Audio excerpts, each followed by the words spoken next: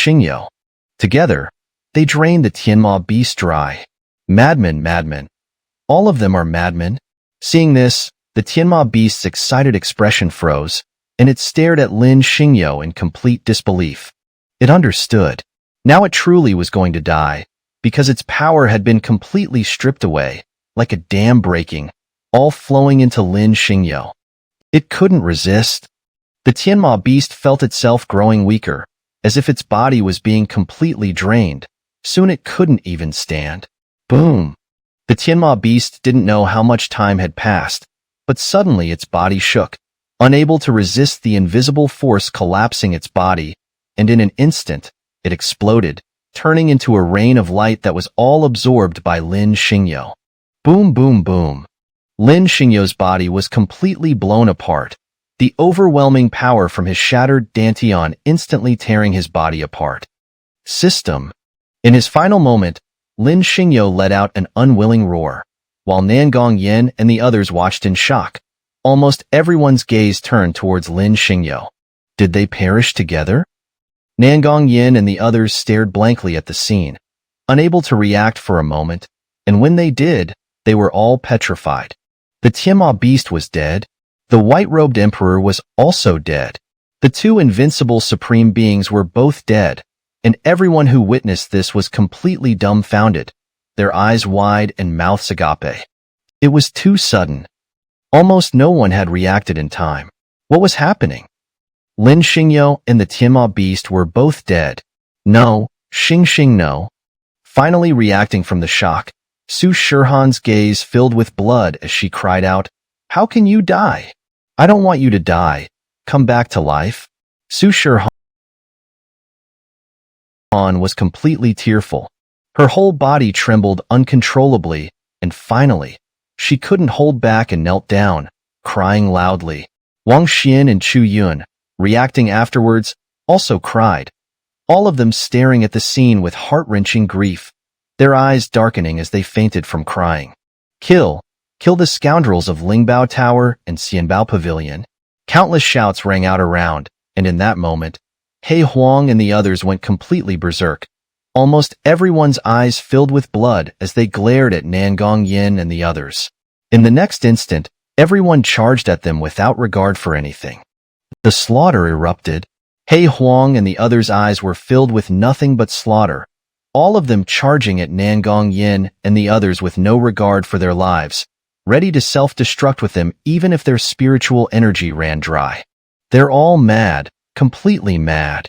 Facing the complete eruption of the primordial sacred land, Nangong Yin and the others were all in chaos, everyone desperately trying to escape. But how could He Huang and the others let them go? They all madly rushed forward, blocking Nangong Yin and the others' path, directly engaging them in a brutal slaughter. Soon, the battle gradually subsided. The primordial sacred land was already completely shattered, countless lives buried here, and Nangong Yin and the others didn't escape from the primordial sacred land. All of them were slaughtered by He Huang and the others. Sacrifice. He Huang and the others cut off Nangong Yin and the others' heads, piling them into a small mountain in front of the six-sided king's flag, each solemnly raising their cups of strong wine, gazing at the undissipated blood mist within the king's flag formation, pouring the wine on the ground. They were paying tribute to the deceased Lin Xingyo. They knew that if it weren't for Lin Xingyo and the Tianma beast perishing together at the end, no one present would have survived. They gazed with utmost reverence into the six-sided king's flag, bowing deeply to honor Lin Xingyo's sacrifice, mourning his death in silence. But the next moment, the expressions of mourning on He Huang and the others' faces froze, their eyes wide and mouths agape, staring at the scene before them in complete astonishment. What is happening? He Huang and the others were momentarily stunned, unable to react at first. But when they did, they erupted into joyous celebration. Lin Xingyo was not dead. He was alive. The vast, overwhelming blood energy was condensing at a visible speed, and soon they saw Lin Xingyo's fragmented body reassembling, resurrecting. And amidst the thunderous cheers of everyone, Lin Xingyo had come back to life. Faced with this moment, almost everyone couldn't help but leap with excitement, especially Chu Yun and Su Shirhan, who were so overjoyed they felt like they might faint. Chapter 465. The End of the Calamity. The great calamity at the primordial sacred land has come to an end. This event has sent shockwaves across the immortal spirit realm, with the most astonishing news being that Lin Xingyo, a mere human, ultimately slew the heaven demon ancestor. The news spread like wildfire. In an instant, countless people were amazed, and Lin Xingyo's name not only gained fame in the immortal spirit realm but also in the immortal domain. After the calamity at the primordial sacred land ended, Lin Xingyo did not leave. Instead, he sat cross-legged in the ruins of the library for 9 days. Check-in. Lin Xingyo suddenly opened his eyes and shouted the word, check-in. Instantly, a system notification echoed in his mind. Check-in successful. Congratulations, host, for completing the final check-in task. You will receive the following rewards. Congratulations, host, for obtaining the innate divine artifact, the Celestial Furnace. Congratulations, host, for obtaining the supreme cultivation technique, the Void Scripture. Congratulations, host, for obtaining the Chaos Tao Seed. Congratulations, host, for obtaining the Substitute Talisman. Congratulations, host, for obtaining the 5-colored Divine Spring. Congratulations, host, for obtaining the Immortal Spirit Soil. As the sounds echoed in his mind, Lin Xingyo could no longer contain his excitement and exclaimed, "Good?" Lin Xingyo was truly thrilled. Although he had come close to death in this battle, the rewards were immense. Not only had his cultivation broken through to the heavenly sovereign realm, but his physical body had also reached an unfathomable level of strength. He now felt an overwhelming surge of power coursing through his body. With just a single breath, he could obliterate a planet, and with a single step, he could traverse an entire sea of stars. Lin Xingyo understood that this was the breakthrough brought about by his newfound strength as a heavenly sovereign. He had now completely shattered the temporal and spatial shackles of the immortal spirit realm, allowing him to leave for any star in the sea of stars with a mere thought. Of course, all of this was thanks to the sacrifice of the ginkgo tree. If not for its ultimate sacrifice to protect him, he would have perished. After sitting for a long time, Lin Xingyo finally exhaled deeply and stood up. He bowed toward the ginkgo tree, then turned and vanished from the shattered sky cloud peak. It was time to depart. He would take Chu Yun and the others back to the Heavenly Sword Sect. He no longer wished to meddle in the affairs of the primordial sacred land. All he wanted now was to bring Chu Yun and the others home. Let's go. Lin Xingyo looked up at the void, took Chu Yun and Zhao Yuqin's hands, and stepped onto the immortal wheel, saying, "We're going home." Home. The group boarded the immortal wheel and flew westward toward the Heavenly Sword Sect. They traversed countless regions in a short time. Finally, a few days later, Lin Xingyo and his companions returned to the Heavenly Sword Sect. The sect was unchanged, still the same as it had been a few months ago. They were home. After a simple cleanup, they began preparing dinner. With more people, the work became more challenging, but fortunately, Chu Yun helped, and they managed to sit down for a meal before nightfall. The group was in high spirits, eating and laughing late into the night before finally retiring. Lin Xingyo, however, did not go to sleep. Instead, he brewed a pot of tea and sat quietly under the willow tree. "What's wrong?" Chu Yun came out of the house and looked at Lin Xingyo, asking, "Why are you sitting here alone? Are you feeling down?" "No." Seeing it was Chu Yun, Lin Xingyo smiled faintly and gestured, "I just wanted to sit here quietly for a while." "Oh." Seeing Lin Xingyo gesture, Chu Yun immediately walked over and said, "Then I'll keep you company." Lin Xingyo had just agreed when a cold snort sounded. He turned to see Zhao Yuqin biting her red lips, giving him an aggrieved glare before turning and walking away. "Yuqin." Lin Xingyo opened his mouth several times, wanting to call her back but unable to find his voice.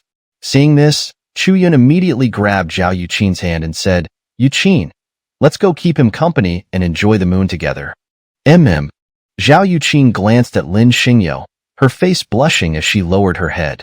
Chu Yun, meanwhile, held Zhao Yuqin's hand and said, "All right, from now on, we're all one family." Chapter 466, each with a mission. The next morning, the dawn broke.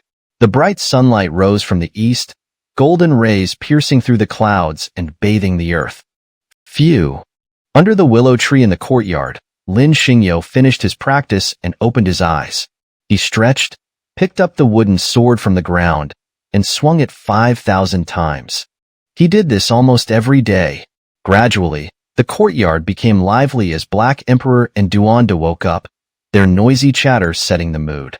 Lin Xingyo didn't join in. This kind of commotion was only for Duanda and the Black Emperor. For him, he preferred tranquility, so he grabbed a hoe and went to the vegetable field to weed.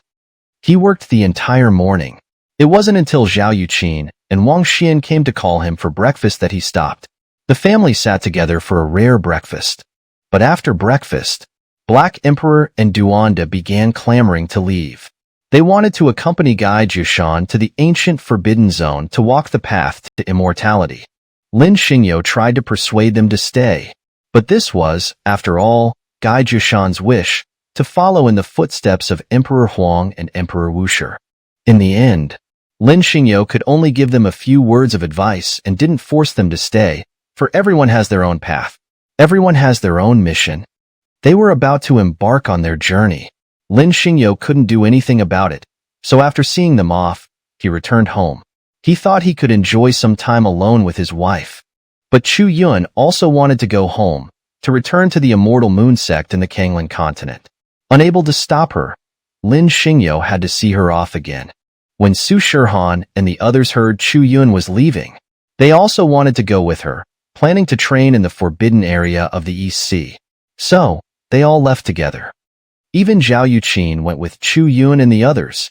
In fact, Lin Xingyo also wanted to accompany them, but he had to go to the land of illusion to find the golden divine bones. So, in the end, he could only endure the pain of parting. He stayed alone at Tianjin sect. However, after a few days at Tianjin sect, Lin Xingyo also set off with the bronze tripod. They headed north towards the land of illusion, and with the bronze tripod as company, he wasn't too lonely, as the annoying thing kept muttering a lot. Lin Xingyo had grown accustomed to its personality. As they traveled north, they reached the desert and joined a caravan with a horse-drawn cart heading towards the land of illusion. Lin Xingyo wasn't in a hurry. He took his time, stopping and going, enjoying the scenery of the desert, which isn't something you see everywhere. Of course, it would have been nice to bring Chu Yun and the others. But Lin Xingyo knew he couldn't take them deep into the land of illusion, as that place wasn't for everyone. Because it was an ancient site, a battlefield of emperors, so Lin Xingyo couldn't take them with him. He had to go alone with the bronze tripod to the most dangerous place to find the seventh golden divine bone. The caravan kept moving forward. After more than 10 days of traveling through wind and sand, they finally arrived at a desert inn. Of course, Lin Xingyo and the others knew that the people who could run an inn in such a place weren't simple, as they had to defend against the sandstorms and constantly face the sneak attacks of desert beasts. But the most dangerous were the guests, as anyone who came here was extraordinary, and people often died without warning.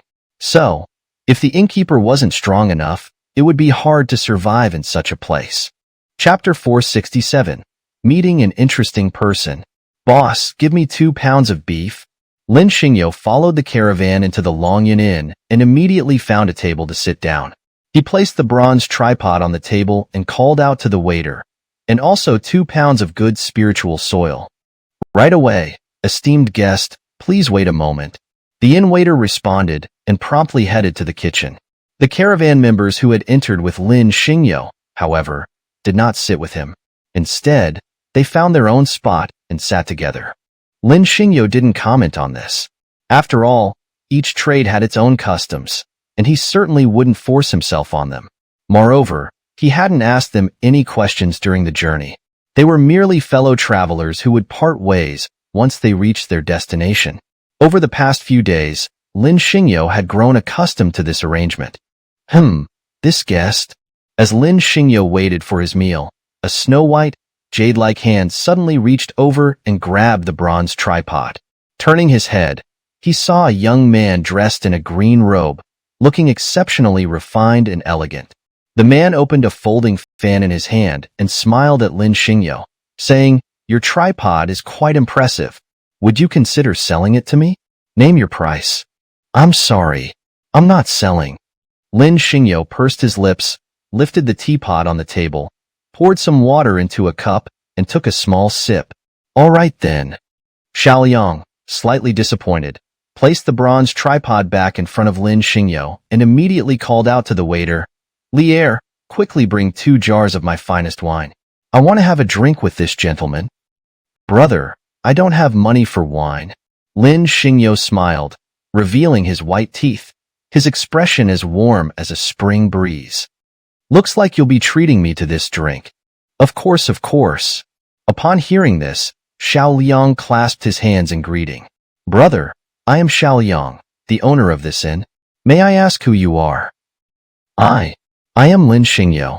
Lin Xingyo was momentarily stunned, but after a brief pause, he returned the gesture. "Oh, Brother Lin."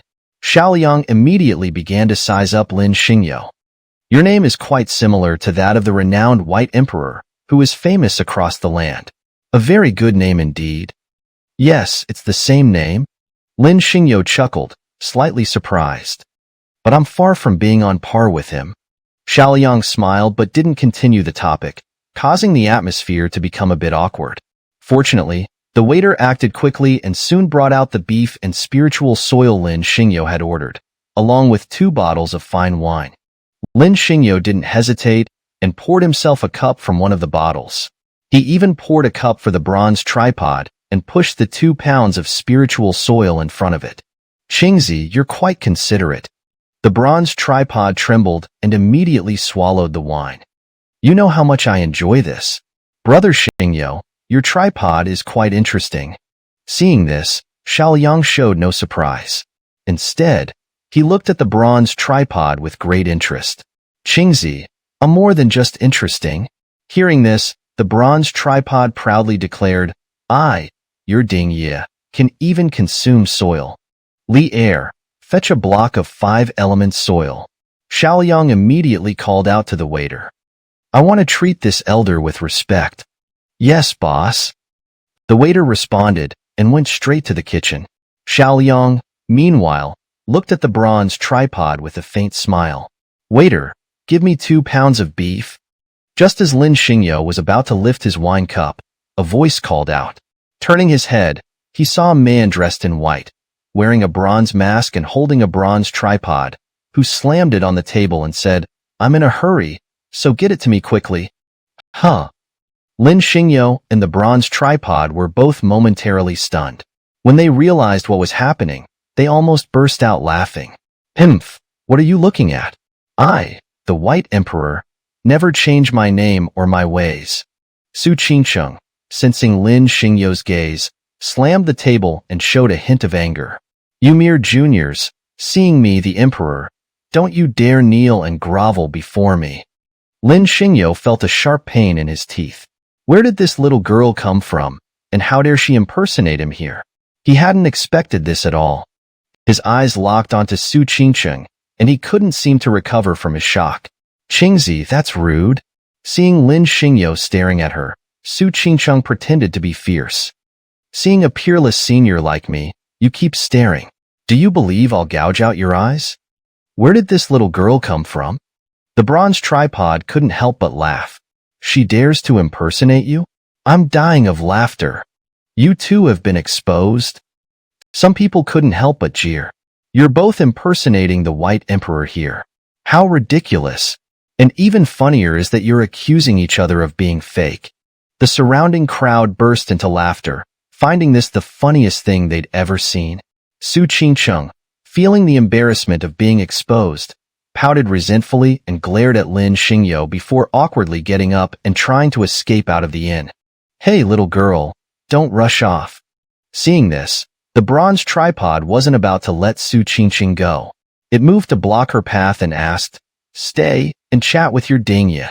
Why did you impersonate this Qingzi?" Who's impersonating?" Seeing her way blocked, Su Qingcheng puffed out her chest and looked at the bronze tripod. "I am the White Emperor. I just have a sudden urge to relieve myself outside. Little girl, stop pretending. We've all figured it out. You're both impersonating. What's wrong with people these days?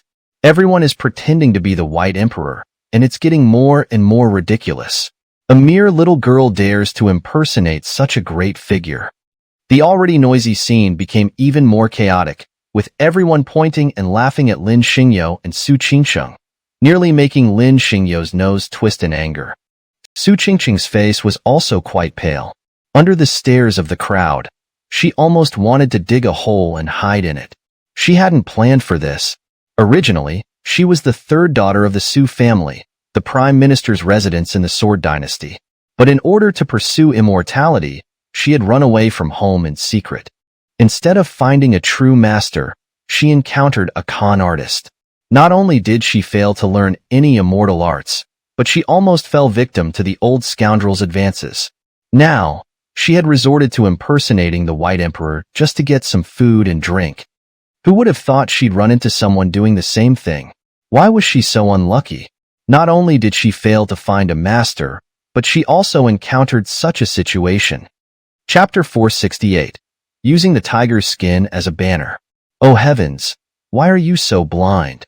Su Qingcheng felt more and more wronged and directly squatted down, bursting into loud sobs. Why are you treating me like this? Lin Xingyo, seeing this, felt a headache coming on.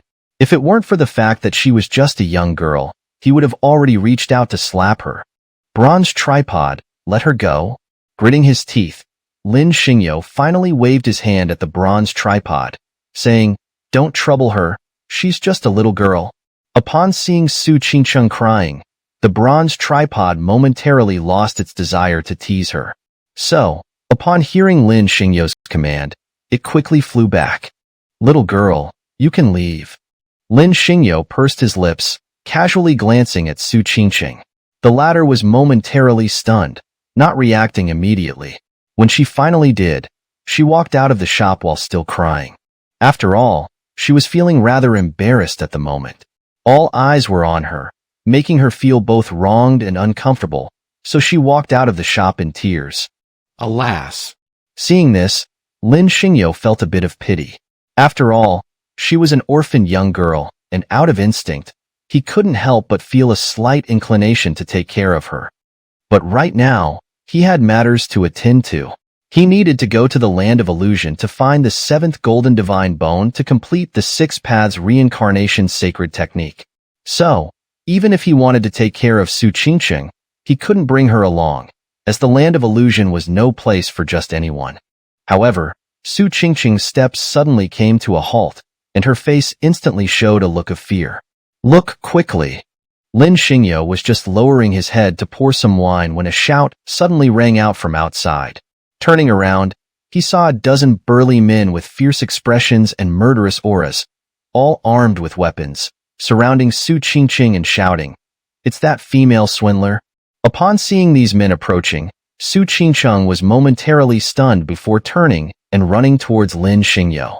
With her eyes fixed on the burly men entering, she instinctively straightened her chest and slammed her hand heavily on Lin Xingyo's table, saying, "You? What do you want?" "My master, the White Robe Emperor, is here. Who dares to act recklessly?" Hearing this, Lin Xingyo nearly couldn't help but kick Su Qingcheng. After all, he hadn't taken her as his disciple. Now she was using his name to pull the tiger's skin as a banner. Lin Xingyo's face instantly showed an expression of displeasure. After all, using his name to swindle food and drink was already going too far, and now she was drawing trouble to him, which immediately made the slight sympathy Lin Xingyo had for Su Qingcheng vanish. "Qingzi, help me?" Seeing Lin Xingyo's expression, Su Qingcheng immediately put on a pitiful face, looking at him with pleading eyes. "Please, I beg you, just help me. Later, you can do whatever you want with me." "Do whatever I want?" Hearing this, Lin Xingyo immediately began to scrutinize Su Qingcheng from head to toe. Not looking would have been fine, but upon examination, he found that this little girl indeed had some assets, with a curvaceous figure that was quite impressive. "Qingzi, are you the master of this female swindler?" Lin Xingyo was just staring at Su Qingqing's round, apple-like buttocks when a shout suddenly rang out. Following this, a burly man with a scar on his face and a menacing appearance walked over, placing his giant blade on the ground and glaring at Lin Xingyo. Your disciple swindled us out of 3 spiritual herbs and tens of thousands of spiritual stones. Since you're her master, you owe us an explanation. Lier Matzi, you're lying. Hearing this, Su Qingqing immediately retorted angrily. When did I ever swindle you out of 3 spiritual herbs and tens of thousands of spiritual stones? I only took back the bowl that belonged to me. Female swindler, we're not lying. Upon hearing this, Lier Matzi's cold eyes darkened. We've already investigated that bowl, and it's worth exactly that much. You swindled it from us, so you must compensate us with 3 spiritual herbs and tens of thousands of spiritual stones, or else you won't be leaving here today. Lier Matzi, you fine. Su Qingqing, her anger flaring, pulled the bowl out from her embrace and declared, You just want this bowl, don't you? Fine, here it is, can I go now? After saying this, Su Qingqing directly threw the broken bowl on the ground, her face showing an extremely dissatisfied expression. This bowl was something she had picked up in the desert. It wasn't any powerful magical artifact, just something that occasionally emitted a faint golden light at night, which was why Su Qingqing had kept it with her. But she had accidentally lost it, and, as luck would have it, Lier Matzi had found it. Helpless, Su Qingqing had to pretend to be the White Robe Emperor, swindling the bowl back. Unexpectedly, she encountered them again here. Su Qingqing couldn't help but sigh that when it rains, it pours.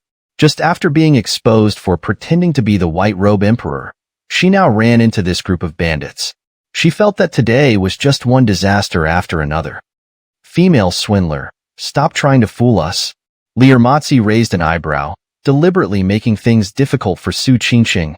This bowl isn't the one we're talking about. If you want to leave, you not only have to return that bowl, but also compensate us for our losses, or else you won't be going anywhere. You. Seeing this, Su Qingqing was furious and immediately realized. These people weren't here to ask for the bowl. They just wanted to blackmail her without restraint. Understanding this, Su Qingqing was both angry and anxious, almost wanting to bite these guys to death. Female swindler, if you don't want to compensate us. Lier Matzi licked his lips, staring at Su Qingqing's curvaceous figure. We can give you a chance right now. As long as you serve our brothers well, we might just let you go. The surrounding burly men all burst into unrestrained laughter upon hearing this, their eyes showing some lewd expressions. Meanwhile, the other guests in the inn didn't dare to say a word. After all, when traveling, they didn't want to provoke these bandits, so everyone kept their heads down, eating as if they hadn't seen anything. Lin Xingyo, on the other hand, pursed his lips and remained silent, just picking up the wine pot to pour a cup for Xiao Liang and then one for himself. He raised his cup to lightly clink with Xiao Liang's, then took a small sip, completely adopting a stance of watching the show. Seeing this, Su Qingqing's face turned black with anger. After all, she was the 3rd young lady of the Su family, the prime minister's residence in the Sword Dynasty. Usually, wherever she went, people would fawn over her. Now, she had been pushed into such an embarrassing situation. Su Qingqing was almost driven mad with anger, her hatred for that old swindler deepening even more. If it weren't for that old swindler's deception, she wouldn't have ended up in this predicament. From now on, she would never dream of cultivating immortality again. As long as she could go home, she would never leave again. Female swindler, what do you say? Lier Matzi looked at Su Qingqing without restraint. This is your only chance to survive. I promise that as long as you can make our brothers happy, we'll definitely let you leave. Humph, you can forget it? Su Qingqing gritted her teeth, straightening her chest and replying, With my master here, you dare to be rude to me? My master definitely won't allow it. Him? Is he even worth mentioning? Lier Matzi sneered at Lin Xingyo, his tone dripping with mockery. I think he's just a good-for-nothing. Otherwise, why wouldn't he stand up and speak up for you? Hearing this, Lin Xingyo's expression became unnatural, but before he could get angry, Lier next to him was extremely arrogant, glaring at Lin Xingyo and raising his hand as if to slap him, saying, "Qingzi, was I right just now?" Faced with this situation, Lin Xingyo was completely enraged. He hadn't wanted to get involved, but now someone had stepped on his face. As the saying goes, even a clay bodhisattva has 3 points of fire. Moreover, it was Lin Xingyo. Therefore, as Lier palm came swinging over, his face still full of unrestrained, wild laughter, suddenly Lin Xingyo grasped his palm in one swift motion. Then, in the shocked gazes of countless onlookers, he snapped Lier palm with a single move. "Get lost, or I'll kill you if you don't." After breaking Lier palm, Lin Xingyo didn't bother with the stares of the crowd and directly shoved him to the ground. You're seeking death?" Lier let out a heart-wrenching scream, completely caught off guard for a moment. When he finally realized what had happened, he was seething with anger. Who was he? He was a man of Zhaoyan Bang, under Anpingshan. In this desert, no one dared to treat him like this. Now, not only had Lin Xingyo broken his palm, but he had also humiliated him in front of so many people. This was enough to enrage Lier completely. His gaze filled with blood. He roared at his underlings. "What are you all staring at? Kill him for me." The surrounding burly men finally snapped out of their shock and, one by one, drew their weapons, shouting loudly as they charged towards Lin Xingyo. "This Qingzi is done for." The merchants in the inn all looked at Lin Xingyo as if he were already a dead man. Especially Su Qingqing, who was completely stunned by this sudden turn of events, as if she had already seen Lin Xingyo being hacked to pieces by them. But, the next moment, Lin Xingyo slowly raised his right hand, and at the critical moment, he casually swept it across, facing the burly men charging at him. In an instant, in the shocked gazes of countless onlookers, all the men who had been rushing towards Lin Xingyo were sent flying. Thud, thud, thud. Before Su Qingqing and the others could fully regain their senses, they saw all the flying men crashing down. In an instant, the once noisy scene was filled with people gawking at Lin Xingyo, their mouths agape, completely petrified. It was too sudden. They hadn't reacted at all. What was going on? All the men who had been charging at Lin Xingyo were now lying on the ground. Seeing this, everyone couldn't help but gasp, staring at Lin Xingyo in complete disbelief. "Mr. Sir, we were blind just now. We offended you. We deserve to die. Please, please forgive us this once." Seeing Lin Xingyo's move, Lier finally snapped out of his shock. Immediately, he knelt on the ground, kowtowing desperately to Lin Xingyo and begging for mercy. "We won't dare to do it again in the future." Chapter 469, Submission to Divine Might. Get lost, get lost, get lost. Lin Xingyo had no intention of engaging with him at all. The group of burly men around, however, felt as if they had been granted amnesty. Each one of them wished they had been born with 2 extra legs, eager to flee. But, in the next moment, Lin Xingyo couldn't help but raise his hand again, saying, "Wait, you can't just leave like this. You've broken so many things here. You need to compensate for them." "Sir, how should we compensate?"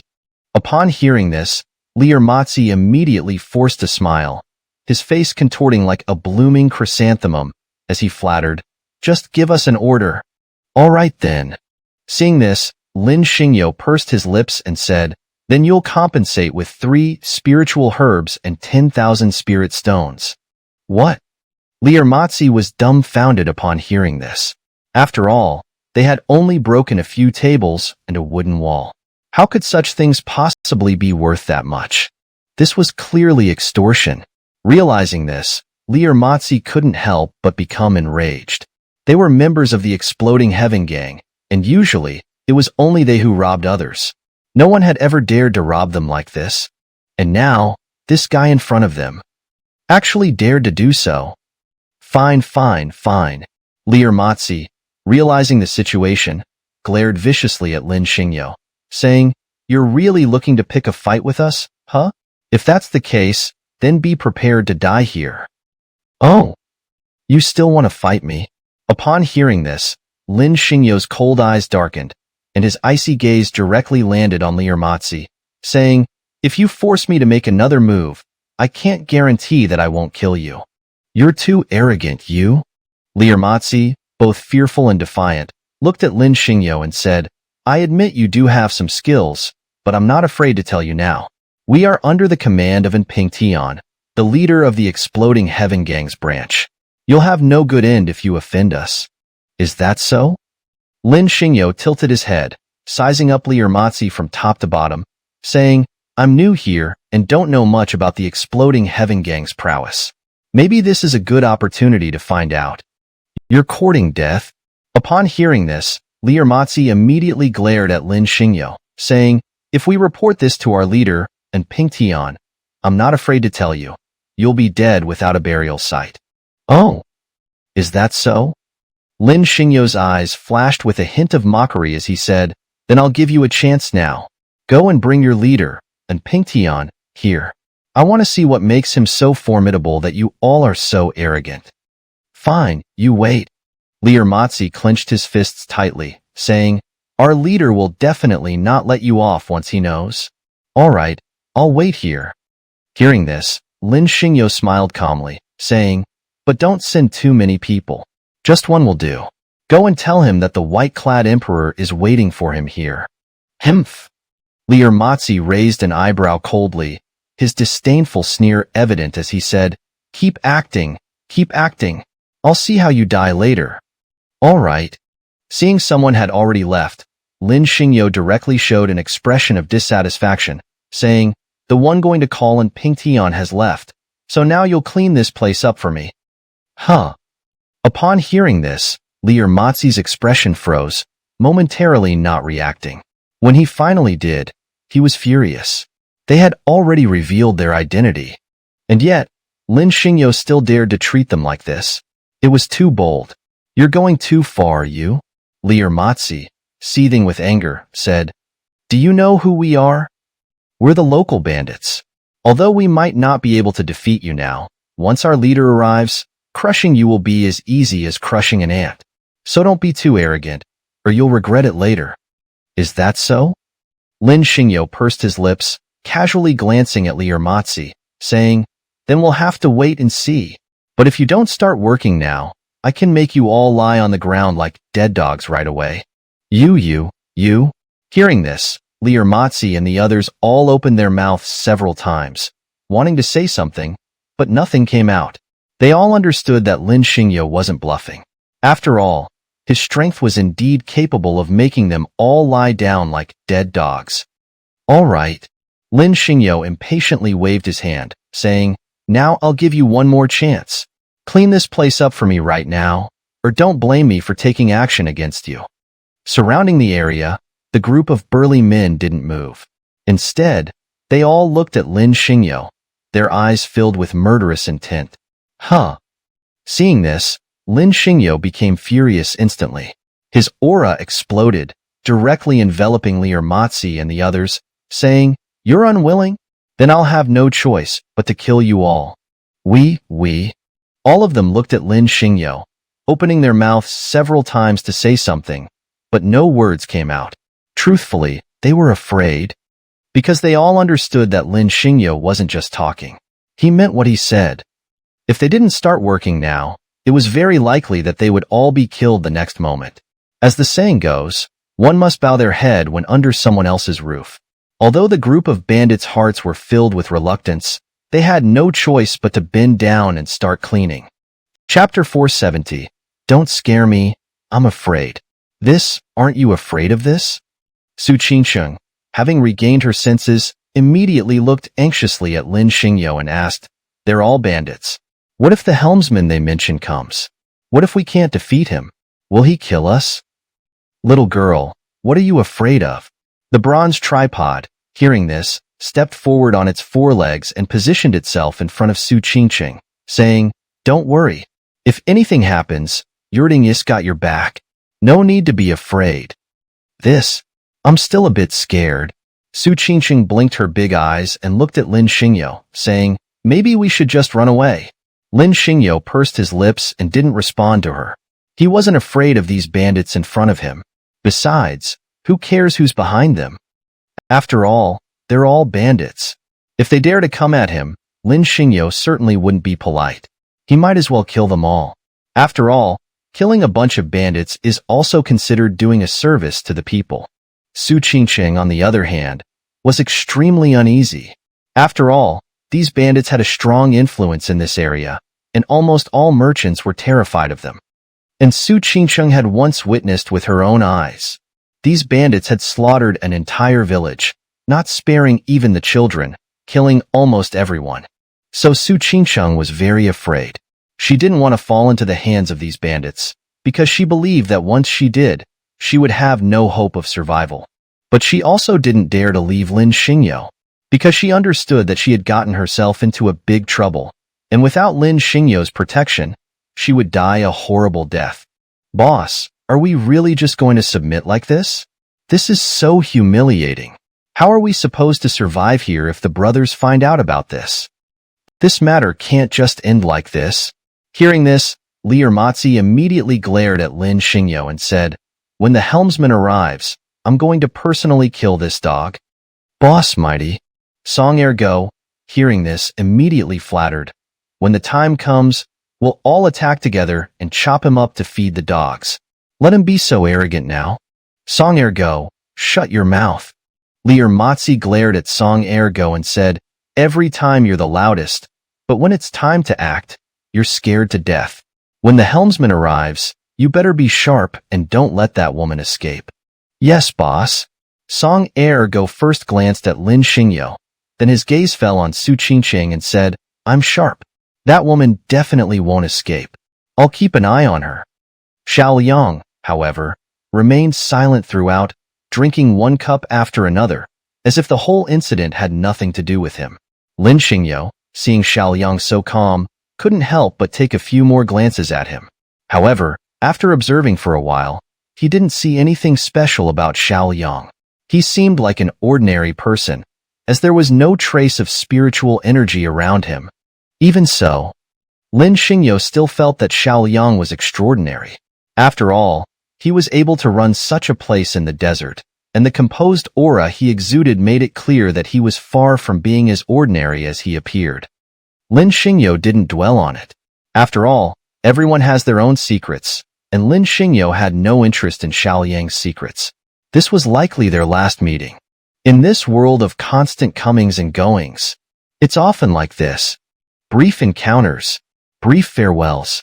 Meeting in the vast sea of people is certainly a stroke of fate, but for someone like Lin Xingyo, who roams the world, it's ultimately a fleeting encounter. Perhaps it would leave an impression in his memory, but it might soon be forgotten. Therefore, although Lin Xingyo felt that Xiao Liang was different from others, he didn't overthink it. After all, they were merely passing each other by. Being able to sit together, share a cup of wine, and exchange a few words might be their final connection. "Helmsman, it's right here." As Lin Xingyo and the others were relatively silent, they suddenly heard a shout. Turning their heads, they saw the bandits who had just left, leading a burly man with a furious expression, holding two giant axes and looking like a small mountain, walking into the inn and pointing at Lin Xingyo, saying, "We were beaten by him." "Kid, was it you who beat them?" And Ping Tian, holding two giant axes, looked fiercely at Lin Xingyo and said, "Not only did you beat them, you also demanded they compensate you with 3 spiritual herbs and 10,000 spiritual stones." "Yes." Lin Xingyo pursed his lips, picked up his wine cup, took a small sip, and asked without even turning his head, "Did you bring the 3 spiritual herbs and 10,000 spiritual stones? How dare you?" Faced with Lin Xingyo's arrogant attitude, and Ping Tian was instantly enraged. Who was in Ping Tian? Who in a radius of dozens of miles didn't know him? Who didn't give him a few points of respect when they saw him, and who wasn't afraid of him? Yet, Lin Xingyo didn't even turn his head, and he dared to speak to him like this. And Ping Tian was a heavenly god realm expert, and in this area, he was the king. So far, he hadn't encountered many people who dared to be so rude to him. And Ping Tian thought more and more angrily, feeling more and more that his face was at stake. He immediately raised his giant axes and slammed them down on the large wooden table in front of Lin Xingyo. Bang! The impact of Pingtian's axes made the large wooden table tremble, and the bowls on the table clattered to the ground, scaring the surrounding merchants and travelers who all hurriedly got up and moved to the side. They understood. Lin Xingyo was in big trouble, and he would likely end up in a very miserable state. After all, Pingtian didn't quite have the power to cover the sky with one hand in this area, but if he wanted to mess with Lin Xingyo, it would be as easy as crushing a stray dog. So, everyone in the inn looked at Lin Xingyo as if he were already a dead man.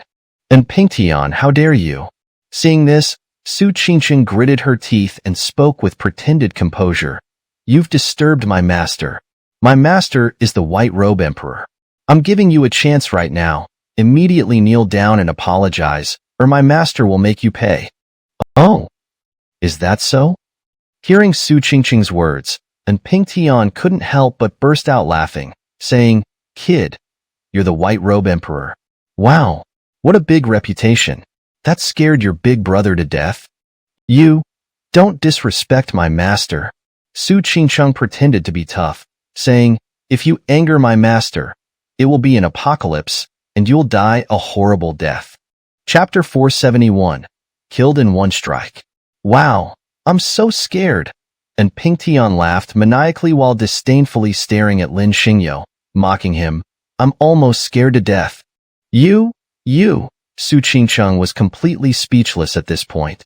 Xiaoliang, on the other hand, casually glanced at Pingtian, took a small sip from his wine cup, and remained silent. Lin Xingyo, however, completely ignored Pingtian's mockery and instead asked again, Pingtian, did you bring the 3 spiritual herbs worth 10,000 spiritual stones? If you brought them, just leave them here. Otherwise, I'll have to take your life instead. These words were like a needle stabilizing the sea, instantly shocking everyone present.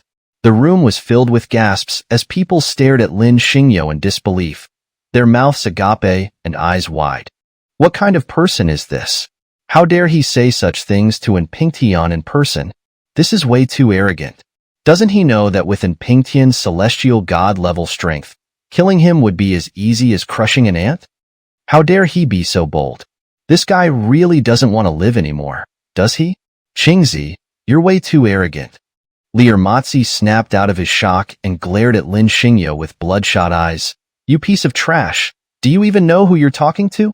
This is Pingtian, the branch leader of the Exploding Heaven Gang, and he's at the celestial god level.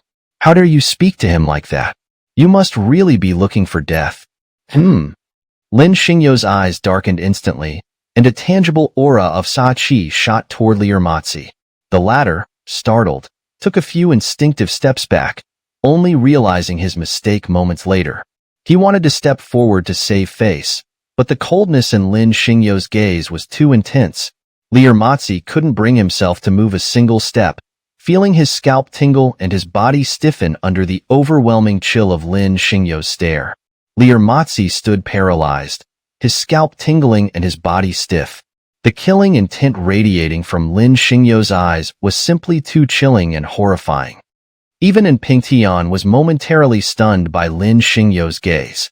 He tried to say something several times but couldn't muster a word. Pingtian, what are you waiting for? Lin Xingyo disregarded their reactions and fixed his murderous gaze on Pingtian, his voice cold and sharp. Didn't I make myself clear earlier? Do you truly want me to end your life? Pingtian's expression first showed surprise, but it quickly turned into rage. His eyes were almost spitting fire. As the saying goes, even a clay bodhisattva has 3 points of anger, let alone Pingtian, who had been provoked repeatedly by Lin Xingyo. This had completely enraged him. Qingzi, you've gone too far. Pingtian grew angrier and angrier, feeling his pride deeply wounded. He raised his giant axe and swung it directly at Lin Xingyo's head, roaring, I'll kill you. Be careful. Su Qingqing almost screamed, covering her mouth in panic.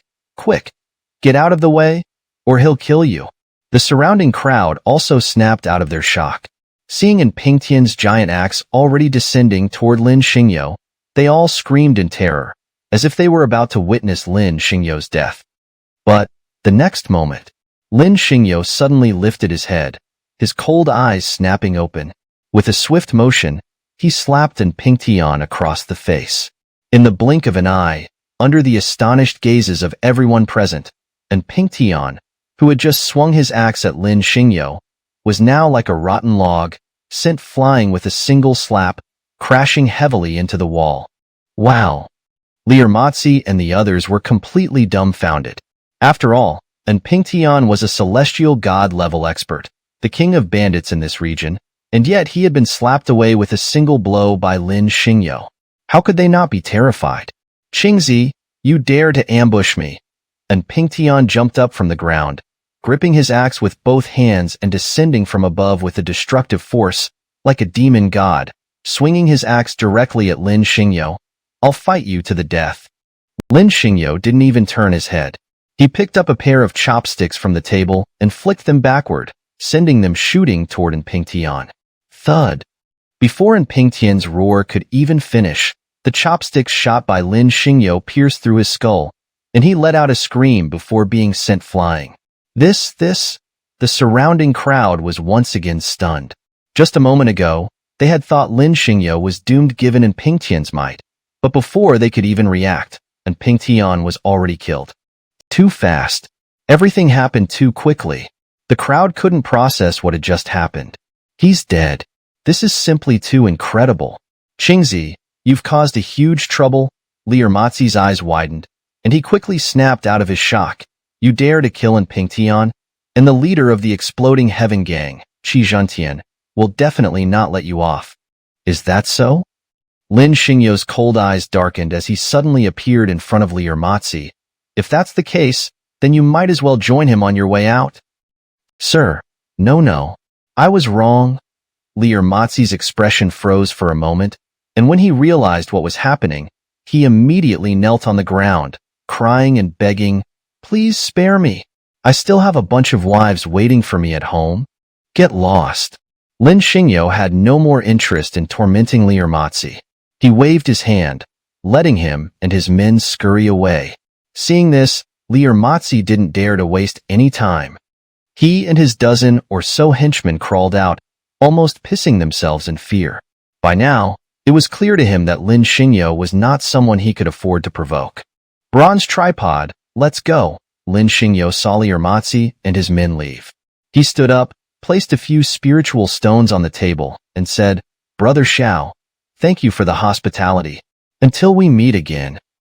Lin Xingyo turned to leave, but the next moment, Xiaoliang stood up and blocked his path. Brother Lin, wait. Xiaoliang stopped Lin Xingyo. You see, by killing Pingtian, you've likely brought trouble to the exploding heaven gang on me. So you must stay here with me for a few days. Otherwise, if they come looking for trouble, my humble shop won't stand a chance. Lin Xingyo's steps came to an abrupt halt. He understood that Xiaoliang was right. After all, he had killed Pingtian and let Liurmatsi go. For these vengeful bandits, if they couldn't find him, they might indeed take it out on Xiaoliang. All right. Lin Xingyo nodded reluctantly. After all, this trouble was his doing, and it was his responsibility to help Xiaoliang resolve it. He decided to stay and wait for the bandits to come, so he could deal with them all at once. Li Er, quickly prepare the best room for my brother. Chapter 472. The bronze tripod breaks through. Night fell gradually. After several days of travel and the commotion of the day, Lin Xingyo felt somewhat fatigued. So, after a hasty dinner, he went straight to bed. The night passed without incident. The next morning, as soon as it was light, Lin Xingyo got up. After opening the window and gazing at the endless expanse of yellow sand, he washed up and then sat cross-legged on the bed to begin his cultivation. Sitting cross-legged on the bed, Lin Xingyo exhaled deeply and started running the heaven-swallowing technique. In an instant, a surge of spiritual energy, as if drawn by some invisible force, converged towards him. Like streams of water, they swirled around his body and then, through his meridians, flowed continuously into his dantian. Lin Xingyo's dantian was no longer the same as before. Now, His dantian had transformed into a terrifying sea of qi, a world of its own. This was because, when he absorbed the immense death energy of the heavenly demon beast, his dantian had been completely shattered. It should have been fatal, but with the help of the system and the ginkgo tree, Lin Xingyo's dantian had evolved into an enormous, boundless world of the 8 trigrams, marking his true entry into the heavenly sovereign realm. Go! Lin Xingyo continuously guided the spiritual energy into the star cloud formed by the Sea of Qi. As the star cloud ground down, the energy swiftly entered the Sea of Qi, sinking into a massive, black, devouring vortex, forming a huge, spiritual energy halo that rotated with the black vortex. When the spiritual energy within the vortex reached its limit, a white light column would form, piercing through the entire black vortex. This light would then pass through the 8 extraordinary meridians and the governing and conception meridians, circulating through the 36 major cycles before flowing into the white vortex, forming a black light column that hovered within his dantian. After several hours of cultivation, the sky had fully brightened, and the inn began to fill with people. However, Lin Xingyo did not go downstairs. His main priority now was to use the Heaven-Earth Furnace to refine the broken weapons in his portable small world. Ever since he had signed in at the primordial sacred land and obtained the Heaven-Earth Furnace, the system had been urging him to refine the weapons in his small world. Lin Xingyo did this every day. It was simple, really. He would just place 5 weapons into the furnace and let them refine inside. However, many times the furnace would explode, and all the weapons inside would be destroyed. Of course, the success rate was not low. Almost every successful attempt yielded a flawless divine weapon. Faced with this, Lin Xingyo was naturally very happy. After all, he had obtained a vast amount of broken weapons in the ancient spirit domain, so he never lacked raw materials for refining. Thus, whenever he had time, he would use the Heaven-Earth Furnace to refine the broken weapons in his small world. Moreover, the Heaven-Earth Furnace was not just for refining weapons. It could also be used to refine medicinal pills, improve their quality, and enhance the quality of spirit stones by refining raw materials. However, Lin Xingyo currently had no time for that. He was solely focused on forging weapons, as these required no money or time to acquire raw materials. He only needed to spend time refining them. Bronze tripod, come? After refining for a while, Lin Xingyo suddenly took out the bronze tripod from his waist. Without waiting for it to react, he tossed it directly into the Heaven-Earth Furnace, saying, "Today's big refining is about to begin." Oh no!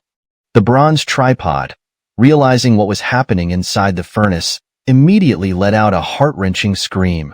"Lin Xingyo, stop! I don't want this, Master Tripod." Lin Xingyo ignored its cries and threw in a few powerful broken weapons, starting the refining process on the bronze tripod. In an instant, the bronze tripod inside the furnace began to scream incessantly, as if it were undergoing the most painful torment in the world. Boom! Just as Lin Xingyo started refining, the furnace suddenly exploded, sending a ring of black smoke bursting out. The bronze tripod then let out a pig-like scream. "Lin Xingyo, are you trying to refine Master Tripod into oblivion?" Lin Xingyo pursed his lips and said nothing. Facing failure, he was not discouraged. He immediately threw 4 more broken weapons into the furnace and added a few pieces of divine king-level soul crystals before starting the refining process again. Unfortunately, the furnace exploded again. Lin Xingyo felt a bit of a headache. After all, he had been refining for so long, yet he had not succeeded in refining the bronze tripod. He was a bit speechless. It seemed that the bronze tripod's grade was too high. It looked like he would have to go all out, refining those weapons of the 6 great gods. Lin Xingyo made up his mind. He immediately threw the broken weapons of the 6 great gods into the furnace. Then, gritting his teeth, he summoned a dozen divine, emperor-level soul crystals and tossed them into the furnace before starting the refining process once more. Unfortunately, the furnace exploded again. Facing this, Lin Xingyo began to lose his calm. After all, these were no ordinary broken weapons. Unable to accept defeat, Lin Xingyo decided to try again. He searched through the broken weapons in his small world. Finally, he gathered 4 broken weapons. But when it came to the 7 treasures spirit fan, Lin Xingyo hesitated. After all, he wanted to leave this fan for Chu Yun and the others. So, he searched again and finally found the devouring heaven mirror he had obtained in the 5-clan city. Without any hesitation, he threw it into the furnace. He ignited the fire and began refining. This time, Lin Xingyo truly went all out. Not only did he throw in 4 divine weapons, but he also slashed his palm, mixing his lifeblood into the furnace. Boom! The heaven-earth furnace suddenly shuddered, and a vast array of runes exploded from within. The overwhelming order of laws surged up, illuminating Lin Xingyo's room in a golden splendor. Fortunately, Lin Xingyo had set up a formation. Otherwise, this would have shocked countless people. Even so, within a radius of tens of thousands of miles, countless living beings could feel an inexplicable pressure. Many creatures couldn't help but kneel down at this moment. Chapter 473. Meeting a group of old acquaintances. It worked. It actually worked. The bronze cauldron suddenly shot out of the celestial furnace, and in that instant, it couldn't contain its joy, letting out an ecstatic howl. Lin Xingyo was so furious he felt like smashing the cauldron to pieces. After all, this ungrateful cauldron didn't even acknowledge his efforts. He had just sacrificed 8 divine weapons and a significant amount of his vital essence. And now, instead of offering even a word of gratitude, the cauldron was just reveling in its own joy. Lin Xingyo was so infuriated he felt a toothache. If he had known this would happen, he wouldn't have helped it at all. Huh? What's going on?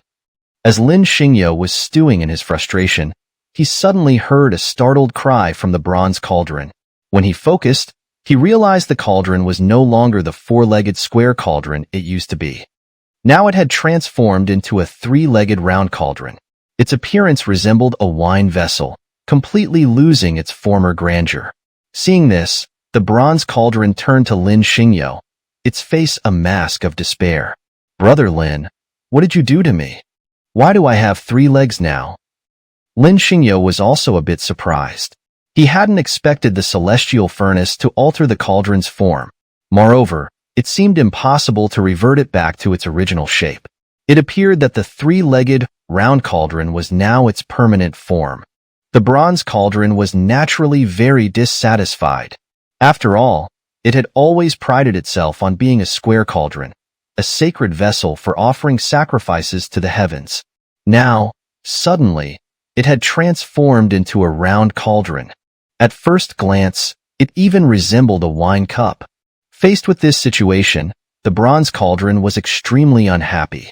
However, there was no way to change the fact that it had become this way. There was no choice but to accept it. After a period of noisy bickering, the bronze cauldron declared it was going into seclusion to cultivate. Lin Xingyo also went downstairs. To be honest, Lin Xingyo was actually feeling a bit hungry. After all, he had been busy all morning, and it was almost evening, yet he hadn't eaten anything. Lin Xingyo went downstairs, ordered a few pounds of beef, and got 2 jugs of good wine. He sat at the table, ready to start eating, but at that moment, Su Qingcheng suddenly appeared. Without any hesitation, she grabbed Lin Xingyo's beef and started eating. Although Lin Xingyo was a bit annoyed, he ultimately let it slide since she was just a young girl. So, he ordered a few more pounds of beef, and while drinking, he started eating. "Qi, my son?" As Lin Xingyo was drinking, he suddenly heard a loud laugh. Turning his head, he saw Qi smiling broadly, patting Qi shoulder and saying, "The inheritance of the heavenly emperor's ancient city will ultimately be yours. The geniuses from the 4 domains will all be crushed by you." What's going on? Why is this guy here? Lin Xingyo's expression froze for a moment, not reacting immediately. When he did, he stared at Qi in shock. How did this guy not die in the primordial sacred land? Lin Xingyo felt a toothache, especially when he thought about how Qi had dared to impersonate his father. He felt like kicking him. But ultimately, Lin Xingyo didn't move. because upon closer inspection, he noticed that the inn today had quite a few familiar faces. Almost all the elders from the primordial sacred land, like Mu Wanling and Chu Yao Yao, were present. Of course, it wasn't just them. Huang Loxi and Hua Xingtian were also sitting among them. Seeing this, Lin Xingyo understood that these people had all gathered here for a significant reason. The Heavenly Emperor's ancient city? Lin Xingyo realized, as there had always been a legend in the immortal spirit realm. In the desert of the northern domain, there had always been a legend about a city buried in the northern domain's desert. This city was built by the Heavenly Emperor of the primordial heaven realm, but due to a great battle, it was buried in the desert of the northern domain. There had always been a rumor that whoever could find the Heavenly Emperor's ancient city would gain the inheritance of the primordial Heavenly Emperor. Now it seemed that Cheetah and the others must have obtained some clues about the Heavenly Emperor's ancient city, which was why they had all gathered here. Interesting. Understanding this, Lin Xingyo's face immediately showed interest. After all, who wouldn't want to obtain the inheritance of the primordial Heavenly Emperor? Therefore, Lin Xingyo couldn't help but perk up his ears and listen carefully. Humph! As Lin Xingyo was listening carefully, he saw Qi Ting suddenly clench his fist and declare, "This time, no one will stop me from obtaining the Heavenly Emperor's inheritance." When Enlon and the others heard this, they all looked at Qi Ting with disdain, their eyes full of contempt. After all, who wouldn't want to obtain the inheritance of the primordial Heavenly Emperor? Therefore, there was an innate sense of hostility between them. Of course, now that many people knew about this, the news had spread across the immortal spirit realm overnight. In an instant, all cultivators were mobilizing, rushing towards the northern desert of the Red Moon continent, hoping to get a share of the inheritance. In an instant, the attention shifted away from the near destruction of the primordial sacred land, and now everyone was more focused on the Heavenly Emperor's city. It seemed that the destruction of the primordial sacred land had become less important. Chapter 474, Looking for Death. The next morning, Lin Xingyo woke up early. Instead of forging weapons today, he spent his time practicing swordsmanship in his room, executing 5,000 strikes in one go. Afterward, he sheathed his sword and began packing his belongings. He was preparing to join Cheetah and the others on their journey into the northern desert to search for the ancient city of the Heavenly Emperor, as everyone now knew that the city held the legacy of the Heavenly Emperor. However, Lin Xingyo was well aware that this mission would not be simple. The timing of the discovery of the ancient city was far too convenient, especially given what Cheetah and the others had mentioned about it the previous night. His instincts told him that this was likely another scheme by the Xianbao Pavilion and Lingbao Tower. After all, the Xianling realm had been overwhelmingly critical of the Xianbao Pavilion and Lingbao Tower due to the incident involving the Taichu sacred land. Du Morua, in particular, had destroyed dozens of Lingbao Tower and Xianbao Pavilion branches, forcing their members to flee in all directions. The conflict only ended when Du Morua and Nangong Tian fought for 7 days and nights in the outer Xingkou. Now, at this crucial moment, news of the ancient city of the Heavenly Emperor had suddenly surfaced. It was easy to suspect that this was a ploy by the Xianbao Pavilion and Lingbao Tower to divert attention and protect themselves from further attacks by other factions. Huff! After packing, Lin Xingyo stood by the window, watching Cheetah and the others prepare to leave. He exhaled deeply and then descended the stairs to join them. But just as Lin Xingyo was about to leave, a group of familiar figures surrounded him from all sides. Each of them held a knife, their faces filled with malevolence, their eyes gleaming with bloodlust. "Lier Matzi, is it you?" Lin Xingyo's brow furrowed as he recognized the group, focusing on their leader. "Are you here looking for death?" "Qingzi, don't be so arrogant," Lier Matzi, emboldened by his numbers, retorted. "I admit you have some skill, but today, your life will end here. We must avenge our branch leader." "Oh, so you're looking for a fight?" Lin Xingyo's expression darkened as he glared at Lier Matzi. "Let me warn you this time. I won't let you escape like last time." Lier Matzi almost laughed at Lin Xingyo's words. His expression was filled with mockery, as this time, he wasn't alone. he had brought hundreds of men with him. Of course, even with such numbers, Liurmatsi wouldn't have dared to block Lin Xingyo's path on his own. The main reason he felt confident was that their deputy leader, Situ Lu, had arrived. Situ Lu was a cultivator at the human immortal level. With his strength, he was a formidable figure not just in this barren desert, but even beyond the northern desert. With Situ Lu present, Liurmatsi was certain that Lin Xingyo wouldn't survive. Thus, Liurmatsi confidently blocked Lin Xingyo's path, no longer showing the fear he had displayed a few days ago. Instead, he exuded an air of certainty, as if Lin Xingyo's fate was already sealed.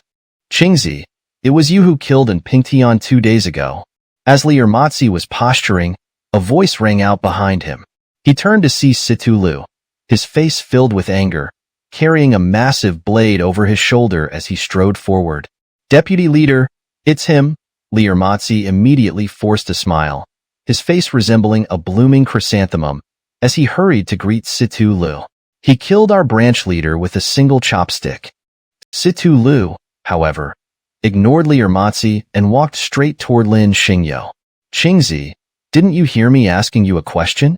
Lin Xingyo merely rolled his eyes, showing no intention of engaging, and turned to leave. However, Situ Lu was determined not to let him go.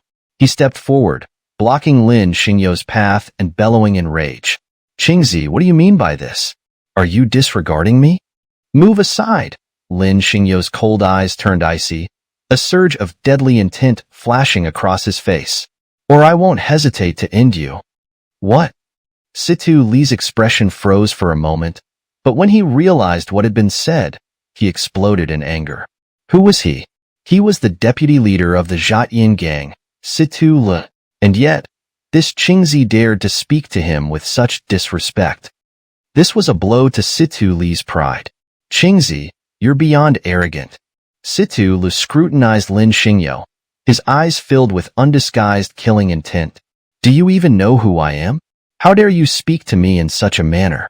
It seems you've no desire to live. Get lost now. Lin Xingyo's cold gaze swept over Situ Li dismissively. Don't make me kill you. For Liurmatsi and the others, Lin Xingyo's words were like a thunderbolt. They gaped in shock, their eyes wide as they stared at him in disbelief. This scene was utterly shocking to them. After all, Situ Lu was the deputy leader of the Tianlong gang, and in this region, no one dared to disrespect him. Yet, Lin Xingyo had spoken to him so brazenly in public.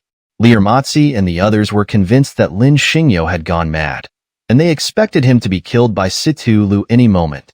You're too bold. Liurmatsi, finally reacting, pointed his finger at Lin Xingyo and shouted, How dare you disrespect our deputy leader? You're going to die. Am I?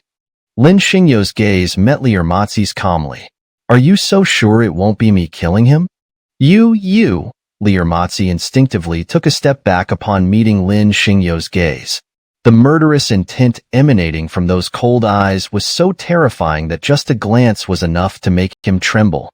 Qingzi, I'll admit, you're a bit different. Situ Li's gaze locked onto Lin Xingyo, sharp and menacing. But you shouldn't have provoked the Zhaoyin gang, and you certainly shouldn't have killed our branch leader, and Pingtian. So today, no matter who you are, you must give us an explanation. If not, I'll have my men cut you to pieces. Is that so? Lin Xingyo raised his fist. If you want an explanation, fine. Just take one punch from me. If you can withstand it, I'll give you one. You're too arrogant. Situ Lu was completely enraged by this. After all, he was the deputy leader of the Zhaoyin gang, a powerhouse at the human immortal level. Wherever he went, he was treated with respect. Yet today, in his own territory, he was repeatedly disrespected by Lin Xingyo. The Shanghai Jiao Bushin, usually arrogant and unyielding Situ Li, couldn't tolerate this. Qingzi, you've provoked me. Situ Li's anger boiled over as he roared at Lin Xingyo. Now, I'm going to kill you. I advise you, Lin Xingyo shrugged, looking at Situ Lu with a hint of warning. Don't look for death. You're pushing me too far. Die. Situ Lu, completely enraged, raised his blade and swung it at Lin Xingyo's head with the fury of a thunderbolt. Qingzi, there's no way you'll survive this. Liermatzi and the others watched, already seeing Lin Xingyo as a dead man, expecting to witness Situ Li's blade cut him down. But in the next moment, Lin Xingyo acted. He grabbed the blade as it came down, snapping it in half before anyone could react. Then, in a flash, he thrust the broken blade through Situ Li's neck and delivered a powerful palm strike to his chest. Crack! The once noisy scene fell into an eerie silence as everyone, one by one, gaped in shock at Situ Li. He had crashed to the ground with a thud, blood spewing from his mouth as he raised a trembling finger toward Lin Xingyo. He seemed to be trying to shout something, but no sound came out. In the next instant, his neck twisted at an unnatural angle, and he drew his last breath. Wow! Liermatzi and his men were all left dumbfounded, their eyes wide as they stared at Lin Xingyo, unable to process what had just happened. Everything had transpired too quickly for them to react. The deputy leader of the Jiayin gang, a powerhouse at the human immortal level, had just been killed by Lin Xingyo right before their eyes. The sheer shock of witnessing this left Liermatzi and his men paralyzed with fear. Are you still standing there? Lin Xingyo's cold voice cut through the silence. Do you want me to kill you all as well? Chapter 475. Departure to the Northern Desert. Get lost. We're leaving? When Liermatzi heard this, he initially didn't react. But once he did, he regretted that his parents hadn't given him an extra pair of legs, and he fled in a panic. Brother Lin, you're quite merciful. Before Lin Xingyo could even process what had happened, Xiaoliang approached from behind and said, to let these small fry go again and again. If I don't let him go? Lin Xingyo pouted, glancing back at Xiaoliang. How else would I deal with the big shots behind him? Brother Lin, you're not planning to kill the leader of the Jiayin gang next, are you? Xiaoliang chuckled upon hearing this. If he comes looking for me. Lin Xingyo turned and walked directly toward the carriage. I wouldn't mind killing him either. Brother Lin, you're truly an interesting person. Xiaoliang was momentarily stunned but quickly followed Lin Xingyo, saying, it wouldn't be lonely on this journey if I could accompany you. Huh. Lin Xingyo's expression froze, and his steps halted abruptly as he asked, are you coming with me? Of course. Xiaoliang smiled, revealing his pearly white teeth, his expression as refreshing as a spring breeze. Look, my shop doesn't have a carriage. If I don't travel with you, do you expect me to walk and catch up with them? All right then. Lin Xingyo didn't say much more. He untied the carriage's reins, jumped onto it, and was about to chase after Cheating and the others. But in the next moment, his expression froze, for there was someone else in the carriage. That person was Su Qingqing. Seeing that Lin Xingyo had noticed her, she immediately looked at him with a pitiful expression. Why are you in my carriage? Lin Xingyo was momentarily stunned, then looked at Su Qingqing and said, get out. We're going to a very dangerous place. No, I'm coming too. Upon hearing this, Su Qingqing mumbled, I'm sticking with you from now on. You're my master. Seeing this, Lin Xingyo felt a headache coming on. Having Xiaoliang along was bad enough, but he certainly couldn't take this troublemaker with him. Determined, he tried to get Su Qingqing out of the carriage. But the girl refused to budge. Instead, she clung tightly to Lin Xingyo's arm, using her ample chest to rub against him as she cooed and begged. She repeatedly insisted that if Lin Xingyo took her in, she would do anything he asked on the journey. Lin Xingyo initially refused, but he couldn't withstand her relentless coaxing. In the end, the three of them set off together. Heading north, they followed closely behind Cheetah and the others, deep into the northern desert. Of course, the journey wasn't peaceful. After all, in the desolate lands of the northern desert, the desert was home to many powerful beasts, the most formidable being the desert wolves and snake demons. Almost every step of the way, they were attacked numerous times, as this area was their territory. For intruders like Lin Xingyo and his group, the beasts would launch attacks whenever they had the chance. Fortunately, the beasts weren't too strong. So, although there were many dangers, none of them could stop Lin Xingyo and his group.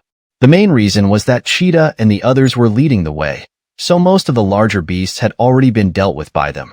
Nevertheless, their pace was swift, They traveled at least several hundred kilometers a day, so they quickly ventured deep into the northern desert, getting closer and closer to the land of illusion. Naturally, the beasts became more formidable as they went deeper. It wasn't just desert wolves and snake demons anymore. Ancient primordial beasts began to appear, such as a giant bird with a wingspan of over 1,000 meters and a golden-armored centipede that could walk upright. For Su Qingcheng, seeing all this was like being a caged bird set free, filled with joy and wonder at the novelty of it all. But for Lin Xingyo, this journey was a series of trials. Because Su Qingcheng was just too mischievous. Several times, if not for Lin Xingyo's intervention, the girl would have been eaten by the beasts. As they traveled, the sky gradually darkened. In the night, the howls of wolves echoed through the desert. The carriage, parked in the sand, swayed violently as gusts of wind swept past. Lin Xingyo couldn't sleep. Late at night, he put on a coat and stood on a high ground, gazing at cheetah's tent not far away, his expression thoughtful. "Master, what are you looking at?" Su Qingcheng walked up from behind Lin Xingyo, gave his shoulder a hard pat, and revealed her trademark mischievous smile. "Are you thinking about how to rob them? You little girl." Lin Xingyo turned and flicked Su Qingcheng's snow-white forehead. "What are you thinking about all day? Why would I rob them? Why not?" Su Qingcheng rubbed her forehead, looking serious. "Because you've been staring at those two girls. Tell me, do you like them? If you do, I'll help you kidnap them and make them your wives." "What are you thinking?" Lin Xingyo almost laughed at Su Qingcheng's antics. "Those two girls aren't ordinary people. One is the holy maiden of the Xianling Palace, Mu Wanling, and the other is the demoness of the Demon God Palace, Chu Yaoyao, you know?" "Ah, then they must be very strong." Su Qingcheng looked up at Lin Xingyo. "Can you beat them?" "Why ask that?" Lin Xingyo frowned, his face showing confusion as he looked at Su Qingcheng. "Why do you need to ask if I can beat them?" "Well, this?" Su Qingcheng fidgeted with her clothes, her head down, unable to say anything for a long time. She had wanted to tell Lin Xingyo that if he couldn't beat them, she would go and ask them to be her masters and learn from them. "All right." Lin Xingyo didn't pay much attention to Su Qingcheng's expression. Instead, he reached out and patted her head. "It's windy and dusty outside. Go back to the carriage. Don't stand here with me. Get some rest early tonight. We might leave very early tomorrow." Chapter 476. This is a bit sudden. The next morning, Lin Xingyo woke up. He slowly opened his eyes and found that the sky was already bright, and outside came the voices of Su Qingcheng and Xiao Liang, as if the two were arguing about something. Lin Xingyo pursed his lips, shook his head helplessly, and sat up.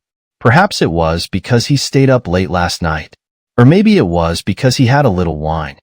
That's why he slept so late. To be honest, he didn't sleep well at all. He kept having all kinds of strange dreams all night, and in those dreams, the figures of Chu Yun and Su Shihan appeared more often. Lin Xingyo understood that he missed them, but there was nothing he could do. Everyone in life has their own mission and path. Even as a couple, they couldn't be together every day. Although they weren't busy for a living, they were still striving to become stronger. It was more about the helplessness of survival. Sigh. Lin Xingyo sat for a long time, helplessly sighed, and secretly made up his mind that after this solo journey to the illusionary land, he must find time to spend more time with Chu Yun and the others. Lin Xingyo made up his mind. Immediately, he threw off the clothes on his body, stood up, tidied up, and washed up. Then he walked out of the tent. The first thing that greeted his eyes was the endless desert, followed by Su Qingcheng and the others who were setting up a fire to roast eggs. "Hey, you're up?" Seeing Lin Xingyo come out, Su Qingcheng immediately stood up and said to him, "Come and see the bird egg I roasted for you." Lin Xingyo looked at the roasted bird egg with joy, because this wasn't an ordinary egg, but an egg from a flame phoenix. Not only was it large, but it was also very delicious. However, Lin Xingyo didn't understand where Su Qingcheng and the others had gotten it from, since the flame phoenix wasn't an ordinary ancient demon bird. But Lin Xingyo didn't dwell on it too much. After all, if there was food, he would eat it first. If the flame phoenix came looking for it, Lin Xingyo wouldn't mind killing it, because compared to its egg, its meat was even more delicious. Of course, the flame phoenix was still a very strong demon bird in this desert, and it should be the ruler of this area along with the golden armored centipede. Hey, what's wrong with you? Seeing Lin Xingyo standing still in front of the tent, Su Qingqing pulled him by the hand and said, "Why are you standing there in a daze? Come over. The egg is cooked. Let's eat together." All right, let's eat together." Lin Xingyo was stunned for a moment and then sat down by the fire. Seeing this, Xiaoliang handed over the wine. Lin Xingyo smiled slightly, took the wine, took a sip, and then handed it back to Xiaoliang. "Here, your egg is cooked, eat." Su Qingqing didn't pay attention to Lin Xingyo and the others. She directly divided the egg into 3 parts and handed Lin Xingyo's portion over. Lin Xingyo was speechless. This little girl in front of him really knew how to shock people with her words. What did she mean by "your egg is cooked"? At first hearing, it sounded so strange. In an instant, Su Qingqing also realized her slip of the tongue and immediately blushed, especially when she inadvertently glanced at a certain part of Lin Xingyo. The redness quickly spread to her neck. Ahem.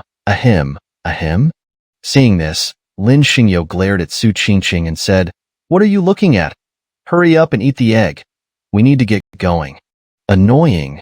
Su Qingqing shyly glared at Lin Xingyo, held the egg in her hands, slightly opened her sexy red lips, and started eating.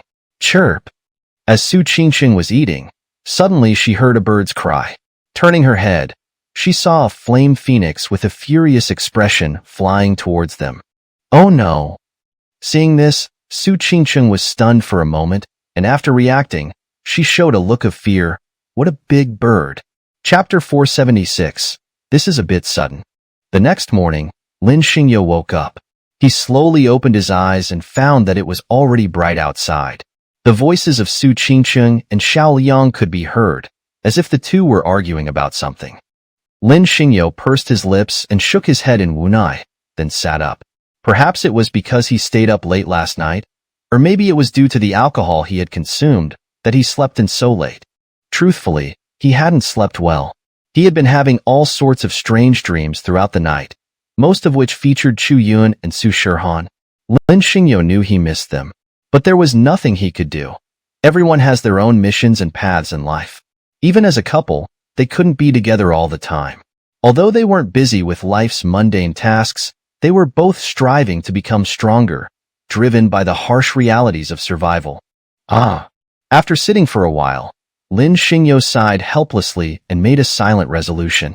After his solo journey through the land of illusion, he would definitely find time to spend more with Chu Yun and the others. With that decision made, Lin Xingyo got up, dressed, and after tidying up and washing up, he stepped out of the tent. The first thing he saw was the endless desert, followed by Su Qingqing and the others, who were setting up a fire to roast some eggs. "Hey, you're up," Su Qingqing said as she saw Lin Xingyo come out. She immediately stood up and said, "Come and see the bird eggs I roasted for you." Lin Xingyo looked at the eggs on the fire and felt a surge of joy. These weren't ordinary eggs. They were the eggs of the flame phoenix, not only large but also incredibly delicious. Lin Xingyo was curious about where Su Qingqing and the others had found them, as the flame phoenix was no ordinary ancient demon bird. However, Lin Xingyo didn't dwell on it too much. If there was food to be had, he would eat it first and worry about the rest later. If the flame phoenix came looking for them, Lin Xingyo wouldn't mind killing it, as its meat would be even more delicious than its eggs. Of course, the flame phoenix was a very powerful demon bird in this desert, and it was likely the ruler of this region, along with the golden armored centipede. "Hey, what's wrong with you?" Su Qingqing pulled Lin Xingyo by the arm when she saw him standing still by the tent.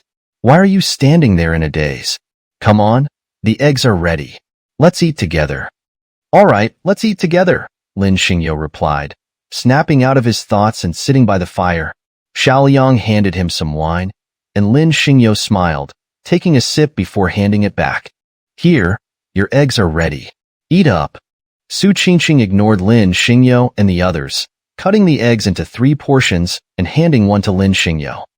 Lin Xingyo felt a bit awkward. This girl really knew how to make things sound strange. What did she mean by, "Your eggs are ready"? It just sounded so peculiar.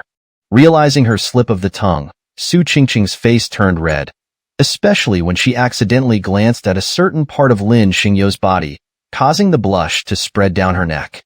Ahem, ahem? Lin Xingyo gave Su Qingqing a look and said, "What are you looking at? Hurry up and eat the eggs so we can get going." "Hemph, you're so annoying." Su Qingqing shot Lin Xingyo a shy glare, then picked up her egg and began to eat, slightly opening her sexy red lips. Just as she was eating, a sudden bird cry was heard. Su Qingqing turned her head and saw a raging flame phoenix, its body engulfed in flames, flying towards them with a furious expression. Oh no! Su Qingqing's expression froze for a moment before she reacted, feeling a surge of fear. What a huge bird! Lin Xingyo, however, wasn't worried. The flame phoenix had arrived just in time, as they were in need of such ingredients. If they could catch it and grill it, its wings would definitely be delicious. "Humans, you are guilty." The flame phoenix spread its wings, covering the sky, and charged towards Lin Xingyo and the others at high speed. "You deserve to die." "Oh, you want to punish us?" Lin Xingyo smiled, showing his white teeth as he looked at the flame phoenix. "Too bad, you're too weak." "What?" Hearing this, the flame phoenix was completely enraged.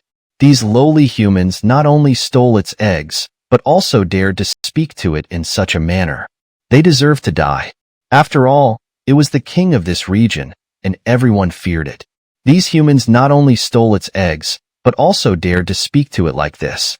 The flame phoenix was absolutely furious. "Humans, you are too arrogant." The flame phoenix spread its wings and spat out a mouthful of flames at Lin Xingyo. In an instant, the flames surged towards them. "You dare to steal my eggs in my territory and still act so arrogantly. I must kill you." Lin Xingyo pursed his lips and didn't argue with the flame phoenix. Instead, he slowly raised his hand. Seeing this, the flame phoenix showed a look of disdain. It thought Lin Xingyo was being too careless with its attack, and it believed that they were simply courting death. After all, not only did it possess the strength of a heavenly immortal, but the flames it spat out were no ordinary fire. It was the three-flavor true fire that it was born with, something even immortal kings feared. Now that Lin Xingyo dared to be so careless, the flame phoenix was certain that it would soon see Lin Xingyo reduced to ashes. But in the next moment, the flame phoenix's triumphant expression froze, and it stared at Lin Xingyo in disbelief, almost blinded by shock. "This can't be." The flame phoenix finally snapped out of its shock and immediately flapped its massive wings, trying to escape. But Lin Xingyo wouldn't let it go. Almost as soon as the flame phoenix reacted, Lin Xingyo's enormous hand, like that of the heavens, grasped it, and with each squeeze, he trapped both the three-flavor true fire and the flame phoenix itself, roasting it alive. "Lord, spare me. I am just a humble phoenix. I have several mountains to manage and tens of thousands of little demons waiting for me to return and lead them." The flame phoenix pleaded with Lin Xingyo as it was held in his grasp. "Please, Lord, spare my life." Lin Xingyo felt a headache coming on. This flame phoenix was a heavenly immortal level being, yet where had all its pride gone? It was truly frustrating. Lin Xingyo pursed his lips and didn't want to bother with the flame phoenix, simply wanting to roast it over the fire. After all, its wings would be delicious when grilled. "Lord, please, don't kill me. I'm really afraid of death."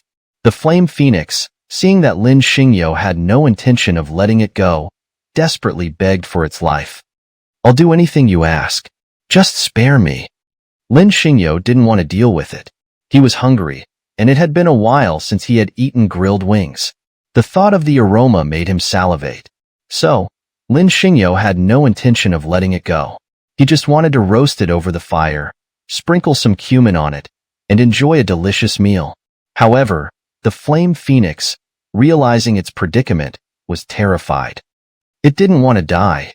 After all, it was the ruler of this domain, and it had several wives waiting for it at home. How could it be killed and roasted? Realizing this, the flame phoenix immediately formed its slave mark and, with a face full of fawning smiles, said to Lin Xingyo, "Master, I am willing to submit. Please spare me." "No," Lin Xingyo flatly refused. "Grilled wings are much tastier." "What?" Seeing this scene, Su Qingcheng, who had just snapped out of her shock, was completely dumbfounded. After all, this bird looked incredibly powerful, yet it had willingly submitted to Lin Xingyo. Keeping it alive seemed like a better option than eating it. But Lin Xingyo had said it wasn't as fragrant as grilled wings? Su Qingcheng was completely caught off guard, feeling like she had a bone stuck in her throat. After all, while Lin Xingyo didn't want it, she very much did. "Aha!" Su Qingcheng finally reacted and looked at Lin Xingyo with pleading eyes. "If you don't want it, can you give the bird to me?" "You want the bird?" Lin Xingyo was caught off guard, his gaze falling on Su Qingcheng, who quickly nodded with an eager expression. "All right then." Lin Xingyo shrugged, stood up, and handed the flame phoenix over to Su Qingcheng. "Here, the bird is yours. You're really giving it to me?" Su Qingcheng was momentarily stunned, but after realizing what had happened, she was overjoyed. In the next instant, she took control of the flame phoenix's slave mark and, before Lin Xingyo could react, she pounced on him, clinging to him like a monkey and planting a series of kisses on him. Lin Xingyo was completely dumbfounded. This girl was way too bold, completely throwing him off guard. If it weren't for Xiaoliang sitting there watching, he almost couldn't help but push her down. After all, it had been a long time since he had tasted any meat, and as a man, how could he resist such a situation? Ahem. Xiaoliang couldn't help but feel a bit awkward, as the scene had unfolded too quickly for him to react. Annoying. Su Qingcheng quickly realized her lapse in decorum and pushed Lin Xingyo away, her face flushed with embarrassment, almost wanting to find a hole to crawl into. "Who told you to hold me, humph?" Lin Xingyo was utterly speechless. He had been completely passive, hadn't even reacted, and was suddenly kissed by Su Qingcheng. Realizing what had happened, Lin Xingyo felt a headache coming on. He hadn't even had a chance to enjoy it properly, and the moment was already over. Reluctantly, Lin Xingyo didn't say much, instead turning his gaze to the flame phoenix. "Flame phoenix, you're lucky?" Lin Xingyo looked at the flame phoenix with a calm expression. "My disciple has taken a liking to you. She's willing to take you as her battle pet. However, I don't trust you, so I must place a seal on you to prevent you from betraying your master in the future." Before the flame phoenix could react, Lin Xingyo immediately formed a seal and placed it on the flame phoenix's head, clearly stating that if it dared to betray its master, it would die. The flame phoenix's face turned ashen. After all, it wasn't truly submitting. It had been planning to escape and kill its master the moment it got the chance. Now, it seemed all its plans were in vain. It, a mighty flame phoenix, was destined to serve others as a slave. It had been so excited just moments ago, only to be crushed in an instant. Meanwhile, Su Qingcheng was overjoyed. After all, she had always dreamed of cultivating, and now she had finally obtained a powerful immortal beast. How could she contain her excitement? Chapter 477. Taking on an unofficial disciple. "All right, that's enough." Seeing this, Lin Xingyo couldn't help but pat Su Qingcheng's head and said, "Since you've been insisting on becoming my disciple, I'll take you as my unofficial disciple today." "Take me as an unofficial disciple?" Upon hearing this, Su Qingcheng immediately pouted and looked at Lin Xingyo, saying, "Shouldn't I, being so obedient and adorable, be a direct disciple?" "Direct disciple? No way." Lin Xingyo pursed his lips and looked at Su Qingcheng, saying, "With your talent, becoming my unofficial disciple is already pretty good. Unless you awaken a divine physique, I might consider taking you as a direct disciple." "Humph, stingy." Upon hearing this, Su Qingcheng pouted, showing an expression of dissatisfaction. "Just wait. Someday, I'll make you regret it. I have the potential to become a great emperor. Don't blame me for not warning you. Today, you missed the chance to take me as a direct disciple, and in the future, even if you beg me on your knees, I won't agree." Potential to become a great emperor? Lin Xingyo almost laughed at Su Qingcheng's words. "All right, It's good that you have such confidence. To be my disciple, one needs the potential to become a great emperor, otherwise, you won't even have the face to say you're my disciple. Su Qingcheng, upon hearing this, snorted in dissatisfaction and stretched out her hand, looking up at Lin Xingyo, saying, "Since you've taken me as your disciple, you should at least teach me a technique, right? You're quite clever." Lin Xingyo was momentarily stunned and didn't react immediately. After realizing what was happening, he summoned the Tai Su Jing he had obtained last time and handed it to Su Qingcheng, saying, "All right, this Tai Su Jing is passed on to you." Su Qingcheng, having received the Tai Su Jing, immediately became excited because she could finally start cultivating. This had been her dream all along. To become a powerful cultivator was almost her lifelong pursuit, but due to her low talent, no one was willing to take her as a disciple. However, she never gave up on this dream. Otherwise, she wouldn't have been tricked by that old fraud. Now, finally, she had a powerful master and a good technique, and in the future, she would surely be invincible across the 9 heavens and 10 earths. This is the Tai Su Jing. Seeing this scene, not only was Lin Feng shocked, but even the usually calm Xiao Liang raised his head, his eyes revealing a look of astonishment. The mere mention of the Tai Su Jing had shocked him. After all, he knew that this technique was not just a supreme technique in the Xianling realm. Even in the Hongming Tian realm, it was an unparalleled technique. If others knew about it, it would definitely lead to a great battle. No wonder he's the white-robed emperor. His moves are indeed extraordinary. Giving away such an unparalleled technique to his disciple without even blinking shows that my decision was correct. Following him will surely lead to great achievements. All right, since you're so happy. Seeing Su Qingcheng's joy, Lin Xingyo couldn't help but summon the 7 Treasures Spirit Fan and handed it to Su Qingcheng, saying, "Then this 7 Treasures Spirit Fan is also given to you." The 7 Treasures Spirit Fan? Seeing this, Xiao Liang was no longer calm, as he was completely shocked. The 7 Treasures Spirit Fan was the weapon of the 6 great gods, Wen Shun, in the Hongming Tian realm. Now, Lin Xingyo was giving it to Su Qingcheng so casually. In an instant, even Xiao Liang, who was usually composed, couldn't help but reveal a look of astonishment on his face. The 7 Treasures Spirit Fan. It's a top-tier divine weapon, renowned not just in the Xianling realm but also in the Hongming Tian realm. Moreover, the most important thing is that as long as one possesses this weapon, they can command the entire Feng clan of the Hongming Tian realm. Now, such a divine artifact was casually given to Su Qingcheng by Lin Xingyo, and Xiao Liang, witnessing this scene, couldn't help but be amazed. Is there something wrong with the 7 Treasures Spirit Fan? Unlike the shocked Xiao Liang, Lin Feng was frightened, as he carefully observed and saw that the 7 Treasures Spirit Fan seemed to be woven from Tao patterns, with strands of Tao essence flowing within it. The feathers of the fan were crafted from the divine feathers of the ancestral phoenix and incorporated the essence of the crimson feather. This 7 Treasures Spirit Fan was undoubtedly an invincible divine weapon. Wait. Seeing the shocked expressions of Lin Feng and the others, Lin Xingyo immediately realized that this immortal treasure was too eye-catching. So he quickly took it back and threw it into the heaven and earth furnace to refine it. After all, it's often said that a commoner is not guilty, but possessing jade makes him guilty. After realizing this, Lin Xingyo couldn't help but take back the 7 Treasures Spirit Fan and throw it into the heaven and earth furnace to refine it to perfection, then cover its divine aura to make it appear more ordinary. Otherwise, it might bring trouble to Su Qingcheng in the future.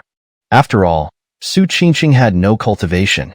Such a treasure in her hands, if discovered by malicious people, would undoubtedly be taken away, and what's more, they might harm her life.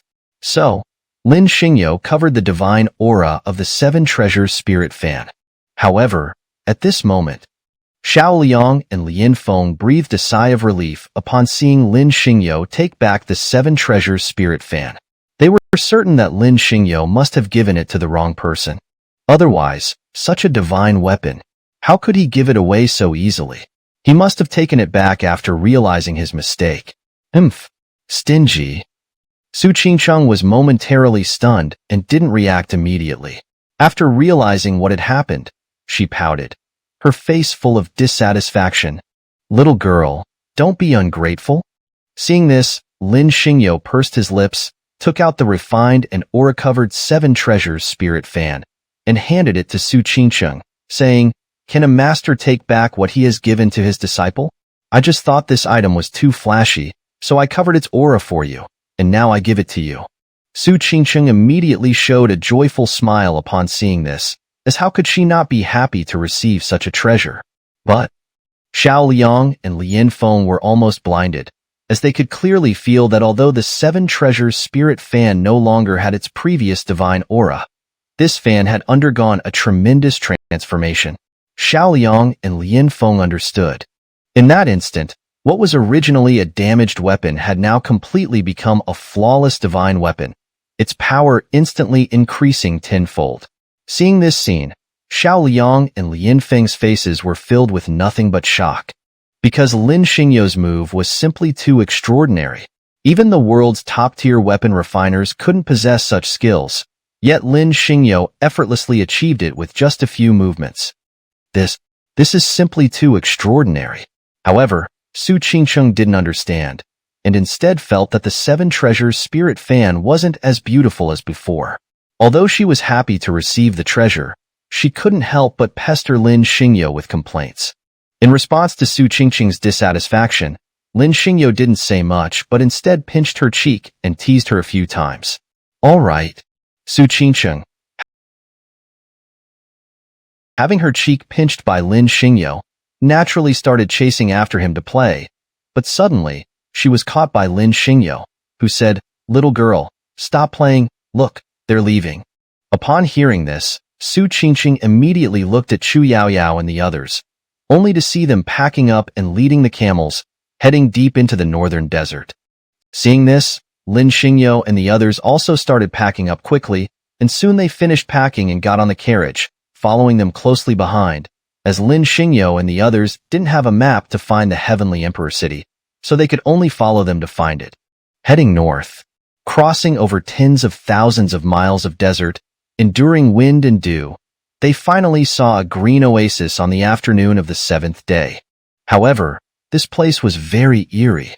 Because there were no households or kingdoms here, it seemed like a forgotten land, quietly lying in the vast desert of the northern wilderness.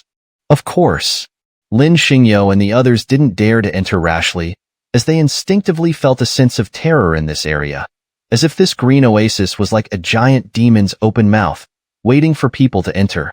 Cheetah and the others also felt it. So, the group set up camp on the outskirts of the oasis, completely refraining from venturing in, as if they were also deeply apprehensive. Chapter 478. Unexpected turn of events. The sky gradually darkened. The heavens were filled with falling stars, yet the earth seemed unusually restless, despite the absence of raging storms and swirling yellow sands. But here, in this place, a series of eerie wails and ghostly howls could always be heard. Faced with this strange phenomenon, even Lin Xingyo couldn't help but furrow his brows, as unease began to creep into his heart. It seemed that the oasis ahead was a den of demons. Countless evil spirits were imprisoned within, waiting for someone to approach, ready to feast on Lin Xingyo and his companions' flesh and blood. After sitting for a while, Lin Xingyo finally lay down, pulled the blanket over himself, and fell asleep. After all, after several days of travel, he was utterly exhausted. But the very next moment, just as Lin Xingyo lay down, a figure slipped into the tent. Before Lin Xingyo could react, the person, displaying an expression of utter fear, dove straight into his blanket. Lin Xingyo nearly fainted. Here he was, a vigorous young man, and now a fragrant young woman had slipped into his blanket. In an instant, the air was filled with Su Qingcheng's sweet, alluring scent, which not only shocked Lin Xingyo but also ignited a spark of desire within him, growing wildly like spring weeds. Gulp!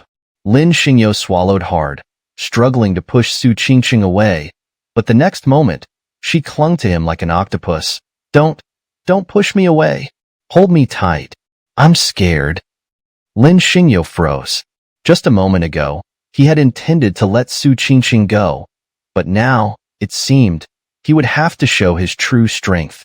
Hey, you scoundrel, what are you trying to do?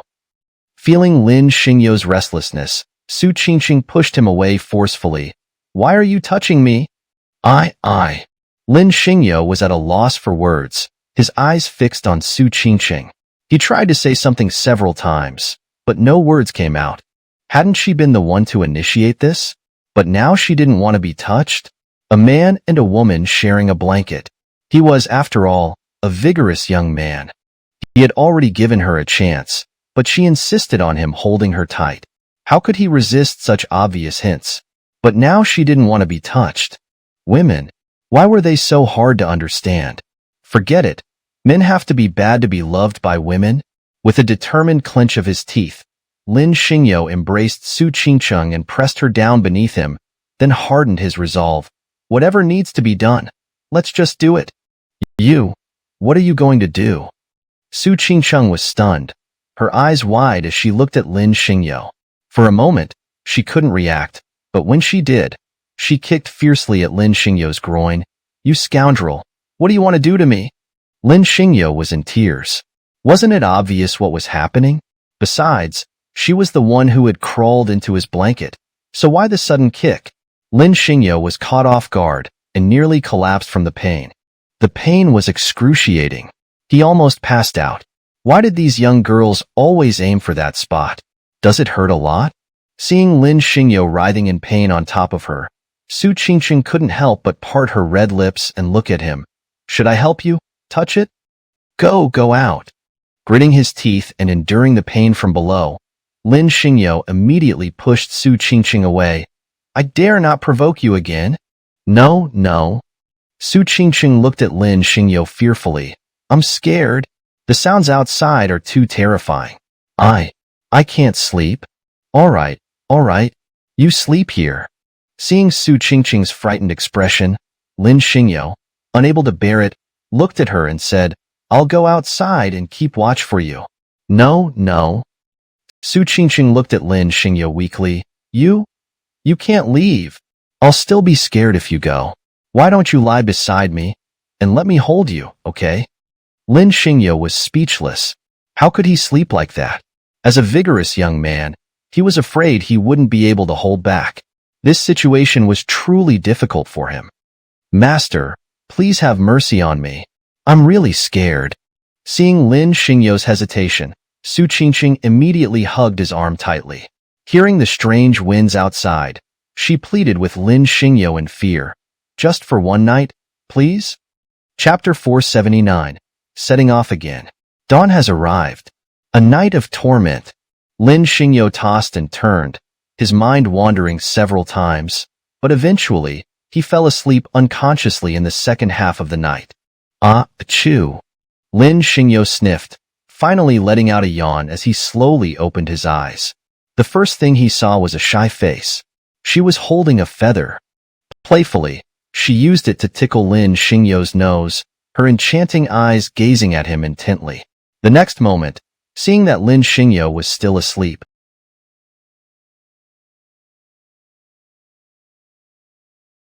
she blushed and quickly started to shy away. Gulp. Seeing this, Lin Xingyo felt a rush of heat in his head. Before Su Qingqing could react, he instantly pounced on her, pinning her hands tightly and pressing his lower body against her legs. He lowered his head, aiming for Su Qingqing's warm, red lips. Is he going to kiss me? Su Qingqing's expression jolted, and for a moment, she didn't react. When she did, she slightly parted her lips, her captivating eyes staring at Lin Xingyo in complete astonishment. Is he going to kiss me?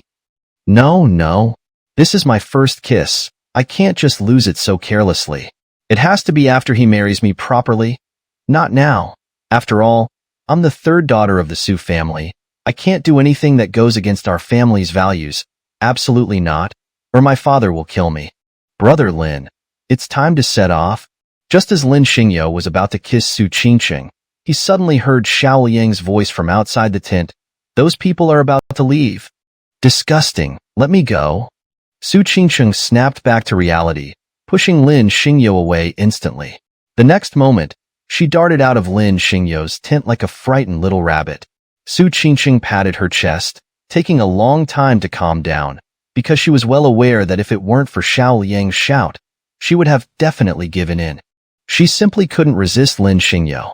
Thankfully, nothing happened. Otherwise, when she returned home, her father would never forgive her. After all, the Su family was a prominent clan in the Sword Kingdom. If she returned home pregnant, it would become a laughingstock for the entire capital of the Sword Kingdom. Thinking about this, Su Qingqing couldn't help but pat her chest again. Although she liked Lin Xingyo very much, there were some things that could only be done after marriage. After all, she was a daughter of a prominent family and couldn't just fool around outside. Otherwise, not only would her father not forgive her, but she would also lose face herself. What if she got pregnant? That wouldn't just be a matter of losing face. It would become a joke for everyone. She would endure it and wait until she returned to the Sword Kingdom, where she could give him anything. Ahem. Lin Xingyo, on the other hand, tidied himself up, wearing a white cotton robe, as if he hadn't noticed Xiao Liang's expression. He packed up his tent and said, "Let's go. We're setting off." Seeing this, Xiao Liang didn't say anything. After all, when it comes to love and affection, what can an outsider like him say? So, with tacit understanding, he packed up his things, and the group once again followed Cheetah and the others on their journey. The group moved quickly, heading into the eerie oasis. Lin Xingyo, upon entering this area, couldn't help but clench his fists. He could clearly feel that there was something terrifying lurking here, as if a primordial beast was lying in wait, its gaping maw ready to devour them as soon as they stepped into this territory. Chapter 480. Teaching a Disciple to Kill. Great Priest, that monkey is the one who killed the demon ancestor. The 6 great gods of the Cloud Immortal Palace in the Immortal Realm all looked at Lin Xingyo in the illusion and said, "When are you planning to strike against him? Let him fly for a while." Great Priest Guisi of the Cloud Immortal Palace gazed at Lin Xingyo in the illusion. Her sexy red lips slightly parted as she said, "I will make sure he descends to the Yellow Springs." Great Priest, could he be the omen foretold by the ancestral god back then? Yang Zhantian, the wind god of the 6 great gods, suddenly shook the battle spear in his hand. His eyes filled with murderous intent as he stared at Lin Xingyo. This is not an omen. Great Priest Guisi looked at Lin Xingyo indifferently and said, "This is a variable. Variables are not good things."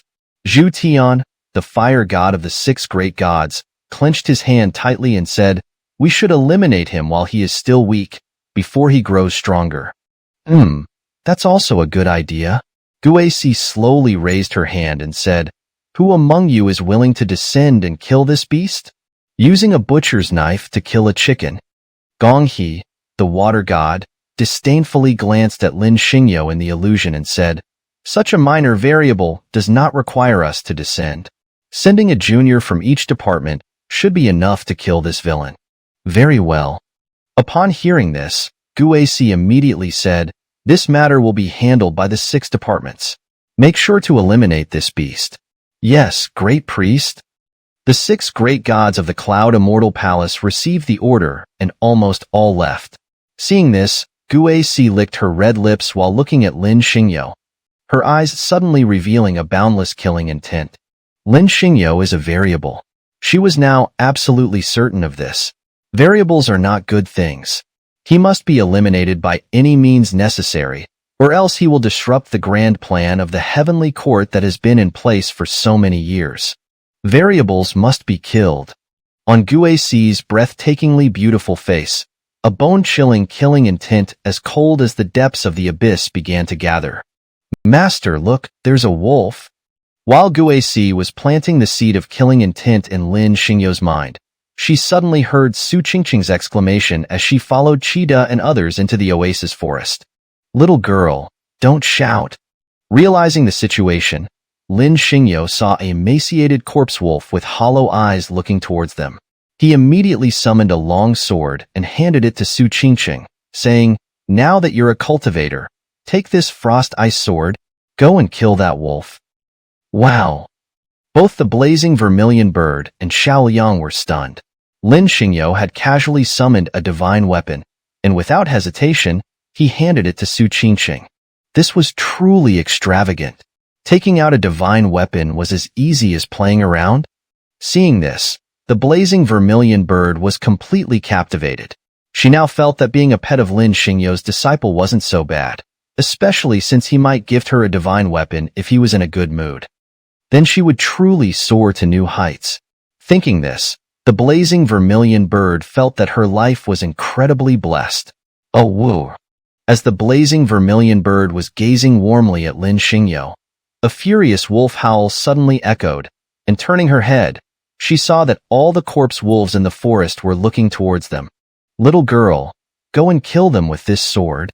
Seeing this, Lin Xingyo handed the sword to Su Qingqing and said, "Don't be afraid.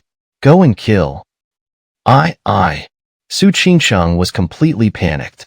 She could handle other tasks, but holding a sword to kill the corpse wolves in front of her was beyond her courage. The surrounding wolf pack wouldn't care about her hesitation. They all howled and charged towards Su Qingqing at lightning speed, their bodies reeking of putrid stench, their blood-soaked mouths open wide as they fiercely attacked. "Help! Help me!" Su Qingqing screamed, momentarily stunned. After regaining her senses, she immediately clung to Lin Xingyo like an octopus, hanging on his neck like a little kangaroo, trembling and screaming nonstop. Lin Xingyo was speechless. This little girl had such a small heart. How could she become a cultivator like this? Faced with Su Qingqing, Lin Xingyo preferred Su Shihan, decisive in killing, never hesitating or dragging things out. If these corpse wolves encountered her, she would have already dealt with them with a single sword strike. "Little girl, watch carefully." Lin Xingyo pulled Su Qingqing off him, immediately took the sword in her hand, and with one step forward, he slashed at a charging corpse wolf with lightning speed. Slash! With Lin Xingyo guiding her hand, a crescent-shaped sword aura was instantly unleashed, cutting the attacking corpse wolf in half. But, the next moment, before Su Qingqing could react, a strong corpse wolf charged from the side. Faced with this, Su Qingqing was once again terrified. "Don't be afraid, follow me." Lin Xingyo dodged the wolf's claws, which barely grazed his earlobe. In the next instant, he tightly hugged Su Qingqing's waist and quickly retreated, raising the sword despite her panic and slashing at the wolf. Slash! The corpse wolf didn't have time to react, and with Lin Xingyo guiding her hand, it was cut in half. The surrounding corpse wolves, smelling the blood, instantly became frenzied, all charging towards Lin Xingyo and Su Qingqing with bloodlust. Kill! Lin Xingyo wasn't in a hurry. Instead, he held Su Qingqing in his arms and tightly gripped her hand, counterattacking the charging corpse wolves one by one. There was no other way. The best combat skills come from actual combat. Now that such an opportunity presented itself, Lin Xingyo naturally had to take advantage of it to teach Su Qingqing, as her talent was too low, with no foundation whatsoever. So Lin Xingyo had to guide her step by step on how to react. Soon, the two of them had killed dozens of wolves, but Su Qingqing was completely terrified. She kept her eyes closed. Following Lin Xingyo's attacks, she counterattacked the charging corpse wolves one by one. Honestly, she was almost scared out of her wits.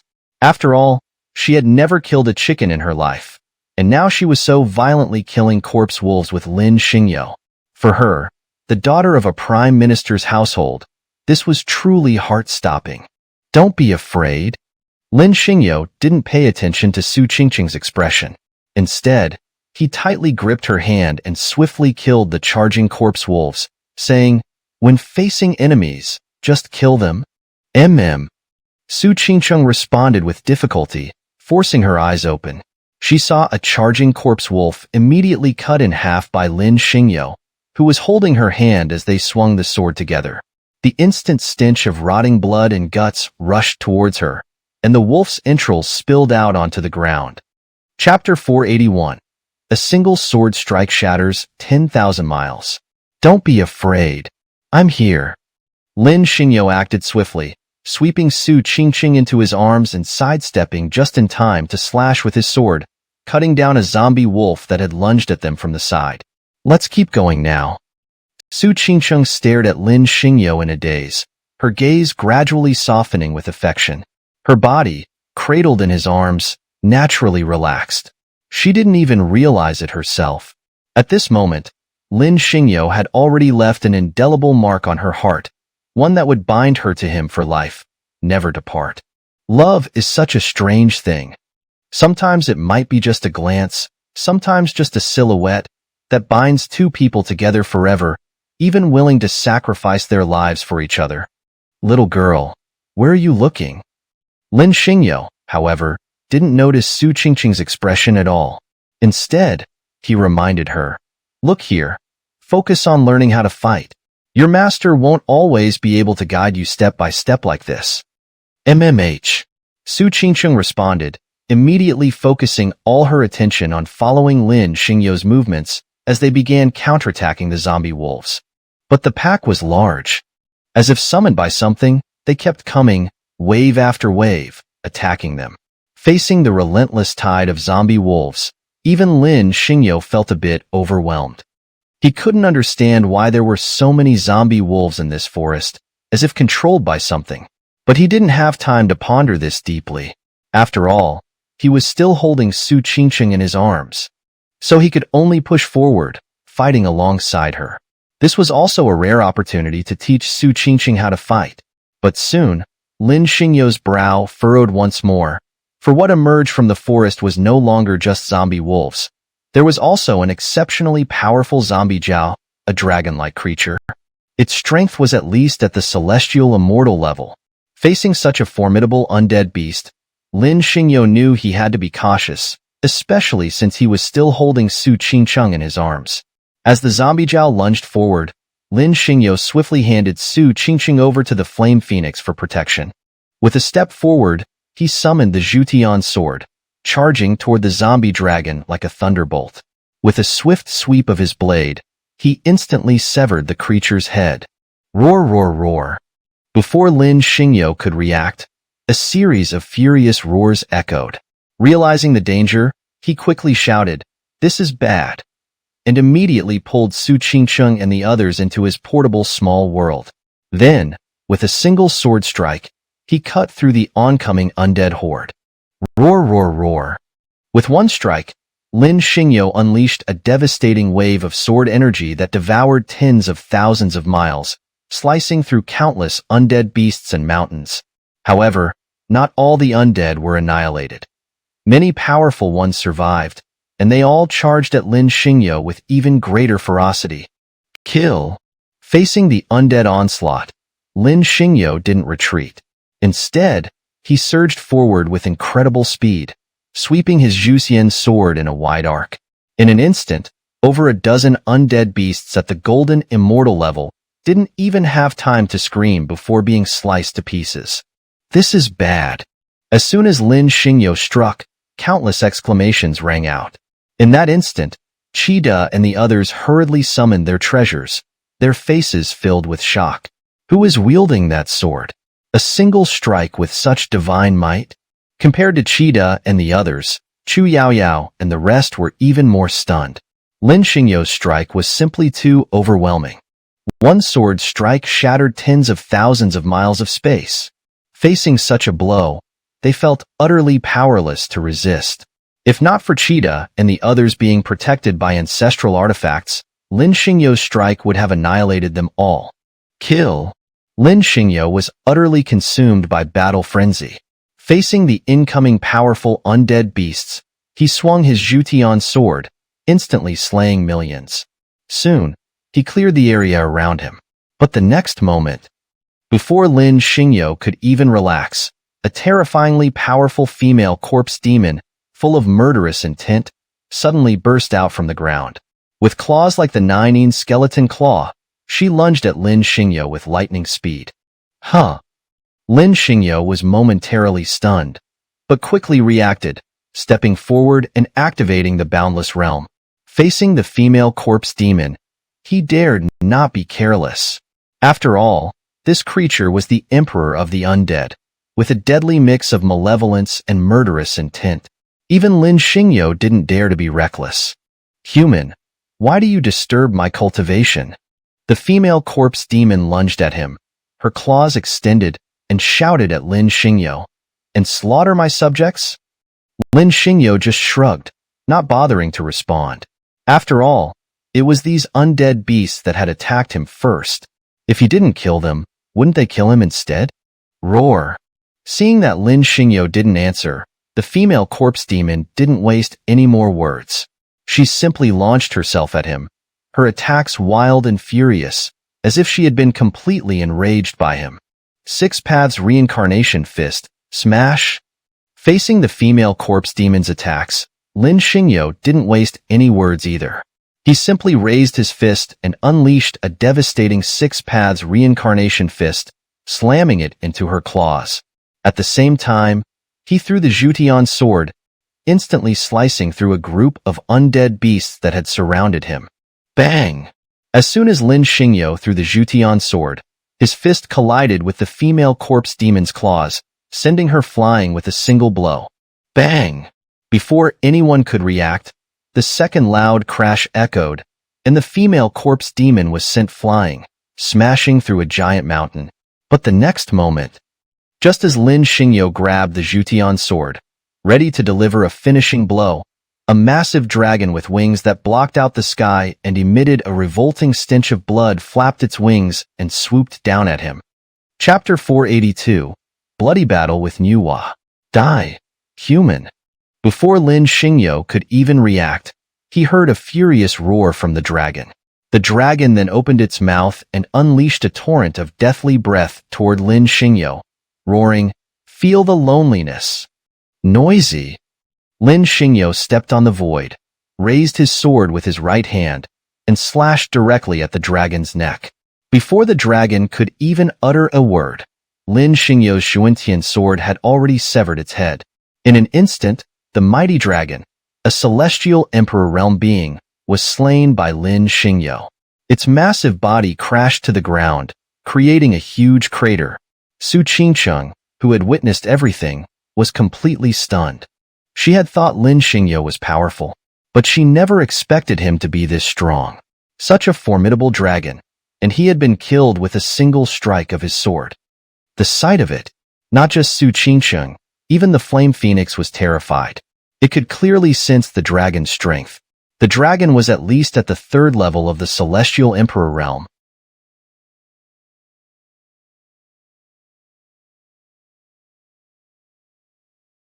Yet, it had been slain by Lin Xingyo with one strike. The shock was immense. Is that the monkey? Zhang Jingtian, from the Death God Hall in the heavenly court of the immortal realm, looked down at Lin Xingyo in the mirror and muttered, "He does have some skill, but not enough to warrant my intervention." Enough? Song Yuanji, from the Death God Hall, stared coldly at Lin Xingyo in the mirror and said, "Stop wasting words.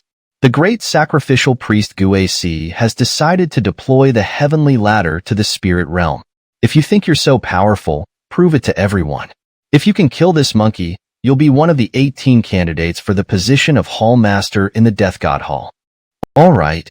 Upon hearing this, Zhang Jingtian immediately bowed to Song Yuanji and said, "I'll go and kill him now." Kill. Just as Zhang Jingtian turned around, a furious roar echoed. He turned back to see Lin Xingyo, his face filled with anger, already charging toward Nuwa with the Zhuantian sword in hand. Roar, roar, roar. Seeing this, Nuwa was completely enraged. In this region, she was the supreme ruler. She never expected that a mere human could defeat her.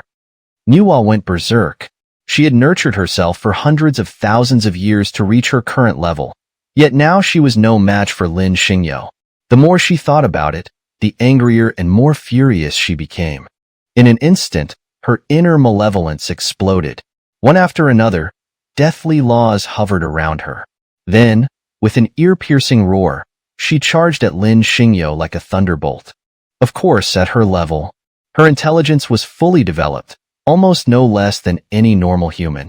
Therefore, her moves were not clumsy but rather unpredictable. But unfortunately, she had met Lin Xingyo. Not only was Lin Xingyo's realm firmly suppressing her, but the Dao rules and combat techniques he mastered were also more than enough to suppress her without any chance of retaliation. So, when Yuwa's overwhelming attack came, Lin Xingyo's Zhuantian sword sent her flying with a single strike. Roar! Roar! Roar! After taking this hit, Yuwa finally realized that she couldn't defeat Lin Xingyo. Immediately, she turned and tried to flee. But how could Lin Xingyo let her go? He teleported to block her path and slashed at her with the Zhuantian sword. Bang! Yuwa didn't even have time to react before she was sent flying again by Lin Xingyo's sword, collapsing a section of the forest. But before she could catch her breath, Lin Xingyo had already shot toward her in the sky. Truthfully, Lin Xingyo couldn't let her live. He wanted to obtain her deathly Dao rules, so he had to kill her. Only then would the system collect her deathly Dao rules for him. Therefore, Lin Xingyo relentlessly attacked Yuwa. However, Yuwa was indeed tough. If it were an ordinary emperor, she would have been killed by Lin Xingyo long ago. But Yuwa was really strong. Despite taking so many hits from Lin Xingyo, she still hadn't been shattered. This sight left Lin Xingyo completely stunned. After all, with his current strength, even a mere 9th-level celestial emperor or a heaven-reaching realm expert would have been shattered by him. Human, please stop. I surrender. I surrender. Unable to endure Lin Xingyo's relentless attacks, Yuwa finally knelt down and begged for mercy. I am willing to sincerely follow you. Please, stop hitting me. All right. Lin Xingyo pursed his lips and didn't press further. His current situation was like a lion encountering a turtle. Although he could completely suppress Yuwa, he couldn't kill her. So, taking such a powerful subordinate was also a good outcome.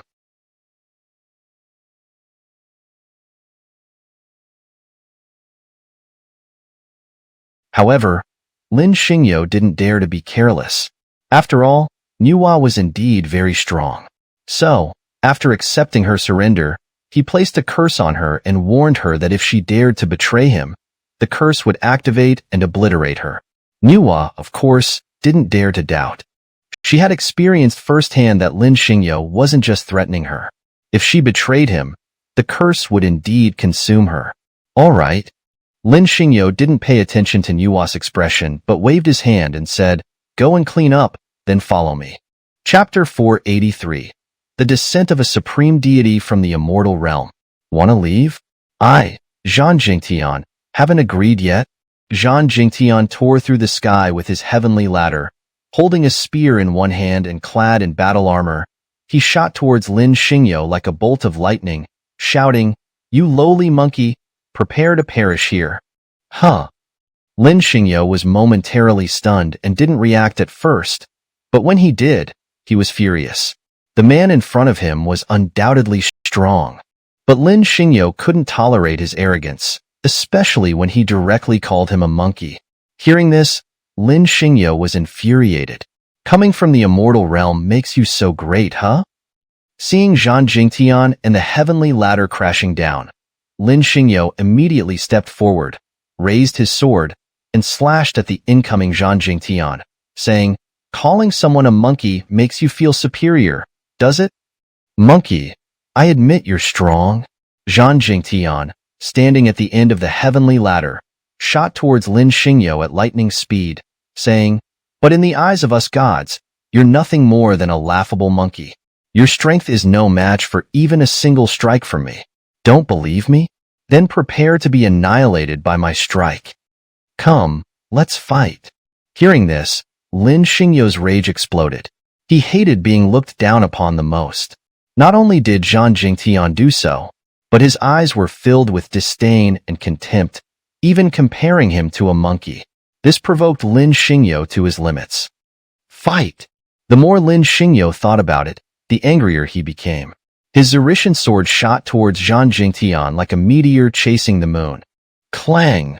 Lin Xingyo and Zhan Jingtian clashed fiercely. Instantly, Lin Xingyo felt an irresistible force crashing towards him. Before he could react, he was slammed into the ground, creating a massive crater. Monkeys will always be monkeys. Having landed a hit, Zhan Jingtian's face was filled with excitement, exclaiming, "No matter how much you jump around, you're still just a monkey. Not bad. Seeing this, Song Yuanji of the Death God Palace couldn't help but feel excited, saying, Zhang Jingtian didn't disappoint me. No wonder he's a peak-level heavenly sovereign. He injured that monkey with just one strike. Next time, he should be able to kill him outright. The members of the Death God Palace quickly began to flatter Song Yuanji, boosting his ego even more. Seeing this, Song Yuanji became even more delighted. Monkey, you're nothing special. Realizing this, Zhang Jingtian glanced at the defeated Lin Xingyo, his eyes filled with even more disdain and contempt, saying, I thought you could withstand at least 3 moves from me, but you fell with just 1. This is so boring. After saying this, Zhang Jingtian couldn't help but laugh loudly, feeling that this mission was too easy. A mere ant. It wasn't even worth his effort from Zhang Jingtian, but since he had already defeated it with 1 strike, all that was left was to kill it. Then he would become one of the 18 candidates for the Death God Palace's throne. This was too satisfying. So easy. He had secured this opportunity so effortlessly. It was perfect. Zhang Jingtian's excitement grew even more intense. Everything was so simple. He had expected a fierce battle, but instead, it was resolved so easily. Die!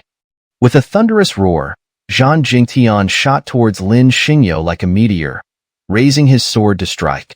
Don't hurt my master. Finally reacting from the shock, Nero shot towards Zhang Jingtian like a thunderbolt, sweeping towards him. Get out of the way.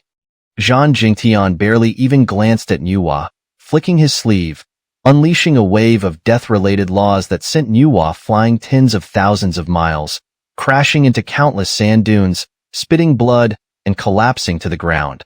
Monkey, die. With a lightning-fast move, Zhang Jingtian's spear shot towards Lin Xingyo's forehead. Is this the so-called variable? The immortals of the heavenly court in the immortal realm watched this scene with contempt and disdain, as if they had already seen Zhang Jingtian's strike obliterate Lin Xingyo. But the next moment, all the expressions on the faces of the immortals in the heavenly court froze. Just as they were certain that Lin Xingyo would be killed, Lin Xingyo dodged. In the stunned gaze of countless onlookers, Lin Xingyo hurled the bronze tripod, which transformed into a streak of light and struck Zhang Jingtian's forehead with a heavy impact. Bang! Completely caught off guard, Zhang Jingtian was struck on the head by the bronze vessel, immediately forming a large bump. You monkey, you ambushed me. Zhang Jingtian was momentarily stunned, but when he reacted, he was furious, shouting, Come out! I'll crush you. Hey, look here. The bronze tripod advanced on its 3 legs, glaring at Zhang Jingtian and declared, It was your tripod grandpa who gave you a lesson. If you're not convinced, you can take me on. Huh. Hearing this, Zhang Jingtian was utterly infuriated. After all, as a top-tier warrior ranked 999th on the Immortal Realm's divine ranking, he had been unexpectedly ambushed by a mere bronze tripod. Zhang Jingtian was furious. Now he had to shatter the bronze tripod, or else he would have no face to return to the Immortal Realm. Die! With a determined resolve, Zhang Jingtian unleashed the full force of his Dantian energy, thrusting his spear toward the bronze tripod with the speed and fury of a thunderbolt. Clang! The moment Zhang Jingtian's spear struck the bronze tripod, a series of cataclysmic shockwaves erupted at the point of impact. This is bad. As soon as Zhang Jingtian's spear struck, his heart sank. In the next instant, to the astonishment of everyone present, the bronze tripod traced an elegant arc through the air. Bang! The bronze tripod slammed heavily into the bump on Zhang Jingtian's forehead, causing him to scream in pain, as the impact on the same spot was excruciating. Completely enraged, Zhang Jingtian's fury exploded. Divine light surged around him, 9 rivers of laws floated, for great Tao rotated, and the might of devouring the heavens and annihilating the earth pressed down on the heavens. His spear danced wildly, lightning fast, striking towards the bronze tripod. Bang! As Zhang Jingtian's spear struck, the tip clashed with the bronze tripod. In the stunned gaze of countless onlookers, Zhang Jingtian's spear tip shattered before their very eyes. Wow! Faced with this scene, the usually noisy heavenly court was completely stunned. Too sudden. They hadn't even had time to react. Zhang Jingtian's spear tip had shattered. Not just ordinary people, even Song Yuanji was dumbfounded. After all, everyone knew. Zhang Jingtian's spear was no ordinary weapon, forged from dark immortal gold. Although not invincible, it wasn't something that could be easily shattered. But now, the collision with the bronze tripod shattered it. Witnessing this, the immortals of the heavenly court were completely petrified. Chapter 484. The Bronze Ding Strikes. You. Zhang Jingtian was completely dumbfounded, his eyes fixed on the bronze ding. He tried to speak several times but couldn't utter a single word, utterly shocked by what he had just witnessed. His spear was a divine weapon. Not only was it renowned in this mere Xianling realm, but it was also listed on the weapon rankings in the Xian domain. Yet, it had been shattered in a single blow. Pft, pft, pft. Zhang Jingtian finally snapped out of his stupor and couldn't help but spit out a few mouthfuls of blood. The sight had dealt a severe blow to him. Qingzi, what's wrong with you? Seeing this, the bronze ding immediately looked at Zhang Jingtian, its body vibrating as it transmitted a series of thoughts. You're too funny. Just like that. You're spitting blood? Where's your pride from earlier? You, shut up. Zhang Jingtian gritted his teeth, wiped the blood from the corner of his mouth, and immediately swung the shaft of his spear with great force, smashing it fiercely towards the bronze ding. You damn ding! You infuriate me. I will smash you to pieces. Come on, come on. The bronze ding taunted, instantly darting through the air like lightning, heading straight for Zhang Jingtian. Let's see what you've got, old man. Die! Zhang Jingtian was utterly enraged, his spear shaft already flying towards the bronze ding like lightning, striking it heavily. In an instant, dazzling light exploded at the point of impact. But, the next moment, Zhang Jingtian's arm trembled, and instinctively, he staggered back several steps. However, in the next instant, the bronze ding erupted with overwhelming green light and runes, slamming directly towards Zhang Jingtian's forehead like lightning. Heaven overturning seal, break. As the bronze ding charged towards Zhang Jingtian, the latter immediately summoned a heaven overturning seal, a divine artifact that pressed down from above and launched it towards the bronze ding with full force. Zhang Jingtian, this strike will surely shatter the bronze ding. Seeing Zhang Jingtian use the heaven overturning seal, the celestial beings of the heavenly court all revealed confident expressions, almost certain that this strike would shatter the bronze ding. After all, the heaven overturning seal was ranked 89th on the divine weapon list of the Xian domain. Clang. The bronze ding, however, didn't care about the thoughts of the celestial beings. It directly collided with the heaven overturning seal hurled by Zhang Jingtian. The intense impact shattered tens of thousands of miles of space. Pft, pft, pft. Even the bronze ding was stopped by the heaven overturning seal's attack, its body flying back and crashing into the ground, covered in mud. You damn ding, that's all you've got. Seeing this, Zhang Jingtian was stunned for a moment, then couldn't help but burst into laughter. In front of my heaven overturning seal, you're no match. Prepare to be shattered. Is that so? At this moment, Lin Xingyo's furious roar suddenly echoed, and his soul-devouring spear struck towards Zhang Jingtian like lightning. You damn deity, do you think you're invincible? Then take this spear. You monkey, this spear of yours is not bad.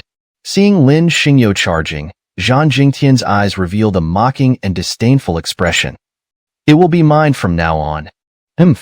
Let's see if you have the life to take it.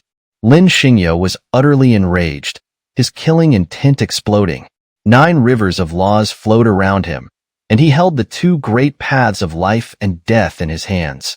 The 6 paths of reincarnation rotated around him as he stepped forward, shattering the sacred combat technique with a thunderous step. His speed was like a thunderbolt as he thrust his spear towards Zhang Jingtian. You monkey, how dare you be so arrogant? Die! Facing Lin Xingyo's incoming attack, Zhang Jingtian, whose strength far surpassed Lin Xingyo's, wielded the heaven-overturning seal and struck fiercely towards Lin Xingyo.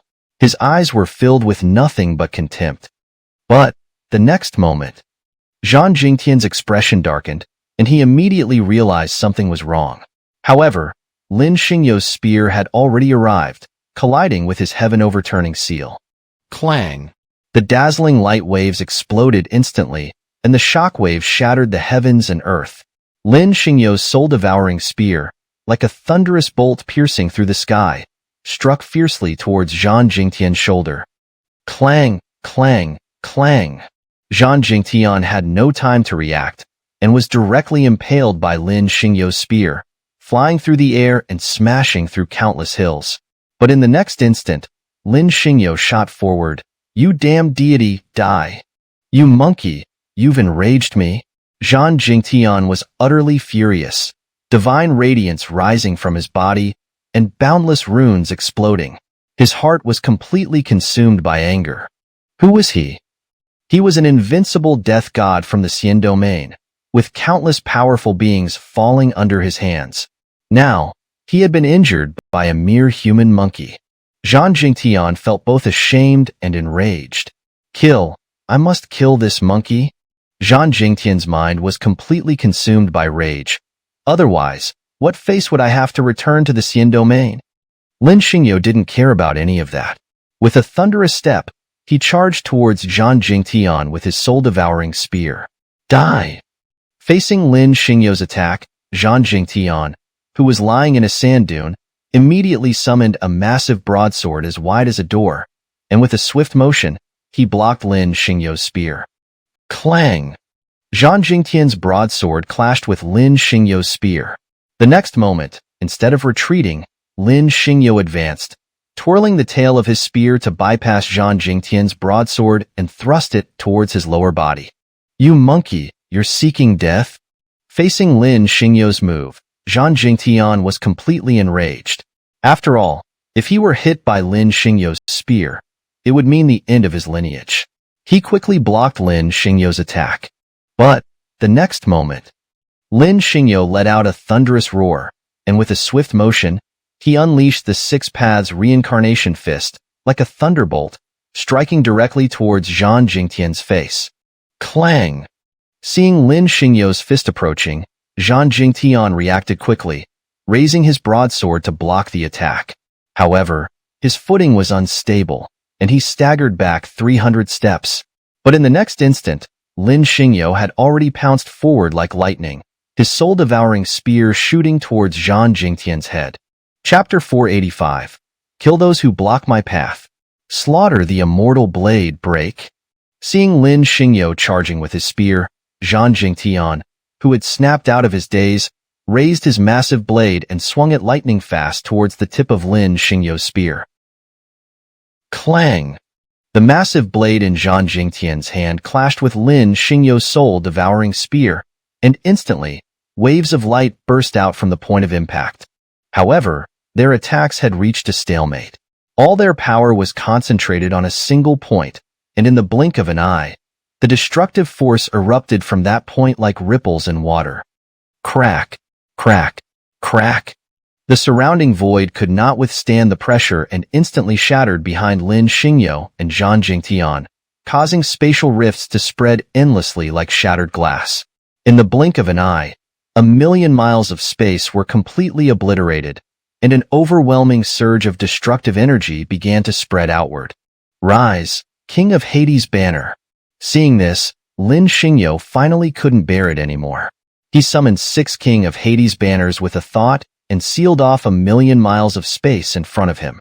Then, with a shake of his body, he pushed his battle saint technique to its extreme, drawing all the spiritual energy from his dantian and channeling it through his 8 extra meridians and the Ran and Du meridians. All of it concentrated into his hands, which he then slammed down onto Zhang Jingtian. Monkey, you're seeking death? Feeling the overwhelming spiritual energy from Lin Xingyo, Zhang Jingtian immediately stomped his foot, drawing all his spiritual energy and unleashing it in a powerful strike towards Lin Xingyo. In an instant, the forces of both sides collided violently. Boom! The surrounding dunes exploded, kicking up a massive sandstorm that formed countless destructive whirlwinds, erupting behind Lin Xingyo and Zhang Jingtian. Wow! Seeing this scene, not just ordinary people, even the Grand Diviner Guisi of the Heavenly Court widened his eyes. After all, Zhang Jingtian was a top figure on the Immortal Realm's divine list, and now he was evenly matched with a monkey from the lower realm. Even Guisi found it unbelievable. A variable. He's a huge variable. The Grand Diviner Guisi stared at Lin Xingyo in a daze, momentarily unable to react. When he finally did, he immediately ordered, "Variables are never good. We must eliminate him at all costs. Kill, kill, kill."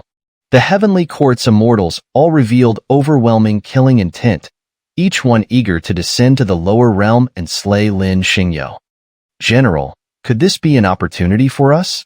While countless people in the Heavenly Court harbored murderous intent towards Lin Xingyo, Sima Changkong of the Demon Palace respectfully asked Demon General Du Gubaitian, "Should we make a move?" Wait a little longer." Upon hearing this, Du Gubaitian's cold gaze fell upon Lin Xingyo. Currently, the Immortal Realm is dominated by our Demon Palace and the Heavenly Court. Since they want to eliminate this monkey, it's in our best interest to protect him. But first, we need to see if he's worth our effort.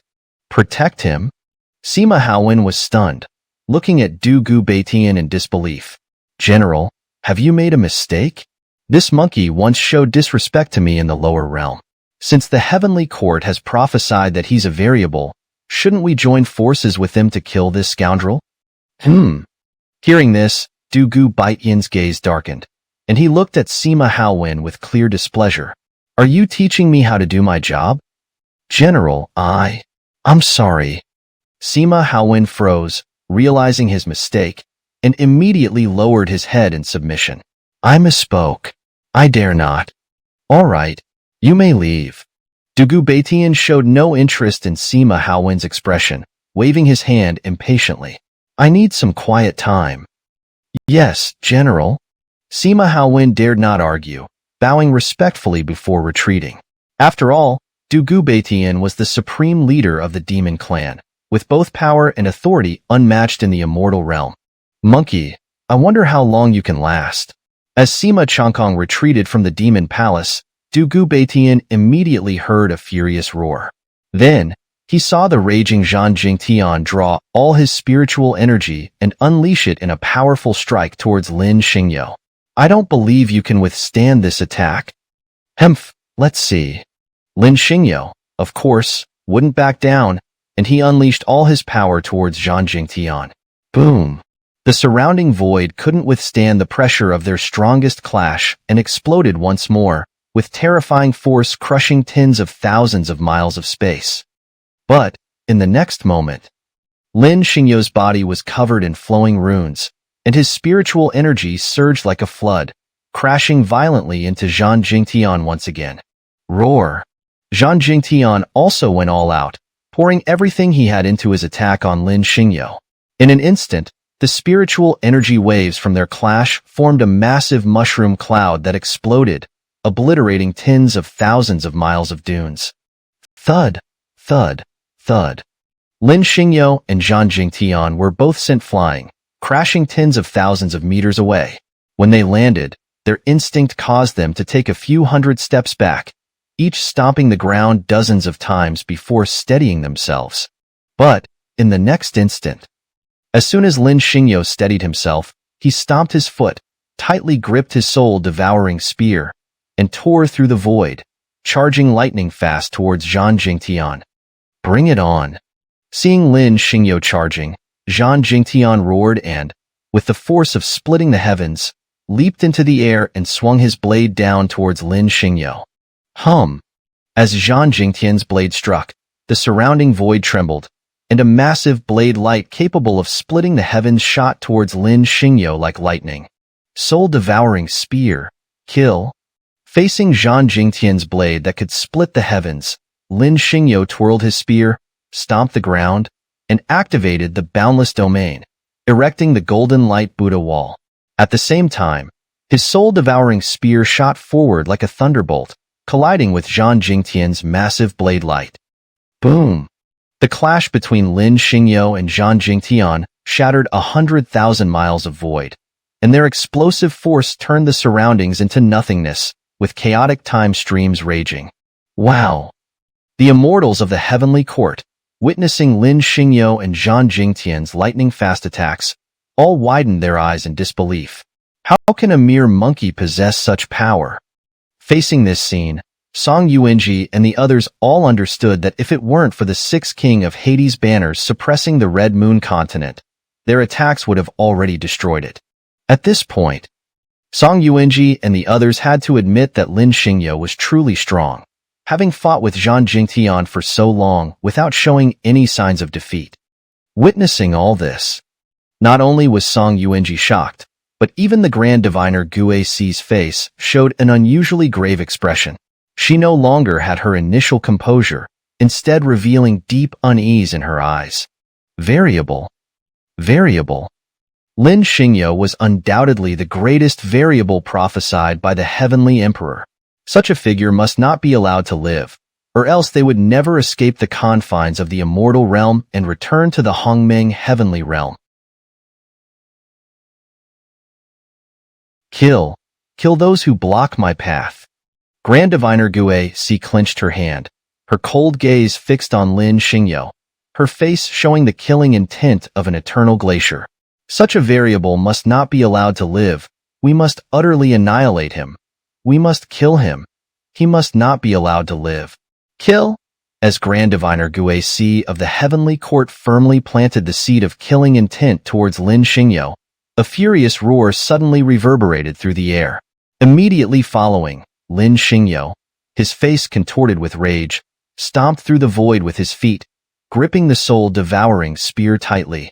Like a phantom, he unleashed a torrent of 10,000 strikes toward Zhang Jingtian, shattering the surrounding area into complete disarray. Chapter 486, Killing Zhang Jingtian. Monkey enough? Zhang Jingtian, however, was completely enraged. I've had enough of this. Prepare to face my ultimate attack. When you demon cavern arise. Zhang Jingtian, now fully unleashed, no longer hesitated in the face of Lin Xingyo's relentless assault. He unleashed his most powerful move, the Wan Yu Demon Cavern. In an instant, the 8 trigrams sealed the heavens, the universe reversed, and a sky-blotting black mist surged upwards, forming an enormous dome that seemed like a colossal inverted cauldron covering the sky. Everything visible was swallowed by the deathly aura. Monkey, prepare to die. With this move unleashed, Zhang Jingtian's face immediately showed an expression of utmost arrogance, for he believed Lin Xingyo would undoubtedly perish under this attack. After all, even the Heavenly Emperor of the immortal realm feared this move. It's time to end this. Seeing Zhang Jingtian use the Wan Yu Demon Cavern, Song Yuanji of the immortal realm also looked at Lin Xingyo in the mirror with the gaze of someone watching a dead man, confident that this time Lin Xingyo was surely doomed. But, the next moment, Lin Xingyo moved, one hand for life, one hand for death. As the 6 paths of reincarnation flowed around him, he directly activated the Black Forbidden Domain against Zhang Jingtian's assault of Wan Yu demon spirits. In an instant, the excitement on Zhang Jingtian's face froze. Then, black lotuses bloomed across the sky, swallowing all the Wan Yu demon spirits that Zhang Jingtian had unleashed. What's happening? Faced with this sudden turn of events, Song Yuanji and the others, who had been certain of Lin Xingyo's imminent death, were all wide-eyed with shock. Just moments ago, they had been waiting for Lin Xingyo to be killed. But now, the scene had completely reversed. Lin Xingyo had not only withstood Zhang Jingtian's Wan Yu Demon Cavern, but had completely trapped it with his divine skill. Monkey, I will kill you.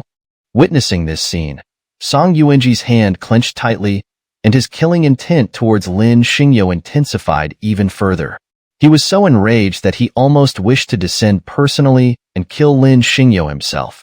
But, the next moment, Song Yuanji's hand clenched even tighter, and the killing intent in his eyes exploded uncontrollably. Because Lin Xingyo had already unleashed the power of life and death, and in an instant, Everyone in the heavenly court heard a horrifically agonized scream from Zhang Jingtian before he was completely devoured by Lin Xingyo's power of reincarnation. Ah!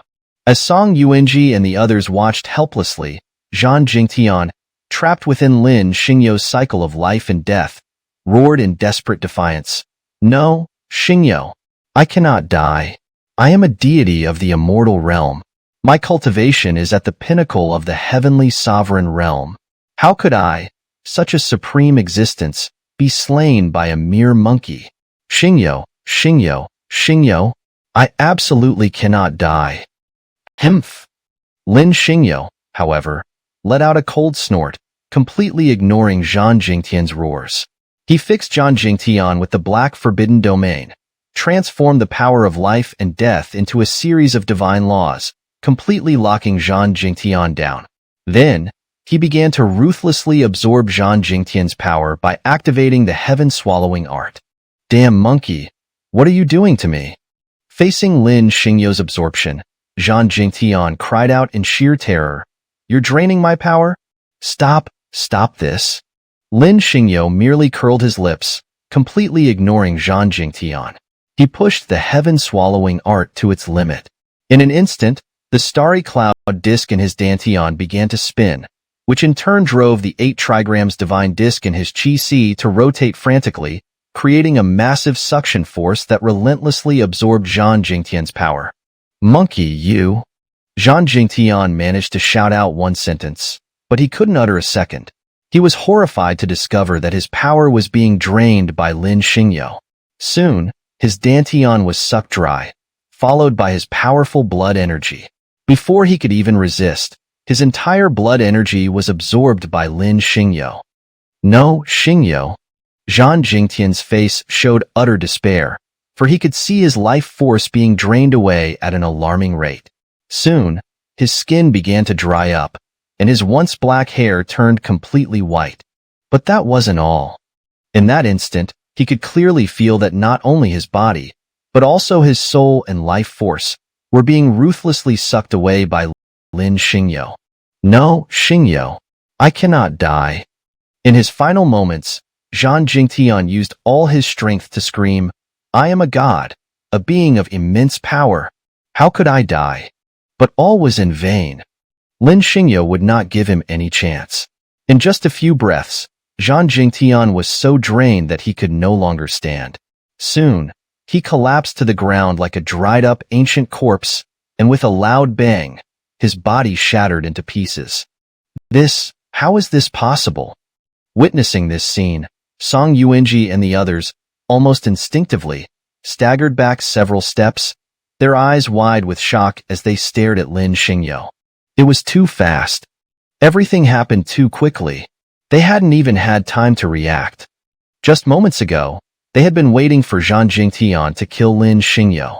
But now, the once mighty Zhang Jingtian, a war god of the Death God Hall, had been killed so swiftly that they hadn't even had time to react. Unable to hold back, Song Yuanji spat out a mouthful of blood in front of the mirror, nearly fainting on the spot. Fortunately, a nearby divine servant reacted quickly and immediately supported him. But the hatred in Song Yuanji's heart burned fiercely. His eyes locked onto Lin Xingyo. He was so enraged that he almost wished to devour him. After all, Zhang Jingtian had been personally cultivated by him. Now, having finally reached the peak of the heavenly sovereign realm, all that was needed was to kill Lin Xingyo to become one of the 18 Hall Masters of the Death God Hall. But now, he had been killed by this monkey, Lin Xingyo. Witnessing this scene, Song Yuanji was utterly enraged, his killing intent towards Lin Xingyo reaching its zenith. Chapter 487. The 100 Domains of Demons. You impudent monkey, you've overstepped your bounds. Song Yuanji, having snapped out of his grief, raised his hand and struck directly at the rift torn open by the heavenly ladder, exclaiming, Die for me. Song Yuanji. Before Song Yuanji could even finish his move, a furious roar echoed through the air. Turning his head, he saw a dazzling blade light spanning millions of miles, shattering his colossal hand aimed at Lin Xingyo in an instant. What do you think you're doing? This monkey is under my protection. You won't lay a finger on him. Dugu Baitian, you dare interfere? Taken aback by the blow, Song Yuanji glared at Dugu Baitian from afar. Do you intend to declare war on the heavenly court? Song Yuanji, can you represent the heavenly court? Hearing this, Dugu Baitian sneered disdainfully. If you can, then what's to stop the demon palace from waging war against the heavenly court? You.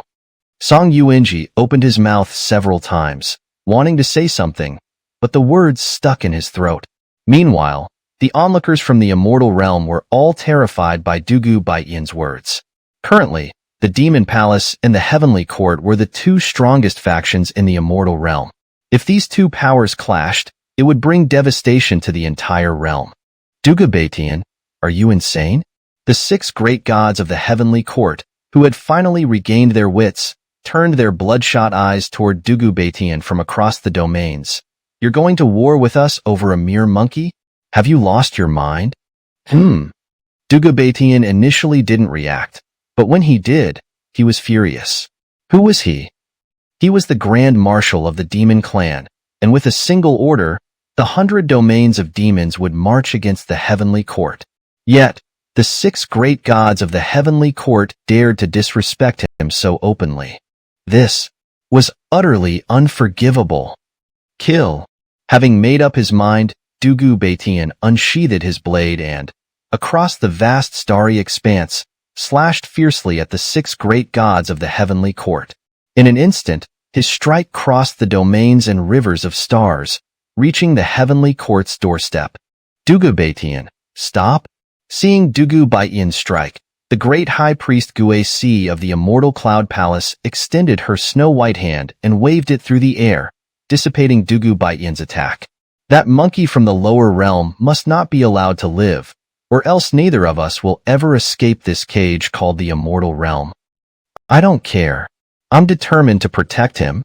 Dugu Baitian, looking down at Guai, declared, if you want to fight, feel free to do so within the same realm. But if any old fogies dare to make a move, I, Dugu Baitian, won't stand for it. The watching beings of the immortal realm were struck dumb by this statement, their minds reeling as if struck by a thunderbolt. Anyone with half a brain could now see. Dugu Baitian had made up his mind to protect Lin Xingyo. From now on, except for the heavenly court, no one else would dare to touch him.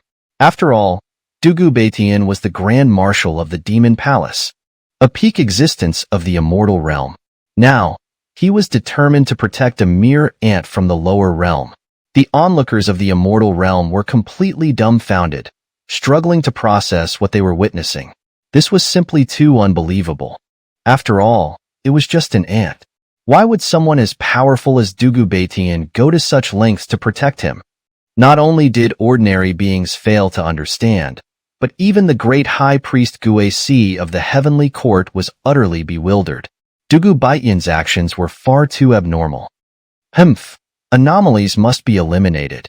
Coming to her senses, the great high priest Guai scoffed. No matter who tries to stop me, I will kill. Chapter 488. Cultivation. Is it over? In the immortal realm, Lin Xingyo raised his head slightly, his eyes revealing a look of astonishment.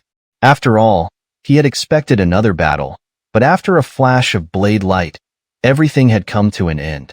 Even the descending heavenly ladder had shattered. Lin Xingyo, who had witnessed this scene with his own eyes, took a long time to regain his composure.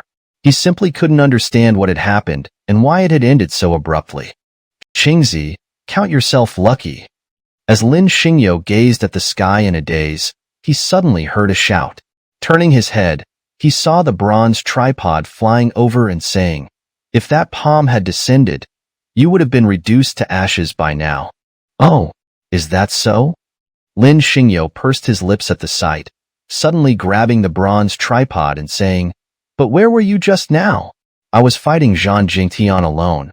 Why didn't you come to help? Dingyi, I had a stomachache just now. The bronze tripod was stunned for a moment, then quickly reacted, immediately showing a fawning smile and saying, I found a place to relieve myself, and by the time I was done, your fight with Zhang Jingtian was already over. Get out of here. Lin Xingyo was so angry that he threw the bronze tripod away and kicked it several times, saying, "You can even relieve yourself? What do you think you are? Can't even come up with a decent excuse. You're really making me furious. Qingzi, you scoundrel." After being kicked a few times, the bronze tripod immediately protested loudly. "Don't you remember who saved you in the primordial sacred land? You bastard. You're treating Dingy like this again. I'm going to fight you." "Shut up, shut up." Lin Xingyo kicked the bronze tripod a few more times and said, "One thing at a time, and besides, I didn't treat you badly in the primordial sacred land, did I? Look at you now. If it weren't for me, would you be in such good shape?" The bronze tripod, seeing this, was unrelenting in its complaints. "Look at what you've done to me now. I was the sacred four-legged tripod used in sacrificial ceremonies, and wherever I went, I was revered. Now you've turned me into a three-legged one. How am I supposed to show my face in public?" All right. Lin Xingyo smiled, revealing a mouthful of white teeth, then sat cross-legged, patted the bronze tripod, and laughed. "Guard me. When I get a divine artifact in the future, I'll refine you again. Then you'll definitely have four legs again." Humph. The bronze tripod became even more unhappy upon hearing this, as Lin Xingyo's celestial furnace was no place for it. Collecting spirit soil and imperial weapons was much more comfortable.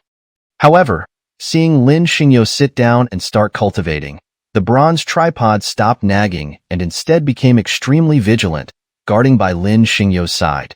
After all, Lin Xingyo had just gone through a fierce battle. The bronze tripod was also afraid that someone from the immortal domain might make a move. So, it remained extremely vigilant, closely watching every move outside. Of course, the bronze tripod also understood that Lin Xingyo had absorbed Zhang Jingtian's power and now needed to circulate his cultivation to properly integrate it. Otherwise, it could lead to big trouble in the future. After all, this power was extremely strong. So, Lin Xingyo had to completely refine it. Time slowly passed. The sky soon darkened, and the entire world seemed to fall silent. Lin Xingyo, who was sitting on the ground cultivating, suddenly opened his eyes, exhaled a breath of primordial energy, and as he stood up, the Tao patterns around him gradually subsided. In an instant, he appeared even more ordinary than an average person, with no trace of the murderous aura he had just displayed. "Bronze tripod, let's go." After a while, Lin Xingyo suddenly looked towards the now shattered oasis and said, "Let's see if those people are still alive. After all, we still need them to lead us to the Heavenly Emperor's ancient city." Chapter 489. Ungrateful. The next morning, the sky gradually brightened.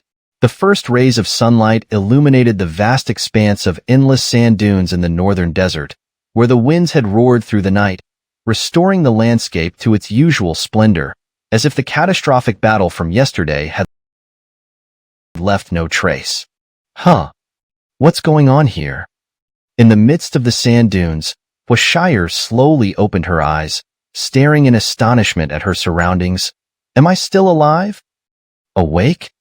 Seeing Huashire stir, Lin Xingyo immediately stirred the snake soup in the pot with a large iron ladle, his eyes fixed on her. "Come, have some snake soup." Who are you?" Huashire's expression froze, momentarily not reacting.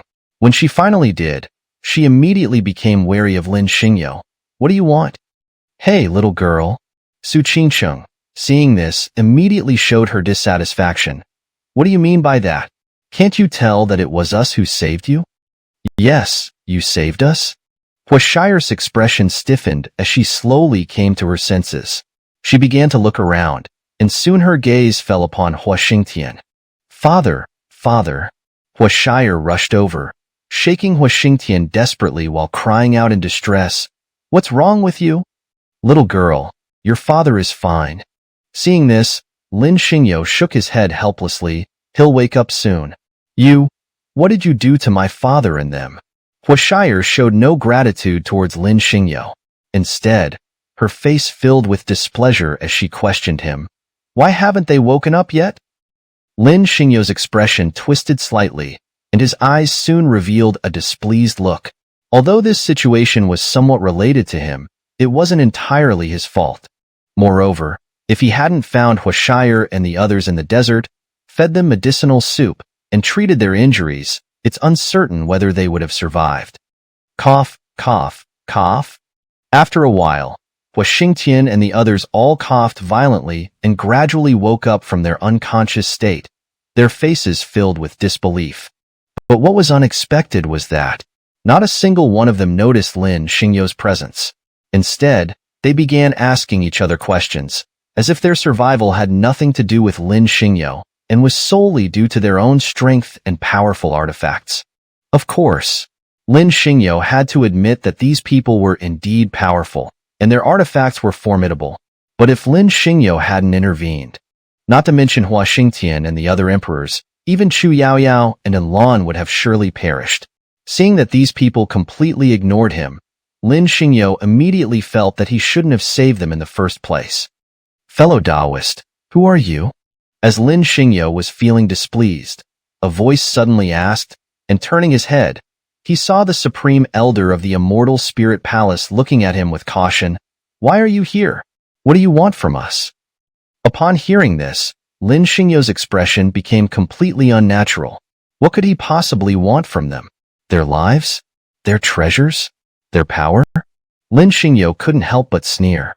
He really didn't have any interest in them, as they were merely a group of immortal emperors, far inferior in strength to him.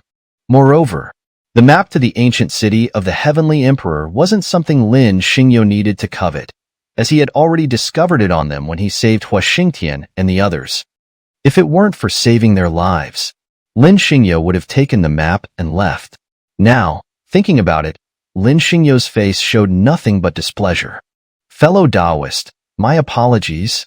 Coming to his senses, Huang Loxi immediately bowed to Lin Xingyo with respect. We've been rude to you. Lin Xingyo pursed his lips without responding, but Cheetah and the others still looked disdainful, especially the Supreme Elders of the Immortal Spirit Palace and Demon God Temple, their eyes filled with nothing but caution towards Lin Xingyo, as if he were their greatest enemy. Seeing this, Lin Xingyo was truly infuriated. He deeply regretted saving these people. If he had known they would behave this way, he shouldn't have wasted those medicinal pills to revive them. It would have been better to let them perish here on their own.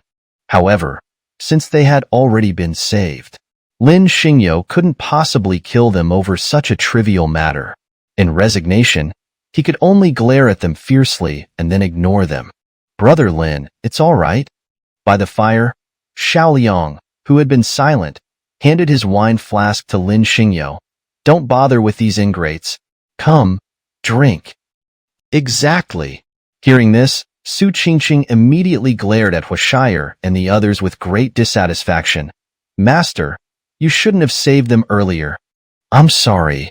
After a while, Huashire finally realized her lapse in judgment and immediately lowered her head, looking at Lin Xingyo.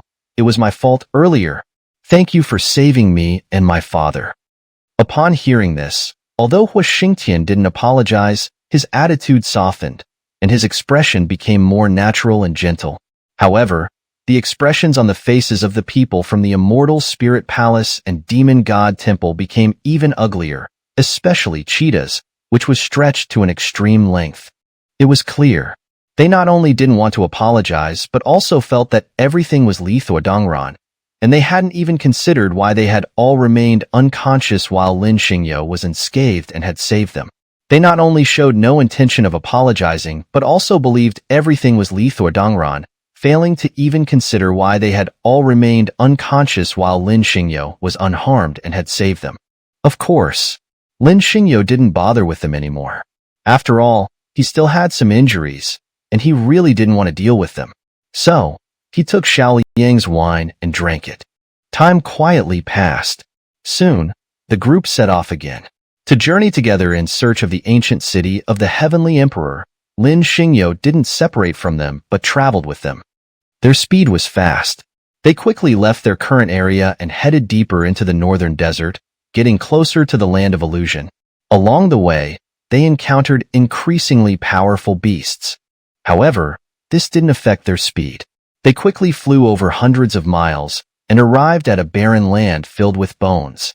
At this point, the situation became increasingly dangerous, as powerful beasts frequently burst out from the desert to attack them. Even with their strength, these beasts wouldn't let them go. Tap, tap, tap. In the desert, Lin Xingyo and the others gradually slowed down, as everyone could feel the strong field in this area.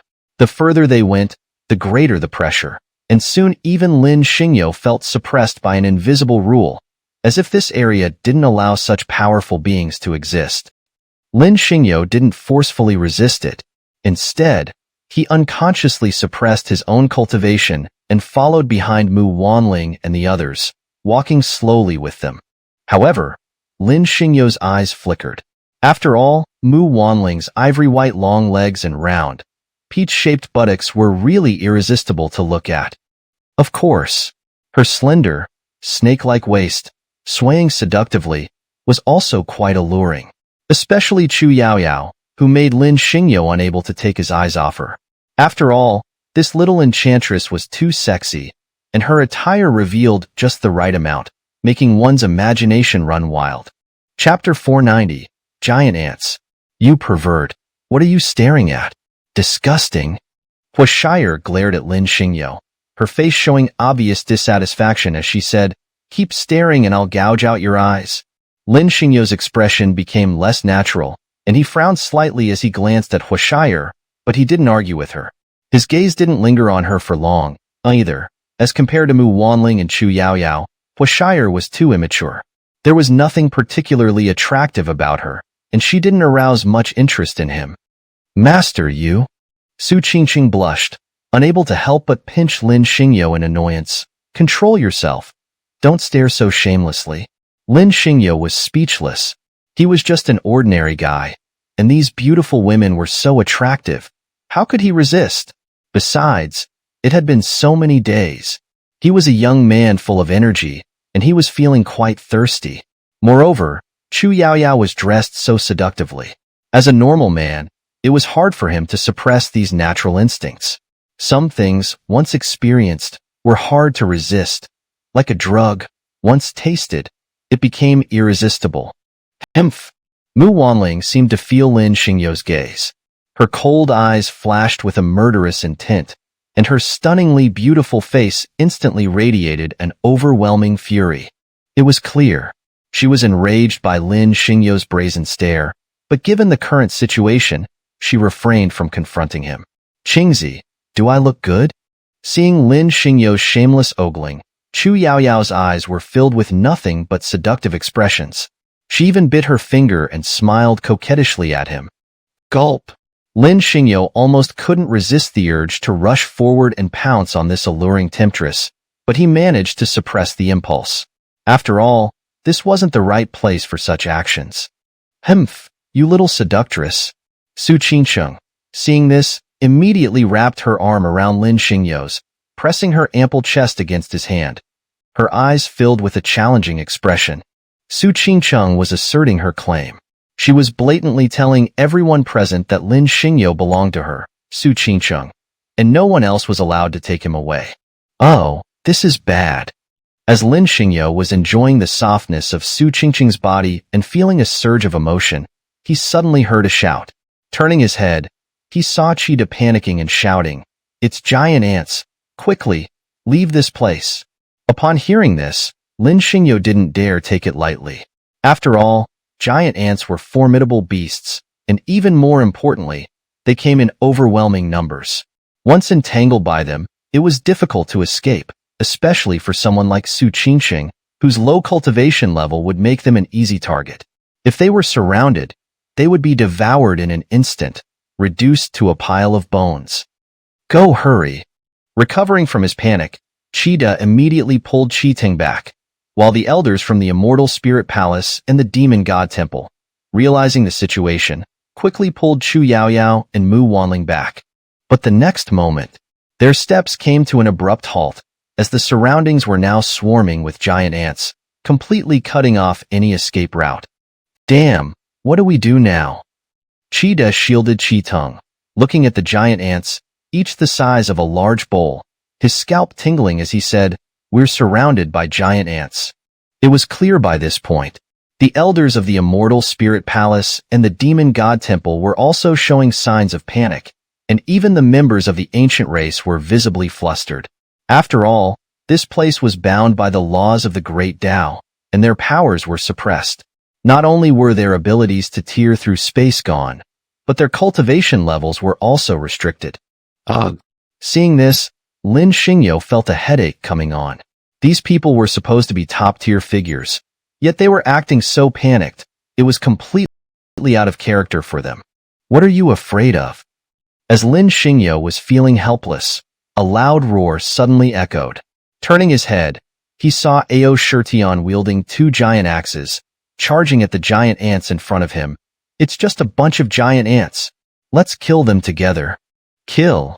Anlin and the others also snapped out of their daze, following Ao Shirtian's lead and attacking the giant ants.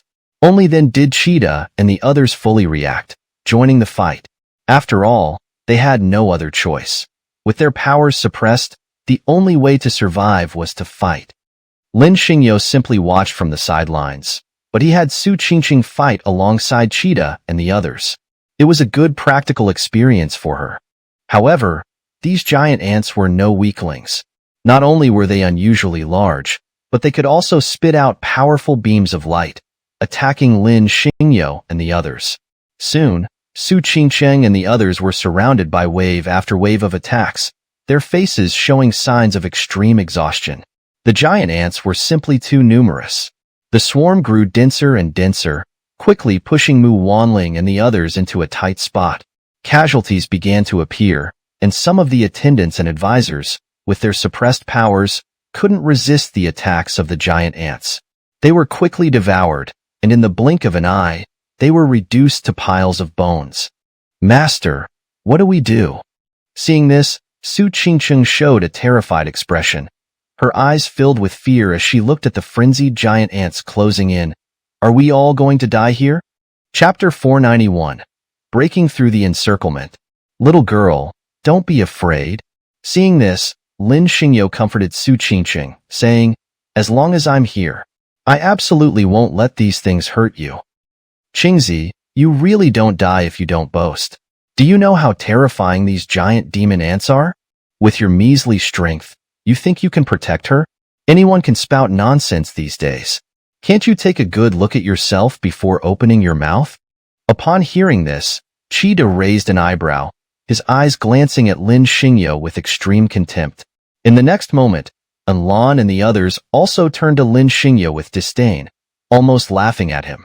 Because throughout this journey, they hadn't seen anything extraordinary about Lin Xingyo.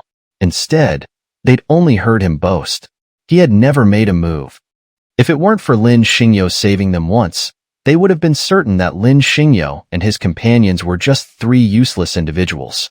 After all, they had never seen Lin Xingyo and his group display any remarkable abilities. Of course, mainly, Lin Xingyo and his companions looked too ordinary.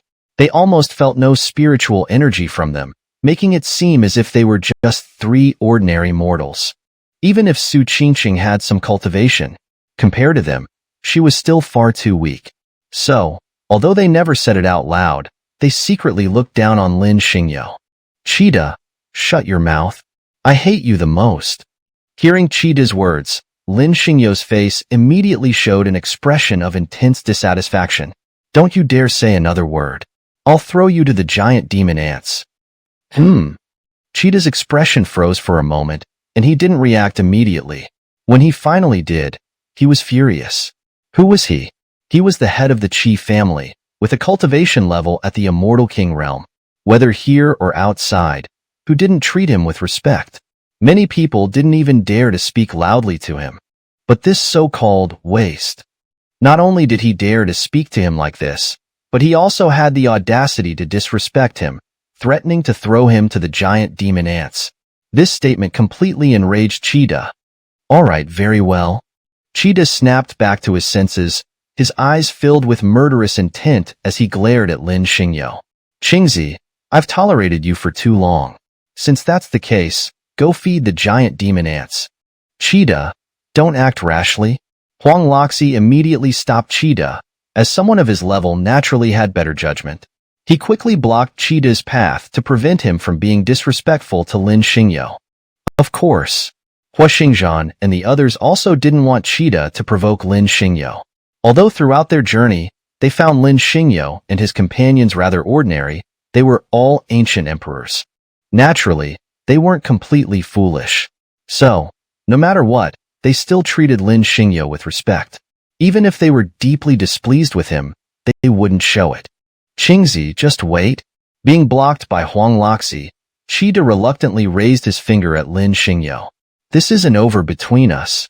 Lin Xingyo simply shrugged and ignored Cheetah, instead turning his gaze to the giant demon ants surrounding them.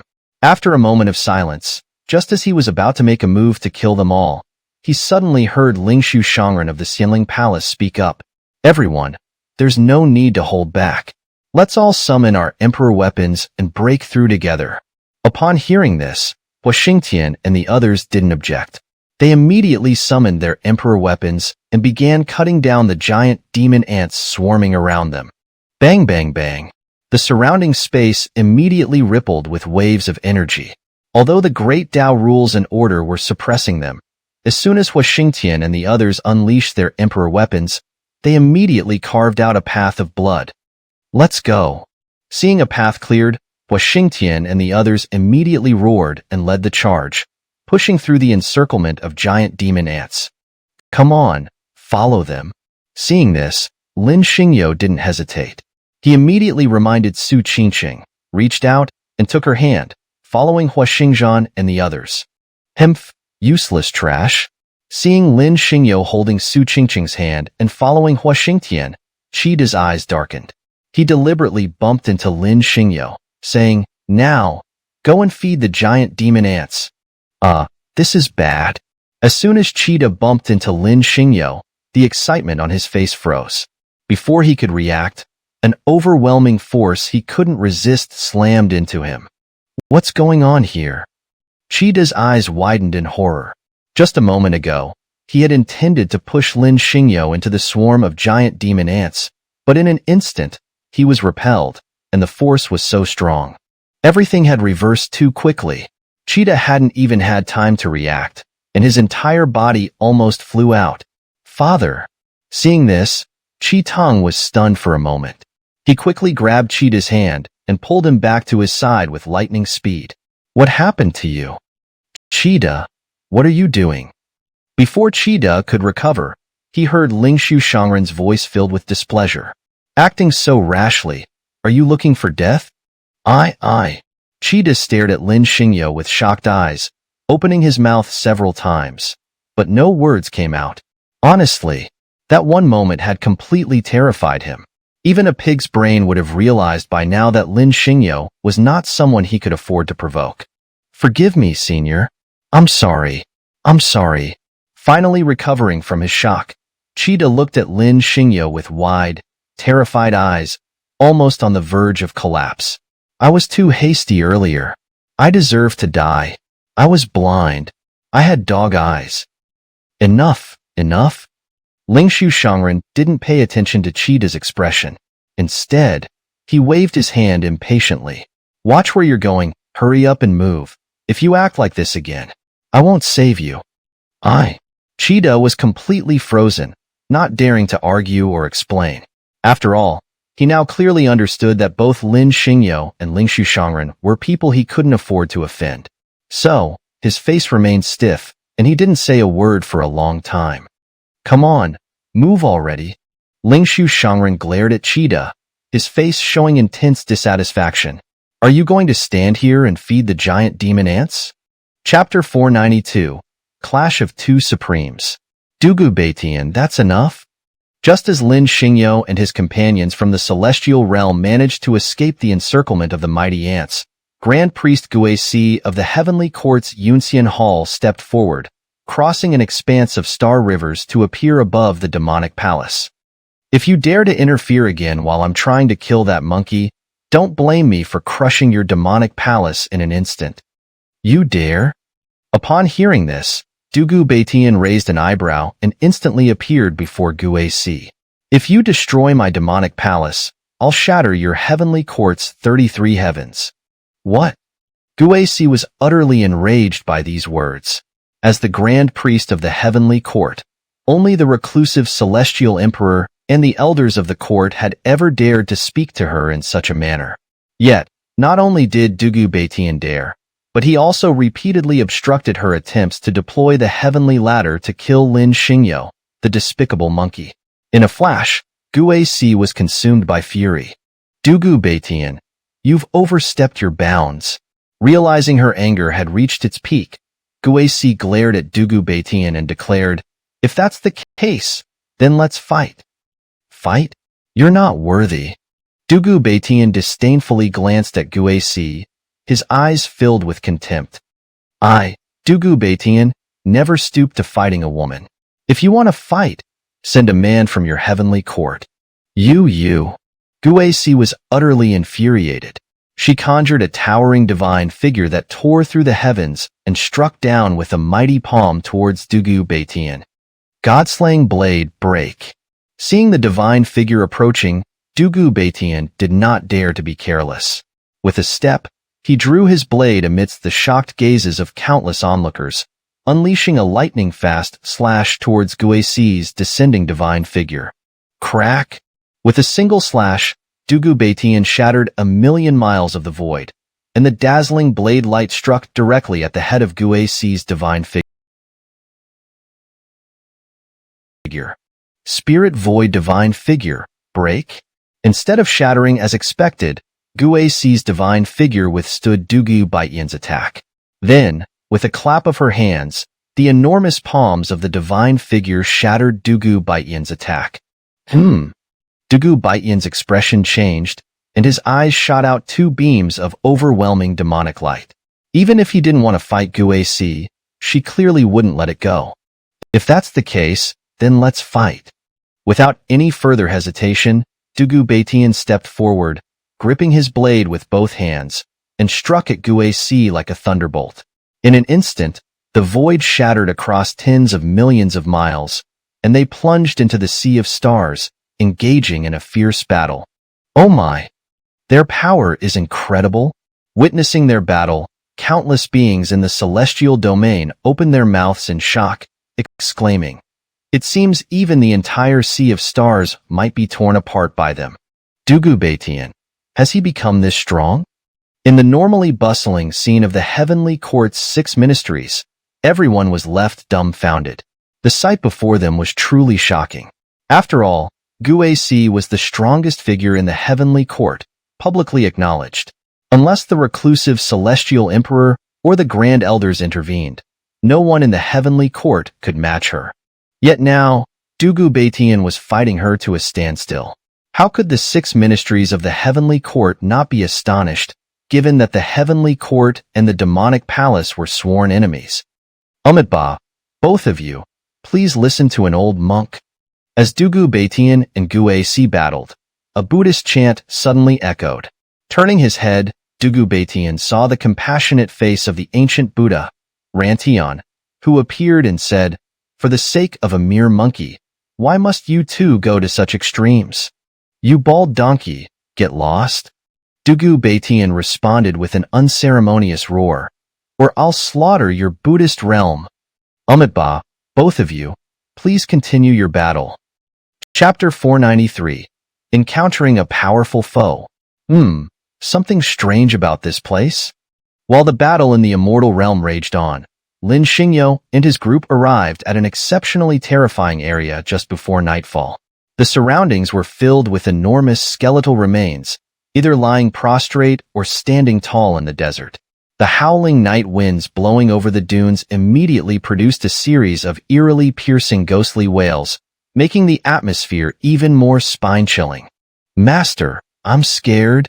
Su Qingqing timidly grabbed Lin Xingyo's arm, her face showing an expression of extreme fear. Her eyes, filled with trepidation, looked at Lin Xingyo as she said, "Can you carry me? My legs are trembling so much that I can't walk." "Little girl, don't be afraid." Lin Xingyo patted Su Qingqing's shoulder and said, "Everything is under control with your master here. If any evil spirits dare to show up, I'll cut them down in a flash. But I'm still scared. Su Qingcheng, disregarding Lin Xingyo's reassurances, became even more tense and fearful. All right then. Seeing Su Qingcheng's frightened expression, Lin Xingyo couldn't help but pat her head and crouched down, saying, "Come, I'll carry you." Seeing Lin Xingyo crouch down, Su Qingcheng bit her lip and, with an expression of extreme fear, climbed onto his back. She then tightly wrapped her arms around his neck and, slightly parting her red lips, breathed heavily against his ear. Gulp! Lin Xingyo, smelling the faint fragrance from Su Qingcheng's body, felt a surge of emotion as he held her round, plump buttocks. The sensation was incredibly soft. Thud! Before Lin Xingyo could fully enjoy the moment, a loud bang suddenly echoed. Focusing his gaze, he saw a rat the size of a hunting dog abruptly emerge from the sand dune, eyeing the group of living beings with curiosity before quickly disappearing back into the sand. Mouse. Upon seeing such a large rat, Su Qingcheng tightly clutched Lin Xingyo's neck in fear, her mouth opening several times but unable to utter a sound. When she finally managed to speak, her face had turned ashen with fright. "Little girl, could you not choke my neck like that? I can't breathe." Lin Xingyo took a few deep breaths and adjusted Su Qingcheng's position, saying, "It's just a big rat. Your master can kill it with a single sword strike. There's no need to panic like this." "Humph, you're just taking advantage of me." Realizing Lin Xingyo's actions, Su Qingcheng quickly came to her senses, her face flushing red as she whispered softly against his ear, "You're always trying to get close to me." He. Before Su Qingcheng's words had even faded, a series of eerie laughs suddenly filled the air. Turning her head, she saw a black-furred, decaying corpse leap out of the desert. Its mouth revealed sharp, ghastly fangs, its shriveled face spewing thick black mist as it said, "Humans, offer your essence. I can grant you eternal life." Thud. Before the corpse's voice could fade, the sword in Lingshu Shangren's hand shot out lightning fast. In the next instant, to everyone's astonishment, the previously laughing, black mist spewing corpse lay on the ground like a piece of rotten wood, its head flying far away. "Humph, a mere saint sacrifice level corpse dares to act arrogantly in front of me." With a single strike, Lingshu Shangren looked disdainfully at the corpse's severed head, saying, "Even a divine beast at the immortal king level wouldn't dare to be so brazen in front of me." The surrounding crowd, having regained their senses, didn't find this boastful remark out of place. Instead, they enthusiastically praised Lingshu Shangren, elevating his status even higher. Of course, Lingshu Shangren's face showed an exceptionally proud expression. After all, he was a Grand Elder of the Immortal Spirit Palace, with a cultivation level at the peak of the Immortal Emperor realm. So, facing the crowd's adulation, he felt no discomfort and instead exuded an air of supremacy. "Everyone, there's no need for this."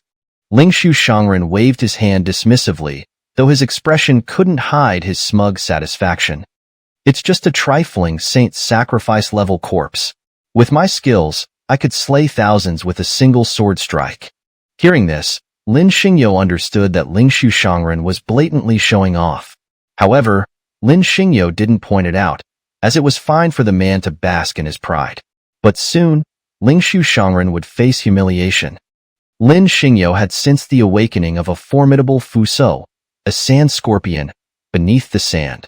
Its strength was likely at the heaven-reaching realm. Roar! Before Lingshu Shangren's arrogant expression could fade, a furious roar suddenly echoed. In the next instant, before he could react, a Tao-infused order chain shot out from the ground, swiftly binding his neck and dragging him down. Thud! Before Lingshu Shangren could even cry out, his face slammed into the ground, resulting in an extremely embarrassing faceplant. Instantly, the previously noisy scene fell into stunned silence, with everyone gaping in shock. It was too sudden. Everything happened too quickly. Almost no one had time to react, and the Grand Elder of the Immortal Spirit Palace, Lingshu Shangren, had been brought down in such a humiliating manner. At this moment, The previously cheerful expressions on everyone's faces were replaced with disbelief. After all, Ling Shangren was a Grand Elder at the peak of the immortal Emperor realm. But now, he had been ambushed. For a moment, not only the juniors like Lan, but even Hua Xingtian and the others were completely dumbfounded. Quick, save the Grand Elder. Mu Wanling, having recovered from her shock, immediately struck at the order chain binding Ling Shangren. The others, also reacting, quickly joined in. But the next moment, before Mu Wanling and the others could react, countless order chains, like lightning, shot out from the sand dunes. Mu Wanling, be careful. Lin Xingyo, momentarily stunned, quickly stepped forward. In a flash, he appeared in front of Mu Wanling. Raising his fist, he swiftly struck at the incoming order chain. Thud! Lin Xingyo's fist collided with the order chain, and a dazzling wave of light exploded at the point of impact. You! Mu Wanling stared in shock at Lin Xingyo, her mouth opening several times, but unable to form a word. In that instant, she knew she couldn't have dodged. She had thought she was doomed. Unexpectedly, the Lin Xingyo she had always looked down upon suddenly appeared before her, delivering a punch that shattered the order chain, something even the Grand Elder couldn't resist.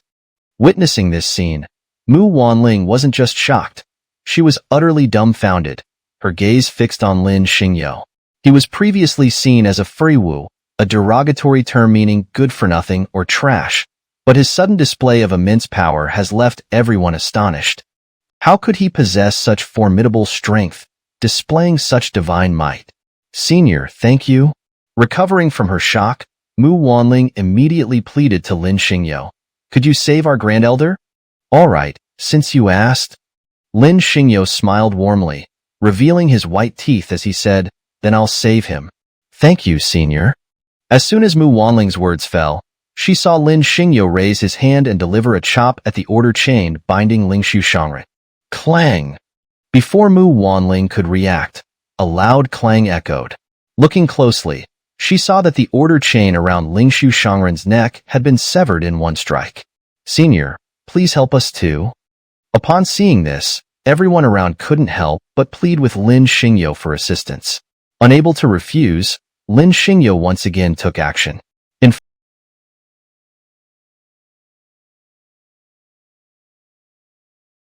front of countless astonished gazes, he extended his hand, and instantly, a multitude of divine weapons shot out from his personal small world.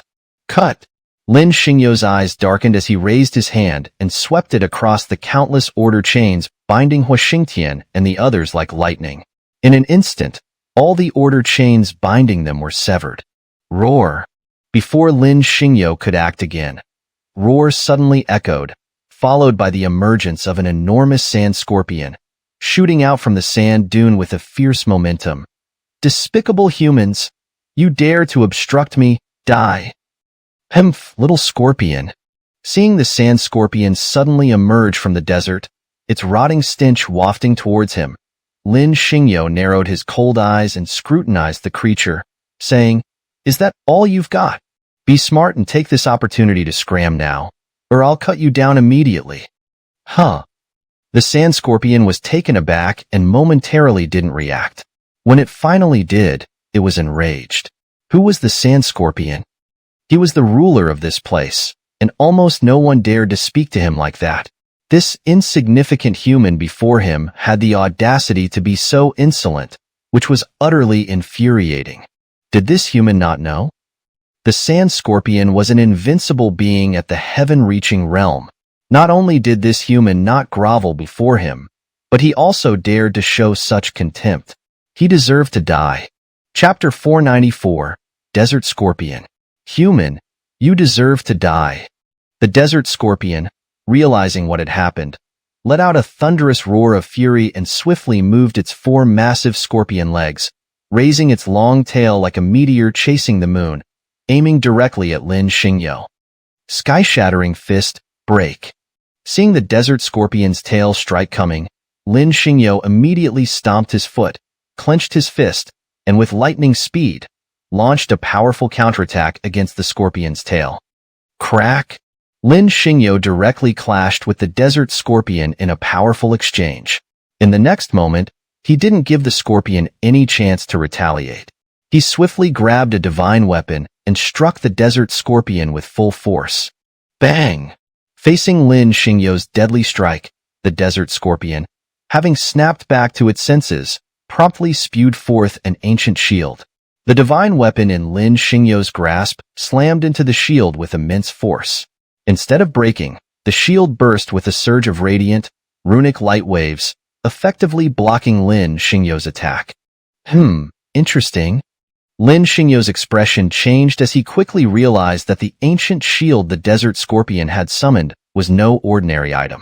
It was likely a very powerful divine artifact. Ancient shield wall formation, kill.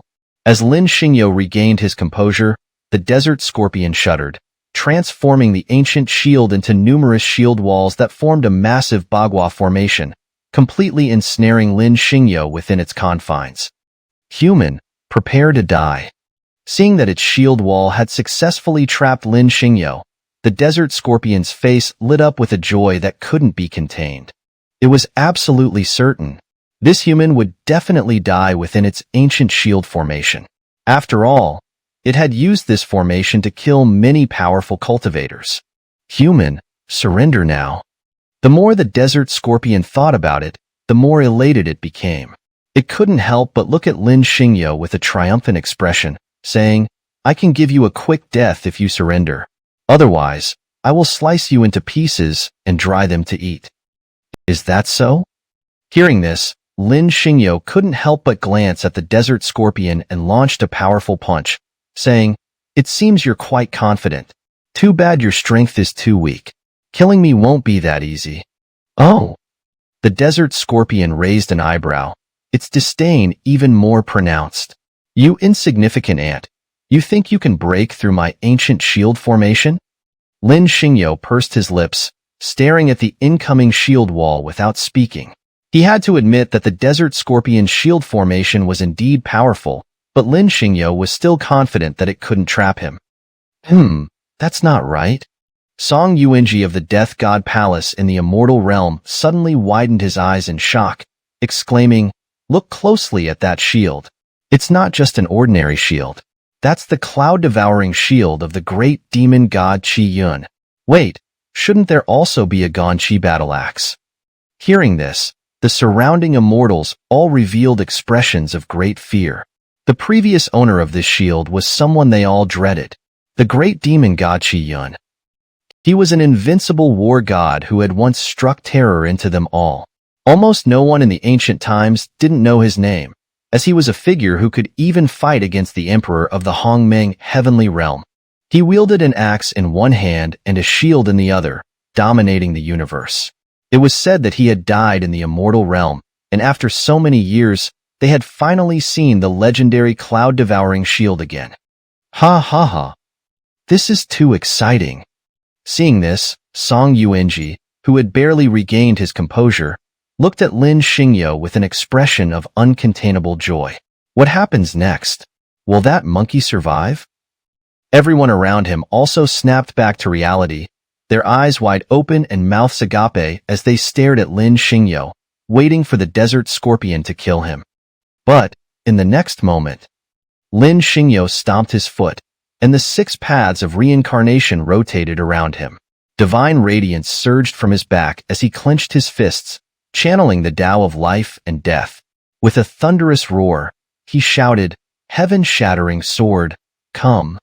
As his roar echoed, Lin Xingyo reached out and grasped the heaven-shattering sword that shot out from his small world. Then, facing the shield walls attacking from all sides, he unleashed a powerful slash. In an instant, a sword light that could split the heavens shot out like lightning, slashing toward the desert scorpion's shield wall. Devouring God Spear, break. After the sword strike, Lin Xingyo immediately summoned the Devouring God Spear and shot it toward the desert scorpion, determined to kill it in one strike. Roar. Facing Lin Xingyo's overwhelming attack, the desert scorpion panicked. But in the crucial moment, it regained its senses and summoned a damaged battle axe, clashing it against the incoming Devouring God Spear. Bang!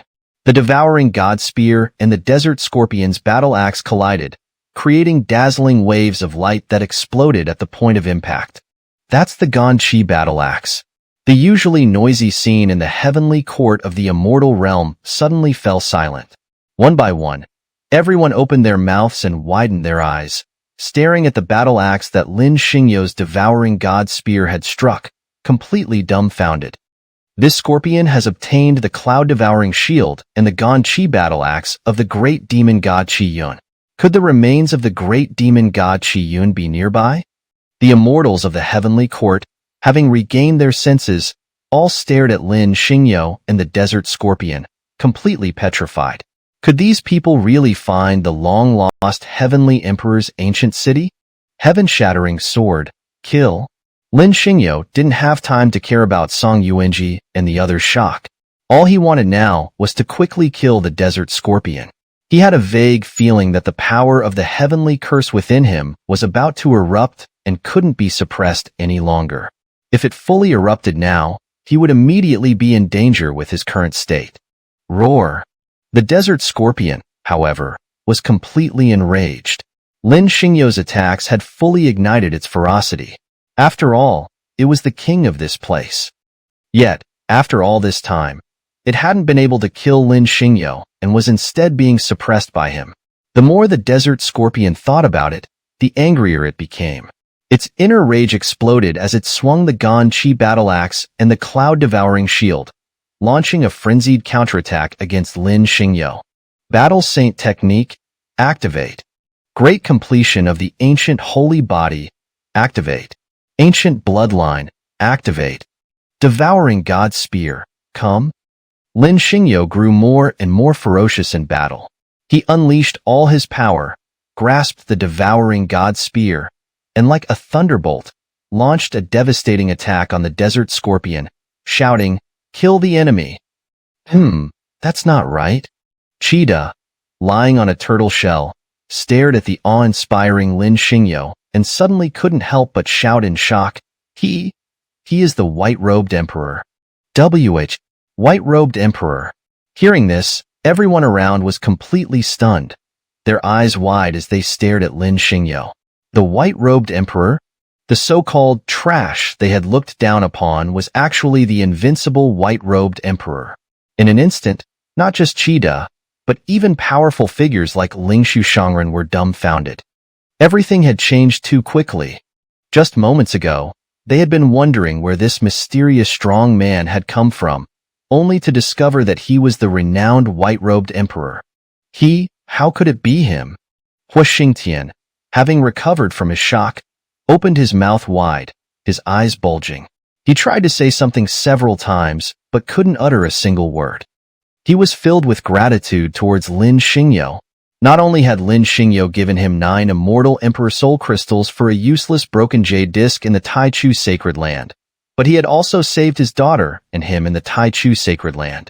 Hua Xingzhan felt a special sense of gratitude towards Lin Xingyo, of course. Back at the Taichu Sacred Land, it wasn't just Hua Xingtian that Lin Xingyo saved. Nearly everyone present owed their lives to him. However, now, as Lin Xingyo battled the desert scorpion before their eyes, not everyone wished for his victory. On the contrary, many couldn't help but clench their palms, secretly hoping for Lin Xingyo's defeat. Preferably, he would be killed by the desert scorpion. This sentiment wasn't limited to the ancient clans. Even the elders of the Immortal Spirit Palace and the Demon God Temple harbored such expectations. At this moment, they wished for nothing more than Lin Xingyo and the desert scorpion to annihilate each other. After all, Lin Xingyo's influence had grown far too great, and in their eyes, he posed a significant threat to their various forbidden lands and sacred domains. If he were to be killed, they would finally feel at ease, for Lin Xingyo's strength was far too formidable, a situation that was anything but favorable for them. Chapter 495, Ambushed. Zhutian sword come. Lin Xingyo, however, paid no attention to them. Instead, he gripped both his spear and sword, charging like a thunderbolt towards the desert scorpion. Clang! With a single strike, Lin Xingyo knocked away an ancient shield. Before the desert scorpion could react, He tightly gripped his Shinchi spear and unleashed a lightning-fast, devastating blow towards it. Battle Axe Ganchi, kill the enemy. Facing Lin Xingyo's onslaught, the Desert Scorpion was not about to back down. It activated its Battle Axe Ganchi, slashing fiercely at Lin Xingyo's spear. Clang! The Shinchi spear clashed violently with the Battle Axe Ganchi. In the next instant, Lin Xingyo stomped the ground, raised his fist, and launched a meteor-like punch towards the Desert Scorpion, shouting, "Six Paths Reincarnation Fist, annihilate. Human, you deserve to die." Seeing Lin Xingyo's fist coming at it, the Desert Scorpion immediately raised its massive tail and struck back with lightning speed. Snap! Lin Xingyo's Six Paths Reincarnation Fist collided with the Desert Scorpion's tail, creating a blinding explosion of light and energy. Little Scorpion, enough playing around? After delivering his blow, Lin Xingyo mustered all his strength, shattering the local laws and order, and unleashed the formidable power of a heavenly sovereign, declaring, "Now, let's see my true strength. Jutian sword, come." As his words faded, Lin Xingyo transformed into an invincible war god, charging towards the Desert Scorpion and roaring, "Shinchi spear, kill." Oh, this is bad. Faced with Lin Xingyo's heavenly sovereign strength, the Desert Scorpion's heart sank.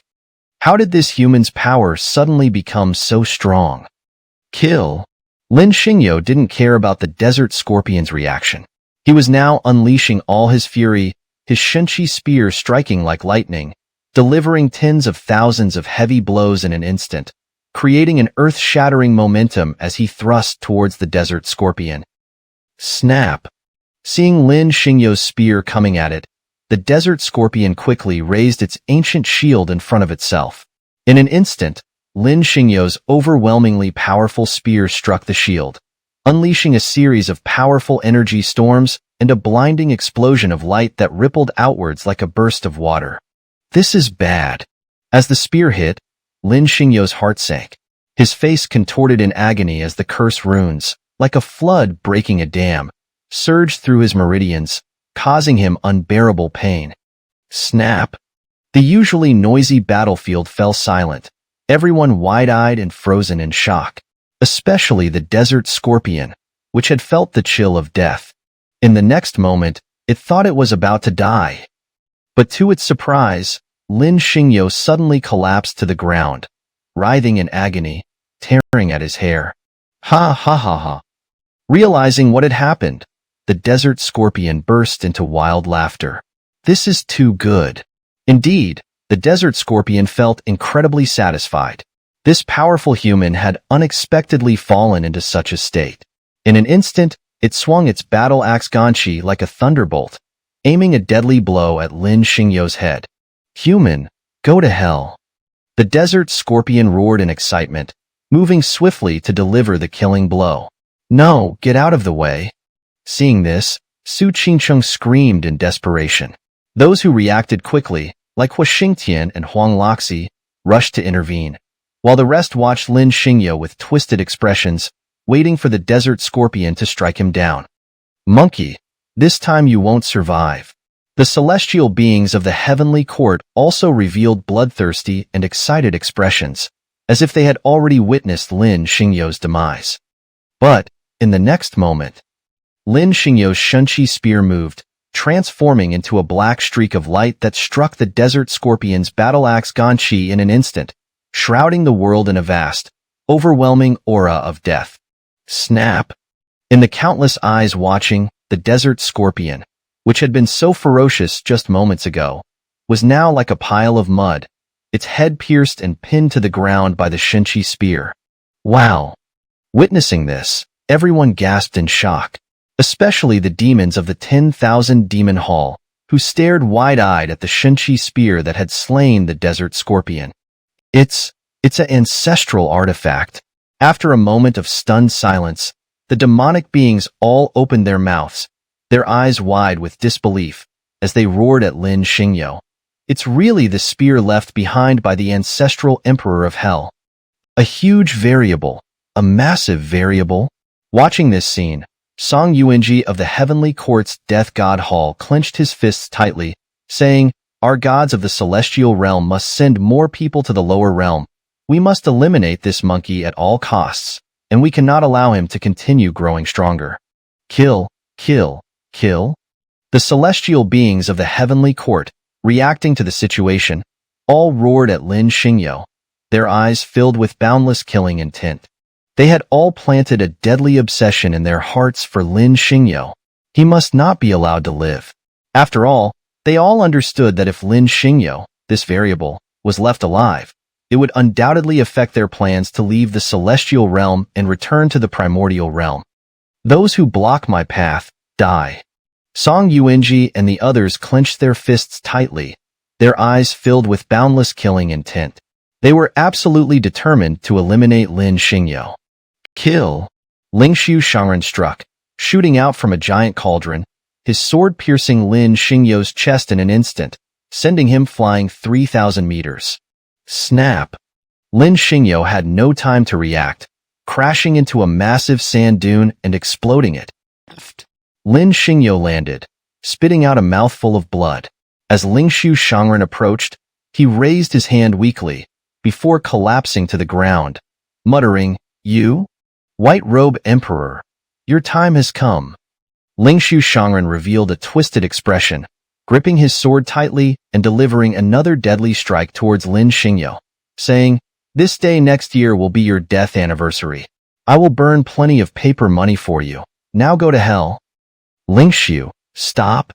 Seeing this, Hua Xingtian and Huang Loxi reacted immediately, shooting towards Lingshu Shangren, shouting, "Don't even think about harming the White Robe Emperor. Get out of the way." Facing Hua Xingtian and Huang Loxi's interference, Lingshu Shangren directly roared, "Do you want to die with him?" After speaking, Lingshu Shangren revealed a contemptuous gaze towards Hua Xingtian and Huang Loxi, as he was absolutely certain they wouldn't dare to attack him. After all, he was a Grand Elder of the Celestial Spirit Palace. His status was extremely noble. Not to mention Hua Xingtian and Huang Loxi, even the demonic being Malingzi of the Demon God Hall wasn't worth his attention, let alone these two insignificant ants. Furthermore, however, in the next moment, Lingshu Shangren's long sword was about to pierce Lin Xingyo when, in the next moment, a green light suddenly appeared in the shocked eyes of countless onlookers, blocking Lingshu Shangren's strike in an instant. Chapter 496. Those who block my path kill. Dingyi. Here. Before Lingshu Shangren could react, a furious roar erupted. He focused his gaze and saw the bronze tripod emitting waves of spiritual energy, exclaiming, "How dare you harm him?" Humph! Seeing the bronze tripod blocking his path, Lingshu Shangren immediately erupted in fury, shouting, "A mere broken tripod dares to stand in my way. Die!" Huh! The bronze tripod shuddered, momentarily caught off guard, but upon realizing the situation, it erupted in fury. This bronze tripod was a sacred artifact used in the heavenly sacrifices of the Hongming realm. Though now it was merely a three-legged circular cauldron, it could not hide its supreme divine might. The lowly human before it dared to belittle it and even call it a broken cauldron? Chapter 496. Those who block my path shall die. Master Ding, here it is. Before Lingshu the Ascendant could even react, a roar of fury erupted. Focusing his gaze, he saw the bronze cauldron emitting waves of Taoist intent. "How dare you harm him?" Humph! Seeing the bronze cauldron block his path, Lingshu the Ascendant immediately grew furious. "A mere broken cauldron like you. How can you stop me? Die!" Huh! The bronze cauldron shuddered momentarily, caught off guard. But once it realized what was happening, it erupted in fury. This bronze cauldron was a sacred artifact used in the heaven blessing rites of the primordial heavenly realm. Though now reduced to a three-legged vessel, its peerless divine might could not be concealed. The lowly human before it dared to belittle it, calling it a broken cauldron. The bronze cauldron was utterly enraged. Moreover, it had witnessed Lin Xingyo save Lingshu the Ascendant earlier, Yet now the latter had wounded Lin Xingyo with a sword strike. With the cauldron's temperament, it was impossible to let Lingshu the Ascendant off. Dong dong dong. The bronze cauldron went berserk, emitting waves of watery sound waves. In the shocked gazes of countless onlookers, it shot forth like a thunderbolt, launching a devastating strike at Lingshu the Ascendant. You insignificant ant, you've angered Master Ding. Die. Hmph. Seeing the cauldron's attack, Lingshu the Ascendant immediately gathered all his strength into his palm.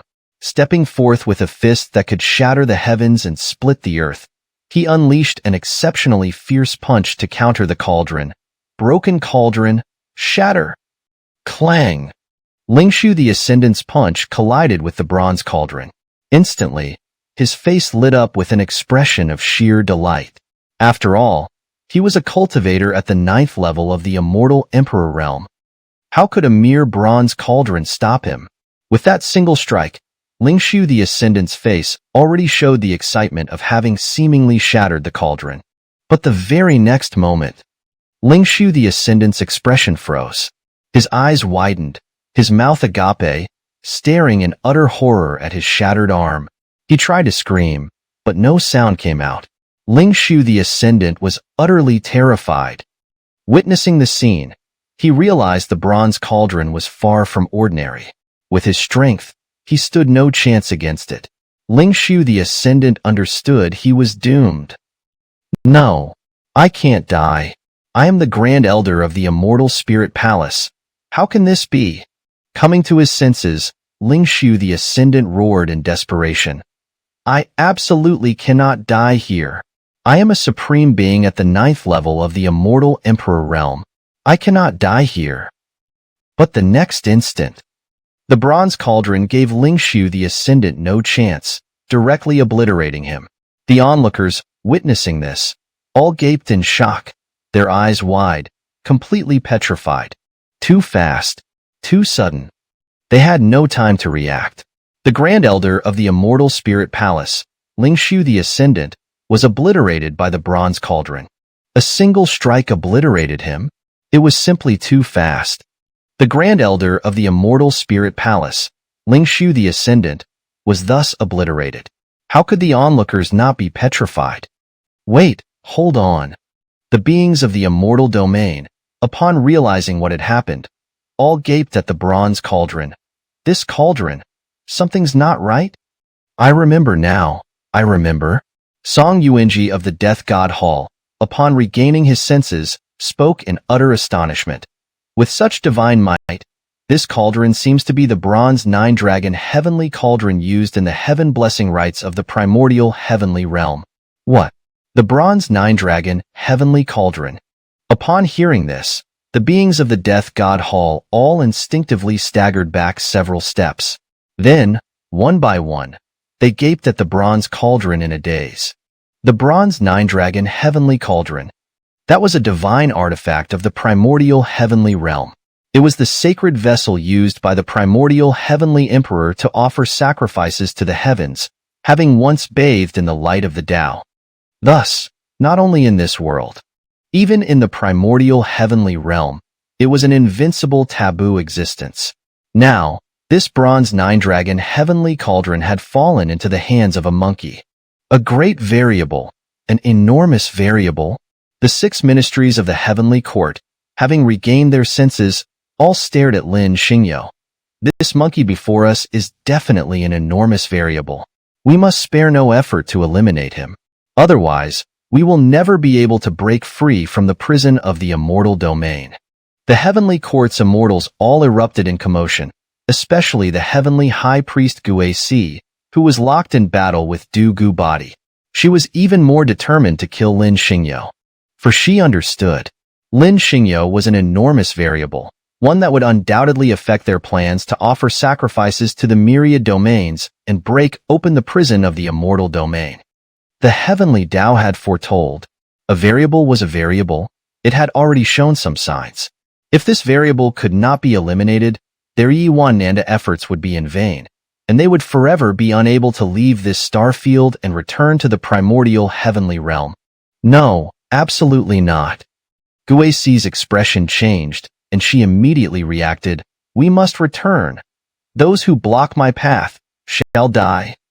Moreover, the bronze tripod had firmly resolved to kill Lingshu Shangren, who had shown himself to be ungrateful. After all, it had just seen Lin Xingyo save him, only for Lingshu Shangren to turn around and injure Lin Xingyo with a sword.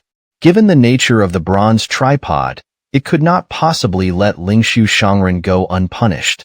Dong dong dong. The bronze tripod erupted in fury, radiating waves of water-like sound waves.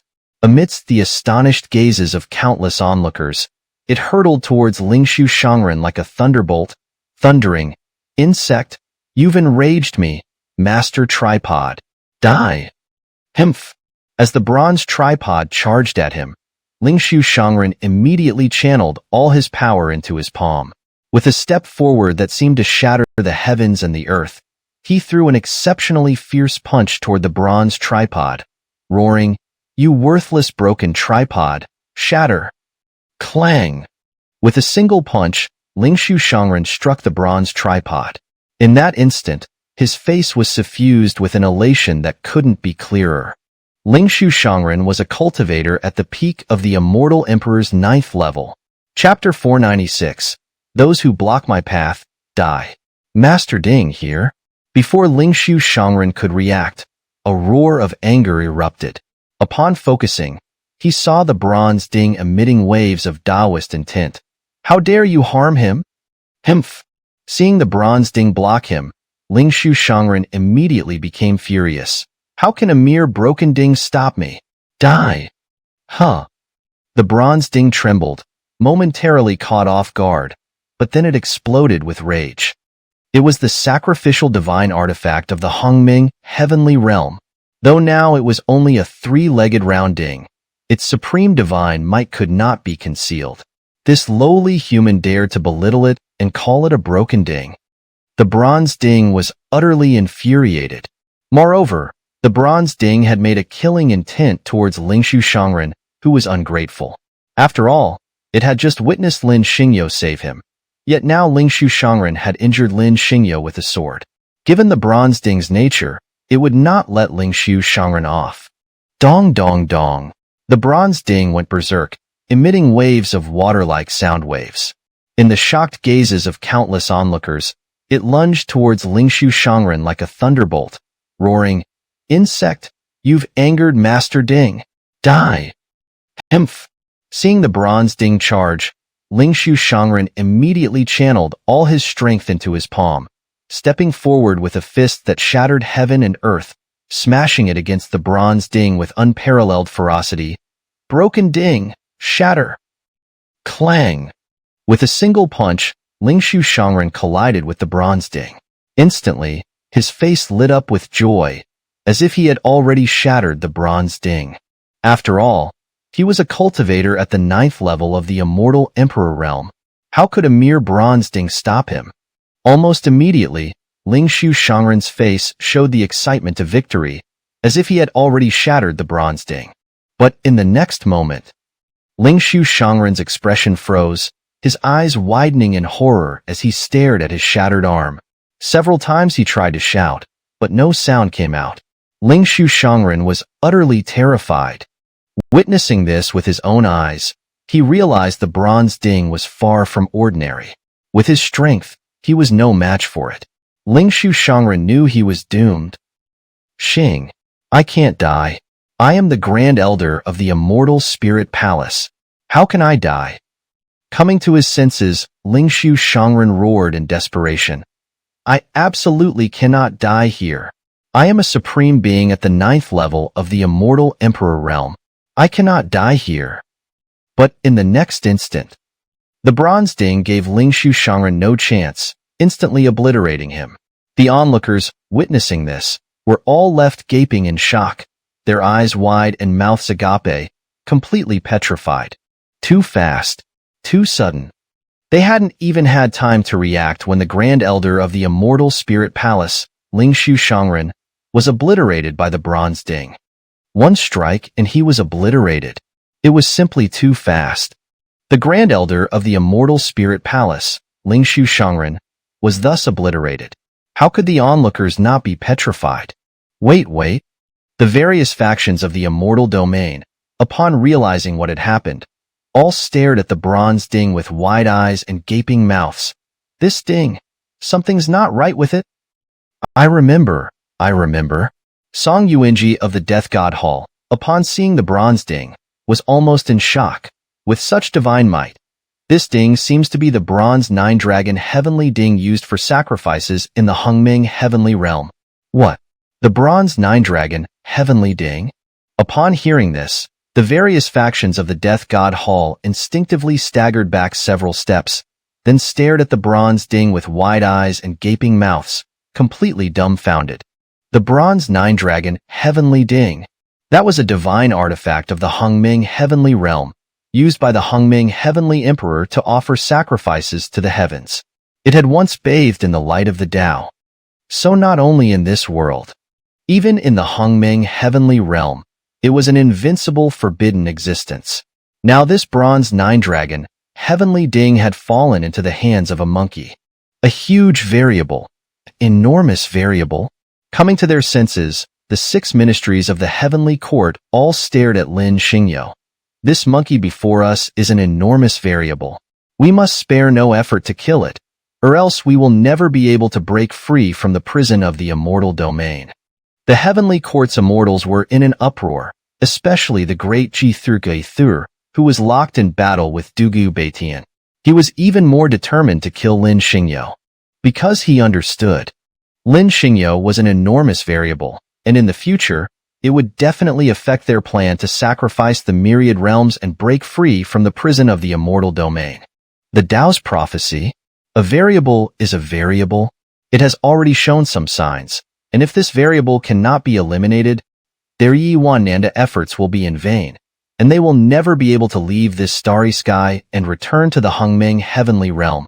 No, absolutely not. With a jolt, Ge-Thur came to his senses. We must return.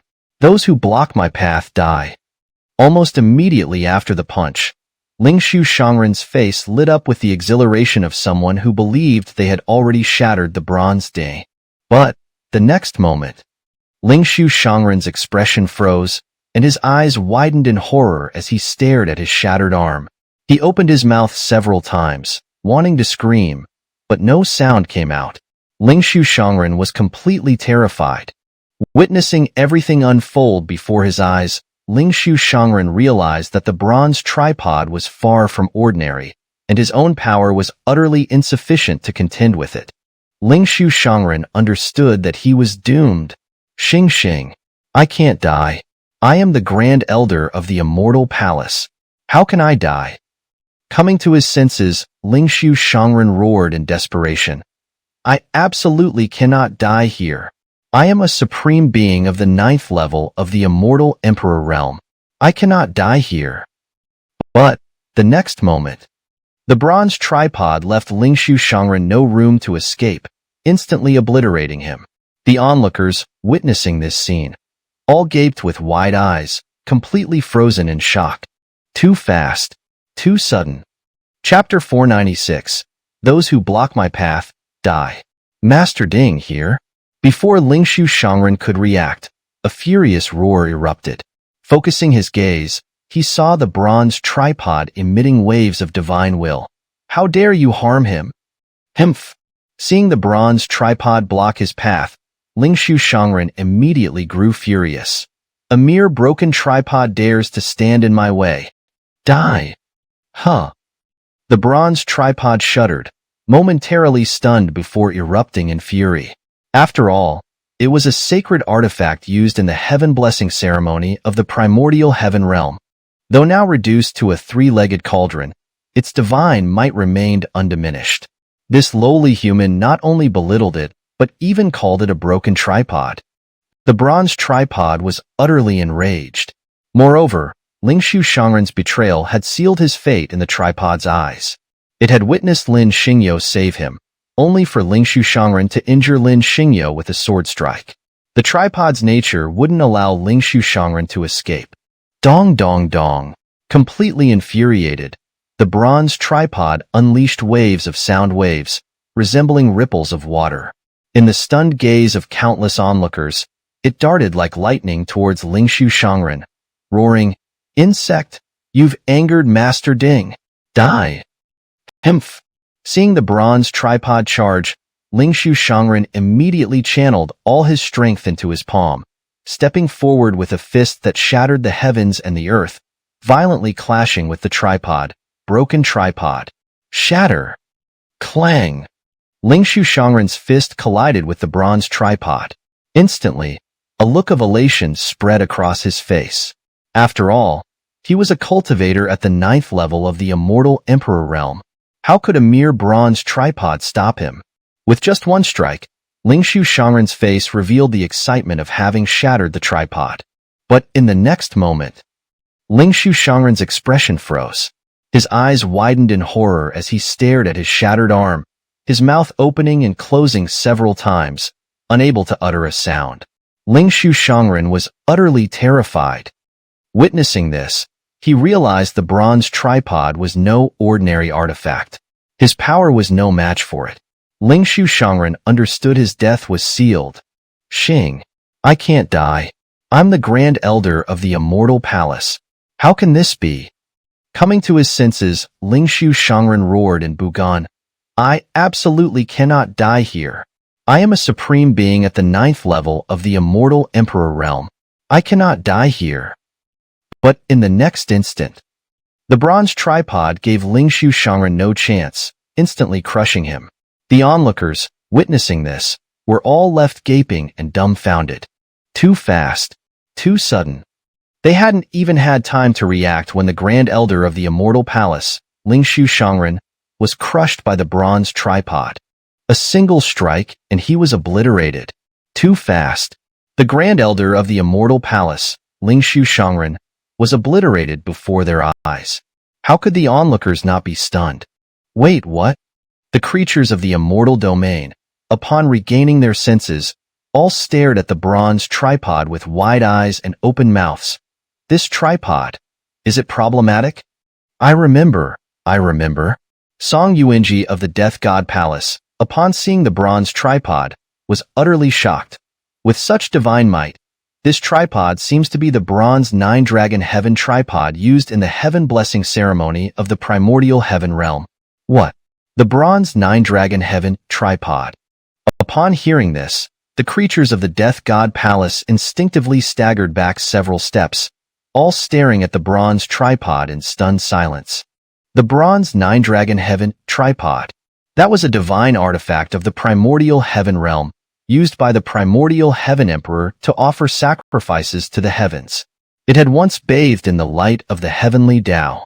So not only in this world, even in the primordial heaven realm, it was an invincible taboo existence. Now, this bronze 9-dragon heaven tripod had fallen into the hands of a monkey. A huge variable, a massive variable. Coming to their senses, the 6 ministries of the heavenly court all stared at Lin Xingyo. This monkey before us is definitely a massive variable. We must bushi yi qia dai jia to eliminate him. Otherwise, we will never be able to break free from the prison of the immortal domain. The heavenly court was in an uproar, especially the Grand High Priest Gui Si, who was locked in battle with Du Gu Batian, firmly resolved to kill Lin Xingyo. Because she understood, Lin Xingyo was definitely a massive variable, one that would surely affect their plan to sacrifice the myriad realms and break the prison of the immortal domain. The heavenly Tao's prophecy. A variable is a variable. It has already shown some signs, and if this variable isn't eliminated, their Yi Wan Nanda efforts will be in vain, and they will never be able to leave this star field and return to the primordial heaven realm. No, absolutely not. Gui Si's expression hardened, immediately reacting, "We must return. Those who block my path die." A single strike, and he was annihilated. It was simply too fast. The Grand Elder of the Immortal Palace, Lingshu Shangren, was thus obliterated. How could the onlookers not be petrified? Wait. The creatures of the immortal domain, upon realizing what had happened, all widened their eyes and opened their mouths, staring at the bronze tripod. There's something wrong with this tripod? I remember. Song Yuanji of the Death God Palace in the Immortal Domain, upon recognizing the bronze tripod, exclaimed in utter shock. This divine artifact must be the nine-dragon heavenly tripod used in the heavenly sacrifices of the Hongming realm. What? The bronze nine-dragon heavenly cauldron. Upon hearing this, the creatures of the Death God Palace instinctively staggered back several steps, then all widened their eyes and opened their mouths, staring at the bronze tripod in a daze. Chapter 496. Those who block my path shall die. Lord Tripod here? Before Lingshu Shangren could react, a roar of anger erupted. Upon focusing, he saw the bronze tripod emitting waves of Taoist intent. How dare you harm him? Humph! Seeing the bronze tripod blocking him, Lingshu Shangren immediately grew furious. How can a mere broken tripod stop me? Death! Huh! The bronze tripod trembled, momentarily stunned, but then it erupted in fury. It was a sacrificial artifact from the Hongming heavenly realm. Though now it was merely a three-legged round tripod, its supreme divine might could not be concealed. This lowly human dared to belittle it and call it a broken tripod? The bronze tripod was utterly enraged. Moreover, it had made a firm decision to kill Lingshu Shangren, who was ungrateful. After all, it had just witnessed Lin Xingyu saving him. Yet Lingshu Shangren had wounded Lin Xingyu with a sword. Given the bronze tripod's nature, it could not let Lingshu Shangren off. Dong dong dong. The bronze tripod went berserk, emitting waves of water-like sound waves. In the shocked gazes of countless onlookers, it surged forward like lightning, fiercely striking Lingshu Shangren. Insect, you've angered Lord Tripod. Die! Humph! Seeing the bronze tripod strike, Lingshu Shangren immediately gathered all his strength in his palm, stepping forward with a fist that shattered heaven and earth, fiercely clashing with the bronze tripod. Broken tripod, shatter! Clang! With a single punch, Lingshu Shangren collided with the bronze tripod. Instantly, his face lit up with an expression of joy. He was a cultivator at the peak of the immortal Emperor Ninth Heaven. How could a mere bronze tripod stop him? Almost immediately, a sense of excitement washed over him, as if he had already shattered the bronze tripod. But, the next moment, Lingshu Shangren's expression froze. His eyes widened, his mouth agape, staring in horror at his shattered arm. He tried to scream several times, but no sound came out. Lingshu Shangren was utterly terrified. Witnessing this with his own eyes, he knew the bronze tripod was extraordinary. His own power was no match for it. Lingshu Shangren realized he was doomed. Xing, I can't die. I am the Grand Elder of the Immortal Spirit Palace. How can I die? Lingshu Shangren snapped back to reality, Buganda roaring. I absolutely cannot die here. I am the supreme ruler of the immortal Emperor Ninth Heaven. I cannot die here. But, the next moment, the bronze tripod gave Lingshu Shangren no chance, directly crushing him. The onlookers, witnessing this, all gaped in shock, their eyes wide, completely petrified. Too fast, too sudden. They had no time to react. The Grand Elder of the Immortal Spirit Palace, Lingshu Shangren, was crushed by the bronze tripod. A single strike obliterated him. It was too fast. The Grand Elder of the Immortal Spirit Palace, Lingshu Shangren, was annihilated. How could the onlookers not be petrified? Wait. The beings of the immortal domain, upon realizing what had happened, all stared at the bronze tripod with wide eyes and gaping mouths. There's something wrong with this tripod? I remember. Song Yuanji of the Death God Palace, upon regaining his senses, spoke in utter shock. With such divine might, this tripod seems to be the bronze nine-dragon heavenly tripod used in the Hongming heavenly realm's sacrificial rites. What? The bronze nine-dragon heavenly tripod? Upon hearing this, the beings of the Death God Palace instinctively staggered back several steps, then stared at the bronze tripod in a daze, their eyes wide and mouths agape.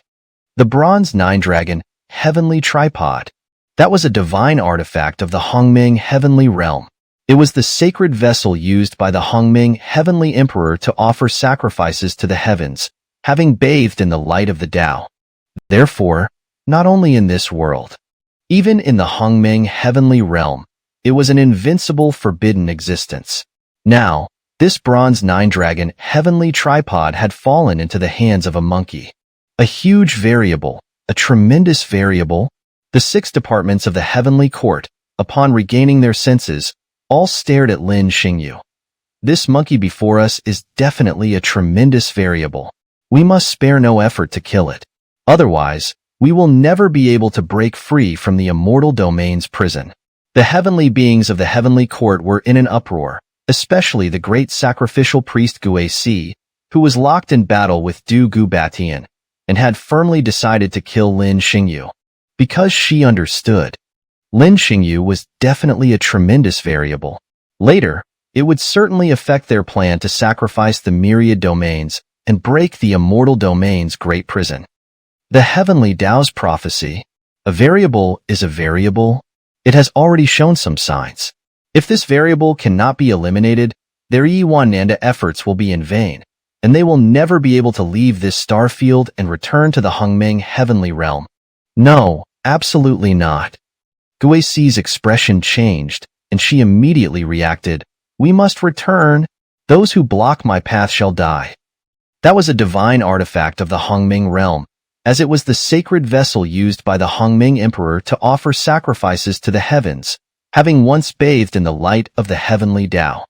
Therefore, it was not just invincible in this world. Even in the Hongming realm, it was an untouchable taboo. Now, this bronze nine-dragon heavenly cauldron had fallen into the hands of a monkey. A huge variable, enormous variable. The 6 departments of the heavenly court, having regained their composure from the shock, all fixed their gazes on Lin Xingyu. This monkey before us is undoubtedly a tremendous variable. We must spare no cost to eliminate him, lest we remain forever trapped within the confines of the immortal domain. The heavenly court's immortals were all in an uproar, especially the heavenly court's grand priest Gui Si, who was locked in battle with Du Gu Batian, and had firmly decided to kill Lin Xingyu. Because she understood. Lin Xingyu was definitely an enormous variable, which would certainly affect their plans to sacrifice the myriad domains and break open the prison of the immortal domain. The heavenly Tao's prophecy. A variable is a variable. It has already shown some signs. If this variable is not eliminated, their billions of years of efforts will be in vain, and they will never be able to leave this star field and return to the Hongming realm. No, absolutely not. Gui Si's expression changed, and she immediately came to her senses. We must return. Those who block my path kill. Chapter 497. The Unity of All Laws. Qingzi, are you all right? The bronze cauldron, disregarding everything else, directly hovered above Lin Xingyu's head, concernedly asking, "How are you feeling? Can you hold on?" "I'm fine, I won't die." Lin Xingyu gritted his teeth, sat down cross-legged, and said to the bronze cauldron, "Guard me, help me suppress the heavenly curse." "Pfft, I wouldn't dare." The bronze cauldron immediately refused. "I don't want to get involved with the heavenly curse. That's a karma I can't afford. You'd better suppress it yourself." "Senior, how are you?" As soon as the bronze cauldron finished speaking, several voices of concern immediately rang out. Focusing his attention, Lin Xingyu saw Huang Loxi and the others approaching. "Halt!" Seeing them approach, the bronze cauldron immediately shook, sending out waves of Taoist intent. No one is allowed to come near. Anyone who dares to approach will be killed. "Cauldron Lord, don't misunderstand." Seeing this, Cheetah was momentarily stunned, then forced a smile like a chrysanthemum, looking at the bronze cauldron. "We're all on the same side." "Shut up, I don't know you." The bronze cauldron, uninterested in Cheetah's attempt to ingratiate himself, bluntly retorted, "Usually, those who scheme against you are the people closest to you. So all of you, stay outside. No one is allowed to cross the line, or I will kill without mercy." The surrounding crowd, who had been approaching, all stopped in their tracks. None dared to move, having just witnessed the bronze cauldron obliterate Lingshu Shangren. No one dared to defy it. Huff. Lin Xingyo, however, was completely unconcerned with all this. He immediately began to circulate the heaven-swallowing technique to suppress the heavenly curse within his body. But the curse runes were like wild horses, filling every inch of Lin Xingyo's body, his bones, muscles, and blood vessels, all covered in the power of the heavenly curse, as if they were about to consume him entirely. Lin Xingyo understood. He had to suppress these curse runes, or he would surely be killed by them. Heaven-swallowing technique, activate. Lin Xingyo calmed his mind and began to draw in the spiritual energy from outside, channeling it through his meridians and into his qi, where it sank into the white 8-trigram vortex. Go! When the spiritual energy in his dantian's white qi reached its limit, Lin Xingyo guided it through the black light pillar in the swallowing vortex, flowing through his 8 extra meridians and the governing and conception meridians, circulating through his body. After completing 36 cycles, he channeled all the energy into his dantian's black qi, where it burst out through the white light pillar, launching a fierce counterattack against the heavenly curse runes in his body. Boom, boom, boom. The curse runes, facing Lin Xingyo's counterattack, immediately went berserk, surging toward him like a tidal wave. Lin Xingyo was momentarily stunned, caught off guard. When he realized what was happening, he was dumbfounded. The heavenly curse was terrifying, but it had always been suppressed by him. Until today, it had never erupted. But now, it was like a mad beast, ravenously devouring his flesh and soul, as if determined to obliterate him. Lin Xingyo was panicking, for this was the heavenly curse, a curse imposed by the will of heaven. Lin Xingyo was strong now, but this was no different from fighting against heaven itself, for the curse was the will of heaven, intent on erasing Lin Xingyo's existence. Ancient bloodline, activate. Perfected ancient holy body, activate. Battle sage technique, activate. Facing the fierce assault of the heavenly curse, Lin Xingyo immediately activated his ancient bloodline and perfected ancient holy body, engaging in a brutal battle with the curse within his body. Roar. As Lin Xingyo battled the curse, a dragon's roar suddenly echoed through the air. Concentrating his gaze, he saw a 5-clawed purple-gold celestial dragon emerging from one of his rotating celestial realms, leaping out of his celestial domain, and fiercely crushing the curse runes within his body. Roar, roar, roar. Before Lin Xingyo could react, the 36 Dongtan began to rotate, and 36 divine beasts burst forth, all fiercely attacking the curse runes within his body. Buzz, buzz, buzz. Lin Xingyo was still reeling from the shock when he suddenly saw the 3 golden lotuses in his soul sea bloom, revealing 3 golden figures. These were the 3 main souls in his soul sea, representing his past, present, and future. Without a word, sensing the immense threat of the heavenly curse, the 3 golden figures launched an attack on the curse runes in Lin Xingyo's soul sea. In an instant, divine halos rose around Lin Xingyo, covering the heavens. The Tao of life and death, the cycle of reincarnation, 9 great laws of the Tao, 36 divine beast shadows, 3 main souls of past and future, overwhelming spiritual energy, all combined with the power of his perfected ancient holy body and ancient bloodline, crushing the curse runes in his body. Yet, the curse runes were not weak. They fiercely resisted Lin Xingyo's every force. Suppress. Lin Xingyo, facing the curse rune's resistance, showed no sign of letting up. Instead, he poured all his strength into attacking the curse runes. Crack, crack, crack. The curse runes, facing Lin Xingyo's assault, unleashed their heavenly might, grinding away at his power. In an instant, Lin Xingyo's body became like a great furnace, fusing all his powers together, grinding and consuming each other. Lin Xingyo had no idea how long this process lasted. Boom, boom, boom. As Lin Xingyo was immersed in this, he suddenly heard 3 loud explosions. Focusing his attention, he saw that the powers within his body had merged into one. The power of the heavenly curse was gone. The power of the Dongtan had vanished, and even the spiritual energy was gone. The 3 golden lotuses in his soul sea had closed again, and the 9 great laws of the Tao had disappeared. All the powers had been ground into the force of life and death by the Daomuapan formed by the heavenly curse. Qingzi, impressive.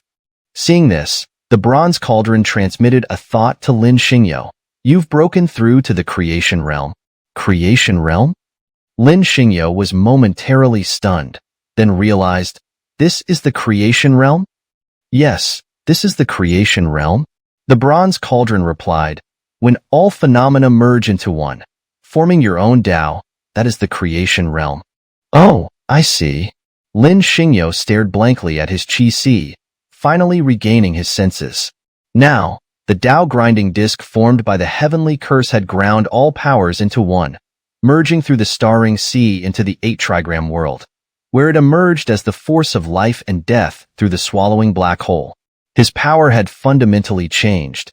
It was no longer spiritual energy but the force of life and death. A power derived from the 3 great Tao of life and death.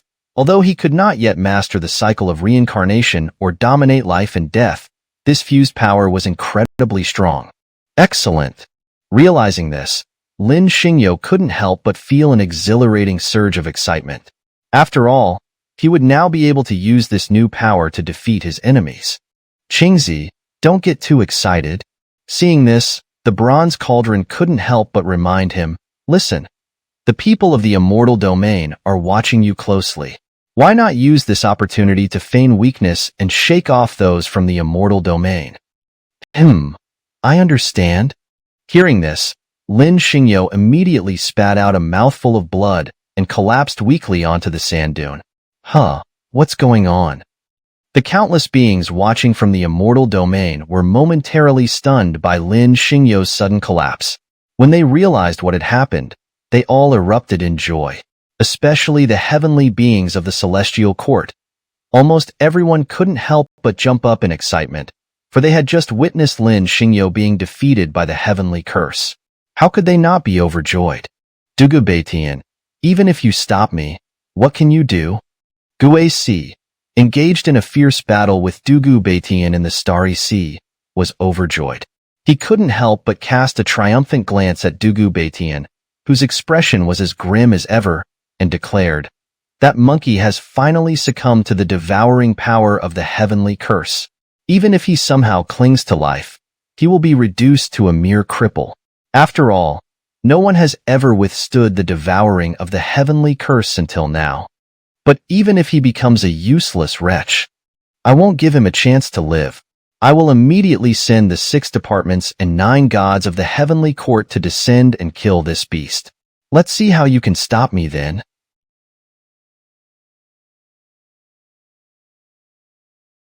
Chapter 498. Back to being a weakling. Master! Master! Before Xian used Dugu Bantian could speak, a cry rang out. Dugu Bantian focused his gaze and saw Su Qingcheng riding the flame phoenix flying over. She leaped off and threw herself at Lin Xingyo, hugging him and bursting into tears. Qingzi, hold it in. Seeing this, the bronze cauldron immediately warned Lin Xingyo. Don't let the people from Xianyu figure it out. Lin Xingyo held back and didn't speak, but Su Qingcheng's ample bosom was too much for him. Honestly, it was too soft and too big, pressing against him so hard he could barely breathe. Little girl, don't cry.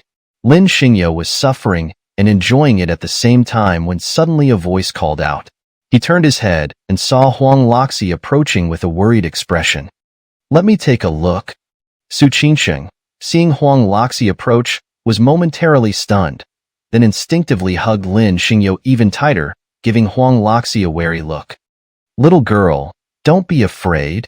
Huang Loxi didn't force the issue but calmly said to Su Qingcheng, I'm a friend of your master.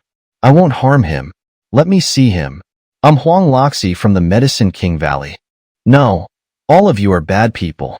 Stay away from my master. Su Qingcheng paused, then looked at Huang Loxi and the others. If it weren't for my master saving you, you'd all be dead. Yet someone attacked him. Now that I'm here, you won't hurt my master again. Flame Phoenix, block them. Su Qingqing, wary of Huang Loxi and the others, said with great agitation. Absolutely don't let them come closer. Cough, cough, cough. Seeing this, Lin Xingyo couldn't help but cough violently, spitting out mouthfuls of blood. His eyes showed a weak expression as he said, Qingcheng, it's okay. Huang Lao is a friend. Let him come over. Yes, master. Su Qingqing paused, quickly wiped away the tears from the corners of her eyes, and nodded at Lin Xingyo. Qingcheng will listen to master. All right, how are you feeling? Huang Loxi quickly grasped Lin Xingyo's hand and looked at him. Where do you feel unwell? Let me take a look. No, it's nothing. Lin Xingyo, with Huang Loxi holding his pulse, coughed up blood as he said, just a little mishap during my cultivation. I'll be fine after some rest. No need for such a big fuss. Himph, himph. The elders of the Xianling Palace sneered coldly at Lin Xingyo, their hearts filled with thoughts. Nothing? Keep pretending. Let's see how long you can keep this up. White Robe Emperor, it's over. Seeing this, Malingzi of the Demon God Temple clenched his fists, his heart filled with boundless killing intent. Judging by his injuries, he might not last a few more days. Without that cauldron, this is the perfect opportunity to strike. Good opportunity. The ancestor god of the Eternal Clan looked at Lin Xingyo, his eyes filled with overwhelming killing intent. This is the chance to kill this beast. It won't come again. Though we can't act decisively now, as long as we can lure the bronze cauldron away, it'll be the time to kill him. My son Qiteng, the opportunity is here. Cheetah quickly whispered into Qiteng's ear. Watch closely as I devise a plan to lure away the bronze cauldron. You must seize the moment to strike. If you can kill the White Robe Emperor in one blow, our Wang family will be tied to the Xianyu Celestial Court. Then our Wang family will rise to the heavens. Qingzi, that's enough. Just as Cheetah and the others were filled with murderous intent, the bronze cauldron's voice echoed. I'm a bit tired now. Since you have so many powerful celestial emperors protecting you, I'll go into seclusion to cultivate. Ha ha ha ha. Hearing this, Cheetah's heart almost burst with laughter, especially the elders of the Xianling Palace and Demon God Temple, who nearly couldn't contain their excitement.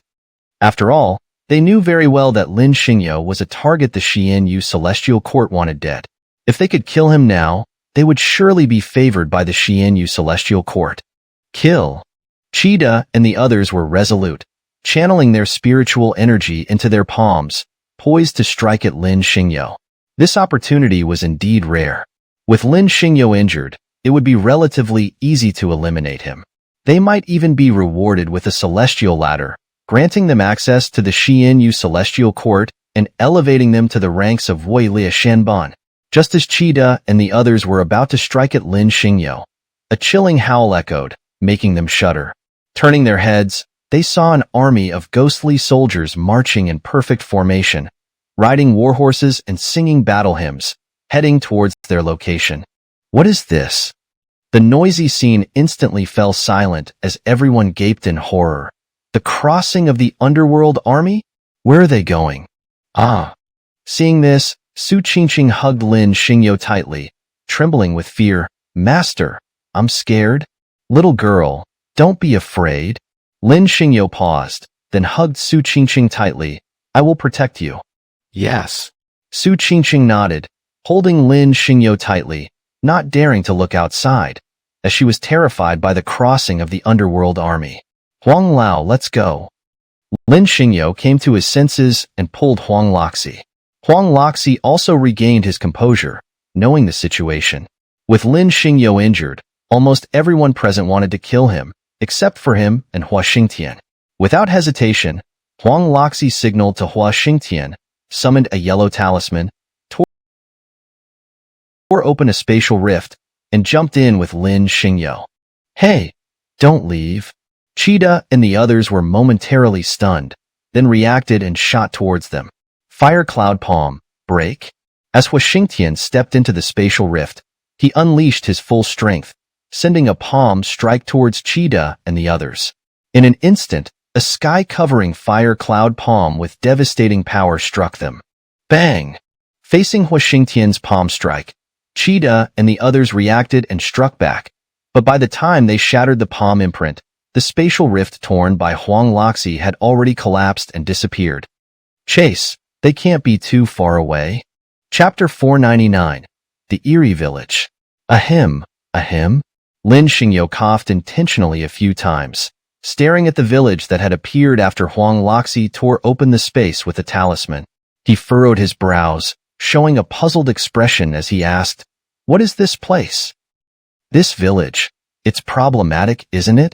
Seeing this, Huang Loxi and the others all frowned deeply, their eyes filled with fear as they gazed at the village before them. It was clear, even though they were emperors, they were still somewhat afraid of the eerie village before them. Of course, Washire and Su Qingcheng were even more terrified. Lin Xingyo also showed a cautious expression.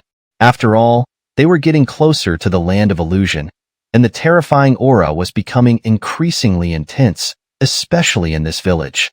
Almost before Lin Xingyo and the others could step inside, they already felt an invisible pressure bearing down on them, as if a prehistoric beast had opened its bloodthirsty jaws, waiting for them to enter. "Let's go in and take a look." Gritting his teeth, Lin Xingyo tightly gripped the Judian sword in his hand and took a step toward the village entrance. "Master, wait for me." Seeing this, Su Qingqing quickly grabbed Lin Xingyo's arm, her face filled with extreme fear as she said, "Don't leave me. I'm scared." "Little girl, don't be afraid." Lin Xingyo reached out and patted Su Qingqing's head, his face softening with a tender smile as he said, "I'm here with you." Su Qingqing nodded, tightly hugging Lin Xingyo's arm as they slowly moved toward the village entrance. Always pretending to be pitiful. Huashire couldn't help but glare at Su Qingqing, then turned to look at Huashingtian, asking, "Father, do we have to go in too? Let's go in together and take a look." After hesitating for a moment, Huashingtian gazed at the eerie village and eventually led a dozen guards, pulling Huashire along as they followed Lin Xingyo into the village. Once inside the village, Lin Xingyo and the others held their breaths, barely daring to breathe, as the atmosphere inside was too eerie. The village was filled with people. Each one was frozen in their daily activities. Some were smiling, others sitting or standing. It was as if these people had suddenly been frozen in time, each one lifelike and standing within the village. Suddenly, a gust of cold wind blew, causing the wind chimes hanging from the trees to jingle, sending chills down everyone's spines. "Master, what are these?" Su Qingcheng trembled as she clung to Lin Xingyo's arm, her eyes fixed on the people standing in the village. She looked up at Lin Xingyo, asking in a quivering voice, "Are they clay figures?" "Sure, don't speak." Seeing this, Lin Xingyo raised a finger to his lips, cautioning, "There's something strange about this place." "Ah." Upon hearing this, Su Qingcheng was so frightened that she almost squeezed herself into Lin Xingyo's embrace.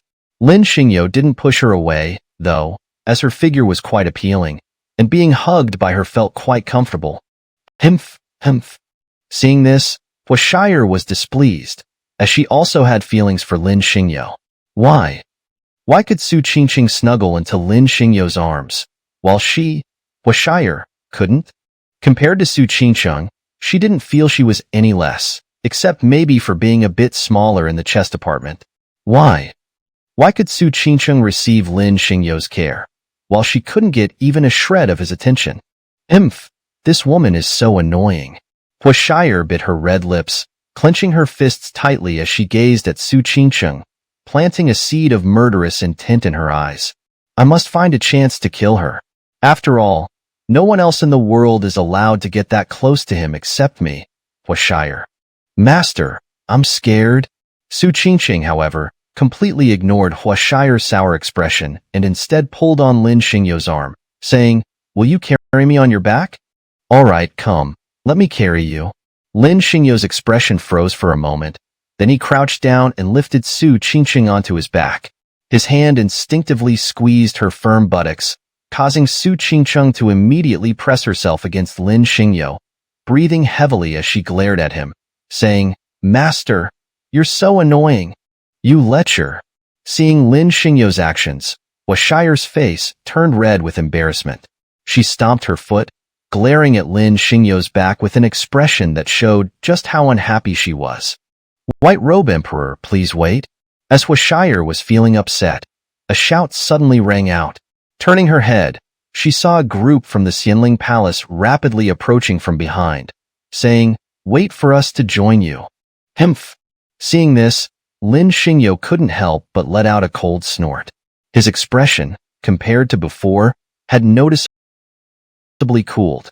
Huang Loxi and Hua Xingtian immediately stepped in front of Lin Xingyo, their faces instantly showing a defensive stance.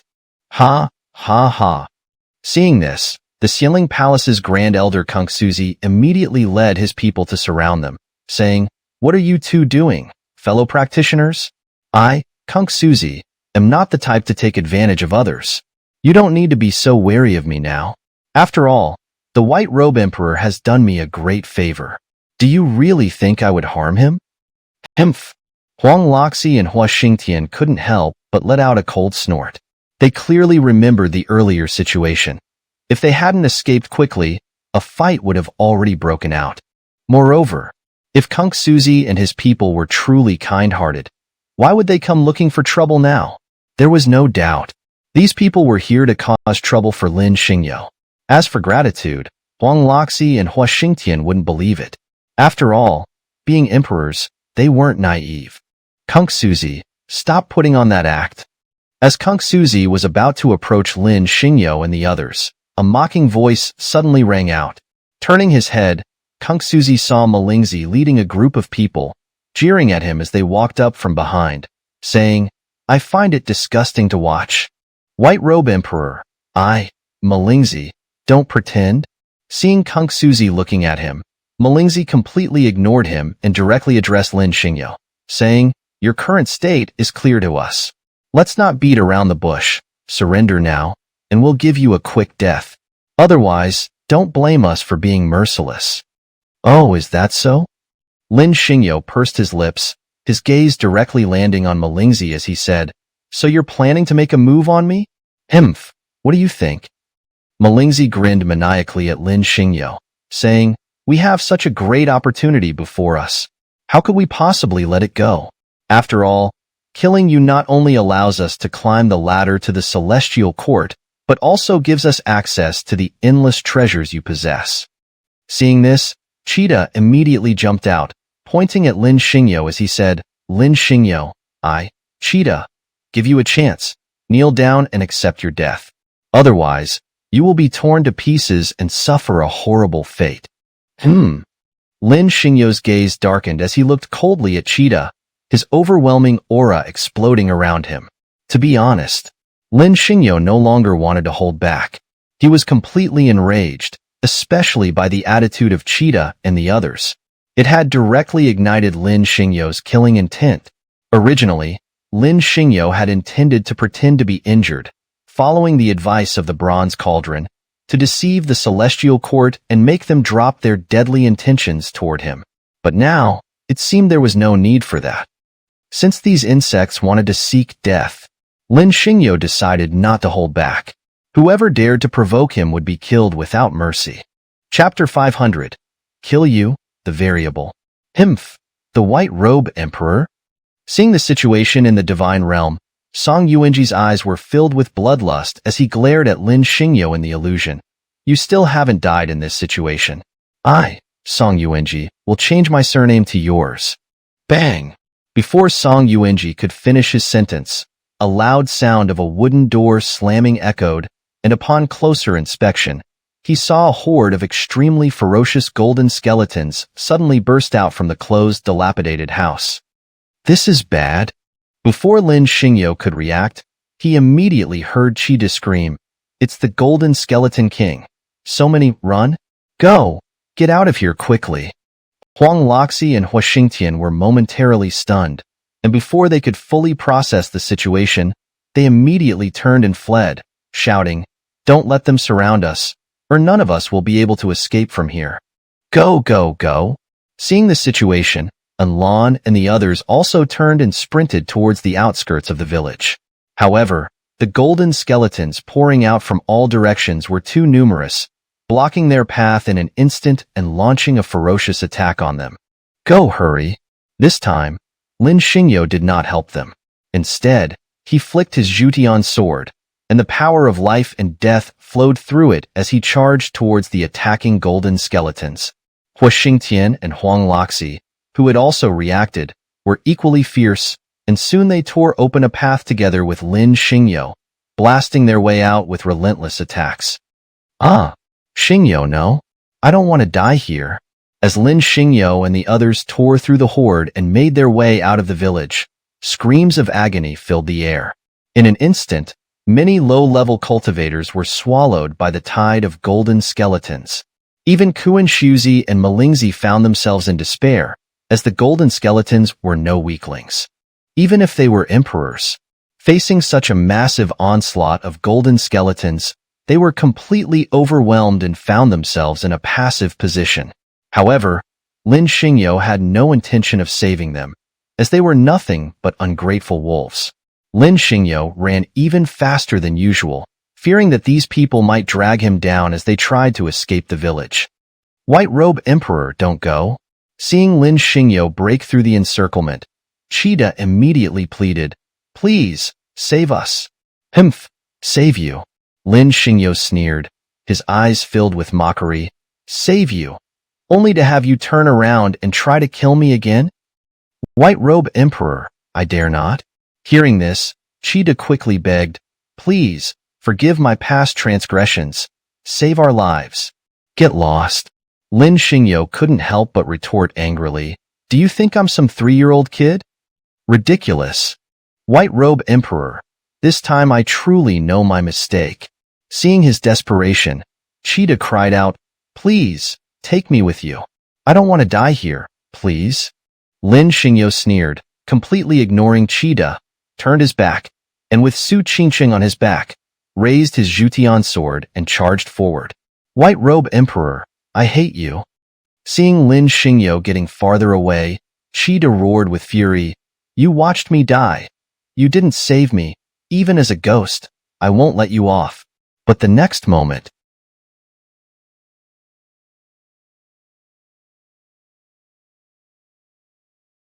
Cheetah fell silent as the tide of golden skeletons surged towards him, leaving no room for resistance. Ignoring his desperate struggles, they tore him apart in a brutal and bloody manner. Roar! Before his death, Cheetah let out a desperate roar. White Robe Emperor, you're so heartless, choosing to watch me die without lifting a finger. I'm filled with resentment. I'll become a vengeful spirit, haunting you for all eternity. Get lost. I don't owe you anything. Just moments ago, you were still shouting to kill me, and now you expect me to save you. Did you get hit on the head by a donkey? Ridiculous.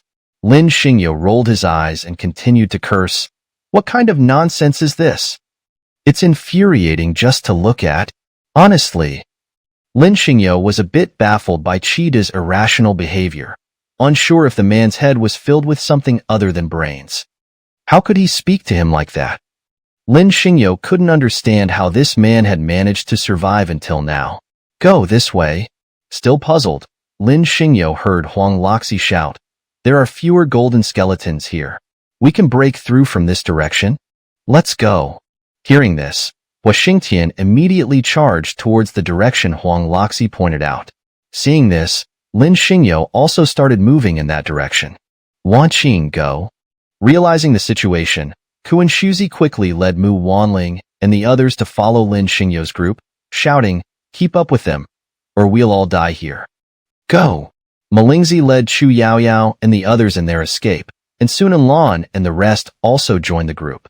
Quickly forming a united force, they pushed forward against the tide of golden skeletons, not knowing how long they fought, only that they kept moving forward until dawn, when they finally broke through the encirclement and collapsed on the ground, gasping for air as they gazed at the bright sky.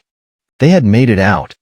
Leaving the eerie village behind, they arrived at a place covered in bones. Ha ha! As Lin Xingyo lay on the ground catching his breath, a loud laugh echoed, and turning his head, he saw Malingzi, trembling, walk over and pounce on him. White Robe Emperor, You're still alive. That's great. This time, I'll see you die by my hand. Get lost. Seeing Melingzi approach, Lin Xingyo was momentarily stunned, then reacted and kicked Melingzi hard. Bang! Already exhausted from the battle, Melingzi was sent flying by Lin Xingyo's kick. Before Lin Xingyo could react, another figure pounced into his arms, wrapping snow-white hands around his neck, trying to strangle him with all her strength. Mu Wanling, is that you? Lin Xingyo was startled, and recognizing Mu Wanling, he grabbed her hands and flipped her onto her back. You want to kill me too? Yes, I must kill you. Mu Wanling struggled with all her might, resisting Lin Xingyo. You're the variable. I must eliminate you. What do you mean? Lin Xingyo was momentarily stunned, unable to react, but Mu Wanling was determined to strike at him with all her strength. She had to kill Lin Xingyo, because Lin Xingyo was a major variable, one that could disrupt the grand plan of the Divine Realm's heavenly court and the return of its immortals to the Hongming realm. Now, the opportunity was right in front of her. Mu Wanling didn't want to leave Lin Xingyo alive. All she wanted was to kill him, as she wasn't just the holy maiden of the Xianling Palace. Because she and Chu Yaoyao both came from the Divine Realm. One was the daughter of the Demon Lord of the 10,000 Demons Hall, the other the daughter of the Heavenly Emperor of the Heavenly Court. Yet, they shared the same goal, to assist the Divine Realm in completing the grand sacrifice, breaking open the millennia-old prison of the Divine Realm. But Lin Xingyo was a major variable. He could jeopardize their return to the Hongming realm. Therefore, Mu Wanling immediately struck at Lin Xingyo, as she knew this was the best chance she would ever get. There would be no more opportunities to kill Lin Xingyo, but she didn't know what kind of terrible price she would have to pay for it. So Mu Wanling immediately attacked Lin Xingyo. Mu Wanling was determined to strangle Lin Xingyo to death with her bare hands. Chapter 501. If I don't eat him, I'll eat you. Mu Wanling, are you crazy? Facing Mu Wanling's relentless persistence, Lin Xingyo, infuriated, directly threatened. If you continue like this, I will have no choice but to kill you. Humph! Mu Wanling completely ignored his warning and attacked Lin Xingyo. Even if she couldn't strangle him to death, she was determined to bite him to death. Smack! Lin Xingyo was completely enraged. He straddled Mu Wanling, raised his hand, and delivered a resounding slap to her breathtakingly beautiful face. You dare hit me? Mu Wanling, recovering from her initial shock, clutched her stinging cheek and stared at Lin Xingyo in disbelief for a moment before erupting in fury. I'm going to kill you. Smack! Lin Xingyo had no more patience. Seeing Mu Wanling retaliate, he immediately raised his hand and delivered another slap, instantly swelling her face. You hit me again? Mu Wanling covered her face with both hands, her eyes glaring at Lin Xingyo, turning into a raging lioness as she launched herself at him, biting and clawing furiously. Mu Wanling, enough? Facing her onslaught, Lin Xingyo pressed down on her head and warned, if you continue, I really won't hold back. But Mu Wanling refused to let go. She continued to struggle and flail, determined to fight back. All right, you want to bite, do you? Seeing her unrelenting attitude, Lin Xingyo roared, let's see who bites who. You, what are you doing? When Lin Xingyo lunged at her, Mu Wanling shrieked in fear, get away! Get away! Lin Xingyo ignored her resistance and pounced on her, biting her fiercely. You scoundrel, what are you doing to me? As Mu Wanling tried to push Lin Xingyo away, he suddenly bit her mouth, causing her to panic and scream, woohoo, my mouth! You can't bite here! This? The once chaotic scene suddenly fell silent, with everyone staring at Lin Xingyo in shock, their mouths agape. Princess Qi? The heavenly court officials, witnessing this scene, were all petrified, their eyes blazing with fury as they watched Lin Xingyo assault Mu Wanling. Who was Mu Wanling? She was the 7th princess of the heavenly court, a figure of immense nobility. Now, she was being publicly bitten by Lin Xingyo. And most shockingly, it was the princess's mouth. This is bad. Before the heavenly court officials could react, Lin Xingyo had already moved on to biting Mu Wanling's chest. The officials, seeing this, nearly exploded with rage. That scoundrel dares to bite the princess's chest. I can't take it anymore. I must kill him. You scoundrel, stop. Mu Wanling's eyes widened in shock, and after a moment of disbelief, she panicked and screamed, "You absolutely cannot bite there, or I will make you pay with your life." Ah! You! Mu Wanling, her eyes blazing with fury, screamed at Lin Xingyo. Let go! It hurts! You scoundrel! Let go! You're still biting. Humph! Humph! After a few bites, Lin Xingyo revealed his gleaming white teeth and said with a smile, "Do you submit? If not, I might just go further." You. Mu Wanling, her face flushed with embarrassment, tried to say something but couldn't find the words. She was afraid, truly afraid, because she knew Lin Xingyo wasn't just threatening. He was capable of following through, and if he continued, she would be utterly humiliated. After all, she was the 7th princess of the heavenly court. Being treated this way in public would not only shame her, but also disgrace her father, the emperor. She was well aware that countless people in the heavenly court were watching through illusions. All right, that's enough. Lin Xingyo, not paying attention to Mu Wanling's expression, directly addressed her. If you know fear, then behave. Let's see if you dare disrespect me again. You scoundrel. Mu Wanling was stunned by his words, but quickly erupted in fury. I will kill you. Fine, I'll give you the chance.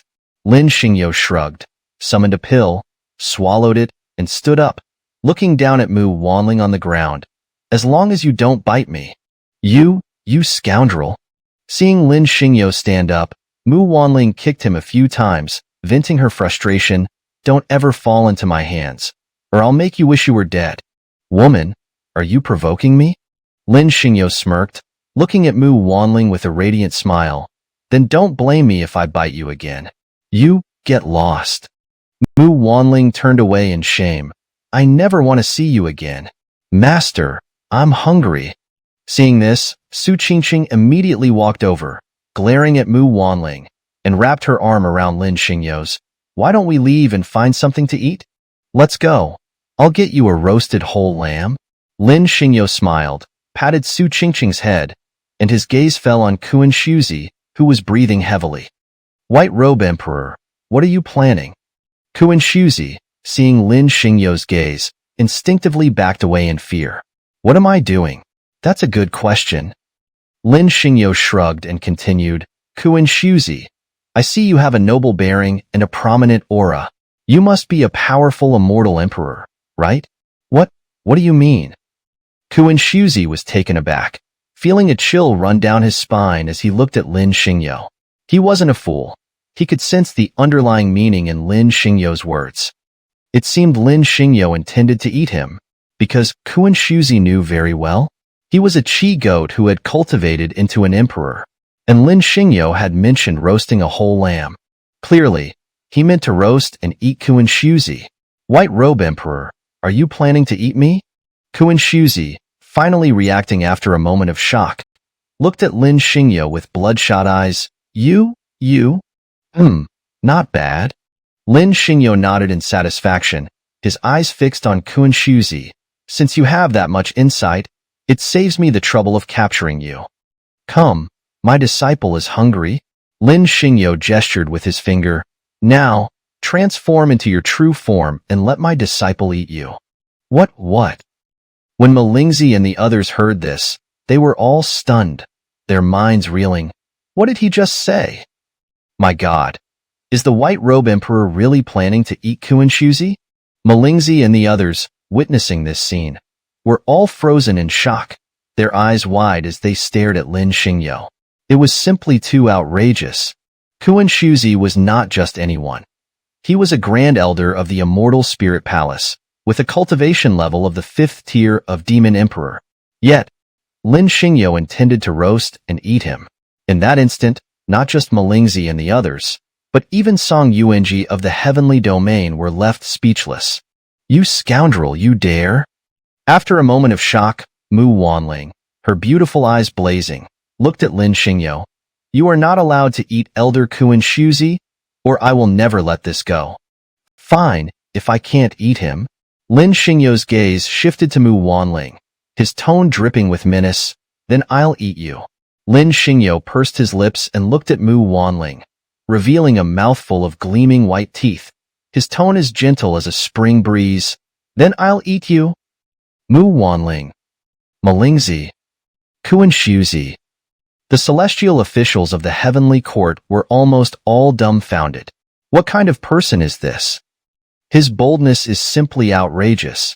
As the saying goes, even a clay bodhisattva has 3 points of fire.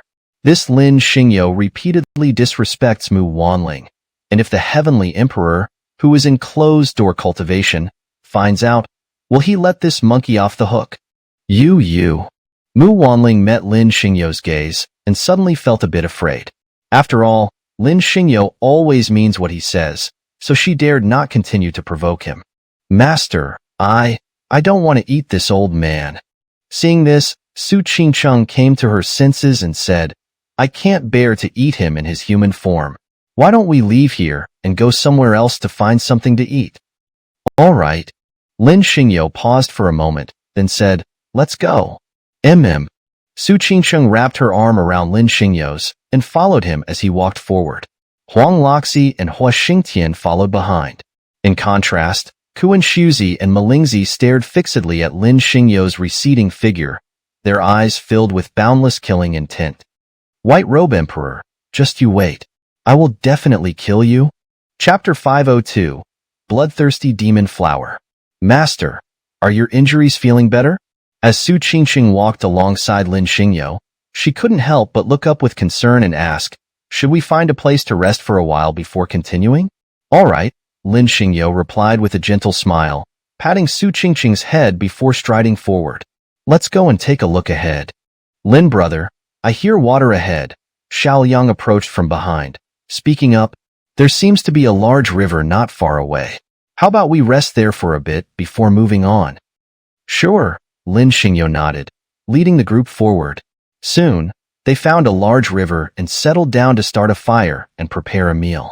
Though they had no iron pot, Lin Xingyo and the others managed to create a large stone pot and cooked some wild vegetables. The meal was a bit bland, but it filled everyone's stomachs. As night fell, the chilling howls outside grew louder, as if demons were roaring, sending shivers down their spines. Master, I'm scared, Su Qingqing whispered, slipping into Lin Xingyo's blanket. Can I sleep with you?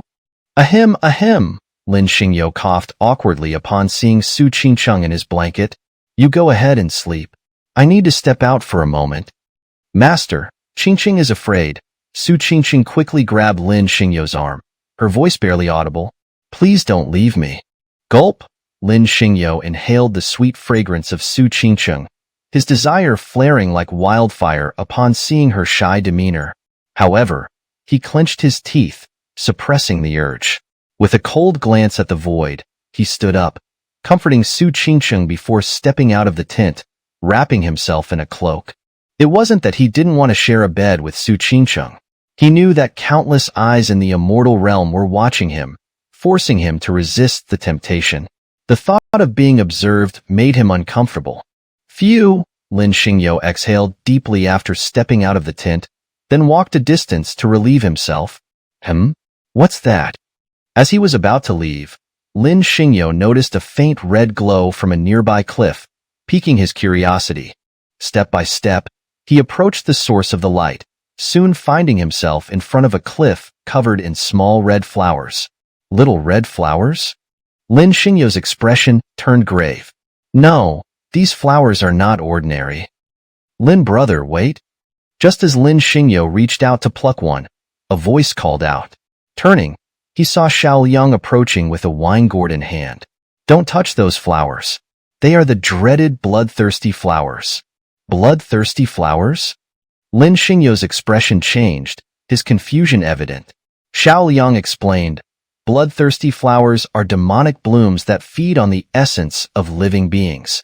Once touched, they will root themselves in your flesh, draining your essence until you are completely depleted. Only then will the flowers emerge from your body, blooming into these red petals. That's terrifying, Lin Xingyo exclaimed, immediately suggesting, let's leave quickly. Not yet, Xiaoliang replied, raising his wine gourd. First, let's dig around. The presence of bloodthirsty flowers here indicates something extraordinary. These flowers are rare, typically found only among the celestial race. Celestial race? Lin Xingyo's brow furrowed, his gaze turning wary as he looked at Xiaoliang. He realized that Xiaoliang was not as simple as he appeared. The mention of the celestial race and these bloodthirsty flowers was news to Lin Xingyo, yet Xiaoliang seemed to know everything. Lin Xingyo understood that this seemingly ordinary man might be a formidable figure. Gathering his thoughts, Lin Xingyo scrutinized Xiaoliang more closely, but found no trace of cultivation. Even with his current abilities, Lin Xingyo couldn't detect anything unusual. He concluded that Xiaoliang was either a mere mortal or a deity far beyond his comprehension. Yes, the celestial race, Xiaoliang continued, oblivious to Lin Xingyo's suspicions, sipping his wine as he spoke. They are an incredibly powerful race, with each member born with a divine body, capable of dominating the heavens. I see, Lin Xingyo's expression grew even more serious. Enough talk, Xiaoliang finally paused, turning to Lin Xingyo. Let's start digging. All right, Lin Xingyo nodded, summoning his Zhutian sword and began excavating around the bloodthirsty flowers. Soon, he unearthed piles of pristine white bones. Lin Xingyo was shocked. These bones were no ordinary remains. They were immortal bones, the remains of beings who had once been powerful enough to rule the heavens. Why had such powerful figures all perished here? Lin Xingyo's expression turned incredulous. He knew this was no ordinary matter. Keep digging, Lin Xingyo urged, clearing away the bloodthirsty flowers and furiously digging into the earth. I want to uncover whatever secret lies beneath. Master, what are you doing? Just as Lin Xingyo was deeply engrossed in his digging, a displeased voice called out. Turning, he saw Su Qingqing approaching, her face filled with anger. Are you a rat? Why are you digging in the middle of the night instead of sleeping? She snapped, crossing her arms and pouting. Su Qingqing was furious. After her bold advance earlier, Lin Xingyo had done nothing. Now, in the dead of night, instead of spending time with her, he was digging in the dirt. Was she not attractive enough? Hadn't she made it clear she was willing? Why was he digging instead? Was it more interesting than her? This wasn't the lecherous master she knew.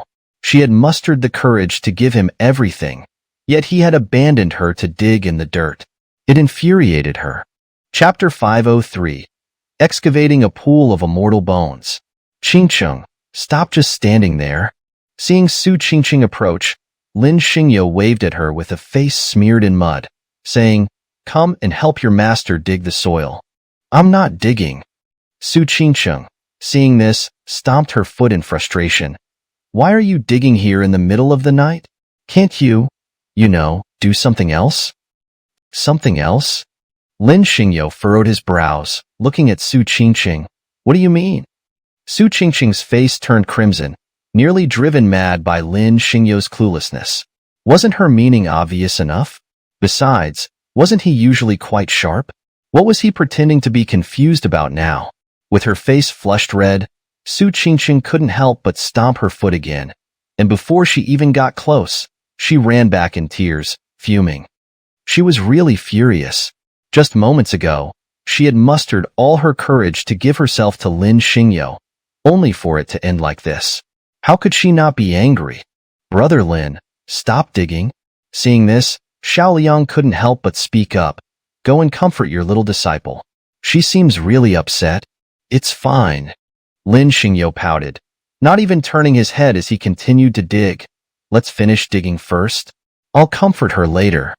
Xiaoliang wanted to say more, but in the end, he just opened his mouth without uttering a word. Meanwhile, Lin Xingyo kept digging, and soon, by dawn, he had dug a massive, deep pit all around him. Xiaoliang, what's going on here? In the pit, Lin Xingyo was covered in mud. He wiped the sweat from his forehead and looked up at Xiaoliang lying on the edge of the pit. How many people died here? Look at all these bones I've dug up, and I still haven't reached the bottom. Keep digging.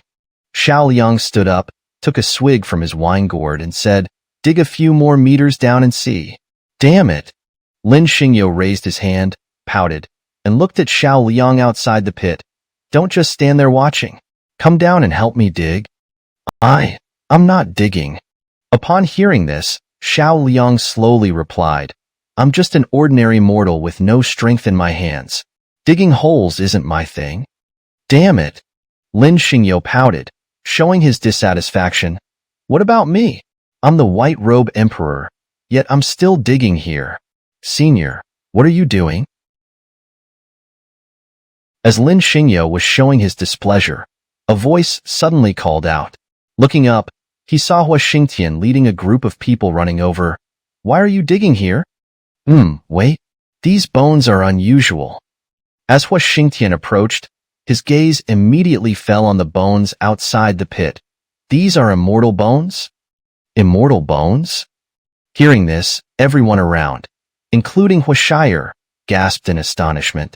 They all widened their eyes and mouths, staring at the mountain of bones in front of them, completely stunned. What was going on? These were all immortal bones. Even a single one of them was priceless. Yet, Lin Xingyo had dug up a whole pile. No wonder he was the White Robe Emperor. His eye for treasures was unmatched. Senior, how did you discover this treasure trove? Recovering from the shock, Huashire looked at Lin Xingyo with her beautiful eyes. So many immortal bones. You're rich now. Little girl, if you like them, they're yours. Lin Xingyo pouted, feeling a headache coming on. What was the big deal about this pile of bones? The girl was so naive, thinking this was a fortune. If she wanted them, he'd give them to her. Really? All of them? Huashire's expression froze, and she looked at Lin Xingyo, her body trembling with excitement. Senior, are you really giving them all to me? Yes, all of them. Seeing Huashire's excitement, Lin Xingyo couldn't understand why she was so worked up over these bones, which had lost all their divine essence. Stuff like this, Lin Xingyo had seen countless times and didn't even bother to look at them twice. Yet, Huashire treated them like treasures. Lin Xingyo was utterly speechless. On the other hand, Huashire was ecstatic, and even Hua Xingtian's expression was no longer calm. After all, these were immortal bones. Even though they had lost their divine essence, such bones could still fetch a sky-high price outside. That's because someone with the right techniques could refine precious life essence from these bones. Of course, a set of immortal bones with divine essence would be even better. However, with so many bones, it should be possible to refine a drop or two of life essence. Thank you, Senior, for your generosity. After a while, Hua Xingtian and the others recovered from the shock and couldn't help but express their gratitude to Lin Xingyo. In the future, we will repay you with our lives. No need, no need. Lin Xingyo smiled, showing his white teeth. His smile as refreshing as a spring breeze. If you like them, that's enough. There's still plenty here. Come and dig with me. Everything we dig up will be yours. Hua Xingtian and the others were momentarily stunned, but after realizing what was happening, they were overjoyed. Lin Xingyo's actions had truly shocked them. If this were anyone else, they wouldn't have shared these bones with them. In fact, if they had even hinted at wanting to take them, they would have faced immediate retaliation. Yet, Lin Xingyo hadn't even thought twice. He had simply handed over the treasure trove he had discovered to them. Witnessing this, Hua Xingtian was dumbfounded. After all, no one would do such a thing. Lin Xingyo's actions were completely unexpected, leaving them all stunned for a long time before they could react. Senior, this is nurturing us. Senior must feel indebted to us for our previous help and doesn't know how to repay us, so he's giving us this pool of immortal bones. Senior, this is truly an immense favor. Yes, that must be it. Recovering his senses, Hua Xingtian's eyes gleamed with wisdom. Senior is giving us a great opportunity by offering these bones. Senior truly embodies the demeanor of a revered elder, something we can never compare to. A revered elder is indeed a revered elder. Realizing this, Hua Xingtian was filled with certainty. Everything they do requires us, the younger generation, to comprehend. All right. Lin Xingyo pouted, looking at Hua Xingtian and the others. Don't just stand there watching. Come down and dig with me. Dig, dig. Upon hearing Lin Xingyo's words, Hua Xingtian's expression was nothing but joy. Then, one by one, they jumped into the pit. Each of them was so excited that they started digging with enthusiasm, leaving Lin Xingyo completely baffled. He simply couldn't understand why these people were so excited. Weren't these just some immortal bones? Why were they so worked up? Especially Hua Xingtian. He was a dignified, immortal emperor. Was it really necessary to be so overwhelmed by a pile of useless bones? Guess they're really desperate. Seeing this, Lin Xingyo muttered to himself, feeling helpless. Looks like even an immortal emperor like Hua Xingtian isn't having an easy time. Well, since you have such a beautiful daughter, I'll take care of you a bit more in the future. Ha ha ha ha. Before Lin Xingyo could recover, he suddenly heard Hua Xingtian's abrupt laughter. Look at this. It's a set of immortal bones with divine essence still intact. Oh my, we've struck it rich? Holding the bones like a child, Hua Xingtian was ecstatic, dancing around. This place is truly a treasure trove. Ha ha ha ha. Everyone around also burst into laughter, all staring at the bones in Hua Xingtian's hands, so excited that they could barely speak. Is it really necessary? Lin Xingyo watched Hua Xingtian, who was so excited he looked like a child, and felt utterly speechless. After all, Hua Xingtian was a mighty immortal emperor, someone who could make the heavens and earth tremble with a single step. Yet, now that he had just obtained a set of immortal bones with divine essence intact, he was acting like this? What happened to the pride of an immortal emperor? Where did it go?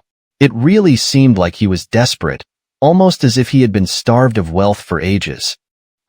Forget it. Lin Xingyo pouted, feeling completely baffled as he muttered to himself while looking at Hua Xingtian. Hua Xingtian, how on earth did you manage to become an immortal emperor like this?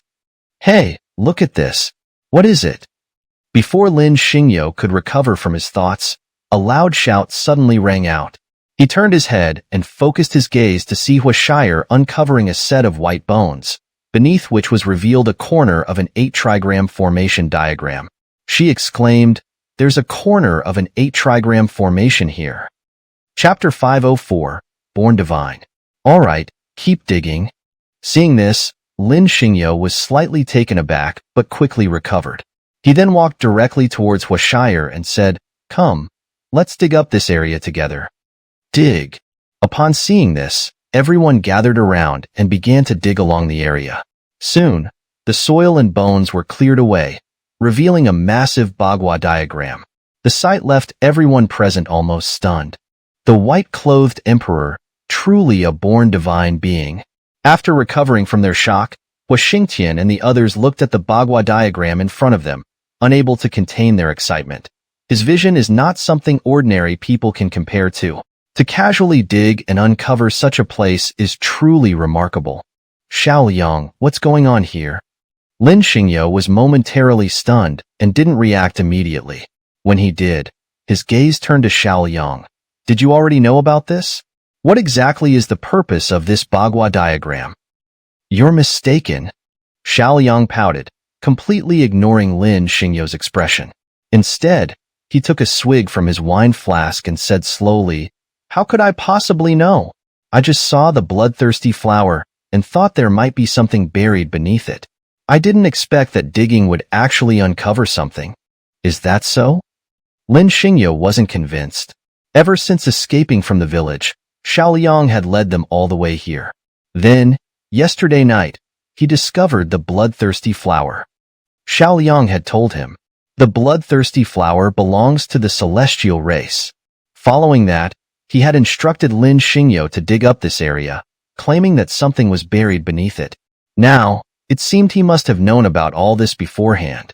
He had been guiding Lin Xingyo to do these things all along. What was his purpose? Why did he do this? Was he really just an ordinary mortal? Lin Xingyo's gaze darkened as he stared intently at Xiao Liang, feeling that things were becoming increasingly complicated. Especially Xiao Liang, who made Lin Xingyo feel that this man was definitely plotting against him. Xiaoliang, I'm not satisfied with your answer. After standing still for a long time, Lin Xingyo snapped back to reality. He suddenly summoned the six-faced king of Hell Banner, instantly sealing off a radius of tens of thousands of meters. His cold gaze fixed on Xiaoliang. I hope you can explain this to me again. Otherwise, don't blame me for being rough. Lin Xingyo didn't like being manipulated. Now that he had realized Xiaoliang's sinister intentions, he certainly wouldn't let him continue to manipulate him. So, Lin Xingyo directly summoned the King of Hell Banner to seal off the entire area, covering everything and blocking any heavenly insight. He was prepared to catch Xiaoliang and get to the bottom of this. The white-clothed emperor, I've finally found you. Just as Lin Xingyo was glaring at Xiaoliang, he suddenly heard Malingzi's extremely excited voice. It seems you've already dug the grave for yourself? The white-clothed emperor, good, very good. Kung Suzy and the others all surrounded him, laughing loudly. It's perfect to bury you in this giant pit. Huh. Lin Xingyo's expression tightened.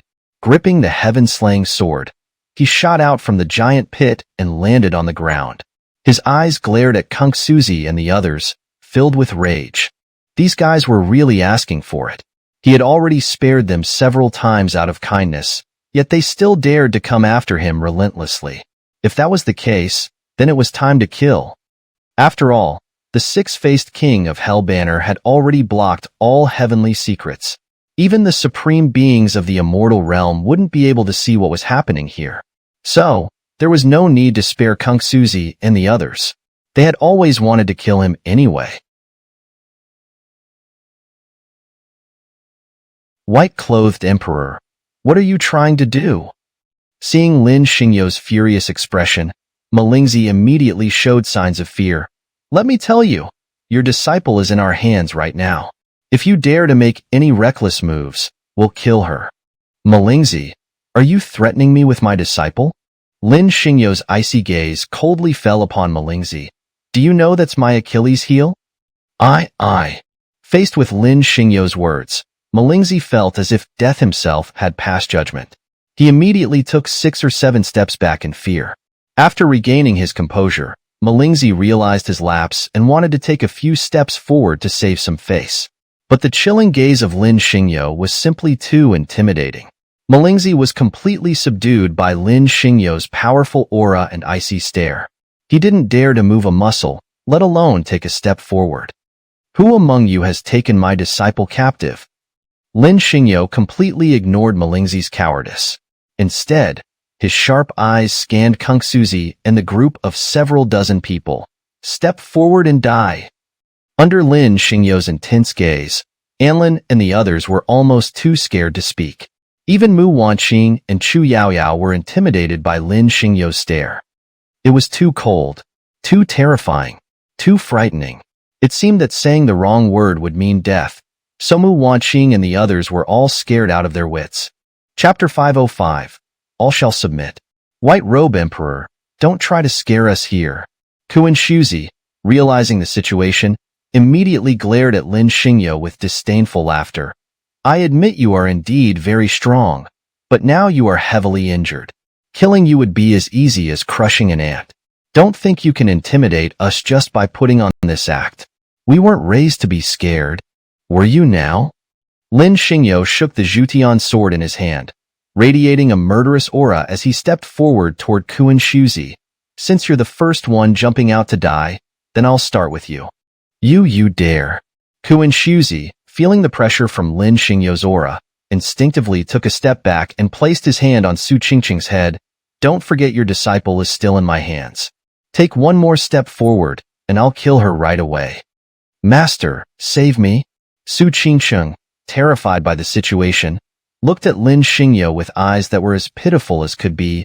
I don't want to die. I'm still young and beautiful. Please save me. Don't let him hurt me. White Robe Emperor, surrender now.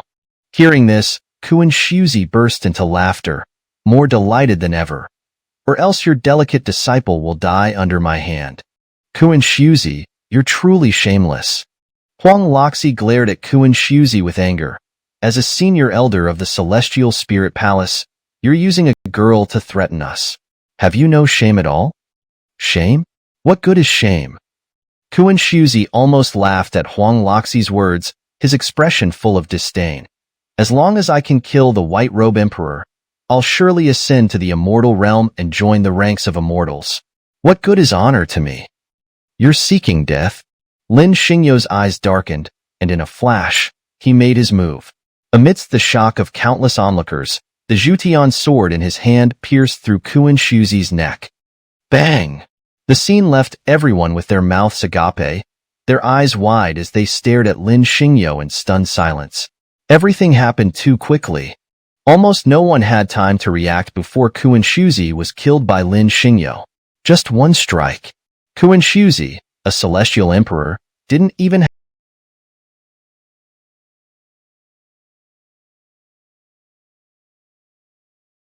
have the chance to resist before being killed by Lin Xingyo. Witnessing this, everyone was left dumbfounded. After all, Kuan Shuzi was a celestial emperor. Yet, he was killed so effortlessly by Lin Xingyo, leaving everyone not just shocked, but utterly terrified by Lin Xingyo's power. Who's next? After killing Kuan Shuzi with a single sword strike, Lin Xingyo's gaze fell upon Malingzi and the others, his eyes filled with undisguised killing intent, clearly telling everyone. He, Lin Xingyo, was enraged. He was going to kill. Witnessing this, Malingzi and the others were utterly terrified, for they weren't fools. The power Lin Xingyo had just displayed was a clear message to them. He was fine. His strength was still at its peak, and even stronger than before. Now that Lin Xingyo was enraged, how could he possibly let them off? It was over. The White Robe Emperor was clearly going to kill them. In an instant, Malingzi and the others snapped out of their shock. White Robe Emperor, we're sorry. There was a misunderstanding earlier, and the kidnapping of your disciple was all the work of the Celestial Spirit Palace. After a brief moment of shock, Malingzi, in front of everyone's stunned gaze, suddenly knelt down and began kowtowing to Lin Xingyo. It has nothing to do with us. Please spare us. Spare you? Lin Xingyo's cold gaze fell upon Malingzi and the others. How should I spare you? I've given you chances time and time again, yet you keep provoking me. Since that's the case, you might as well all die. White Robe Emperor, we truly know our mistake. Malingzi desperately begged for mercy. What if we pledge ourselves to you as your servants? Just spare our lives, and we'll do whatever you command. Servants? You're not worthy. Lin Xingyo disdainfully looked at Malingzi, stepping toward him while slowly raising the Zhutian sword. All of you, just go to hell. Wait. Seeing Lin Xingyo raise his sword to kill Malingzi, Chu Yaoyao immediately spread her arms and stood in front of him. You pervert, how about we make a deal? A deal? I'm not interested. Lin Xingyo glanced at Chu Yaoyao with indifference. Right now, I just want to kill. You. Hearing this, Chu Yaoyao was completely stumped, as she hadn't expected Lin Xingyo to react this way. After all, she was the young mistress of the Demon Palace. No one had ever dared to speak to her like this before, and Lin Xingyo didn't even give her any face. In an instant, Chu Yaoyao was utterly infuriated by him. You, how dare you? Before Chu Yaoyao could speak, an old man with white hair and surrounded by dense demonic energy couldn't help but step forward from behind her. How dare you be disrespectful to our young mistress? Lin Xingyo's eyes darkened, his murderous gaze falling upon the approaching old man. You want to die too? You pervert, don't be rude to Uncle Su. Seeing Lin Xingyo's murderous gaze, Chu Yaoyao immediately stepped forward and blocked the furious Su Fu, her enchanting eyes staring at Lin Xingyo. I hope you can let this matter rest for my sake. Of course, I can offer you some compensation, as we were disrespectful to you first. Lin Xingyo had no intention of engaging with Chu Yaoyao. All he wanted now was to kill, especially Malingzi and the others. After all, they had dared to touch Su Qingcheng. Anyone who dared to harm her would have to face the consequences. Otherwise, these people would keep using Su Qingcheng and the others to threaten him. But Chu Yaoyao was relentless, standing in front of Lin Xingyo with her alluring figure, clearly unwilling to let him kill Malingzi and the others. Chu Yaoyao, get out of my way. Frustrated by Chu Yaoyao's interference, Lin Xingyo's expression turned extremely displeased. If you keep blocking me, I'll kill you too. Kill me. Go ahead and kill me. Instead of backing down, Chu Yaoyao pressed herself closer to Lin Xingyo, revealing the deep valley beneath her snow-white neck, her eyes meeting his as she stepped forward. Kill me? You. Lin Xingyo hadn't anticipated this move from Chu Yaoyao, and his anger immediately subsided. The sword he had raised in his hand was now lowered. Kill me. Go ahead and kill me? Chu Yaoyao bit her red lips, gazing at Lin Xingyo with a look of sorrow. Why aren't you making a move? Lin Xingyo clenched his fist, feeling momentarily at a loss against Chu Yaoyao. He didn't know why, but suddenly, in the face of her boldness, he couldn't bring himself to raise his sword.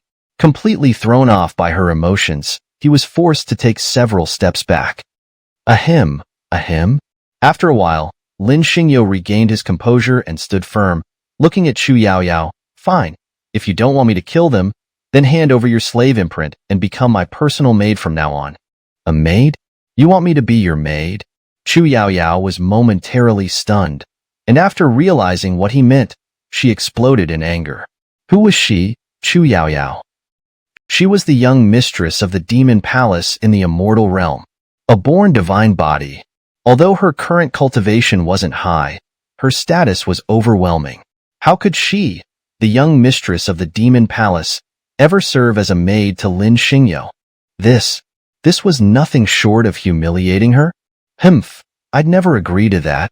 Chu Yaoyao snapped back to reality and provocatively gazed at Lin Xingyo, saying, if I'm going to serve you, I'd rather be your woman than just a mere maid. Cough. Lin Xingyo's expression instantly froze. Chu Yaoyao's directness caught him completely off guard, leaving him speechless and choking on his words. His eyes fixed on her, he tried to speak several times but couldn't utter a single word. It was too sudden. Almost no one had time to react. What was happening? Chu Yaoyao had just blurted it out, and not only did Lin Xingyo look stunned, but even Malingzi and the others were left dumbfounded. Wicked woman, don't you dare. Su Qingsheng, recovering from the shock, immediately jumped out, her voice filled with emotion. My master would never fall for you. He already has me by his side. Sweet and adorable, and he'd never like a wicked woman like you. Cough. Seeing this, Lin Xingyo coughed a few times, his cold eyes fixing on Malingzi and the others. All right, I'll give you a chance. All of you can become my slaves, and I'll spare your lives. Otherwise, I'll kill you all. I'm willing. Malingzi was stunned for a moment, then forced a smile, his face wrinkling like a chrysanthemum. He quickly condensed his slave imprint and knelt down, offering it to Lin Xingyo with utmost respect. Here, this is my slave imprint. As long as you don't kill me, I'll do anything you ask. Good, you're sensible. Lin Xingyo took Malingzi's slave imprint and, without waiting for him to react, immediately cast a spell mark on him, saying, but I don't trust people like you, so I have to place a spell mark on you. If you ever betray me, this mark will backlash, and your soul will be destroyed. You. Malingzi's flattering expression immediately froze, and he stared at Lin Xingyo with wide eyes, completely caught off guard. After a moment, he forced a smile, even more awkward than a crying face, and said, Master, don't worry, I would never dare to betray you. All right, it's your turn. Lin Xingyo completely ignored Malingzi and turned his gaze to Mu Wanling and Chu Yaoyao, saying, if you don't submit, I'll kill you. Fine, I'm willing to submit. Chu Yaoyao responded by reaching out and hooking her fingers under Lin Xingyo's chin, saying, but I must be allowed to serve you every night. Humph, don't even think about it. Seeing this, Su Qingsheng immediately moved Chu Yaoyao's hand away and stood in front of Lin Xingyo, glaring at Chu Yaoyao. Wicked woman, don't you dare use such methods to win over my master. My master would never fall for a wicked woman like you. Wouldn't he? Chu Yaoyao, undeterred, wrapped herself around Lin Xingyo, swaying her round, plump hips like a grinding wheel. She slightly parted her red lips, her already captivating eyes gazing at him, saying, "Why do I feel like he's quite fond of me?" Enough? While Chu Yaoyao was teasing Lin Xingyo, Xiaoliang suddenly spoke up, saying, "Stop messing around. Let's deal with the matter at hand." Lin Xingyo was momentarily stunned, quickly regaining his composure. He had just unearthed a Bagua diagram with the intention of dealing with Xiaoliang and uncovering his true nature, but the interruption had thrown everything off track. Lin Xingyo was feeling quite frustrated. However, he didn't rush. He still demanded that everyone hand over their slave imprints and cast spell marks on them before walking toward the giant pit where Xiaoliang was. Anlin and Mu Wanqing, on the other hand, were absolutely furious. After all, the situation wasn't supposed to turn out this way. They had come to kill Lin Xingyo, yet now they had all become his slaves. Mu Wanqing and the others couldn't accept this at all, and they glared at Lin Xingyo's back, wishing they could kill him instantly. Chapter 506. Unlocking the Bagua Diagram. Alright, stop standing around like fools. Lin Xingyo pursed his lips, completely ignoring the expressions on Mu Wanqing and the others, instead guiding the group towards the massive pit they had excavated. Come and take a look. What is this thing? Could there be something sealed beneath it? There are inscriptions on it. Mu Wanling and the others gathered around, their eyes wide as they stared at the inscriptions on the Bagua diagram. But what do these inscriptions say? Why can't I recognize a single word? Lin Xingyo didn't recognize them either, but these characters resembled oracle bone script, slanting and curving like tadpoles, encircling the edge of the Bagua diagram. Unfortunately, no one could decipher them. After much deliberation, they couldn't figure out what to do. Finally, Chu Yaoyao suggested simply smashing the Bagua diagram to pieces. However, Hua Xingtian and the others disagreed. According to their reasoning, the Bagua diagram was likely some kind of teleportation array. If they were to destroy it recklessly, the diagram would be rendered useless. After much discussion, the group still couldn't come up with a solution. Faced with this situation, Lin Xingyo felt a headache coming on. After all, several great emperors had faced this same problem in the past, yet none had been able to solve it. It really made Lin Xingyo feel that these great emperors were far too lacking. Each of them had lived for tens of thousands of years, yet not a single one could unlock the secrets of the Bagua diagram. Lin Xingyo stood there for a long time, gazing at the gradually darkening sky, and couldn't help but let out a long sigh. His gaze then fell on Xiaoliang. For some reason, Lin Xingyo felt that Xiaoliang might know how to unravel the mystery before them. He should know how to unlock the Bagua diagram, considering he had been guiding him from the very beginning. "Brother Xiao, please." Lin Xingyo swallowed hard, his eyes fixed on Xiaoliang. In front of everyone's astonished gaze, he cupped his hands towards Xiaoliang, who was lounging on a boulder, drinking. Fine. Xiaoliang took a swig from his wine gourd, then rolled off the boulder, getting up unsteadily and stumbling towards the Bagua diagram. "Step aside, everyone. Let me handle this." The usually noisy scene fell silent in an instant. Everyone, one by one, widened their eyes and opened their mouths, wanting to say something but unable to utter a word. Of course, most of them looked on with disdain, especially Malingzi and Anlin, whose expressions were as dismissive as could be. After all, Xiaoliang appeared to be nothing more than a mere mortal incapable of cultivation, and even they, the supreme beings, couldn't solve the problem. What could Xiaoliang, a mere good-for-nothing, possibly do? Malingzi and the others didn't believe it, considering how unreliable it seemed. But the next moment, before the disdain on their faces had even faded, they suddenly saw Xiaoliang, staggering, kneel down in front of the Bagua diagram and start pushing randomly. Then, a wave of dazzling golden light exploded from the Bagua diagram. No good. Malingzi and the others couldn't help but shout in alarm, but the next moment, Lin Xingyo and the others were completely unprepared and were instantly swallowed by the golden light that erupted from the Bagua diagram. Soul King banner, retract. Lin Xingyo snapped out of his shock and immediately retracted the 6 Soul King banners, but the next moment, before he could even struggle, he was completely engulfed by the collapsing wave of golden light. Bang! Just as Lin Xingyo and the others were completely consumed by the golden light, a loud bang echoed. When they regained their senses, they saw that the Bagua diagram they had excavated had completely shattered, and they were being swept away by an unknown spatial force to an unknown location. What's going on? The Heavenly Court's forces were all looking at the spot where Lin Xingyo and the others had disappeared, exclaiming in surprise, "Where did they go?" Chapter 507. A Black Dragon. Ugh, my head hurts. In a hazy daze, Lin Xingyo couldn't tell how much time had passed before he suddenly reached forward and squeezed something firmly, muttering, "What's this? It's soft and bouncy. You scoundrel, where are you touching?" Before Lin Xingyo could even open his eyes, a sharp scream rang out. When he finally opened them, he saw his hand gripping Mu Wanling's chest. She, in turn, slapped him across the face and snapped, "Stop it." "Heh, sorry." Lin Xingyo froze for a moment, then awkwardly chuckled. "I didn't mean to." "Humph, then why are you still squeezing?" Mu Wanling blushed furiously, swatting his hand away with an expression of utter displeasure. "You're such a lecherous pervert." Lin Xingyo chuckled awkwardly, but didn't dare to argue back. After all, he admitted to himself that he did have those tendencies. What man wouldn't? It was only natural for a normal man to have such desires. And Mu Wanling was indeed stunningly beautiful, with a figure that was incredibly well endowed.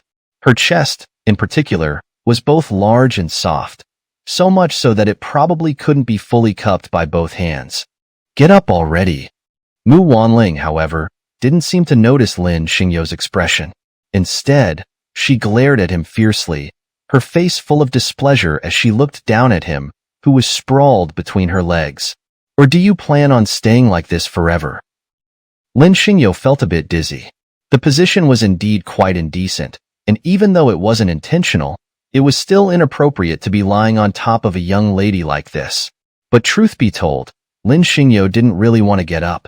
Although the posture was unseemly, it was quite comfortable.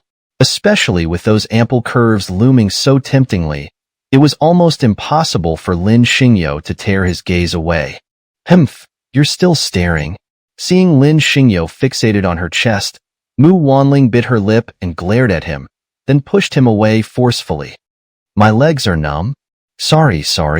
Lin Xingyo snapped out of his daze and realized his lack of propriety. He quickly apologized to Mu Wanling. "I really didn't mean to. It's just that you're so beautiful. I couldn't help but look." Humph. Mu Wanling snorted coldly, turning her head away and refusing to engage with him. Realizing his blunder, Lin Xingyo didn't dare to push further. Instead, he looked around to assess their surroundings. But looking around only shocked him. The scene before them was drastically different from before. There was no longer any desert, nor were there any skeletal remains. Instead, towering ancient trees stretched into the sky, and endless mountain ranges stretched as far as the eye could see, as if they had entered a primordial wilderness. "What's going on? Where are we?" Mu Wanling, snapping out of her daze, widened her eyes in shock as she took in the world around them. "How did we end up here?" "Shoo!" Lin Xingyo quickly hushed her. "Don't speak. Something's not right about this place." "What is it?" Mu Wanling was startled and turned back to Lin Xingyo. "Did you notice something?" "Don't speak." Lin Xingyo pursed his lips, summoning his Zhuantian sword, which he held inverted in his hand. Then, he slowly crouched down. "Wait for my signal to move. Don't alert them, or we won't have a chance to get our hands on this delicious prey." Mu Wanling's expression turned serious. She summoned her own sword and stepped to Lin Xingyo's side, sensing that powerful beasts were closing in around them. "Mu Wanling, get ready." Lin Xingyo shifted his left foot slightly and tightened his grip on his sword, warning her, "They're about to attack." Roar, roar, roar. As soon as Lin Xingyo finished speaking, roars echoed from the surrounding forest. Then, one after another, massive wind leopards, each the size of a calf, shot out from the dense woods like lightning bolts. This isn't good. Seeing the flood of wind leopards rushing toward them, Lin Xingyo stomped his foot, activating 3 supreme bones and summoning the boundless domain to shield Mu Wanling behind him. Mu Wanling, don't move. These wind leopards are at the human immortal realm. With your cultivation, you won't be able to withstand their attacks. Roar, roar, roar. Before Lin Xingyo could finish, dozens of lightning-fast wind leopards pounced toward him, their claws slashing down with devastating power. Zhuantian sword kill. Facing the onslaught of wind leopards, Lin Xingyo flicked his 7-inch long sword and swung it horizontally in a flash. Mu Wanling's eyes widened in shock as she watched Lin Xingyo's sword cut through the dozens of human immortal realm wind leopards in one sweep, spilling blood and entrails all over the ground. Roar, roar, roar. The wind leopards that had been about to attack froze in their tracks, surrounding Lin Xingyo but not daring to advance. Instead, they roared furiously into the sky, as if calling for reinforcements. It was clear they were enraged, but they didn't dare to charge at Lin Xingyo. Instead, they howled at the sky with all their might, as if summoning help. This isn't good. A big guy has awakened. His aura is incredibly strong at the immortal emperor realm. What the? Lin Xingyo was stunned, his expression filled with surprise. What kind of place is this, to have such a powerful beast? Oh, whoa. Before Lin Xingyo could finish, a deafening dragon's roar echoed through the air. When he looked up, he saw a furious 5-clawed black dragon coiling its body, shooting out from the lake in front of them. Human, how dare you? The black dragon emerged from the water, its massive claws hovering in the air as it glared down at Lin Xingyo. You dare to act so brazenly here? It seems I, Ao being the black dragon, need to teach you a lesson and show you what this place is. Oh! Lin Xingyo tilted his head slightly, meeting the dragon's gaze. So you think you're quite formidable, do you? Then I suppose I'll have to test my strength against yours. What? The black dragon was momentarily stunned, his expression frozen in disbelief. But when he realized what Lin Xingyo had just said, he exploded in fury. Who did this human think he was talking to? Ao Bing, the Black Dragon King, was the ruler of the Demon Lake. Yet this mere human dared to speak to him in such a manner? The Black Dragon King's fury was beyond measure. After all, not only was he revered in the Demon Lake, but even in the Heavenly Emperor's ancient city, few dared to speak to him so impudently. This human must be tired of living. Chapter 508. No surrender accepted. Human, you are too bold. The black dragon, coming to its senses, glared at Lin Xingyo with an icy gaze, saying, I will devour you. Come on, I'll give you the chance. Lin Xingyo, upon seeing this, smirked and looked at Ao Bing. But if you can't defeat me, I won't accept your surrender. Instead, I'll roast you and eat you. What? How dare you? Upon hearing this, Ao Bing was completely enraged. After all, he was the Black Dragon King Ao Bing, a being whose cultivation had reached the peak of the immortal emperor realm, with 1 foot already in the realm of transcendence. Such a being was considered a patriarch wherever he went, and almost everyone who saw him would grovel at his feet. Yet, Lin Xingyo had repeatedly shown such blatant disrespect. The Black Dragon King Ao Bing was utterly furious. Human, you are too arrogant. The Black Dragon King Ao Bing roared in anger, immediately twisting his body and launching a ferocious attack at Lin Xingyo, declaring, Now, I declare you dead. 6 Paths Reincarnation Fist, break. Seeing the Black Dragon King Ao Bing charging at him, Lin Xingyo, without waiting for Mu Wanling to react, directly pulled her into his portable small world. Then, with a clenched fist, he drew out all the reincarnation and life and death power from his Dantian Qihai, unleashing a torrent of 6 Paths reincarnation runes that crashed into the Black Dragon King Ao Bing with overwhelming force. Roar! The Black Dragon King Ao Bing, seeing Lin Xingyo's fist coming at him, immediately let out an enraged roar, his eyes filled with utter disdain for Lin Xingyo. After all, He didn't believe that such a puny human could defeat him. Human, you are courting death? The Black Dragon King Aobing disdainfully glanced at Lin Xingyo, channeling all his power into his claw, and then slammed it down with brutal force, shouting, "Dragon-slaying claw, shatter for me." Crack! The Black Dragon King Aobing's claw collided with Lin Xingyo's Six Paths reincarnation fist. For a moment, the Black Dragon King's face was filled with excitement, as if he had already seen himself shattering Lin Xingyo. But the next moment, he inwardly cried out in alarm. Before he could react, Lin Xingyo's powerful fist struck his claw, instantly blasting his entire foreclaw to pieces. And that wasn't all. In the blink of an eye, the Black Dragon King Aobing felt an overwhelming force, like a venomous curse, devouring his vitality and grinding away at his soul. My goodness! What kind of power is this? It's even more terrifying than the death power of that Black Qilin from back then. No, please. Coming to his senses from the shock, the Black Dragon King Aobing almost begged Lin Xingyo, "Human, stop. Please, spare me. I know I was wrong. I dare not oppose you again. Please, just let me live." "No way." Lin Xingyo smirked and directly refused. "I already told you earlier, once you chose to oppose me, you don't get to beg for mercy. So, I won't accept your surrender, nor do I intend to let you go. I'm actually quite hungry." "Master, please no." Upon hearing this, the Black Dragon King Aobing's face twisted in fear, almost on the verge of tears. "It was my bad eyes that couldn't recognize you as a supreme expert. Now I understand. Please give me a chance. I swear I won't dare again." "Stop, stop." Lin Xingyo waved his hand. "Don't waste my time. We're not friends, and I already made it clear to you. If you can't defeat me, I'll roast you and eat you. Now that you've lost, I have to eat you. Roasted dragon claw, roasted dragon tendons, especially that dragon root of yours, plus your flesh, it'll definitely be delicious."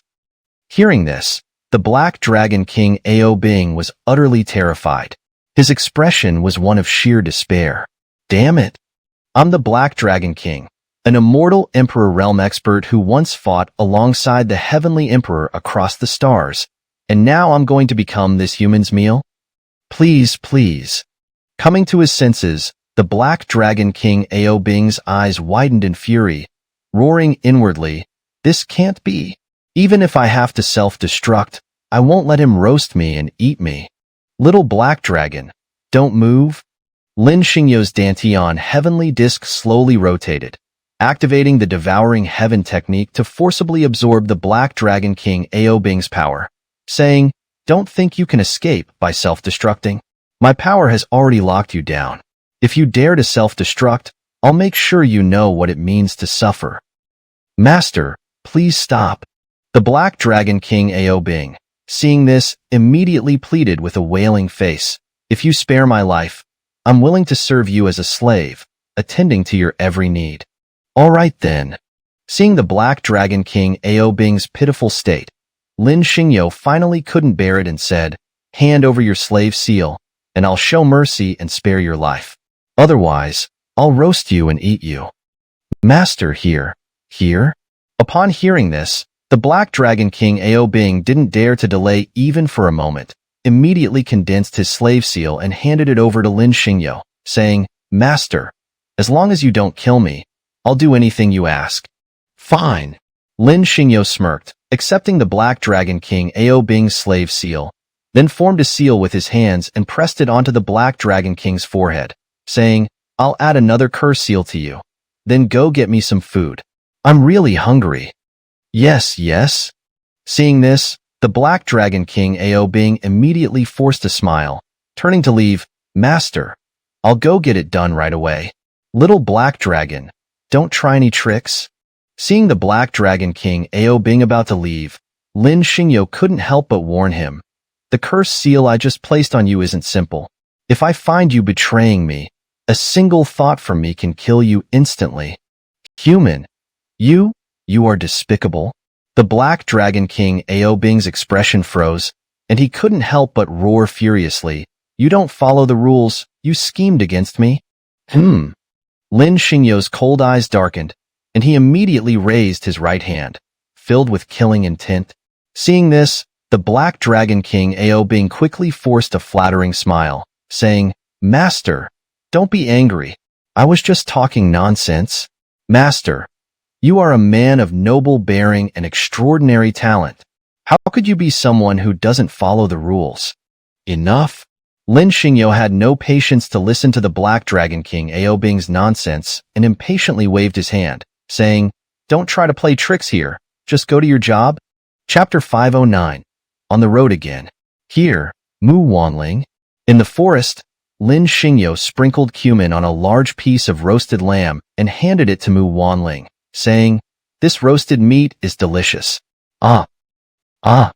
Seeing Lin Xingyo offer the roasted meat, Mu Wanling almost reflexively mimicked his exclamation, only to realize her lapse in decorum and turn her fair face crimson with embarrassment. After all, she was a celestial maiden. When had she ever made such a shameful sound? Realizing what she had done, Mu Wanling felt so mortified that she wished she could dig a hole and disappear into it. Master, I want to eat too. Black Dragon King Ao Bing, seeing this, swallowed hard and stared at the golden roasted whole lamb in Lin Xingyo's hand, his mouth watering uncontrollably. Give me a piece. I'm so hungry. Go away. Lin Xingyo pursed his lips and flatly refused. You're so big. This whole lamb wouldn't even fill a gap in your teeth. You. Hearing this, Black Dragon King Ao Bing was utterly infuriated by Lin Xingyo, especially since he had caught this whole lamb himself. He had put in so much effort. He had thought he could at least get a bite or two, but instead, Lin Xingyo didn't give him even a single morsel. The more Ao Bing thought about it, the angrier he became. Why am I so unlucky? Ao Bing looked at Lin Xingyo, feeling that his future was bleak. What kind of life can I expect following such a master? While Ao Bing was seething with resentment, Lin Xingyo finally relented and cut off a large lamb leg, tossing it to Ao Bing. All right, here's a piece for you. Go eat it somewhere else. All right, I get it. Ao Bing was momentarily stunned but quickly snapped into action, grabbing the lamb leg with his mouth and flashing a fawning smile that couldn't be more obsequious. In that case, I won't disturb you too. Seeing Ao Bing leave, Lin Xingyo's eyes revealed a look of, You're smart, while Mu Wanling, head down, tore off a piece of the roasted meat with her hands and chewed it, not daring to look at Lin Xingyo. Mu Wanling here, have some wine? Lin Xingyo composed himself and handed his wine to Mu Wanling. It's more enjoyable to eat lamb with wine. Mu Wanling accidentally grabbed Lin Xingyo's hand as she reached for the wine, her expression freezing for a moment before she quickly pulled back, her fair face turning crimson as she dared not look at him. Ahem. Lin Xingyo was momentarily stunned, not noticing Mu Wanling's unusual behavior, only feeling the awkwardness of the atmosphere and unsure of what to say. In his helplessness, Lin Xingyo hesitated for a moment before placing the wine beside Mu Wanling and cutting a few pieces of roasted lamb. He deliberately started a casual conversation with her, one sentence at a time. As the conversation flowed, the initial awkwardness dissipated, and the two naturally moved closer. They ate roasted meat and drank wine, exchanging words back and forth until, before they knew it, it was late into the night. Gradually, both of them felt a growing drowsiness, though more from the wine they had consumed.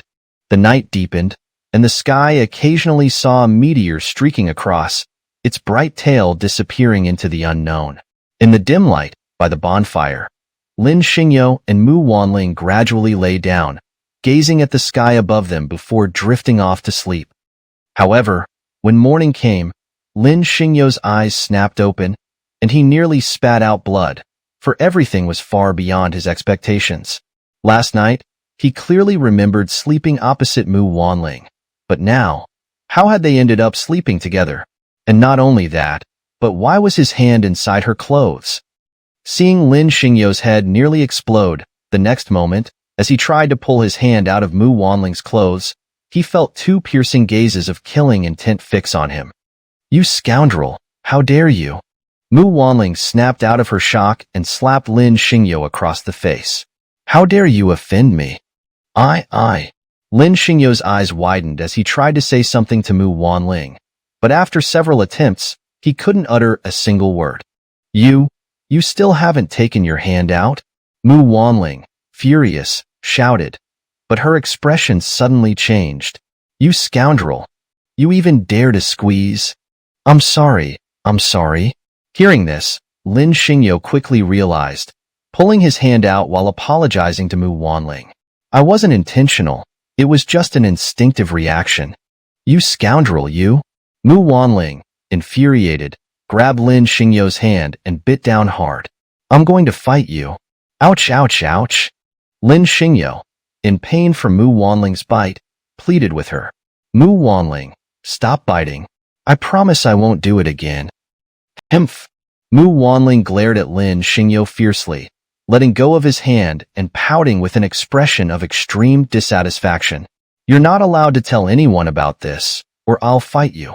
All right, you can rest assured. Lin Xingyo grimaced, forcing a smile as he assured Mu Wanling. I definitely won't tell anyone. Humph. Then why don't you let go of your hand that's holding me? Mu Wanling glared at Lin Xingyo indignantly. Or do you want to hold me for how long? Lin Xingyo awkwardly let go of Mu Wanling, though he still looked a bit reluctant, even feeling a bit of regret that last night he had drunk too much. Even though he had held her, nothing else happened. It was quite a pity. Master, you're finally awake? Lin Xingyo was still feeling a bit regretful when a shout suddenly rang out. Turning his head, he saw Black Dragon King Aobing approaching with a smile as obsequious as a chrysanthemum. Look, I've caught a few fat sheep for breakfast. Seeing this, Lin Xingyo felt a toothache. Who eats roasted whole lamb for breakfast? Was this Black Dragon King Aobing an idiot? All right. Lin Xingyo snapped out of it, pursing his lips and giving Aobing an impatient look. Who eats roasted lamb in the morning? Save it for tonight. Besides, I have things to do right now. I need to find my servant. Ah. All right then. Hearing this, Aobing felt a bit disgruntled, but facing Lin Xingyo, he could only force a fawning smile. You must roast it tonight, okay? All right. I know. Lin Xingyo gave Aobing a headache-inducing glance, then looked at the sheep he had caught. Put those sheep away. We should get going. Yes, master. Aobing dared not delay, immediately storing the sheep away. Meanwhile, Lin Xingyo summoned a small boat and, squatting down, picked up Mu Wanling. Mu Wanling, let's go. Let's find your fellow disciples together. Chapter 510. The Purple Gold Colossal. Aobing, how long do we still have? As they flew over the jungle, Lin Xingyo couldn't help but turn his head and glance at the Black Dragon King Aobing, who was coiled like a small snake around his arm, asking, before we fly out of the Demon Lake? Master, we'll be out in a few more hours. Black Dragon King Aobing replied, but once we leave the Demon Lake, we'll be entering the territory of the Purple Gold Colossal tribe. Oh, the Purple Gold Colossal?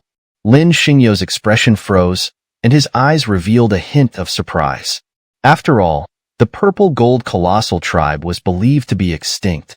To his astonishment, there were still members of the Purple Gold Colossal tribe here.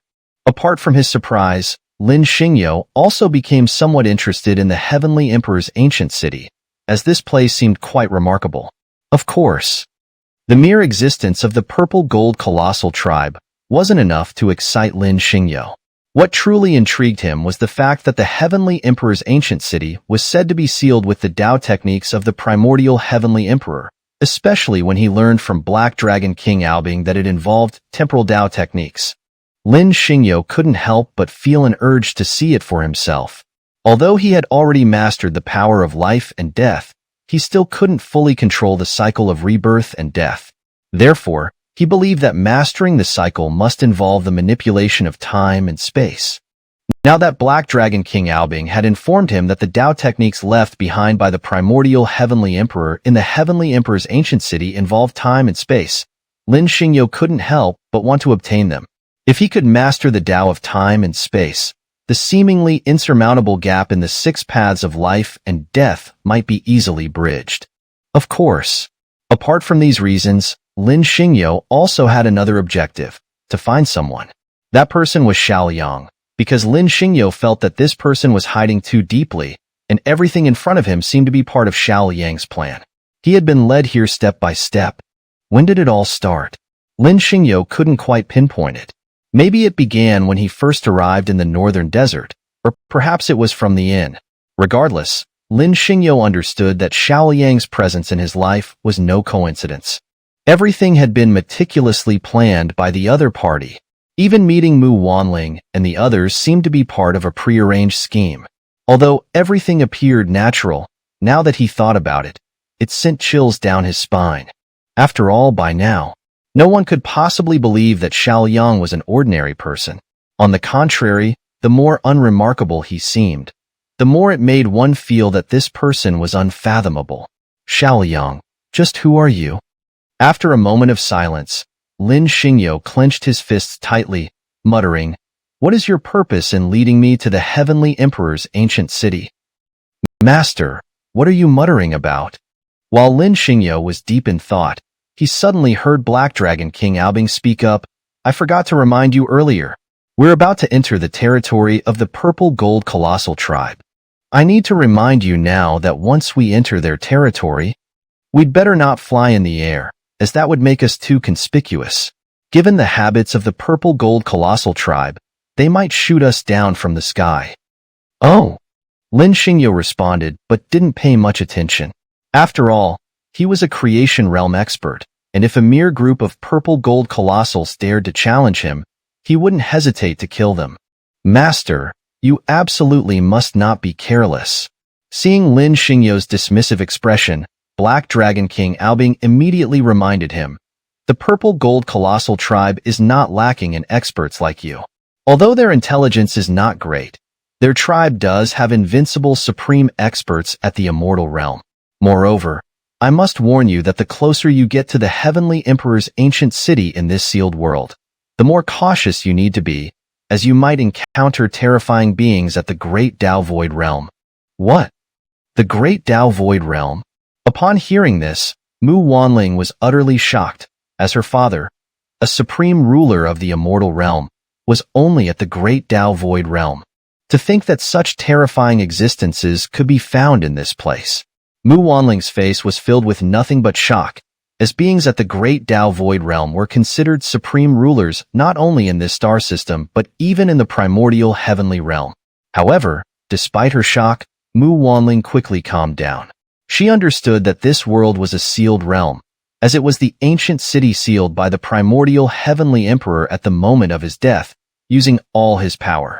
It was only natural for beings at the Great Tao Void Realm to exist here. Nevertheless, this place was ultimately a prison. Even beings at the Great Tao Void Realm couldn't escape from here, and in such a sealed realm, the stronger one's cultivation, the harder it was to leave. "All right, then we'll fly with swords." After hesitating for a moment, Lin Xingyo slowed down his speed and summoned the Zhutian sword into the air, saying, "That way, even if we encounter an attack from the Purple Gold Colossal Tribe, I can escape quickly with the Zhutian sword." "Yes, that's the best plan," Black Dragon King Aobing replied. "After all, flying with swords makes us less conspicuous than flying in a boat, so we can react quickly if we're attacked." "Mu Wanling, come here." Hearing this, Lin Xingyo turned to Mu Wanling and said, "Let's fly together." Mu Wanling glared fiercely at Lin Xingyo, intending to refuse, but considering that the Purple Gold Colossal Tribe had immortal realm experts, she hesitated for only a moment before standing on the Zhutian sword with Lin Xingyo. Then, with Lin Xingyo holding her, they began flying close to the ground. Their speed was extremely fast. They almost turned into a beam of light as they flew forward. Of course, there were occasional attacks from beasts in the forest, but with Lin Xingyo's high cultivation, they were unstoppable. Thus, they quickly flew out of the demon lake and continued westward for about 10 miles. Soon, they saw one after another towering figure resembling small mountains appearing in the forest. Seeing these, Lin Xingyo didn't dare to be careless. After all, these were powerful purple gold colossals. So Lin Xingyo had to use the forest for cover and fly at a very low altitude. Even so, Lin Xingyo and Mu Wanling were quickly discovered by the purple gold colossals, and these towering beings began to fiercely pursue them. Even with Lin Xingyo's cultivation at the creation realm, he was forced into a difficult situation by the relentless attacks of the purple gold colossals. In the face of this, Lin Xingyo couldn't help but think of the ancient Forbidden Zone, as the combat power of these purple gold colossals was definitely not inferior to that of the void beasts. Except for their inability to regenerate. Every punch they delivered made Lin Xingyo feel the strain, and soon he realized that these giants were indeed as Black Dragon King Aobing had described. Apart from their lack of intelligence, their strength could only be described as terrifying. Therefore, Lin Xingyo didn't dare to confront them head-on, as his goal was to seek the legacy of the primordial Heavenly Emperor. After several battles, Lin Xingyo no longer dared to fly with the sword, instead leading Mu Wanling and dodging through the dense forest, trying to pass through this area. Shire, go quickly. As Lin Xingyo was speeding through the dense forest, he suddenly heard a shout echoing through the air. He quickly rushed forward and saw Hua Xingtian leading a group of guards, desperately fighting off the surrounding purple gold colossals, shouting, "Leave this area quickly, or we'll all die." Roar. Although Hua Xingtian wanted to make Hua Shire and the others escape, the purple gold colossals had no intention of letting them go. As soon as Hua Xingtian shouted, a massive hand descended toward Hua Shire and Su Qingcheng like a fly swatter. Seeing no way to avoid it, Su Qingcheng and Hua Shire, along with the others, screamed in terror as the massive palm came crashing down toward them. They knew that with the strength of the purple gold colossal, a single slap would likely turn them all into flattened pulp. But in the next moment, what they had expected did not happen. Instead, a towering figure appeared before them, raising a golden light barrier like a wall of Buddha, which instantly withstood the colossal's ferocious and violent slap. Chapter 511. Ignite my ancient bloodline to kill enemies. Master, it's you. Coming back to her senses, Su Qingcheng recognized Lin Xingyo and immediately threw herself into his arms, unable to hold back her tears as she cried, "Where have you been?" Qingcheng almost died. "Little girl, it's all right now. Don't cry." Lin Xingyo, with a heart full of pity, gently patted Su Qingcheng's head, then raised his sword and slashed at the approaching purple gold giant, saying, "Let me deal with these purple gold giants first, okay?" Su Qingcheng wiped her tears and let go of Lin Xingyo, urging, "Master, please hurry. Otherwise, Hua Shire's father will die. Little Black Dragon, go help me save people." Upon hearing this, Lin Xingyo glanced at Hua Xingtian, who was struggling in battle, and immediately instructed the Black Dragon King Aobing, who was coiled around his arm, "I'll deal with this purple gold giant first." "Yes, master." Seeing the situation, Black Dragon King Aobing didn't dare to delay. With a roar, he transformed into his massive form and charged at the purple gold giants attacking Hua Xingtian and his group. Heaven-slaying sword kill. Seeing this, Lin Xingyo stomped on the ground with force, causing it to crack. Then with a flick of his heaven-slaying sword, he unleashed a lightning-fast slash towards the purple gold giant in front of him. "Human, you dare to attack me?" The purple gold giant, seeing Lin Xingyo's counterattack, opened its blood-red mouth and roared contemptuously, "This is simply seeking death?" As the purple gold giant finished speaking, its enormous hand clenched into a fist and slammed down towards Lin Xingyo with overwhelming force. Its eyes were filled with nothing but disdain. After all, they were ancient gods, and in its eyes, Lin Xingyo was no more than an ant. It was certain that with one punch, it could turn Lin Xingyo into a pile of meat paste. But, the next moment, the purple gold giant's contemptuous expression froze, and then it revealed an expression of utter fear, as it felt an irresistible force eroding it. This human's power is quite strange." The purple gold giant was stunned, then roared, "His power is actually devouring my vitality. Human, no, vile demon, you deserve to die." Coming to its senses, the purple gold giant glared at Lin Xingyo with fury. You actually dare to devour my vitality? You're seeking death? Bothersome. Lin Xingyo didn't want to waste words with the purple gold giant. He raised his sword, channeling all the power of life and death from his Qi into the heaven-slaying sword, and slashed at the purple gold giant. Go to hell. Humph! Even an ant dares to be so arrogant. Seeing Lin Xingyo's sword strike, the purple gold giant stomped its foot forcefully, then raised its palm from the sky, accompanied by a deafening sonic boom, and slammed down towards Lin Xingyo. Let me see how my great demon palm strike destroys you. Crack! The purple gold giant's palm strike collided with Lin Xingyo's sword beam, and a violent energy wave exploded. Power of life and death, break. Facing the pressure from the purple gold giant, Lin Xingyo mustered all his strength and counterattacked with everything he had. But the purple gold giant was no weakling. Responding instantly to Lin Xingyo's attack, it activated the Tao of Thunder, and a series of sky-covering purple gold runes rose around it. The 3 light spots on its forehead, like stars, suddenly glowed, and a bloodline power capable of tearing the heavens apart erupted. Ignite my ancient bloodline, to kill enemies. The purple gold giant, completely ignoring Lin Xingyo's reaction, ignited its ancient bloodline and unleashed a devastating palm strike towards Lin Xingyo. Crack! The surrounding space couldn't withstand their power and shattered like broken glass, exploding in front of them. Heaven-slaying sword kill. Completely enraged, Lin Xingyo, facing the purple gold giant's ancient bloodline power, activated his battle techniques and expanded his colorless domain, tightly gripping his heaven-slaying sword and counterattacking the giant's crushing palm. Human, you're seeking death? Seeing Lin Xingyo's attack, the purple gold giant's face showed utter disdain. With your insignificant skills, how dare you challenge me? As its palm descended, its eyes were filled with contempt, as it was certain that this strike would annihilate the puny human before it. But, the next instant, the purple gold giant's contemptuous expression froze, and then it revealed an expression of disbelief, its eyes widening as it stared at Lin Xingyo in utter shock. How did your power suddenly become so strong? Coming back to its senses, the purple gold giant looked at Lin Xingyo with fear. You're not a mere ant. You're a primordial demon. Bang!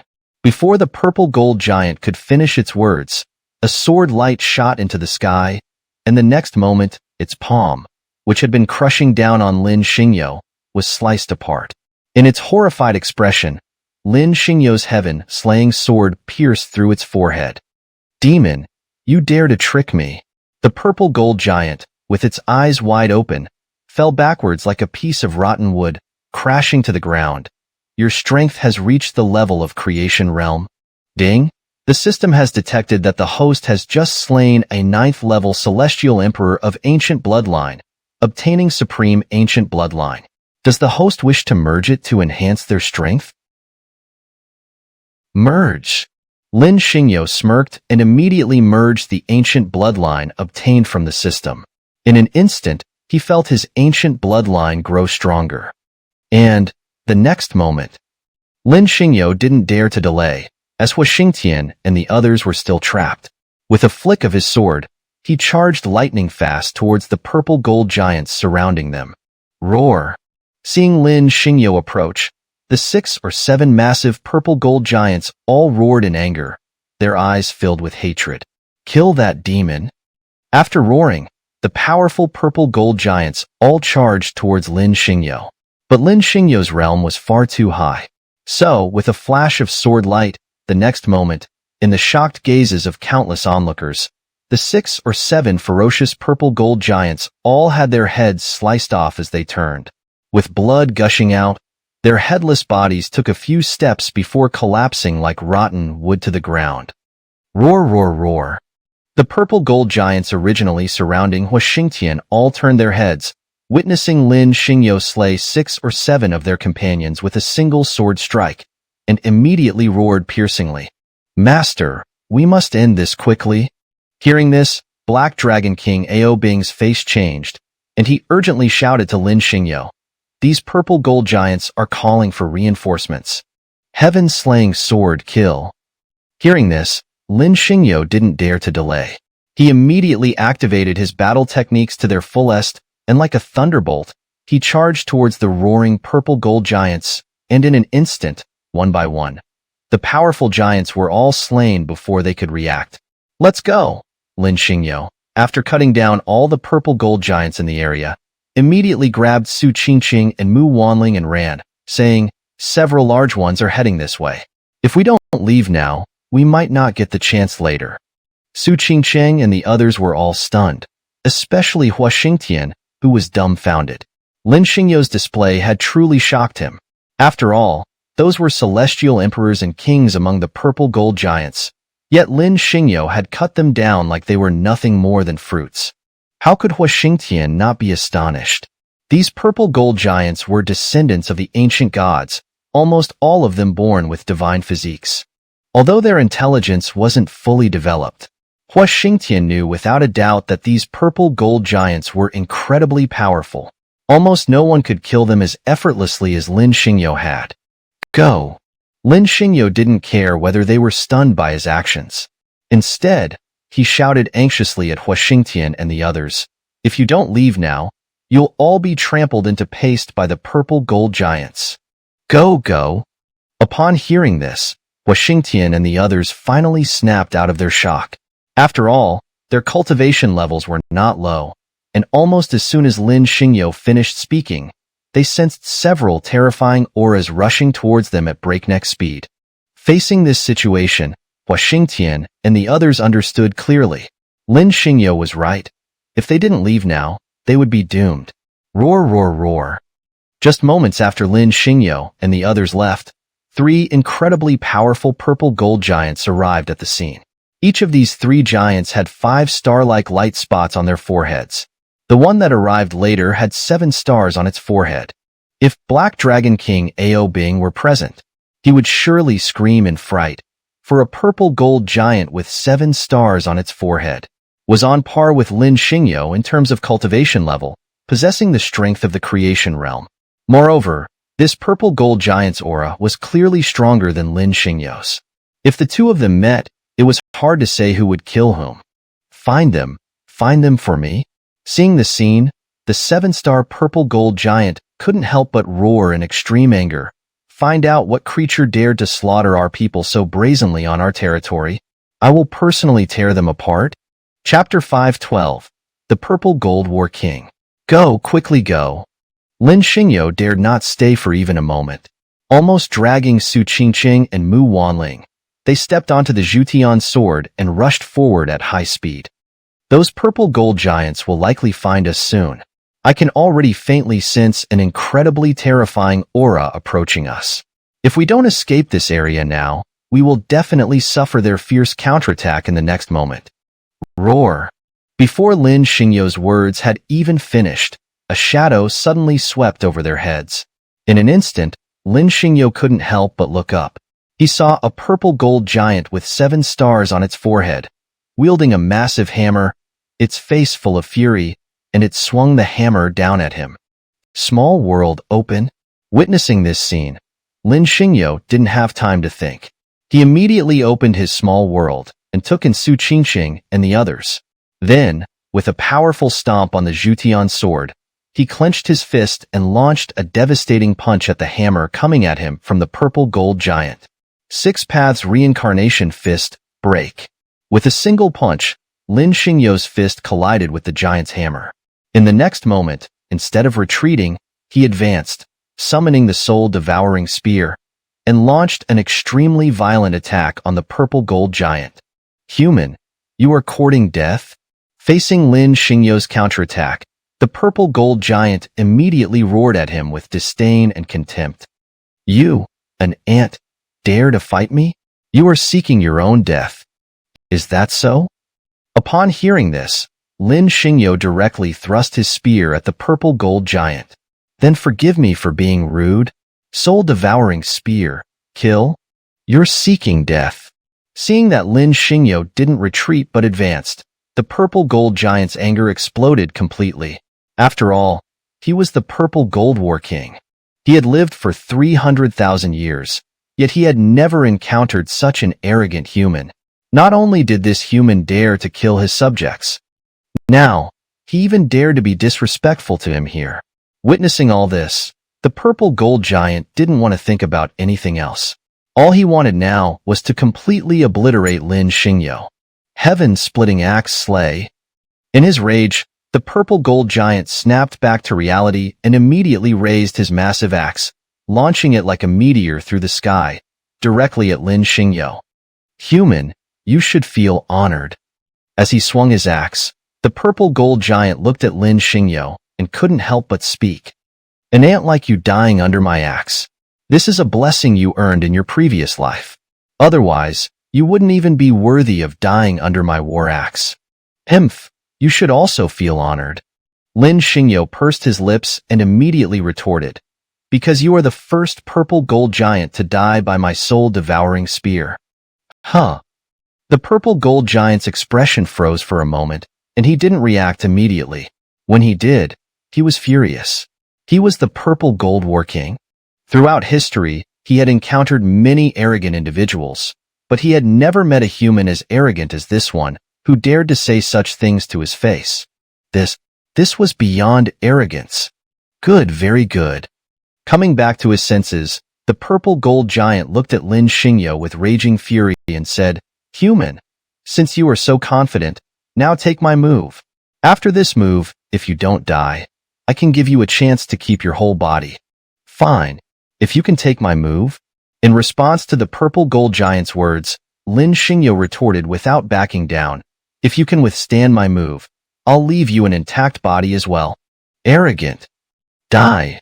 Faced with Lin Xingyo's provocation, the Purple Gold Giant immediately channeled all his strength into the massive axe he held, then descended from the sky like a thunderbolt, swinging the axe down. Soul-devouring spear. Kill. Seeing this, Lin Xingyo directly infused the power of life and death into the soul-devouring spear, meeting the axe descending from the sky with explosive waves of energy and colliding with the Purple Gold Giant's axe in midair. Clang! Lin Xingyo's soul-devouring spear, like lightning, collided with the Purple Gold Giant's war axe. In an instant, waves of destructive light exploded at the point of impact. Crack, crack, crack! The surrounding space couldn't withstand such powerful force, and in the next moment, it completely collapsed in the shocked gazes of countless onlookers. Soul-devouring spear. Kill. Lin Xingyo, instead of retreating, advanced and launched an extremely fierce collision with the Purple Gold Giant's axe. The overwhelming power of life and death erupted in dazzling waves of light as Lin Xingyo unleashed his full strength against the Purple Gold Giant. Chapter 513. Slaying the Purple Gold War King.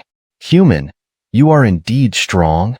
Facing Lin Xingyo's assault, the Purple Gold Giant couldn't help but roar furiously. But you've met me, the Purple Gold War King. Now, I will end you. Die. Devouring God's Spear. Kill. In the midst of the fierce battle, Lin Xingyo didn't waste words on the raging Purple Gold Giant. Gripping his devouring God's Spear tightly, he launched a relentless attack. Clang, clang. The surrounding area was soon completely shattered by their battle. The two combatants were utterly ferocious, unleashing their full strength without any restraint. Human, you shall die. The Purple Gold Giant suddenly roared, his hands tightly gripping the giant axe in his grasp. He swung it directly at Lin Xingyo, shouting, Battle Axe of Creation, slice. Clang. Lin Xingyo felt the devouring God's spear in his hand grow heavy, as if a force capable of splitting the heavens and earth was crashing down on him. Power of life and death cycle break. Facing the overwhelming force of the Purple Gold Giant, Lin Xingyo didn't dare to be careless. He immediately drew upon the power of life and death from his Qi, colliding it with the Purple Gold Giant's force. When Lin Xingyo's power of life and death clashed with the Purple Gold Giant's force of creation, he felt his chest tighten, and before he could react, his body was flung from the sky. Thud, thud, thud. Upon landing, Lin Xingyo's body slid backward for 50,000 meters. The purple gold giant wasn't faring much better either. But, in the next moment, Lin Xingyo wiped the blood from the corner of his mouth, shook his devouring god spear, and with a flash, thrust it towards the purple gold giant 10,000 miles away. Fight! Facing Lin Xingyo's sudden attack, the purple gold giant, deep in the bloodlust of battle, roared, "Ancient gods of slumber, burn my battle blood and fight with me." Devouring god spear, kill? Lin Xingyo paid no heed to the purple gold giant's roar. Instead, he tightly gripped his spear and thrust it forward, unleashing wave after wave of energy towards the giant. Fight! As Lin Xingyo's spear approached, the raging purple gold giant stomped the ground, causing waves of energy to rise. Behind him, a colossal purple gold divine spirit emerged, raising its hand and crushing down on Lin Xingyo with overwhelming force, shouting, "Die! Hand of the heavens, rise!" Seeing the divine spirit's palm descending, Lin Xingyo immediately raised one hand to block while still holding the spear with the other, roaring, "Ancient bloodline, activate." Clap! Lin Xingyo's hand of the heavens clashed with the divine spirit's palm. In the next instant, his devouring god spear collided with the purple gold giant's battle axe of creation. Great completion of the ancient sacred body, activate. Lin Xingyo was fully unleashed. Facing the evenly matched purple gold giant, he activated all his divine abilities without reservation, shouting, "Black forbidden domain, rise." "Human, you surprise me." The purple gold giant glared at Lin Xingyo and roared, "But this battle ends here. Battle axe of creation, destroy." As the purple gold giant's roar faded, he ignited his ancient bloodline and raised his mountain-sized axe, swinging it down at Lin Xingyo, shouting, "Human, you shall know solitude." Humph! Lin Xingyo's eyes darkened as he let out a cold snort. In the midst of countless astonished gazes, his body suddenly grew to 10,000 zhong, and his devouring god spear became enormous. Gripping the spear's tail, he roared ferociously and swung the spear like a black sun, smashing it towards the purple gold giant. Clang! Lin Xingyo's devouring god spear crashed into the purple gold giant's battle axe. In an instant, the giant's knees buckled, and he fell to the ground. The surrounding earth cracked like a spider web. You. Before the purple gold giant could finish, he heard a series of shattering sounds from his axe. In the next moment, his eyes widened in shock as his invincible battle axe was shattered by Lin Xingyo's single strike. Quick, save the king! Surrounding purple gold giants, who had been watching in shock, immediately reacted. They all rushed towards Lin Xingyo, shouting, "We cannot let this human harm the king." Facing this scene, Lin Xingyo showed no mercy. He stomped the ground, unleashing the sacred battle technique, and then covered all the charging purple gold giants with the black forbidden domain like an inverted cauldron. Without giving them any chance to retaliate, he unleashed a devastating blow on the defeated purple gold giant. Crack! The purple gold giant panicked, using all his strength to block Lin Xingyo's descending devouring god spear. However, Lin Xingyo's power was now far too great, and the giant couldn't withstand the attack. He didn't even have time to scream before being obliterated by Lin Xingyo's spear. Ding! The system has detected that the host has just slain a creation realm ancient divine descendant, activating the bloodline burning power skill. Would the host like to integrate it into the skill bar to enhance their strength? Integrate. Lin Xingyo smirked and immediately integrated the skill, as it seemed quite powerful. Bloodline burning power. Much like the sacred battle technique, it could instantly boost his combat power, so Lin Xingyo happily accepted it. Roar, roar, roar. As soon as Lin Xingyo integrated the skill, he heard a series of roars. Coming to his senses, he immediately opened his portable small world, and in the next moment, an overwhelming number of weapons shot out. With a thought, the weapons, in an instant, sliced towards the trapped purple gold giants. "Human, you dare?" Facing Lin Xingyo's attack, the purple gold giants trapped within roared in fury. "How dare you slaughter us so brazenly? The emperor of our purple gold giant clan will never let you off." Lin Xingyo merely chuckled coldly, paying no heed to their threats. After all, they had already formed an irreconcilable enmity. Even if Lin Xingyo didn't kill them, these purple gold giants wouldn't let him off, and they might even immediately report to their emperor. Therefore, Lin Xingyo had no mercy, directly slaying them all. After all, leaving them alive would only bring him trouble. Chapter 5:14. I didn't mean to. The sky gradually darkened. The overcast heavens were devoid of any starlight. In the dense, pitch-black forest, Lin Xingyo and his group dared not venture recklessly, for this was the territory of the mighty beings of the Heavenly Emperor's ancient city. Especially after Lin Xingyo and his companions had personally witnessed a seemingly insignificant blade of grass slaying a celestial king. Thus, they dared not move carelessly. However, they were not entirely immobile. Currently, Lin Xingyo only dared to move during the day, as they dared not act at night, given the extreme danger of this place. Master, I'm scared. By the campfire in the forest, Su Qingcheng lowered her head, leaning closely against Lin Xingyo as she timidly spoke. Can you sleep with me tonight? This? Lin Xingyo was about to say sure, but upon catching Mu Wanling's gaze, he immediately changed his mind. How about I guard outside for you? Humph. Seeing this, Lin Xingyo felt a sharp pain in his teeth. How could he not understand Su Qingcheng's hint? However, Mu Wanling was also present. If he were to enter the tent, he knew Mu Wanling would likely take action against him in the middle of the night. Moreover, Mu Wanling was quite attractive herself. Not only was she beautiful, but her legs were also fair, and her chest was well endowed. Lin Xingyo had a liking for her as well. Therefore, he had to maintain his image. If he could win Mu Wanling over, he could enjoy her long legs for 3,000 years. Humph, what are you looking at? Mu Wanling shot Lin Xingyo a fierce glare when she noticed his gaze. Go ahead, no one's stopping you. I dare not, Lin Xingyo replied with a smile, revealing his pearly whites.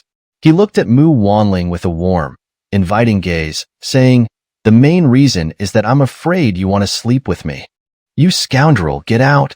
Mu Wanling blushed furiously and glared at Lin Xingyo before turning away and heading to her own tent.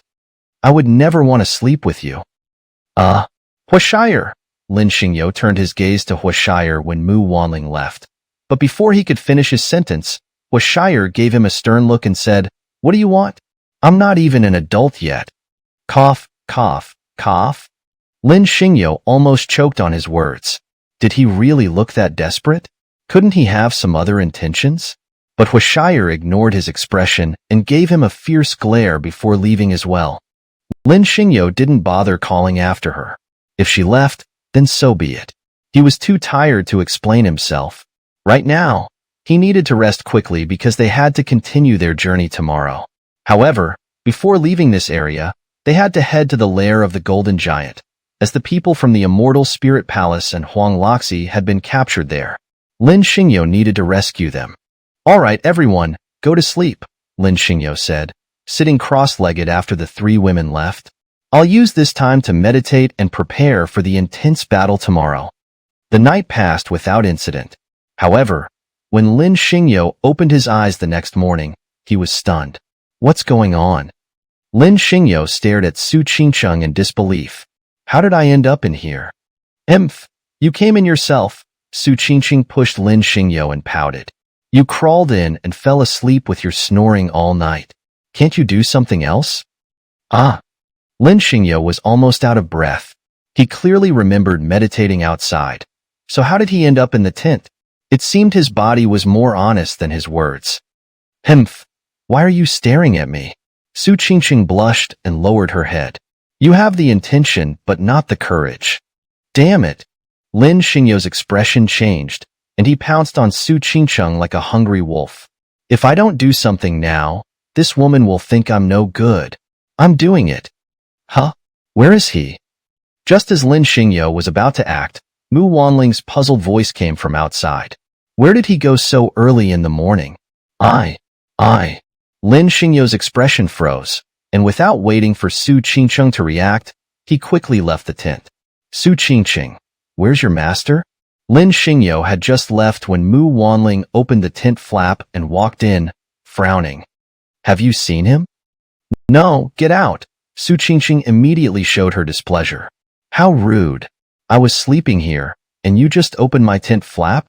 I just wanted to see if your master was here. Mu Wanling realized her mistake and tried to remain calm. He's not here?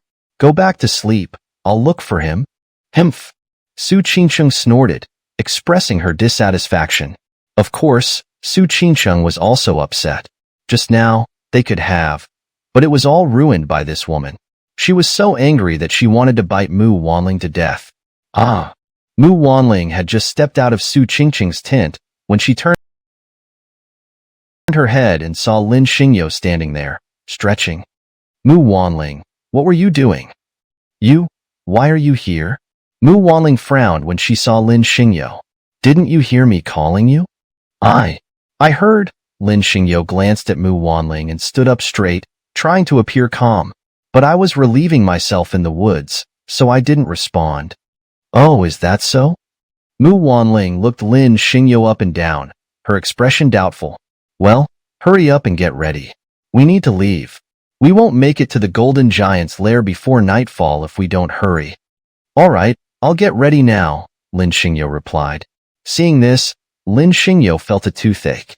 He understood Su Qingqing's hints, but Mu Wanling was also here. If he were to lie down in there, Lin Xingyo glanced at Mu Wanling and knew that if he did, she might very well come and cut him in the middle of the night. Besides, Mu Wanling was quite nice herself. Not only was she beautiful, most importantly, her legs were very fair, and her chest wasn't small either. Lin Xingyo quite liked her, so he had to be mindful of his image. If he could win Mu Wanling over, he could play with her long legs for 3,000 years. Humph, what are you looking at? Seeing Lin Xingyo's gaze, Mu Wanling immediately shot him a fierce glare. Go ahead. No one's stopping you. I dare not. Upon hearing this, Lin Xingyo immediately smiled, showing his pearly whites, looking at Mu Wanling with a spring breeze-like demeanor. The main reason is that I'm afraid you want to sleep with me? You pervert. Get lost? Mu Wanling's face turned red, and she glared at Lin Xingyo before turning her head and heading to her tent. I wouldn't sleep with you. Huashire. Seeing Mu Wanling leave, Lin Xingyo's gaze immediately fell on Huashire, but before he could finish his sentence, Huashire shot him a glare. What do you want? I'm not even an adult yet. Cough, cough, cough. Lin Xingyo almost choked on his words. Did he really look that desperate? Couldn't he have some other intentions? But Huashire ignored Lin Xingyo's expression and gave him a fierce glare before running off. Lin Xingyo didn't call out. If they left, they left. He couldn't be bothered to explain much now, as he needed to rest quickly. Tomorrow they had to continue their journey, but before leaving this area, they had to visit the lair of the Golden Giant, because the people from the Immortal Spirit Palace and Huang Loxi had been captured by the Golden Giant and taken to its lair. Lin Xingyo had to rescue them. Let's all sleep. Let's all sleep. Seeing the three women leave, Lin Xingyo couldn't help but pout and sit cross-legged, saying, now I can take the opportunity to cultivate here. Tomorrow, I'll need to face a fierce battle. The night passed without incident, but when Lin Xingyo opened his eyes the next morning, he was stunned, his mouth agape. What's going on? Lin Xingyo stared at Su Qingqing in disbelief, unable to come to his senses. How did I end up in here? You're annoying. You came in yourself? Su Qingqing pushed Lin Xingyo, showing an unhappy expression. You crawled in and fell asleep, snoring all night. Can't you do something else? Lin Xingyo was stunned, almost losing his breath. He clearly remembered that he was cultivating outside. How did he end up crawling in? It seemed that while his mouth said no, his body was quite honest. You're annoying. Why are you staring at me? Seeing Lin Xingyo look at her, Su Qingqing immediately blushed and lowered her head. You have the heart, but not the guts. What the? Lin Xingyo's expression changed, and he immediately pounced on Su Qingqing like a hungry wolf. If I don't do something, this woman will think I'm not capable. I'm doing it. Where is he? Just as Lin Xingyo pounced on Su Qingcheng and hadn't done anything yet, Mu Wanling's puzzled voice came from outside. Where did he go so early in the morning? I. Lin Xingyo's expression froze, and he immediately reacted. Then without waiting for Su Qingcheng's response, he quickly left. Su Qingcheng, where's your master? As soon as Lin Xingyo left, Mu Wanling lifted the tent flap and walked in, frowning, looking at Su Qingcheng with a complex expression. Have you seen him? No, get out. Seeing Mu Wanling at this moment, Su Qingcheng immediately showed an extremely displeased expression. How rude. I was sleeping here. Why did you lift my tent flap? I just wanted to see if your master was here. Mu Wanling was taken aback, immediately realizing her mistake, but still couldn't help but forcefully maintain her composure. He's not here? You can continue sleeping. I'll go look for him. Humph. Su Qingcheng couldn't help but let out a cold huff to vent her dissatisfaction. Of course, Su Qingcheng was also upset. Just now, they could have, done something. But it was all ruined by this woman. Su Qingcheng was filled with hatred for Mu Wanling. She really wanted to bite Mu Wanling to death. As Mu Wanling stepped out of Su Qingcheng's tent, she turned her head and saw Lin Xingyo standing there, stretching lazily. Mu Wanling, what are you doing? Why are you here? Seeing Lin Xingyo, Mu Wanling couldn't help but frown. Didn't you hear me calling you just now? I heard. Lin Xingyo sneakily glanced at Mu Wanling, then straightened his chest and forced himself to remain calm. But I was relieving myself in the woods, so I didn't respond. Oh, is that so? Mu Wanling looked Lin Xingyo up and down, her face showing a doubtful expression. Then hurry up and get ready. We need to leave. Otherwise, we won't make it to the Golden Giant's lair before nightfall. All right, I'll get ready. Chapter 5:15. Storming the Tiger's Den. Let's move out. After tidying up, Lin Xingyo and his group left their campsite from the previous night and set off toward the lair of the Golden Giant. Along the way, they traversed countless rivers and mountains. As the sky gradually darkened, just before nightfall, they arrived at the outskirts of the Golden Giant's lair under the guidance of Ao Bing, the Black Dragon King. Upon reaching their destination, the sky was already pitch black. However, the Golden Giant's lair was ablaze with firelight. Powerful golden giants gathered around bonfires, seemingly performing some kind of ritual. The atmosphere was chaotic, with loud shouts and chants filling the air even before they approached. But when Lin Xingyo and his companions drew closer, they were all left wide-eyed and gaping in astonishment. Huang Loxi and a group of over a dozen others were all present, but what left Lin Xingyo speechless was that they were all wrapped up like dumplings and thrown onto a black altar. Surrounding them was a group of golden giants. Under the guidance of an elderly, shaman-like golden giant, they chanted in an unknown language and performed a strange dance, treating Huang Loxi and the others as sacrificial offerings to the heavens. Damn! Master, what do we do now? Ao Bing, the Black Dragon King, couldn't help but exclaim upon seeing this scene. This is the Golden Giant's lair. The people we need to save are all on that black altar. Trying to rescue them now is next to impossible. Master, maybe we shouldn't bother. Ao Bing swallowed hard, resting a claw on Lin Xingyo's shoulder and pointing to a golden giant seated on a high platform. Look at that one. That's Jin Zhantian, the War Emperor of the Golden Giants. He's an immortal realm powerhouse, an invincible supreme being. With our current strength, charging in to save them is suicide. No, we have to save them. Mu Wanling immediately interjected, otherwise, we won't be able to leave this emperor's ancient city. Half of the teleportation treasure needed to leave is in Elder Danyang's hands. What do we do then? The surrounding group fell silent upon hearing this, their eyes fixed on Huang Loxi and the elders of the Xianling Palace, who were tied up like dumplings on the altar. They were torn. Not saving them meant they couldn't obtain the teleportation treasure to leave, but the enemy's strength was overwhelming, and charging in would make them all cannon fodder. What to do? Even Hua Xingtian and the others were at a loss, and Lin Xingyo was equally troubled. After all, not only was there the Golden Giant War Emperor to consider, But even the current group of golden giants alone would be a formidable challenge, let alone the added difficulty of rescuing the captives. Huff! Lin Xingyo held his breath, his eyes fixed on the jubilant golden giants in the valley. Finally, he gritted his teeth and decided to take the risk. After all, he now possessed the strength of the creation realm. If he combined his battle techniques, ancient bloodline, and primordial saint body, he might just be able to rescue the captives under the noses of these powerful golden giants. Of course, Lin Xingyo wasn't reckless. One wrong move and they'd all die here. So, he quickly unfastened the bronze cauldron from his waist and awakened it, saying, "You useless thing, wake up.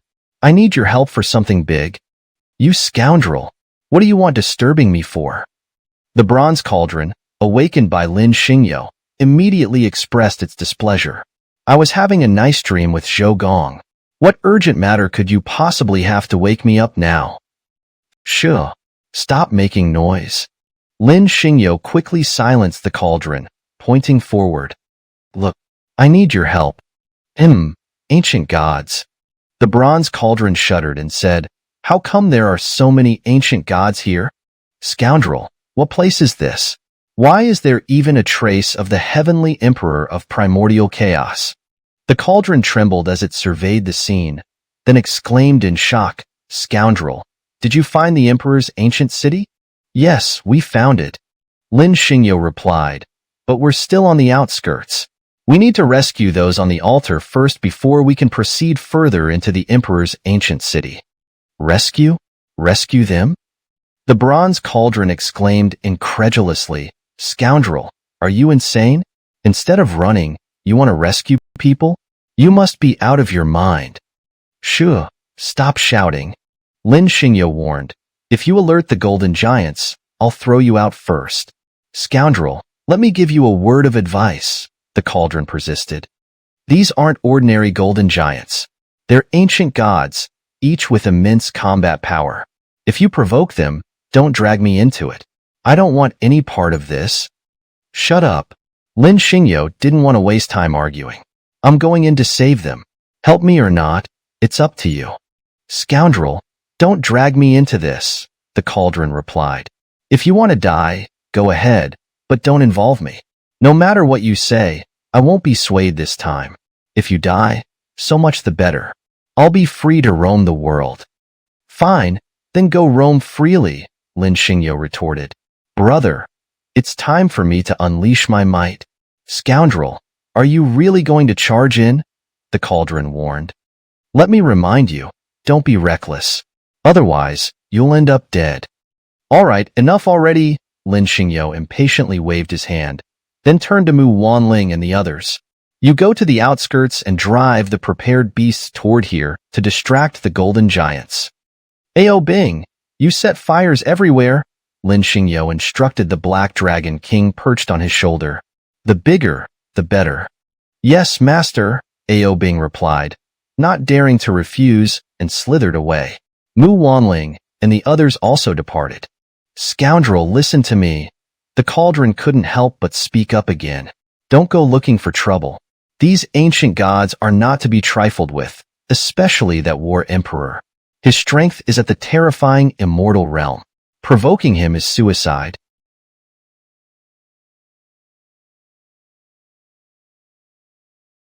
All right, Lin Xingyo retorted. "I know, but I can't just watch them die, can I?" "Sigh, do as you please," the cauldron said in frustration. "I won't lift a finger in this. If you get killed, don't expect me to collect your corpse." "Fine, I get it," Lin Xingyo replied impatiently. "I shouldn't have woken you up in the first place." Chapter 516. A Fierce Battle. "Oh no, the house is on fire." Lin Xingyo waited for a moment, watching the scene of the golden giants lair engulfed in flames. Immediately, he heard countless golden giants roaring, "Quick, put out the fire. Little black dragon, not bad." Seeing this scene, Lin Xingyo couldn't help but nod and say, "You work quite efficiently. Next should be the beasts." As soon as his words fell, a series of beast roars echoed around him. Then, countless ferocious beasts outside the valley charged straight into the golden giant's lair, causing chaos in an instant. It's my turn to make an entrance. Seeing this, Lin Xingyo ignored the dissuasion of the bronze cauldron. He summoned the Zhutian sword, stepped on it, and held the soul-devouring spear, leaping from a high ground like a thunderbolt. In a flash, he shot towards the black altar of the golden giants. He was going to rescue them. Taking advantage of the chaos in the golden giant's lair, he had to seize this opportunity to rescue Huang Loxi and the others on the black altar. But the next moment, just as Lin Xingyo shot to the black altar, a massive golden giant stepped forward, blocking his path. The giant held 2 battle axes engraved with divine runes and roared, "Human, how dare you? To save your companions, you set our home on fire. I will now annihilate you." Is that so?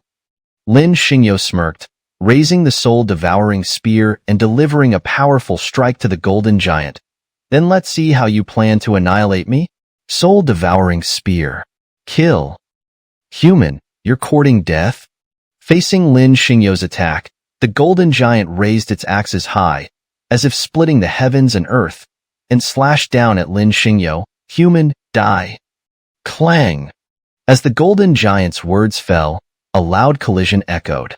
Upon closer look, Lin Xingyo's soul-devouring spear, as thin as a toothpick, had shattered its axes and pierced through its heart, striking the black altar. Human, you? The golden giant shouted a few more times. Then, to everyone's shock, it collapsed like rotten wood, its chest pierced with a large hole, and it fell to the ground dead. White Robe Emperor, it's you. The elders of the Celestial Spirit Palace on the black altar, seeing Lin Xingyo, immediately showed extremely excited expressions. Quick, save us? Lin Xingyo smirked, not bothering to acknowledge them. Without waiting for Huang Loxi to react, he pulled him into his small world. Then, Lin Xingyo turned and left. Witnessing all this, it terrified the people of the Celestial Spirit Palace. They had thought Lin Xingyo would save them, but instead, he didn't even spare them a glance, rescuing Huang Loxi and leaving. Suddenly faced with this situation, the people of the Celestial Spirit Palace were completely stunned, staring at Lin Xingyo's back, unable to react for a long time. Shouldn't Lin Xingyo save them? What the hell? Finally snapping out of their shock, the people of the Celestial Spirit Palace stared at Lin Xingyo, their eyes bloodshot, shouting, "White Robe Emperor, shouldn't you save us?" "Why should I save you?" Lin Xingyo coldly glanced at the people of the Celestial Spirit Palace on the black altar and retorted without hesitation, "Do I owe you anything?" Lin Xingyo was very displeased. Of course, he could save the people of the Celestial Spirit Palace, especially given the current situation. Saving them was as simple as lifting a finger. But Lin Xingyo suddenly didn't want to save them. After all, he didn't owe them anything. These people were now his slaves, yet not only did they not call him master, but their attitude made him unwilling to save them. "Master, please, save us."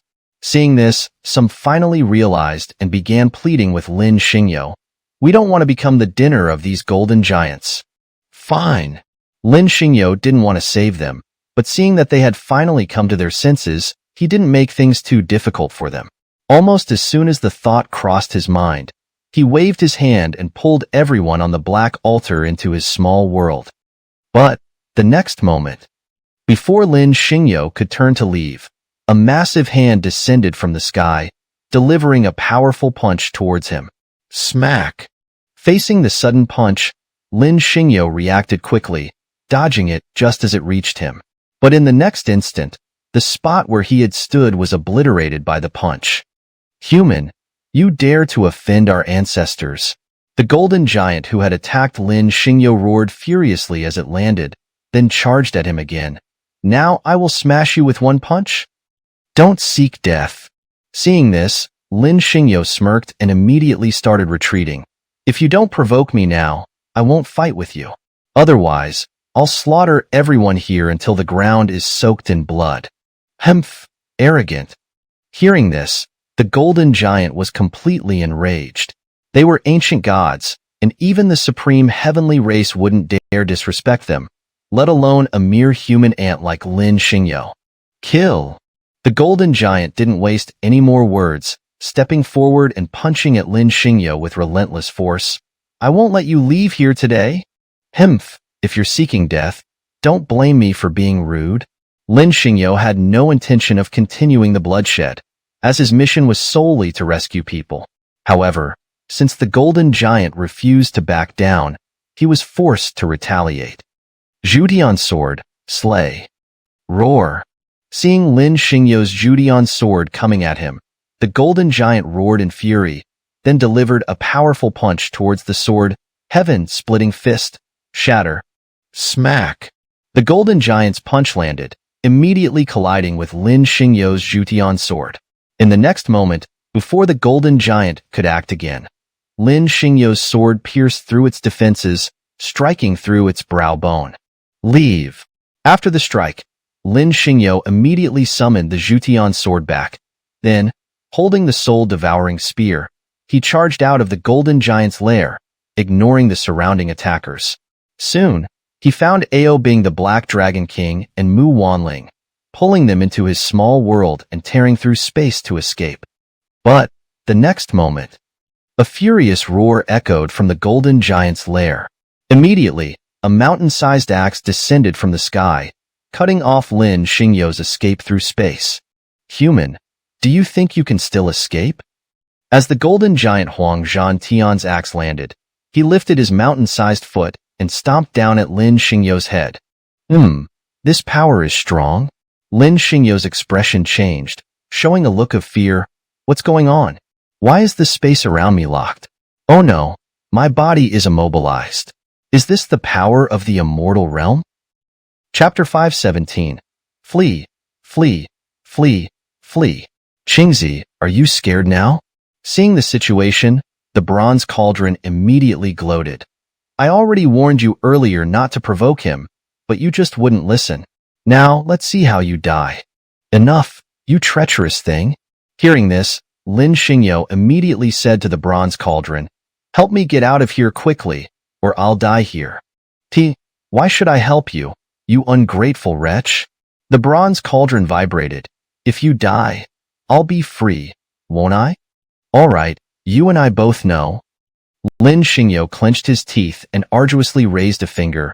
Help me escape, and I'll give you a piece of immortal Emperor Soul Crystal. Humph, stingy. Seeing this, the bronze cauldron's thoughts vibrated. One piece isn't enough. I want to raise at least 10 pieces, or I won't make a move. Fine, hurry up. Lin Xingyo replied, the big guy is coming for me. If you don't help me now, I'll be dead in the next moment. Human, die. Just as Lin Xingyo finished speaking, the void shattered, and the exceptionally ferocious Jin Zhantian, filled with rage, stomped down hard on Lin Xingyo with one foot. Human, this time you're done for? All the onlookers around Jin Zhantian looked at Lin Xingyo as if he were already dead, as though they were about to witness Lin Xingyo being killed by Jin Zhantian. Bronze Cauldron, hurry.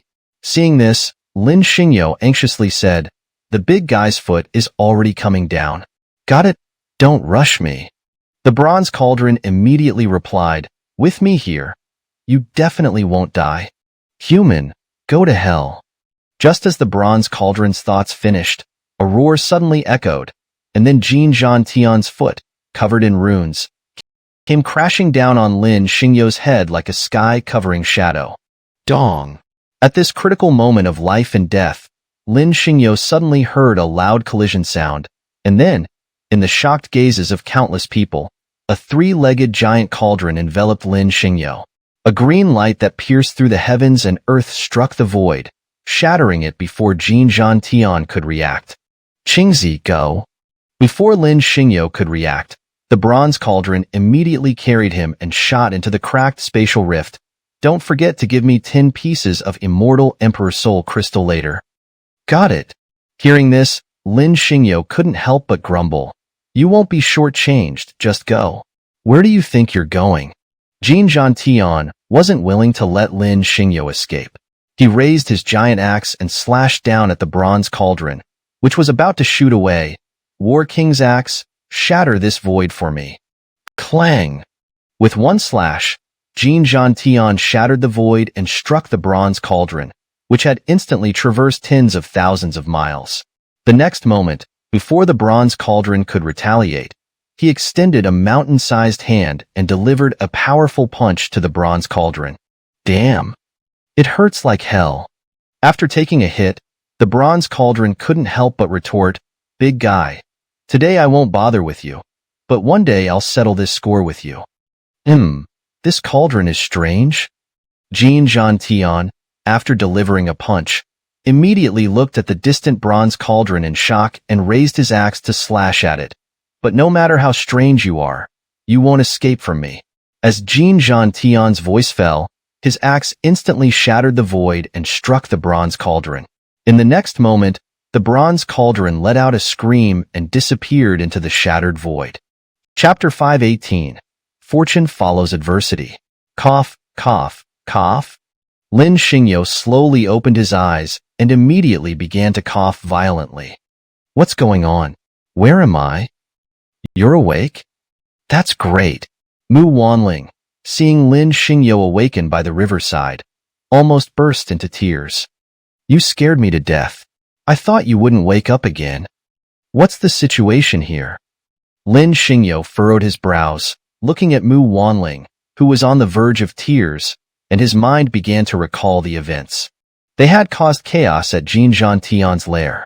Then, the bronze tripod had carried them away, but at the very last moment of their escape, they had been struck by Jin Zhantian's furious attack. Lin Xingyo remembered it vividly. Just that one strike had nearly split him in half, but the bronze tripod had managed to take him away. Since he hadn't died, why couldn't he see Su Qingcheng and Huang Loxi? Where's my disciple? Lin Xingyo composed himself and sat up, his gaze falling on Mu Wanling. Why don't I see them? I don't know. Mu Wanling replied, when I woke up, I was lying here by the river with you. I didn't see anyone else. Oh. Lin Xingyo didn't press further, as he knew Jin Zhantian's axe strike had been incredibly powerful. No wonder he was an immortal realm expert. If not for the bronze tripod's intervention, it would have been difficult for him to escape. Reflecting on the past, Lin Xingyo couldn't help but feel a lingering fear, realizing how impulsive he had been and how close he had come to death. However, Lin Xingyo didn't regret it. Not only to save the people of the Celestial Spirit Palace, but also to save Huang Loxi, it was worth the risk. Of course. After this battle, Lin Xingyo dared not provoke Jin Zhantian again so lightly. But on second thought, Lin Xingyo couldn't help but feel lucky. At least they had escaped, or he would have died in that battle. Training. He must step up his training and break through his current level, or he might really die in the Emperor's ancient city. The creatures here were far stronger than those outside. Mu Wanling, let's go. We need to leave this place. After a while, Lin Xingyo struggled to his feet and said, let's go find Huang Loxi and the others. I. Mu Wanling was startled and quickly recovered. I'm injured. I can't walk. Ah, where are you hurt? Lin Xingyo was shocked. Let me take a look. No, you can't look. Mu Wanling came to her senses and her eyes filled with tears, her face blushing furiously. That place? It's okay. Lin Xingyo didn't pay attention to Mu Wanling's expression and directly knelt down, grabbing her delicate foot. Come, let me take a look. Disgusting. Don't look. Seeing Lin Xingyo holding her foot, Mu Wanling's face turned as red as an apple. If you dare to look, I'll never talk to you again. I won't look. Lin Xingyo, holding Mu Wanling's ivory-like foot, saw the bleeding wound on her inner thigh and couldn't help but swallow hard. Can I help you treat it? Don't peek. Mu Wanling responded, her blush spreading to her neck. Or I'll never forgive you. All right, I understand.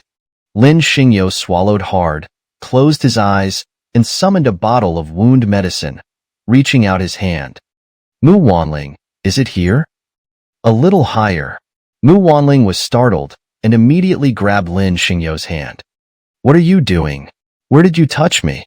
Cough, cough, cough. Lin Xingyo blushed, almost spitting blood. Sorry. It wasn't on purpose. I'll help you apply the medicine now. Be gentle. Mu Wanling responded, her voice soft with pain. It hurts. Damn, please.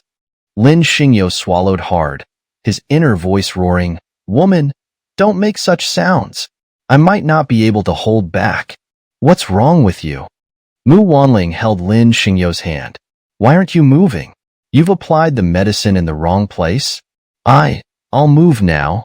Lin Xingyo quickly replied, Bear with it, it might hurt a bit, but it'll be over soon. Once the medicine is applied, you'll feel a cool sensation, and then your wound will heal. Go ahead. Mu Wanling held Lin Xingyo's hand, closed her eyes, and tilted her head back. I'm not afraid of pain. Please, don't do this. Lin Xingyo swallowed hard, his inner voice howling. This is practically inciting me to commit a crime.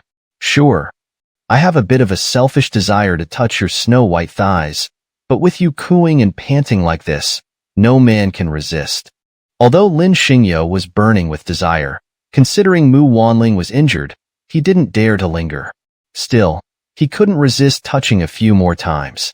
After all, the skin was so soft, and it felt really good.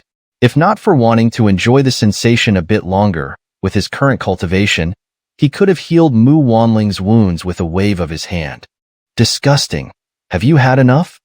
Mu Wanling could naturally feel Lin Xingyo's bold advances, but she wasn't particularly angry. She bit her red lips and glared fiercely at Lin Xingyo. If you've had enough, help me up. Lin Xingyo blushed, momentarily stunned, then almost wanted to find a hole to crawl into. After all, Mu Wanling had seen through his intentions. Lin Xingyo felt a bit embarrassed on the surface, but inside, he was a bit reluctant to let go. After all, Mu Wanling's thighs were slender and firm. Based on Lin Xingyo's experience, he could tell that Mu Wanling was still a virgin. If this were on Earth, meeting such a beautiful woman who was still a virgin would be almost impossible. You pervert. What are you thinking about? Seeing Lin Xingyo staring blankly, Mu Wanling couldn't help but speak up. Aren't you going to pick me up? I'm all wet and need to find a secluded place to change my clothes, or my injuries will worsen. Oh, come here. Lin Xingyo was startled and quickly came to his senses, bending down to lift Mu Wanling's snow-white thighs, cradling her in a princess hold. Disgusting. What are you looking at? Seeing Lin Xingyo's gaze, Mu Wanling immediately buried her head in his chest, shyly saying, Quick, find a place to help me change my clothes. Hearing Lin Xingyo's response, Mu Wanling couldn't help but get angry. What are you saying? Hurry up. Do you want me to get sick? No. Lin Xingyo was startled. Let's go. We'll find a place to change clothes. Mu Wanling responded, and completely buried her head in Lin Xingyo's chest. In an instant, the desire in Lin Xingyo's heart grew like wild grass in spring. Lin Xingyo understood.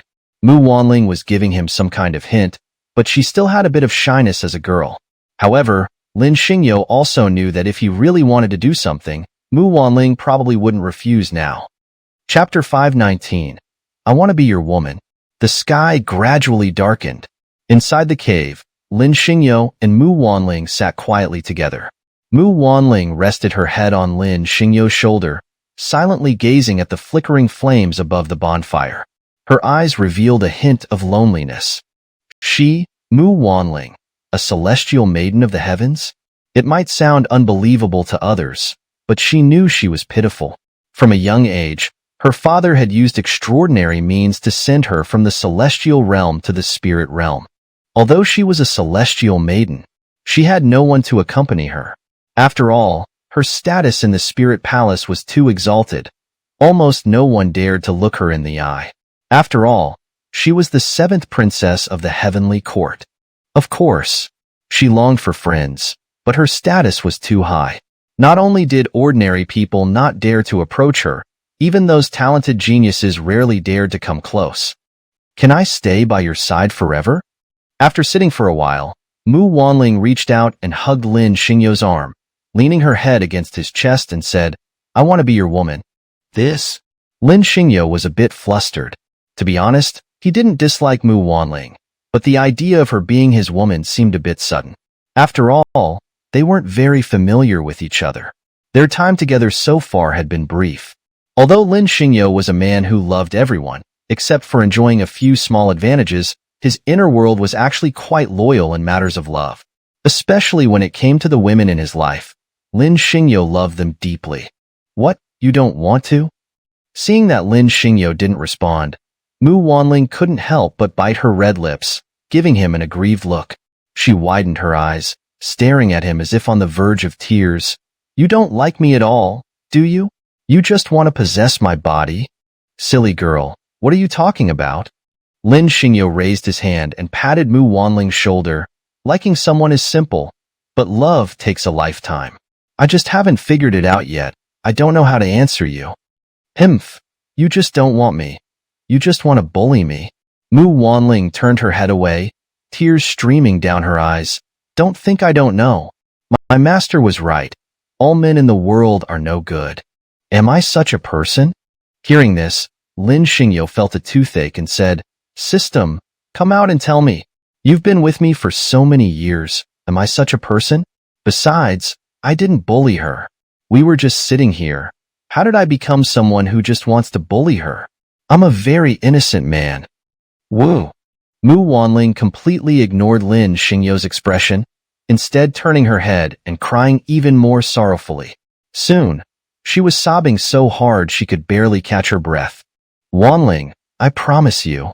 Seeing this, Lin Xingyo finally couldn't bear it and said, "But you must not regret it later. Loving me is a lifelong commitment." "I will never regret?" Mu Wanling raised her head, her teary eyes looking at Lin Xingyo with determination. "Wanling." Lin Xingyo called out softly, then slowly raised his hands, gently cupping her face and leaning down to kiss her. Instantly, Mu Wanling tightly embraced Lin Xingyo and began to respond. Chapter 520. The Emergence of a Treasure. Dawn had broken. Lin Xingyo gently patted Mu Wanling, who was sleeping in his arms, and a tender expression crossed his face as he said, "Wanling, it's morning. We should set off." I'll sleep a little longer." Mu Wanling nestled her head deeper into Lin Xingyo's embrace, hugging his waist tightly with both hands, her voice lazy and content. "I love the feeling of you holding me. I'm speechless." Lin Xingyo, who was sitting in the cave, felt utterly helpless. Last night, given the situation, they could have done something intimate. But to his dismay, just as they were about to reach the final step, Mu Wanling suddenly stopped him, and now she had been in his arms all night. Not only were his legs numb, even his whole body felt numb. And now she wanted to sleep a bit more. Seeing this, Lin Xingyo was groaning inwardly. After all, an entire night had passed.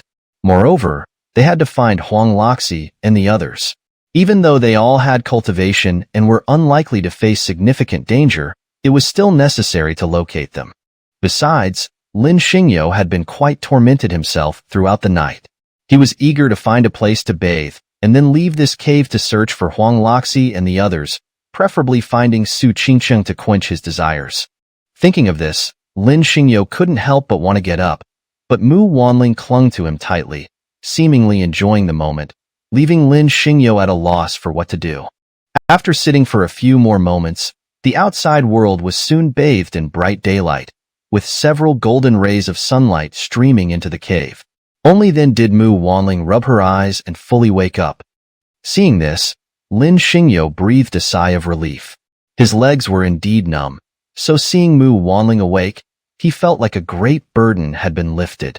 He stood up, intending to go outside the cave to relieve himself, as he had been holding it all night and it was becoming quite uncomfortable. But as soon as Lin Xingyo stood up, he immediately plopped back down onto the ground, his face contorting in pain. What's wrong with you?" Mu Wanling was startled and immediately looked at Lin Xingyo, then quickly reached out to help him up. "No, it's nothing." Lin Xingyo, supported by Mu Wanling, awkwardly replied, "It's just that my legs were numb, so I sat back down when I tried to stand up." "Ah, I'm sorry." Mu Wanling realized what had happened and immediately looked embarrassed. "It's all my fault?" "It's okay."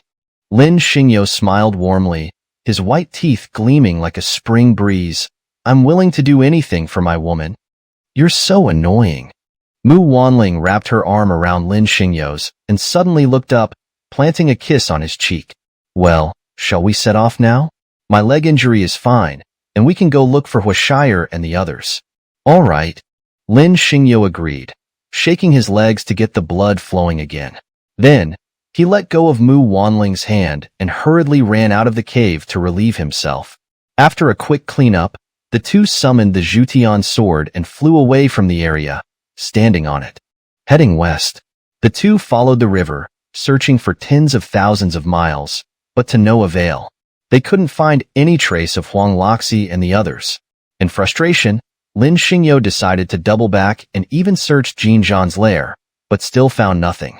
Of course, with Lin Xingyo's current cultivation, he should have been able to cover the entire area with a single thought. But this was the ancient city of the Heavenly Emperor. Not only would his spiritual sense attract powerful enemies, but even within this vast area, Lin Xingyo couldn't fully explore it. There seemed to be an inexplicable force preventing him from using his spiritual sense freely, as if it were blocking all living beings from probing the area. In the end, Lin Xingyo and Mu Wanling had no choice but to search aimlessly. After a long and fruitless search, Lin Xingyo decided to head directly to the ancient city of the Heavenly Emperor. After all, their purpose in coming here was to find the city. Instead of wandering around aimlessly, it would be better to go there and wait for the others. Having made up his mind, Lin Xingyo tightly embraced Mu Wanling and, standing on the Zhutian sword, flew toward the ancient city of the Heavenly Emperor. Their speed was incredible, and in the blink of an eye, they had traversed countless forests, quickly leaving Jin Zhan's territory. Farther ahead, after flying about 5 kilometers, Lin Xingyo suddenly heard roars echoing from the forest. This immediately caught his attention. Without hesitation, holding Mu Wanling in his arms, Lin Xingyo flew toward the source of the noise like a thunderbolt, arriving at the scene. Upon closer inspection, he found that the immortal-level golden giant, Jin Zhan, who had attacked him the previous night, was also there. But this place wasn't just Jin Zhan. There was also a powerful chaos monkey and a Huafeng. The three invincible beings seemed to be waiting for something, their eyes fixed on the valley ahead as if an extraordinary divine object was about to emerge. They were both tense and excited. Their eyes were locked on the valley, not blinking for a moment. What could be in this valley? Observing this, Lin Xingyo swiftly took Mu Wanling's hand, carefully masking their presence as they stealthily approached, murmuring, "What could be in that valley to make them behave like this?" "Look, this situation," Mu Wanling replied. "There must be a very powerful treasure about to emerge in the valley. Otherwise, with their status, they wouldn't be waiting here like this." Lin Xingyo understood this well. After all, these were 3 immortal-level beings. Moreover, Jin Zhan hadn't pursued them last night, but instead appeared at this valley. That alone was enough to indicate the significance of what was about to happen in the valley. The treasure or event was likely more important to Jin Zhan than chasing them down. What could it be? Lin Xingyo swallowed hard, tightly holding Mu Wanling's hand as they quickly approached, stopping about a kilometer away from Jin Zhan and the others. Looking around, he didn't notice anything unusual. What's going on? There's nothing special here. After observing for a while, Lin Xingyo couldn't help but frown, turning to Mu Wanling and saying, "Why are they all staring at that valley? It's as if they're waiting for a treasure to emerge, or for some powerful being. What exactly are they doing here? And why are they all waiting silently?" "Don't rush," Mu Wanling replied. "They must be waiting for a treasure to emerge, and it's likely related to the Underworld Emperor, as I feel an instinctive sense of unease." "Oh." Hearing this, Lin Xingyo couldn't help but look surprised. After all, his cultivation was far superior to Mu Wanling's, yet he hadn't sensed anything unusual after observing for so long. Mu Wanling, however, was so confident. It seemed that there were indeed differences between people, and some things were determined by instinct and innate abilities. Even with great effort, there would still be gaps. Just like now, between Mu Wanling and Lin Xingyo, despite his higher cultivation, their perceptions of the situation were completely different. It seemed that Mu Wanling truly deserved her title as a heavenly maiden. Chapter 521. The 24-Petal Chaos Black Lotus. Hey, look over there. While Lin Xingyo was lost in thought, a shout suddenly rang out beside him. Immediately, Lin Xingyo turned to look in the direction pointed out by Mu Wanqing and saw Chu Yaoyao and the others hiding behind a nearby rock, peeking towards the valley. Is that them? Lin Xingyo snapped back to reality and immediately said, "Let's go over and take a look." "No, don't move." Seeing Lin Xingyo about to approach, Mu Wanling quickly grabbed him and said, "Look at the valley. The treasure seems about to appear. If you go over there now, you'll immediately alert the 3 immortal supremes in the valley." Before Lin Xingyo could respond, a towering black light suddenly burst out from the valley. Before he could react, he saw Jin Zhantian and the others roar and shoot towards the valley with incredible speed.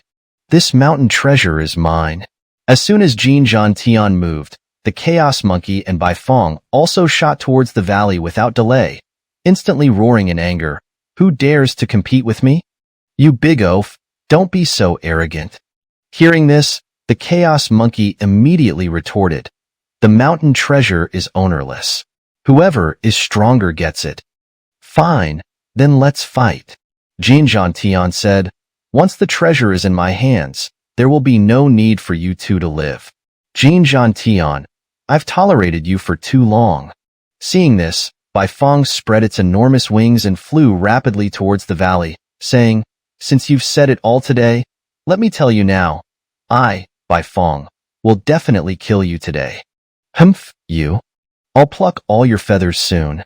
Jin Zhantian raised an eyebrow, looking at Bai Fong with contempt and disdain. "I'll tear you apart and devour you." Bang!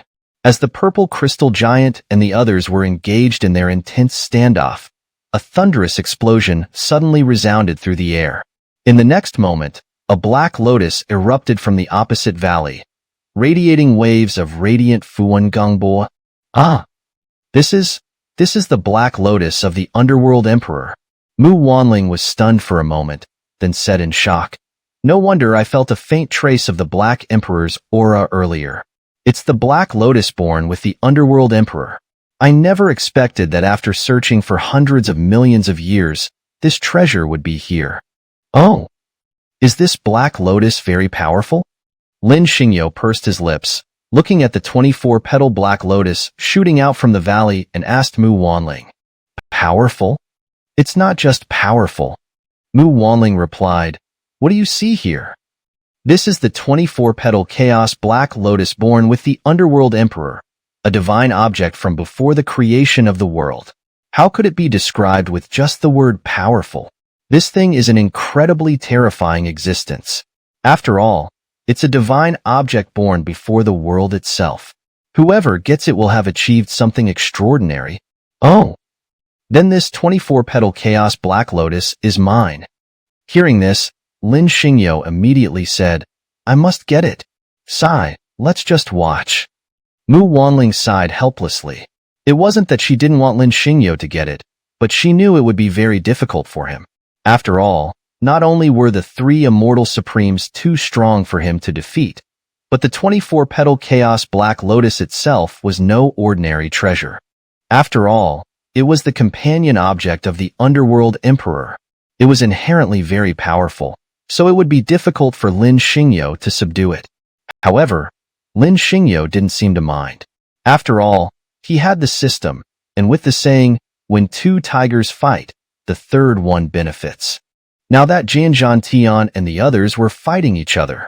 Once they were exhausted, he would step in and strike, and the 24-petal Chaos Black Lotus would be easily within his grasp. Fight, fight! Coming to his senses, Lin Xingyo looked at Jin Zhantian and the others battle with a scheming grin. It would be best if both sides suffer. Then, not only will the 24-petal Chaos Black Lotus be mine, but so will all of you. Jin Tian and the others had no time to pay attention to Lin Xingyo. Their eyes were all on the 24-petal Chaos Black Lotus. They were all fighting fiercely, desperate to seize the 24-petal Chaos Black Lotus, but it was no ordinary treasure. Therefore, it wasn't as simple as grabbing it. So, they inevitably ended up in a fierce battle. The attacks were intense. In no time, the surrounding millions of miles of mountains were completely shattered, and endless black cracks spread like the sky collapsing. Lin Xingyo was stunned, because Jin Tian and the others were simply too strong. Almost every attack was earth-shattering. If Lin Xingyo were to charge in now, he would undoubtedly be crushed by their attack waves in an instant. They were just too strong.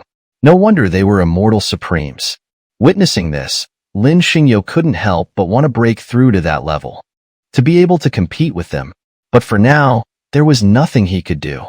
He could only watch their battle and wait to reap the benefits. Bang, bang, bang. Jin Tian and the others fought harder and harder. The attacks that shattered the heavens and the earth became faster and faster, leaving indelible wounds of the Tao. But they showed no signs of stopping. After all, at this point, no one could easily withdraw. Moreover, they all wanted to get the 24-petal Chaos Black Lotus, so their battle grew increasingly fierce, with each attack being their strongest. Chaos Monkey, enough? After a fierce battle, Jin Tian finally couldn't hold back and roared in fury, "I've had enough. Heavenly Splitting Axe kill? You big oaf, do you think I'm afraid of you?" Seeing this, the Chaos Monkey retorted without hesitation, "This battle, I've been waiting for 10,000 years. Since we're fighting today, let's settle it once and for all." "Good, very good." Hearing this, Jin Tian roared even more, "If you want to settle it, then let's settle it. Kill." Jin Tian, "Seems like you've forgotten about me." Seeing this, Baifeng directly spread its wings and swept towards Jin Tian, saying, "I, Baifeng, have also been waiting for this battle with you for 10,000 years. Since we've met today, I also want to settle it with you once and for all. Come fight." Jin Tian did not retreat, but instead brandished his battle axe with overwhelming fighting spirit. The heavens and earth will not shatter, and the fight will never stop. Kill. The Chaos Monkey and Baifeng were utterly consumed by madness. As the three supreme rulers of this region, they had accumulated far too many irreconcilable grudges over the years. Now, in their fierce competition for the 24-petal Chaos Black Lotus, these long-simmering resentments had been fully unleashed. In the fierce battle for the 24-petal Chaos Black Lotus, the three factions unleashed their full strength, completely consumed by the struggle. Good, good. Seeing this, Lin Xingyo couldn't help but get excited. Fight, fight. Even more intense, then not only will the 24-petal Chaos Black Lotus be mine, but so will all of you. Why are you smirking? Seeing Lin Xingyo smile, Mu Wanling couldn't help but say, "As if you could get the 24-petal Chaos Black Lotus." "Wanqing, don't worry." Lin Xingyo pursed his lips and directly told Mu Wanling, "With their current battle, they'll soon be exhausted. When I step in, the 24-petal Chaos Black Lotus won't escape from my hands." "You're so annoying." Mu Wanling glanced at Lin Xingyo and said, "With thoughts like yours, you're not the only one." Chapter 522.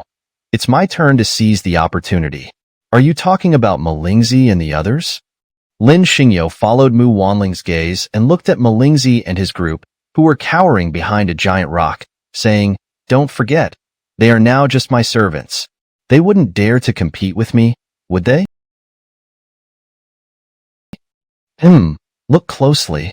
Mu Wanling raised her hand and pointed behind Malingzi and the others, saying, "There's more than just Malingzi and his group.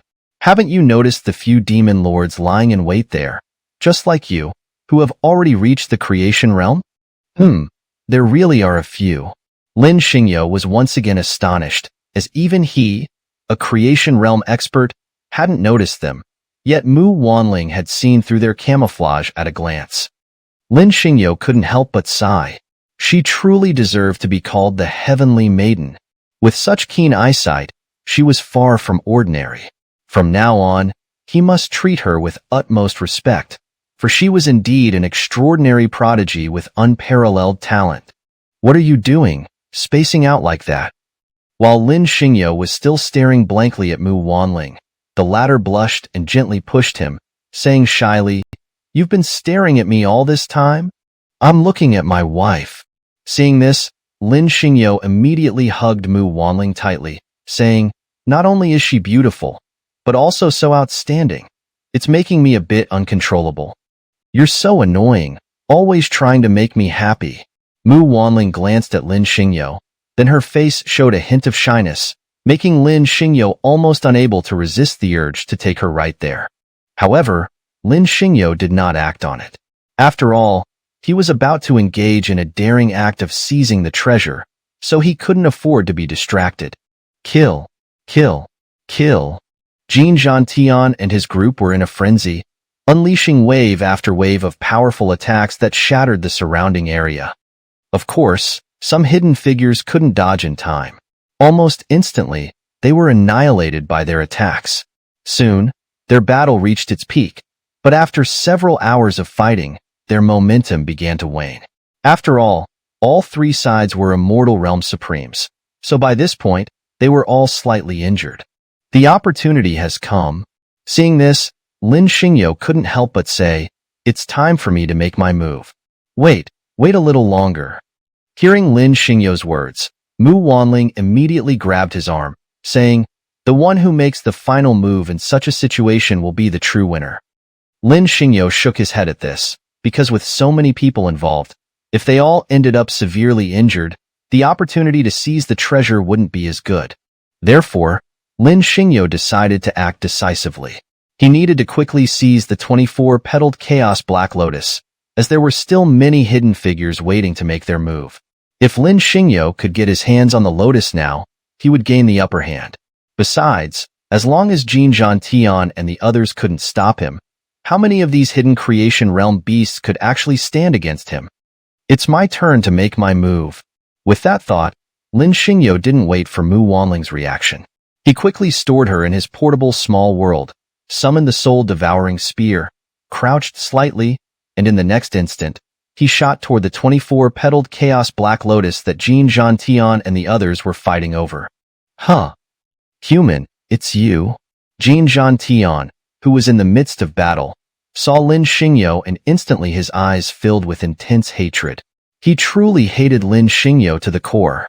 You see, although the battle the other night hadn't caused significant casualties to Jin Zhantian's clan, Lin Xingyo had stolen their food, and he had disrupted their grand sacrificial ceremony. Now, seeing Lin Xingyo, Jin Zhantian was so enraged that he wanted to smash him with one swing of his axe. Die! Lin Xingyo, however, completely ignored his ugly expression and struck lightning fast, instantly seizing the 24-petaled Chaos Black Lotus right in front of Jin Zhantian. Huh! Jin Zhantian was momentarily stunned, not reacting in time. When he finally did, he was furious. Who was he, Jin Zhantian? He was an immortal realm supreme. Who was this human in front of him? He was nothing but an insignificant ant.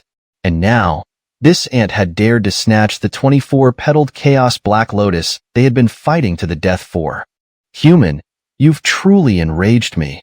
Recovering from his shock, Jin Zhantian immediately roared in fury, "I will make you pay with your life." Lin Xingyo just shrugged, completely ignoring Jin Zhantian's anger. Instead, he seized the 24-petaled Chaos Black Lotus and, with a quick move, tore through space and fled. Human, where do you think you're going? Jin Zhantian and the others weren't about to let Lin Xingyo escape. They immediately blocked his path and attacked, shouting, "Leave your life here." Seeing this, Lin Xingyo smirked disdainfully. He acknowledged that Jin Zhantian and the others were strong, but after fighting for so long, their strength had waned. Now, trying to stop him? It wasn't going to be that easy. Thus, Lin Xingyo swung his soul-devouring spear and forcefully broke through Jin Zhantian's encirclement. Holy crap! Malingzi and the others, who had just recovered from the ruins, couldn't help but watch as Lin Xingyo forcefully broke through Jin Zhantian's attack. However, some couldn't help but mock. The White Emperor is just courting death. Idiot, isn't him courting death exactly what we want? Hearing this, Malingzi immediately slapped Li Xiqing, saying, "Don't you want him to die now? Damn it." Right. After being slapped, Li Xiqing immediately came to his senses, saying, "It's perfect if he dies now. If he's killed, the slave seal on us will naturally be lifted, and we'll regain our freedom." Humph, you'd better know that. Malingzi glared fiercely at Li Xiqing, saying, "Otherwise, don't blame me for killing you." Hearing this, Li Xiqing immediately put on a fawning smile, trying to curry favor with Malingzi, while Chu Yaoyao, on the other hand, clenched her fists with an extremely complicated expression. It seemed she was both hoping for Lin Xingyo to be killed and not wanting it, making her face look like it was twisted into a knot. "Human, you can die now?" While Chu Yaoyao was conflicted watching Lin Xingyo, she suddenly heard a furious roar, and when she looked up, she saw the enraged Chaos Monkey, wielding a massive iron rod as thick as a barrel, smashing it down toward Lin Xingyo. "Pervert, get out of the way." Chu Yaoyao couldn't help but cry out involuntarily, but Lin Xingyo didn't retreat. Instead, he advanced, swinging his soul-devouring spear to meet the Chaos Monkey's attack with a thunderous strike. Clang! Lin Xingyo's soul-devouring spear clashed with the Chaos Monkey's iron rod, and then Lin Xingyo let out a roar, activating his ancient saint body and burning his ancient bloodlines, pushing his combat techniques to their peak. In a flash, he unleashed the 6 paths of reincarnation fist toward the Chaos Monkey. "Human, you deserve to die." Seeing this, the Chaos Monkey retaliated with a powerful strike of his own, and in an instant, their attacks collided. But, the next moment, before Lin Xingyo could catch his breath, Bai Fong behind him spread its sky-covering wings and unleashed a barrage of 10,000 feathers, slashing toward Lin Xingyo in an instant. Ha ha ha. Malingzi couldn't help but burst into uncontrollable laughter, saying, "White Emperor, this time, you can't possibly survive, can you?" Li Xiqing and the others also laughed, watching Lin Xingyo, certain that he would be killed in the next moment. Meanwhile, Chu Yaoyao didn't even dare to breathe heavily, clenching her hands tightly, biting her red lips, and watching the sky battle with her heart already in her throat. Chapter 523. I'll leave once I have the item. White-clothed Emperor, die. Mo Lingzi's eyes were fixed on Lin Xingyo, who was being surrounded and attacked, and his expression was one of pure delight, as if he could already see Lin Xingyo being slain. But in the next instant, a green light suddenly shot up, and the bronze tripod descended like a giant bell over Lin Xingyo's head, blocking all the attacks aimed at him by Bai Fong. Roar! Jin Zhantian, witnessing all this, immediately raised his giant axe and swung it fiercely at the bronze tripod covering Lin Xingyo. Clang! The bronze tripod had no time to retaliate and was immediately struck by Jin Zhantian's axe on its body. In that instant, the tripod let out a cry of pain. "You big oaf! You dare to strike your tripod ancestor! It hurts so much!" Roar! Jin Zhantian, however, was completely mad. As the saying goes, even a clay bodhisattva has a temper, let alone someone like him. Moreover, this insignificant creature in front of him, repeatedly provoking him, and after so long of fighting, he still hadn't been able to destroy it. Seeing this, how could Jin Zhantian not want to crush both the bronze tripod and Lin Xingyo? Clang, clang. With that thought, Jin Zhantian immediately launched a fierce assault, attacking Lin Xingyo along with the others, including the Chaos Monkey. Facing the combined assault of 3 invincible powerhouses, Lin Xingyo was in dire straits. Without the help of the bronze tripod, he knew that with his current strength, he would have already been defeated. Even now, if he didn't find a way to escape soon, he would be doomed. Bronze tripod, let's go. After enduring for a while, Lin Xingyo couldn't help but speak to the bronze tripod. Leave this place. I want to leave too. Upon hearing this, the bronze tripod couldn't help but complain. But now we're locked down by 3 eternal sovereigns, and the surrounding space has been sealed. How am I supposed to take you away? Ugh. Lin Xingyo also felt a headache coming on, as the bronze tripod was right. They were facing 3 eternal sovereigns. If it weren't for the previous fight, Lin Xingyo would have been reduced to nothing by now. What should we do? Realizing this, Lin Xingyo couldn't help but mutter inwardly, "Am I going to die here? Human, I wonder how long you can hold on." Seeing this, the Chaos Monkey shouted at Lin Xingyo, "If you don't want to die, I can give you a chance. Hand over the 24-petaled Chaos Black Lotus to us, and kneel down to submit to me. Perhaps I can spare your life. Otherwise, you'll be beheaded in an instant." This human is quite interesting. Bai Feng chimed in, "I'd also like to give him a chance and make him my pet. Otherwise, I would have already killed him." "You two can forget about it." Jin Zhantian, wielding his giant axe, continued to strike at the bronze tripod, saying, "This human is mine. I must crush him to vent my anger." "You son of a..."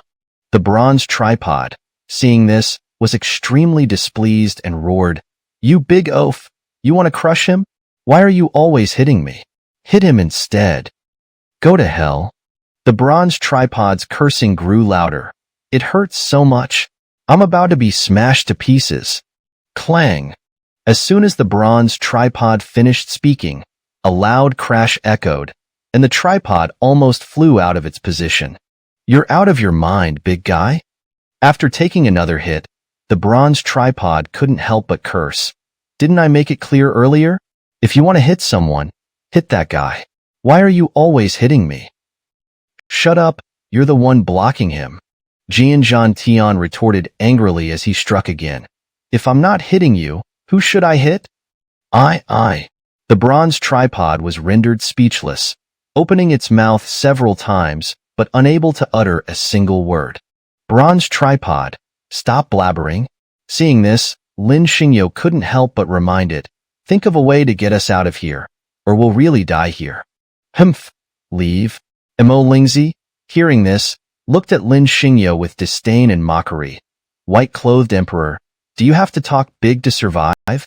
With this situation, do you think you can leave? If you do, I'll call you father from now on." Li Xiqing and the others also looked at Lin Xingyo, as they all agreed with Mo Lingzi. Given the current state, Lin Xingyo couldn't possibly escape.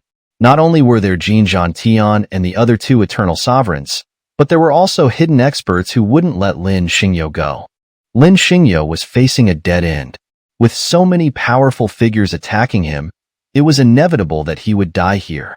If he could escape alive, what would that make these sovereigns? Wouldn't they all be useless? "White-clothed emperor, stop dreaming." Li Xiqing spoke with utter certainty. "Given the current situation, I don't believe you can survive." "Huh." Lin Xingyo, upon hearing this, was momentarily stunned, but then he became furious. These servants, not only did none of them come to help him, but some even dared to taunt him, wishing for his death. "Very well." Lin Xingyo's gaze turned cold. "If that's the case, then don't blame me for using you as cannon fodder." "Mo Lingzi, listen to me." Lin Xingyo made up his mind and spoke to Mo Lingzi and the others. "Now, all of you come and help me fight. Otherwise, don't blame me for activating the curses in your bodies, and you'll die without a burial place." "White-clothed emperor, you're ruthless." Mo Lingzi and the others were stunned, then roared in dissatisfaction at Lin Xingyo. "You want us to be cannon fodder?" "Huh." Lin Xingyo didn't want to waste words. Since Mo Lingzi and the others had provoked him, he naturally wouldn't spare them. These guys were practically wishing for his death, so Lin Xingyo wouldn't hold back. After all, even if they were cannon fodder, as long as they could delay Jin Zhantian and the others for even a moment, he could use the bronze tripod to escape. "White-clothed emperor, I hate you." Mo Lingzi and the others roared, but they didn't dare disobey, as Lin Xingyo had activated the curses in their bodies. In an instant, they felt as if countless ants were gnawing at them. If they didn't follow Lin Xingyo's orders, the next moment would be worse than death. Kill. Unable to bear the pain, Mo Lingzi and the others rushed into the chaotic battle, hoping for a quick end. Himph, a bunch of insects. Seeing Imo Lingzi and the others charging like moths to a flame, Jin Zhantian raised his mountain-sized axe and swung it fiercely at them. One strike from me can wipe them all out. Bronze tripod, now's the time. Seeing this, Lin Xingyo looked at the bronze tripod. Realizing the situation, the bronze tripod acted immediately. Lin Xingyo pulled out a handful of hair, blew on it, and instantly created countless clones identical to himself. Chu Yao Yao, let's go. Lin Xingyo grabbed Chu Yao Yao and plunged into the space crack torn open by the bronze tripod. We're leaving this place. Huh, where do you think you're going? Seeing this, the Chaos Monkey and Bai Fong reacted and attacked, along with the Hidden Creation Realm experts, all trying to cut off Lin Xingyo's escape route. Split forms explode? Lin Xingyo, seeing this, immediately had a thought, and in an instant, the clone technique taught by Black Emperor exploded. Following that, waves of energy that seemed to blot out the sky completely erupted. Human, you won't escape. Taken off guard by this attack, Jin Zhantian roared in furious rage. Even if you flee to the ends of the earth, I will definitely obliterate you. Chapter 524, The Frenzied Chaos Monkey. Clang, clang, clang. A massive cauldron emerged from a shattered spatial rift in the void, crashing into a towering mountain and reducing it to rubble before being buried beneath the debris. 2. From the rubble, Lin Xingyo shoved aside a massive boulder, his face contorting in excruciating pain as he wobbled to his feet. Holy crap! Finally escaped. Standing firm, Lin Xingyo glanced around, seeing nothing but lush, dense forests, and muttered, "But where the hell are we? You bastard, laugh it up." No sooner had Lin Xingyo finished speaking than the bronze cauldron sprang out from the ruins, exclaiming, "If it weren't for me risking my life back there, you'd already be dead. Fine, it's all thanks to you that I'm still alive." Lin Xingyo pouted, summoning 10 pieces of Immortal Emperor Soul Crystal and tossing them to the bronze cauldron, saying, "Here, take these 10 pieces of Immortal Emperor Soul Crystal to meditate and evolve." Brat, that's more like it. Seeing the 10 soul crystals thrown at it, the bronze cauldron promptly swallowed them all, saying, "I didn't spoil you for nothing." Cough, cough, cough. As soon as the bronze cauldron swallowed the soul crystals, Lin Xingyo turned his head and said, "All right, now help me again. We need to leave this place and find a safe spot to recuperate. I got injured in that battle too." "You ungrateful brat."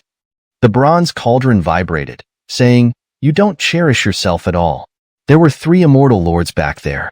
You dared to snatch their prey from under their noses. If I hadn't been protecting you, you'd be dead by now." Lin Xingyo smiled faintly, feeling a warmth in his heart. He knew the bronze cauldron was a bit of a smart mouth, but it genuinely cared for him. There had been many times when, if not for its intervention, he would have been in serious danger. Compared to many people who just talked a good game, the cauldron was far more reliable. "Let's go, brat." The bronze cauldron didn't dwell on it, and instead tore open a spatial rift, taking Lin Xingyo away from the area. Of course, the bronze cauldron knew that with Jin Zhantian and the others' strength, they would soon find this place. Taking Lin Xingyo away now was the safest option. Roar. Not long after the bronze cauldron left with Lin Xingyo, a furious roar echoed, and space was torn apart as Jin Zhantian and the Chaos Monkey, along with a group of powerful beings, appeared in the area, their killing intent overwhelming. Humans, how despicable. Jin Zhantian tore through space, his colossal body squeezing out of the spatial rift, his blood-red eyes glaring at the void as he roared, "Even if you flee to the ends of the earth, I will never let you go." The Chaos Monkey and the others were also roaring in fury. 3 immortal lords had been outwitted by a single human. How could they bear it? Losing the treasure was one thing, but the humiliation was unbearable. This incident would likely make them the laughingstock of the Celestial Emperor City. The Chaos Monkey and the others seethed with anger. They harbored an unshakable resolve to kill Lin Xingyo. As long as he remained in the Celestial Emperor City, they would find him and eliminate him. There was no other way to cleanse their shame. Kill, kill, kill. The chaos monkey grew angrier with every thought, feeling his pride trampled. With a stomp of his foot, he swung his iron rod and brought it crashing down on the forest. Crack! With a single strike, the chaos monkey shattered dozens of mountains, unleashing a torrent of destructive force to vent his rage. Humans, this isn't over. Chapter 525. Unexpected. Cough, cough, cough. Lin Xingyo coughed several times, and instantly, together with the bronze tripod, they tore through the void and reappeared in a dense forest. Lin Xingyo didn't dare to waste any time. He immediately extended his spiritual awareness to locate a cave, gathered some firewood, and started a fire. Only after the fire was well established did he summon the six-sided king of hell flag and place it around the area. Wanqing, it's done. Having finished setting up, Lin Xingyo immediately summoned Mu Wanling and Chu Yaoyao from his portable small world, saying, "Now you can come out. You bastard, I'm going to kill you." As soon as Chu Yaoyao was summoned, a furious roar erupted from her. Lin Xingyo turned his head to see Chu Yaoyao, her face filled with anger, charging at him. "Chu Yaoyao, what are you doing?" Lin Xingyo was momentarily stunned but quickly regained his composure, his eyes showing his displeasure with Chu Yaoyao. Of course, he understood. Chu Yaoyao's reaction was undoubtedly because of Malingzi and the others. However, Lin Xingyo had no regrets. He had given them many chances, but they remained unrepentant. They still hoped someone else could kill him. Since that was the case, Lin Xingyo certainly wouldn't be lenient with them. After all, keeping them around would only be a disaster. Now, resolving the issue like this spared him from having to kill them himself. Bastard, give their lives back to me? Chu Yaoyao didn't care about any of this. She charged at Lin Xingyo, intent on attacking him, but in the next moment, Mu Wanling stepped in, drawing her sword and pointing it at Chu Yaoyao, saying, "You can't hurt him, or I'll fight you to the death." "Mu Wanling, you're stopping me?" Seeing Mu Wanling block her path, Chu Yaoyao became extremely agitated, shouting, "How dare you stop me?"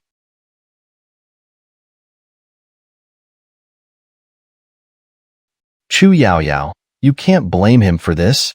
Mu Wanling didn't back down but instead looked at Chu Yaoyao, saying, "Malingzi and the others were always trying to kill him. If that's the case, why should he spare their lives? Would he keep them alive just to be killed by them in the future? Besides, given the situation at the time, the Chaos Monkey and the others wouldn't have let them live either. Especially since if he hadn't intervened to save you, you wouldn't be standing here alive right now." I don't care." Chu Yaoyao was unyielding, saying, "I just want to kill him and make him pay for their lives. I won't allow it." Hearing this, Mu Wanling immediately looked at Chu Yaoyao, saying, "He is my man now. I won't let you hurt him in the slightest." "Mu Wanling, what did you say?" Chu Yaoyao was momentarily stunned, not reacting immediately. When she did, she was furious. She was completely enraged. Mu Wanling had gotten to Lin Xingyo before she did, and seeing this, Chu Yaoyao couldn't accept it. She also liked Lin Xingyo, but why did Mu Wanling get there first? Witnessing this scene, Chu Yaoyao went completely mad. "Mu Wanling, you filthy bitch." Chu Yaoyao, in an extremely agitated state, raised her hand and attacked Mu Wanling, shouting, "I'll kill you." "Chu Yaoyao, have you had enough?" Just as Mu Wanling was about to counterattack, a loud shout rang out beside her, and a powerful figure suddenly appeared, blocking her. This person grabbed Chu Yaoyao's attacking hand, then slapped her across the face. Smack! Chu Yaoyao's hand was caught by Lin Xingyo, and before she could react, his palm landed on her face, instantly leaving her stunned. You dare hit me?" After being slapped, Chu Yaoyao clutched her stinging cheek, her eyes wide as she stared at Lin Xingyo, trying to say something but unable to form the words. She was dumbfounded. Chu Yaoyao had never been slapped like this before, not even by her father. Now, Lin Xingyo had slapped her directly, and realizing this, Chu Yaoyao burst into tears. After all, she was the princess of the demon realm in the immortal domain. Usually, Everyone treated her with the utmost respect, fearing to upset her. Now, Lin Xingyo had dared to hit her. Chu Yaoyao felt extremely wronged. Besides, she had only been acting out a little. She hadn't intended to do anything to Lin Xingyo, but now he had slapped her for Mu Wanling. Chu Yaoyao felt both angry and wronged. So, she crouched down, covering her face, and began to cry loudly. Seeing this, Lin Xingyo was at a loss, completely caught off guard by Chu Yaoyao's sudden change. He couldn't understand how this fierce woman had suddenly turned into a crying little girl, squatting on the ground. After all, you're the demoness of the Demon God Hall, a formidable figure. How could you be reduced to this, crying like a child? Where has your pride gone? Lin Xingyo was completely speechless, his eyes fixed on Chu Yaoyao, his hands unsure of where to place them. Ah! Why are you biting me? Before Lin Xingyo could recover, Chu Yaoyao, without waiting for his reaction, hugged him and bit down hard on his neck. Chu Yaoyao, are you crazy? Lin Xingyo came to his senses and pushed Chu Yaoyao away, saying, "Why are you biting me? It hurts, let go." Chu Yaoyao ignored Lin Xingyo's reaction, clinging tightly to him and biting fiercely, as if venting all the resentment in her heart. Lin Xingyo was completely baffled. He couldn't understand what was wrong with this woman. He hadn't wronged her in any way, especially since he had just saved her life. Yes, he had slapped her earlier, but that was for Mu Wanling's sake. So why was this woman biting him? Chu Yaoyao, that's enough? Enduring the pain on his neck, Lin Xingyo spoke to Chu Yaoyao without hesitation. Stop biting, or I'll have to hit you again. Chu Yaoyao refused to let go, her bite growing fiercer, as if she were unleashing all her grievances and fury. Smack! Gritting his teeth, Lin Xingyo raised his hand and slapped Chu Yaoyao's pert buttocks. Startled, Chu Yaoyao pushed Lin Xingyo away, pouting and tearfully looking at him, saying, You hit me again? I. Lin Xingyo was completely speechless. Clearly, it was Chu Yaoyao who had bitten him, and he had only struck her because he couldn't bear the pain. Now, looking at her expression, it seemed as if he had done something wrong. This truly was like a woman's heart, deep as the ocean, impossible to fathom. Enough? Seeing the situation, Mu Wanling stepped in, shielding Lin Xingyo behind her, her eyes filled with vigilance as she looked at Chu Yaoyao, saying, Chu Yaoyao, now that you've bitten him and vented your anger, you can leave, right? Leave? Why should I leave? Seeing Mu Wanling shield Lin Xingyo, Chu Yaoyao wiped the tears from her eyes, puffed out her chest, and said challengingly to Mu Wanling, I'm the master's little servant. Why should I leave? I'm not leaving. Besides, he wronged me, so shouldn't he compensate me? Chu Yaoyao, you don't come closer. Seeing Chu Yaoyao approach, Mu Wanling immediately blocked her, saying, he is my man now. You can't seduce him. Your man. Chu Yaoyao challenged Mu Wanling, saying, who can prove that? Have you even slept with him yet? I. Mu Wanling was momentarily stunned, trying to say something but unable to form the words, as this kind of argument was clearly not her strong suit. Himph, you haven't even slept with him. Chu Yaoyao, seeing Mu Wanling's expression, immediately couldn't help but gloat even more, saying triumphantly, what gives you the right to call him your man? I could just as well say he's my man. Don't believe me? Look at his neck. There's still the mark of my love. I'm going crazy. Lin Xingyo was completely dumbfounded. What was happening right now? Jealousy? Chu Yaoyao and Mu Wanling were vying for his affection, and the object of their contention was himself? Lin Xingyo was utterly stunned. To be honest, Chu Yaoyao wasn't bad at all. Not only was she beautiful and well-endowed, but she also had an indescribable, mesmerizing charm.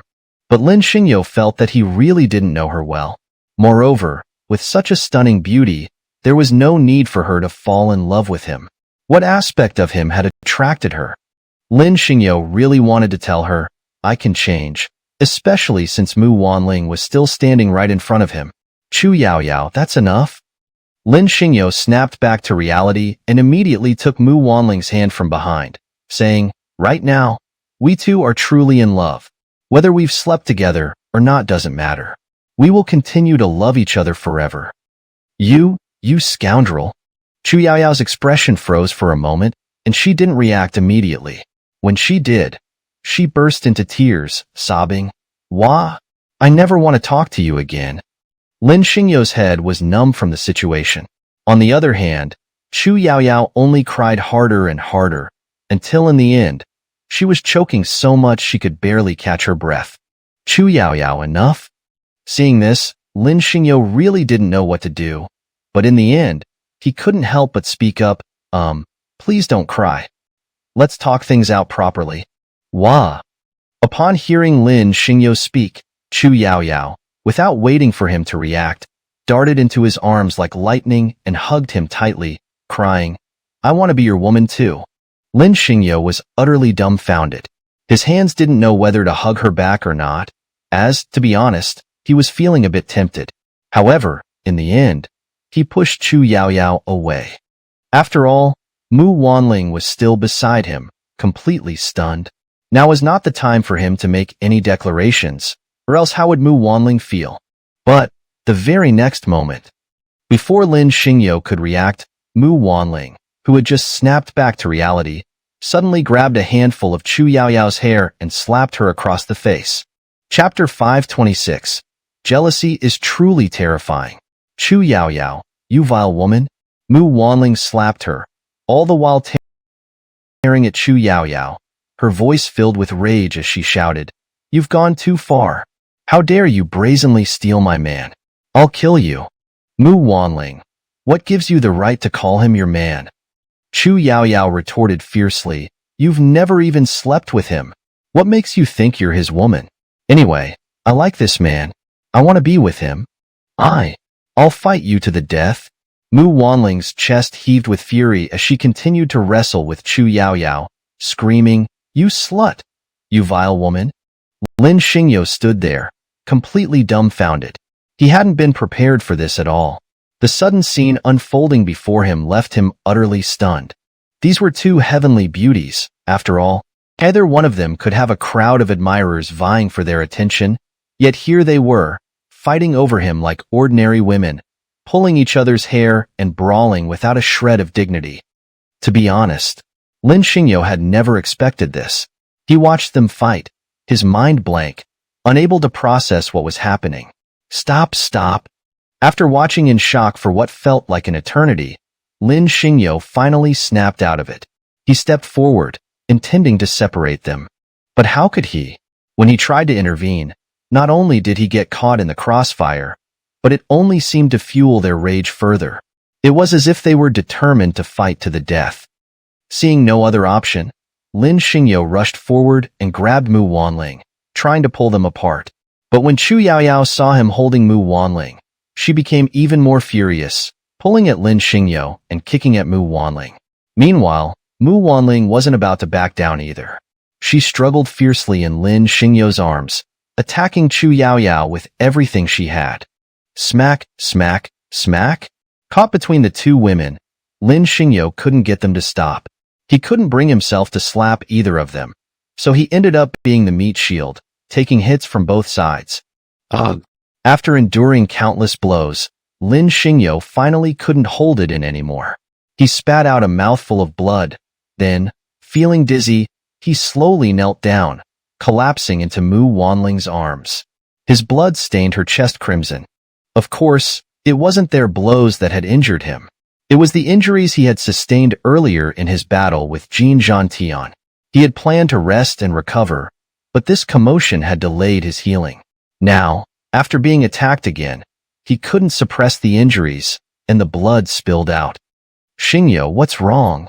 Both Mu Wanling and Chu Yaoyao froze, then quickly reacted, rushing to his side and holding him. "Don't scare us. I'm fine. Please, stop fighting." Lin Xingyo managed to get out a sentence before another mouthful of blood sprayed out. He wanted to say more, but the next moment, his vision went black, and he slumped into Mu Wanling's arms, his blood staining her chest red. "You scoundrel, don't scare me. Don't scare me." Chu Yaoyao was on the verge of tears, Don't die. Please don't die. Chu Yaoyao, get away. Chu Yaoyao, get away. Get away. Seeing Chu Yaoyao approach, Mu Wanling immediately pushed her away, her voice trembling. Don't touch him. If it weren't for you, would he be like this now? Mu Wanling, what do you mean by that? Chu Yaoyao shot back. Didn't you do anything wrong too? Why are you blaming me? I think it's your beauty that's causing all this trouble. Vile woman, do you want to keep fighting? Before Mu Wanling could finish, Chu Yaoyao lunged at her. Fight then. Who's afraid of you? As Mu Wanling and Chu Yaoyao prepared to continue their brawl, a burst of green light shot out. The bronze cauldron that had been hanging from Lin Xingyo's waist suddenly blocked their attacks. Enough! The bronze cauldron, having taken 2 hits, spoke out sternly. You 2 women are so reckless. What's wrong with you? Don't you care about his life at all? Oui. Both Mu Wanling and Chu Yaoyao were stunned. The bronze cauldron then shook itself and said, All right, step back. I'll help him heal, or else you can just watch him die. Mu Wanling and Chu Yaoyao exchanged displeased glances. Then, under the bronze cauldron's command, they helped Lin Xingyo to lie down flat on the ground. The bronze cauldron then emitted wave after wave of green light, which enveloped Lin Xingyo. Chapter 527. The Arrival of a Formidable Foe, Battle. Human, we found you. As soon as the events unfolded near the bronze tripod, the voices of the Chaos Monkey and their companions echoed, and in an instant, a group of Creation Realm powerhouses surrounded them. This is bad. Mu Wanqing and Chu Yaoyao exclaimed in alarm. It's the Chaos Monkey and their group. They're coming for us. What should we do? What's there to panic about? The bronze tripod responded calmly. Stay here quietly. No matter what happens outside, don't step out. With them, they won't be able to reach this place. Really? Is that true? Mu Wanqing and Chu Yaoyao couldn't believe it. After all, the Chaos Monkey and their ilk were existences of the immortal realm, capable of moving mountains and filling seas with just a flick of their fingers. Could they really withstand the assault of the Chaos Monkey and their group? Human, Lin Xingyo, don't hide anymore. The Chaos Monkey, carrying an iron rod on his shoulder, was seething with anger, his eyes radiating tangible killing intent. We've locked onto your aura. We know you're here. Come out now, or we'll obliterate this place in an instant. Monkey, what are you shouting about? The purple gold giant, King Zhantian, held his battle axe in reverse grip and marched steadily towards Lin Xingyo's hiding place. This insignificant creature refuses to come out on its own. Let's tear this place apart. Kill. The phoenix, Bai Fong, didn't waste any words. With a flap of his mountain-sized wings, he unleashed tens of thousands of feathers, which rained down like a storm, targeting Lin Xingyo's hiding spot. Seeing this, Chu Yaoyao and Mu Wanqing's faces turned as pale as snow. Their hearts pounded so hard it felt like they were about to leap out of their throats. It seemed they were about to witness their own demise at the hands of Bai Fong's feathers. But, in the next moment, in the stunned gaze of countless onlookers, a wall of light suddenly rose from the ground, blocking Bai Fong's attack. The tens of thousands of feathers were abruptly halted at the edge of the light wall.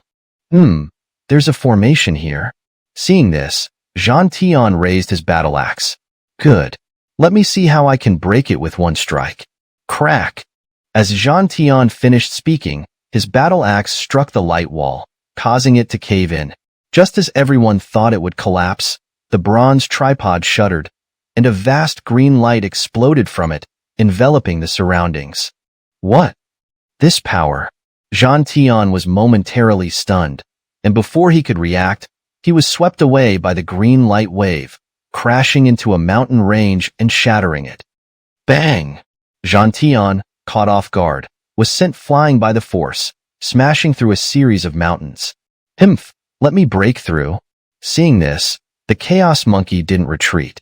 Instead, he twirled his iron rod, which grew to the size of a towering pillar, and slammed it down onto the light wall. Crack! With the Chaos Monkey's strike, a massive wave of light surged, but the light wall remained unscathed. Not bad, able to withstand my attack? After the Chaos Monkey's strike, he raised his iron rod again and delivered another heavy blow to the light wall. But my next attack, I'd like to see how you can withstand it. Monkey, don't be so arrogant. The bronze tripod retorted disdainfully. With your puny strength, do you really think you can breach the defenses of the six-sided king's banner? You're just courting death. Is that so? The Chaos Monkey's brows furrowed, his killing intent surging as he said, "Then let's see how you handle this." Hum hum hum. As the Chaos Monkey finished speaking, his iron rod suddenly grew dozens of times larger, engulfed in flames as he slammed it down onto the light wall. I don't believe you can withstand this strike. The Chaos Monkey, like an ant, lifted his enormous iron rod, which roared with ear-piercing sonic booms, compressing and shattering the space around it as it crashed down onto the light wall supported by the six-sided king's banner. Bang! The Chaos Monkey's iron rod, carrying the might of destruction, struck the light wall, causing a massive explosion of light. The surrounding space and mountains crumbled under the pressure. Huh? It's still not broken. After the Chaos Monkey's strike, he looked closely and couldn't help but exclaim in surprise, "Then let's try again. I'll give it a go too." Seeing this, Jean Tian soared into the air, twisting his body mid-flight as he swung his giant axe, descending like a meteor towards the light wall supported by the six-sided king's banner. The axe of creation, break through. Crack, crack, crack. Jean Tian's attack had just landed when the Chaos Monkey and Bai Feng's assaults followed closely behind. Even though the attacks of the three Immortal Realm overlords landed simultaneously on the same spot, the light wall remained unbroken. Wow! The once noisy surroundings fell silent as everyone gaped in shock, their mouths agape and eyes wide, staring at the light wall supported by the six-sided king's banner. Too terrifying, too frightening. Here were three Immortal Realm overlords, and everyone had just witnessed their combined attacks landing on the same spot, yet the light wall supported by the six-sided king's banner remained intact. How powerful must the six-sided king's banner be? What kind of treasure possessed such formidable defensive capabilities? The onlookers, witnessing this with their own eyes, were utterly dumbfounded. Is there something wrong with the six-sided king's banner? Unlike the stunned onlookers, the Chaos Monkey and their group were not only shocked but also filled with disbelief and greed. After all, they weren't fools. Lin Xingyo was merely at the creation realm, and even injured and lying on the ground, while the bronze tripod seemed powerful. But they were certain, if they launched a full-scale assault now, this broken tripod wouldn't be able to withstand them. Not only could they kill Lin Xingyo to vent their anger, but they could also acquire the six-sided king's banner. Kill. Realizing this, the Chaos Monkey and their group immediately channeled all their power. In an instant, a vast array of runes exploded from their bodies, filling the sky. Divine radiance rose from behind them, and above their heads, a nine-colored divine will hovered, unleashing the terrifying power of the Great Tao. Bronze tripod, the six-sided king's banner won't be able to withstand us. We're going to shatter it now. Roar, roar, roar. As their words fell, the Chaos Monkey and their group became fiercely enraged, each raising their weapons and unleashing devastating attacks towards the light wall supported by the six-sided king's banner. My goodness! The surrounding beings, witnessing this, couldn't help but exclaim, "Have they all gone mad? Are they trying to shatter this domain? They're unleashing such powerful attacks. It's over, it's over." After the initial panic, the beings were on the verge of collapse. This domain will surely be shattered next, and the invincible beings in the Celestial Emperor's ancient city will surely punish us. All the beings in this domain will be wiped out. Bronze tripod, what should we do? Seeing this, Mu Wanqing and Chu Yaoyao's faces turned pale with fear. Their attacks are so powerful, it feels like the heavens and earth are about to collapse. Can we withstand such a powerful assault? We can't withstand it, the bronze tripod replied. But I, the tripod grandpa, still have one more thing that can withstand their attack. Stone coffin, come out. The bronze tripod shuddered, enveloping Lin Xingyo. It's time to use you. Boom. As soon as the bronze tripod finished speaking, Lin Xingyo's portable small world opened.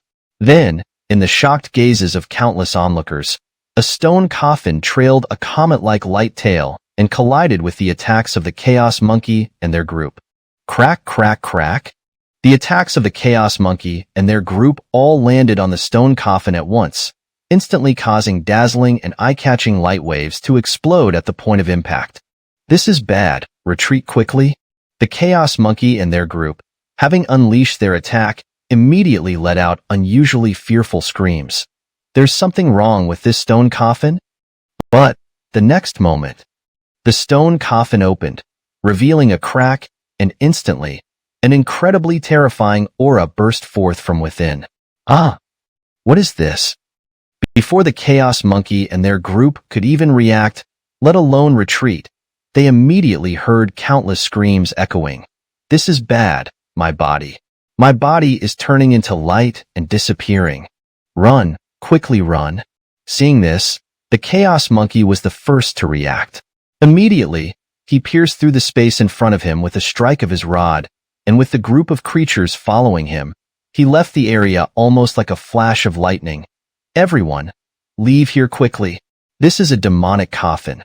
There's an incredibly terrifying existence inside, and now he's sucking away our life force. If we don't leave, we'll all die here. Run, quickly run. King Zhantian and Baifeng, reacting swiftly, also tore through space and fled at great speed. However, the rest of the creatures who reacted later weren't so lucky.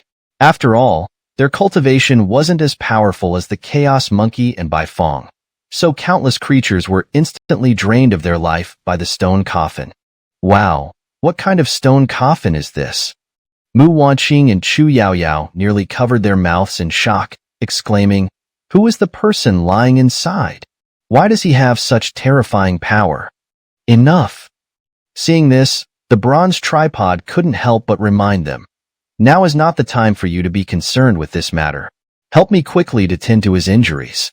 After all, such a huge commotion here will surely attract even more powerful beings next. That won't be good for us. Yes, Senior. Chapter 528. Who exactly do you love? The next morning, Lin Xingyo slowly opened his eyes. The first thing that greeted his vision was a pair of snow-white legs, followed by a face brimming with affection. You're awake? Mu Wanling, embracing Lin Xingyo, immediately exclaimed with joy upon seeing him awake. That's great. How long was I unconscious? Lin Xingyo looked at Mu Wanling, shook his head involuntarily, and winced in pain. Why does my head hurt so much? Chu Yaoyao, seeing this, shot Lin Xingyo a sharp glare, her expression turning as sour as could be. Chu Yaoyao, you're still here? Lin Xingyo, hearing her voice, turned his head and saw Chu Yaoyao pouting with obvious displeasure. Huh? What do you mean by that? Chu Yaoyao was momentarily stunned, but upon realizing what he implied, she exploded in anger. Am I not allowed to be here? No, that's not what I meant. Lin Xingyo immediately realized his blunder upon seeing Chu Yaoyao's expression and quickly corrected himself. I didn't mean it that way. I don't care what you mean. Chu Yaoyao, hands on her hips, pouted and declared, I'm staying by your side, no matter what. If Mu Wanling can be your woman, why can't I? Lin Xingyo was utterly speechless. What was happening here? Did they both fall in love with him? It felt surreal. After all, these were two incredibly talented women. In his previous life on Earth, with their goddess-like beauty, countless men would have lined up to fawn over them, hoping to win their favor. A nobody like him would have been lucky just to catch a glimpse of them, let alone become their man. Chu Yaoyao, shut up. Mu Wanling, hearing this, glared fiercely at Chu Yaoyao. You vile woman, do you even deserve him? He's my man now. Stay away from him, or I'll kill you. Mu Wanling, you shameless bitch. Chu Yaoyao, upon hearing this, became extremely agitated. Do you think you're so superior? What makes you think you deserve him and I don't? Why? Because he loves me. Mu Wanling lifted her chin and shot Chu Yaoyao a disdainful look. And not you, is that enough? Mu Wanling, You're driving me crazy. Chu Yaoyao was nearly beside herself with anger. How can you be so sure he doesn't love me? What am I lacking compared to you? In beauty, I surpass you. In figure, I'm more voluptuous. Why do you say he doesn't love me? Good heavens! Lin Xingyo, feeling a headache coming on, muttered to himself. What kind of logic is this? Is this what love is? It's so different from what I understand. Xingyo, say something. Mu Wanling, nearly fuming with anger, turned to Lin Xingyo. Do you love me, or her? Lin Xingyo, seeing this scene, felt like he wanted to die. What could he possibly say in this situation? Could he say he liked both? If he said he liked Mu Wanling, Chu Yaoyao wouldn't accept it. If he said he liked Chu Yaoyao, Mu Wanling would be heartbroken. Lin Xingyo felt like he was in an impossible situation. Moreover, he wasn't good at placating women, lacking the skills to juggle multiple relationships like some people could. Chapter 529. I'm going crazy. Say something. Seeing this, Chu Yaoyao was not to be outdone as she looked at Lin Xingyo and said, If you only like her Mu Wanling and not me, I'll turn around and leave right now. I. Lin Xingyo's eyes widened, and he opened his mouth several times, but no words came out. It was too difficult. After all, rejecting either one was not an option, and liking both was out of the question. The current situation was just too tangled. Lin Xingyo's head was about to explode. Mu Wanling, look. Chu Yaoyao, seeing this, immediately gave Mu Wanling a triumphant look and said happily, He likes me. He just can't bring himself to say it, so don't even think about monopolizing him. You're lying. Mu Wanling remained silent for a moment, then pushed Lin Xingyo aside and drew her sword, ready to strike at Chu Yaoyao. Chu Yaoyao, you wicked woman. I'll kill you. Himph, do you think I'm afraid of you? Chu Yaoyao, seeing this, was about to strike as well. It's better if I kill you. Then he'll be all mine. Stop. Seeing Mu Wanling and Chu Yaoyao about to fight again, Lin Xingyo, who had regained his senses, immediately stepped between them and shouted, Stay where you are. If anyone dares to move, don't even think about staying by my side. Mu Wanling and Chu Yaoyao were both stunned, staring at Lin Xingyo in unison, then lowering their heads, clearly intimidated by his last words. All right, pack up. Lin Xingyo calmed himself and immediately addressed Chu Yaoyao and Mu Wanling. We should get going. Mu Wanling and Chu Yaoyao responded, then began packing up. Lin Xingyo, seeing this, let out a deep breath. It seemed that only this method could keep them in check. Lin Xingyo also understood that although the immediate crisis was over, these two women would surely fight again when he wasn't around. Just thinking about it made his head ache. For now, this was the only solution. In the future, he would have to find a way to resolve the rift between them and absolutely prevent them from fighting again. After all, hurting either one was not an option. Kid, feeling the pressure, huh? As Lin Xingyo was racking his brains, he suddenly heard the bronze cauldron speak up, Let me teach you a move, guaranteed to make these two women obedient to you forever. Speak, quickly. Lin Xingyo was startled and immediately turned his gaze to the bronze cauldron, which spoke mysteriously, Find an opportunity to sleep with both of them. Then the three of you can have some fun together. I guarantee they'll be closer than real sisters afterward. Get lost. What kind of bad advice is that? Lin Xingyo glared at the bronze cauldron, his face showing clear dissatisfaction. If I did that, do you think I'd still be alive? Forget it. The bronze cauldron replied, You're still young. You don't understand the joy of it. Go to hell. Lin Xingyo, hearing this, was so angered that he blurted out, You're just a broken cauldron? Acting like you know anything? Xingyo, we're ready?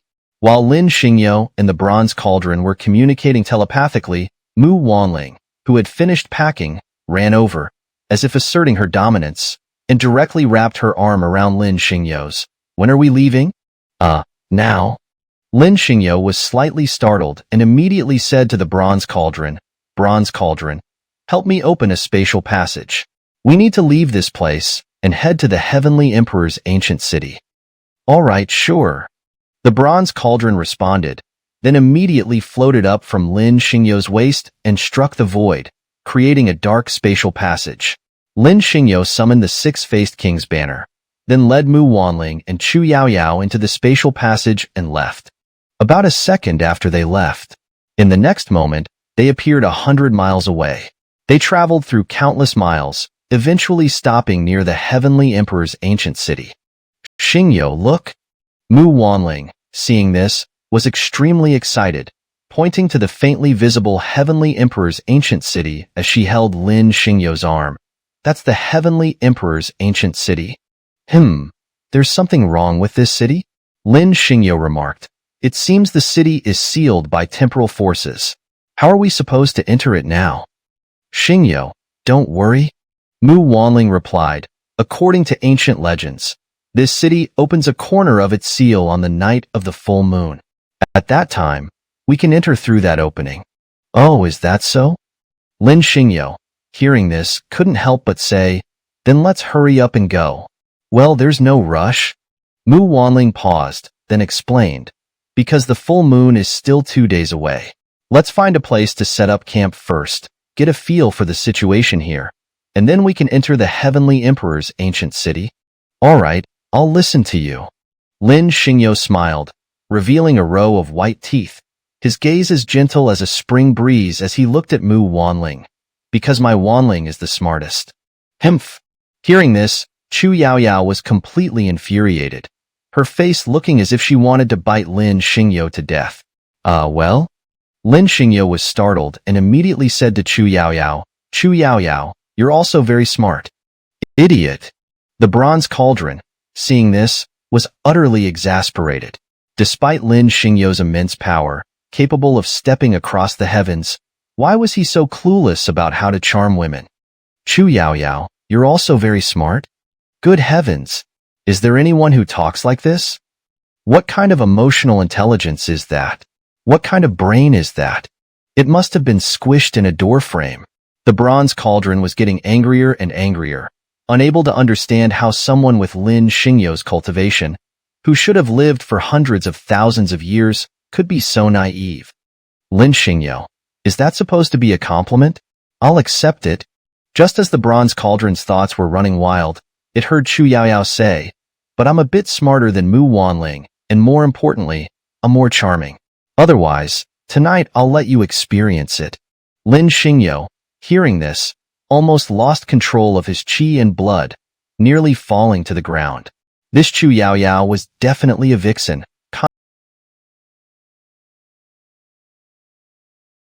constantly teasing him, as if challenging Mu Wanling and seducing him at the same time. Wicked woman, shut up. Mu Wanling, seeing this, angrily retorted, you're the kind of woman who's all talk and no substance. Xingyo definitely won't like you. Just give up on trying to possess him. Mu Wanling, how would you know? Chu Yaoyao, hearing this, deliberately teased by pushing out her chest, biting her red lips seductively, giving Lin Xingyo a look full of charm and laughter. I think he likes me, especially my chest. Look at his sparkling eyes, so honest. Cough, cough, cough. Lin Xingyo almost spat out a mouthful of blood. He admitted that Chu Yaoyao was indeed very sexy, especially her curvy hips and voluptuous figure, which attracted his attention more than Mu Wanling's. But it wasn't as vulgar as she made it out to be. He had only occasionally glanced at her chest, unable to resist, especially that round, apple-shaped bottom. Lin Xingyo admitted. He had indeed been sneaking glances, as it was impossible not to look at her swaying figure. Wicked woman, you're too shameless. Mu Wanling gave Chu Yaoyao a disdainful look. Don't think you can seduce Xingyo like that. All you're doing is making me look down on you even more. Well, that's enough, Lin Xingyo, seeing Mu Wanling and Chu Yaoyao at odds again, immediately changed the subject. Why don't we find a cave to rest first, then scout out the situation around the Heavenly Emperor's ancient city? By the time the full moon arrives, we can figure out how to enter the Heavenly Emperor's ancient city. Chapter 530. The Heavenly Emperor's ancient city is within reach. You understand me? As soon as Chu Yaoyao heard this, she immediately glanced at Lin Xingyo, biting her red lips and giggling mischievously.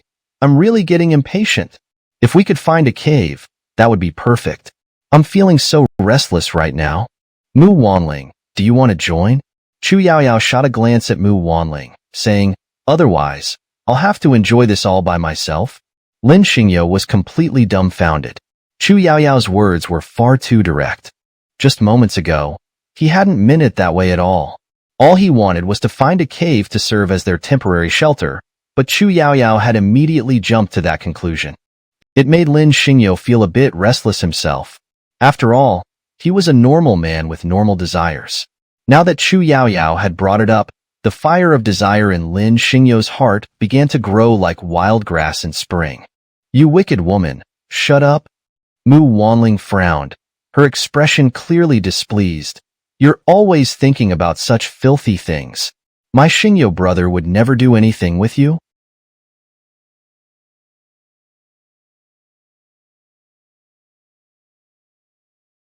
Oh, really? Chu Yaoyao completely ignored Mu Wanling's displeasure, instead seductively gazing at Lin Xingyo and licking her red lips. Then why do I feel like he's eager to have something happen between us? Wicked woman, enough? At this, Mu Wanling couldn't help but shout angrily, stop talking. If you continue, don't blame me for taking action against you. Himph, do you think I'm afraid of you? Chu Yaoyao retorted without flinching, Mu Wanling, if you want to fight, then fight.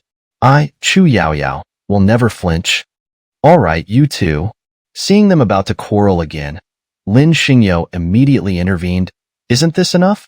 If you start fighting again, don't forget what I just said. Stop arguing now. Chu Yaoyao, go to the end of the area and catch a few beasts for our dinner. After stopping them, Lin Xingyo began to assign tasks. Wanling, go gather some dry firewood and fetch some water. I'll go find a suitable cave. It's not yet the night of the full moon. We'll definitely need to stay hidden in this area for a while, so let's prepare these things first to avoid unnecessary trouble. Mu Wanling and Chu Yaoyao glanced at each other unhappily, but didn't argue in front of Lin Xingyo. Instead, they both left to gather firewood and hunt beasts. Alas!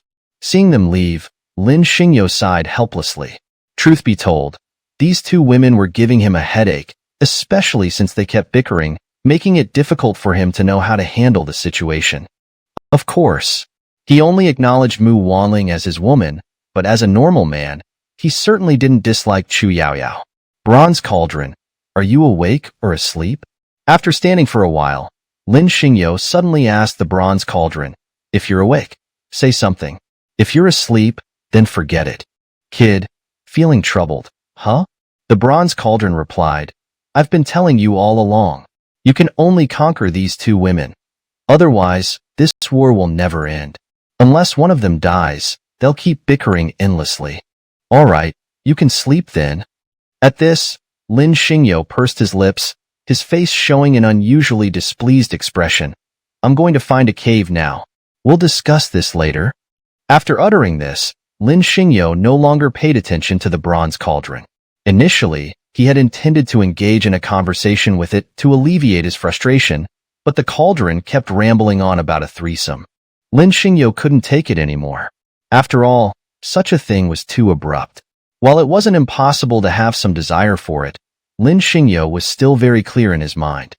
The thought could be entertained, but the action couldn't be taken, because now was not the right time. The most important thing at the moment was to find a way to enter the Heavenly Emperor's main city during the night of the full moon.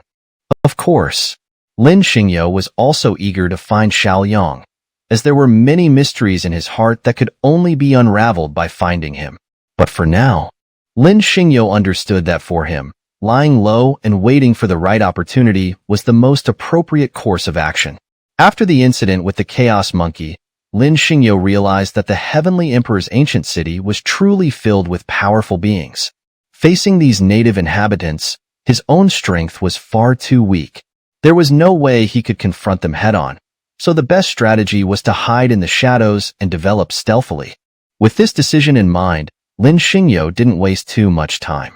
Leaving the area he had been in, he soon found a cave. While it wasn't very large, it was suitable enough for the three of them to stay in. Of course, Lin Xingyo tidied it up and also set up the Six-Faced King's banner outside. Even after all this, the bronze cauldron still wasn't entirely at ease.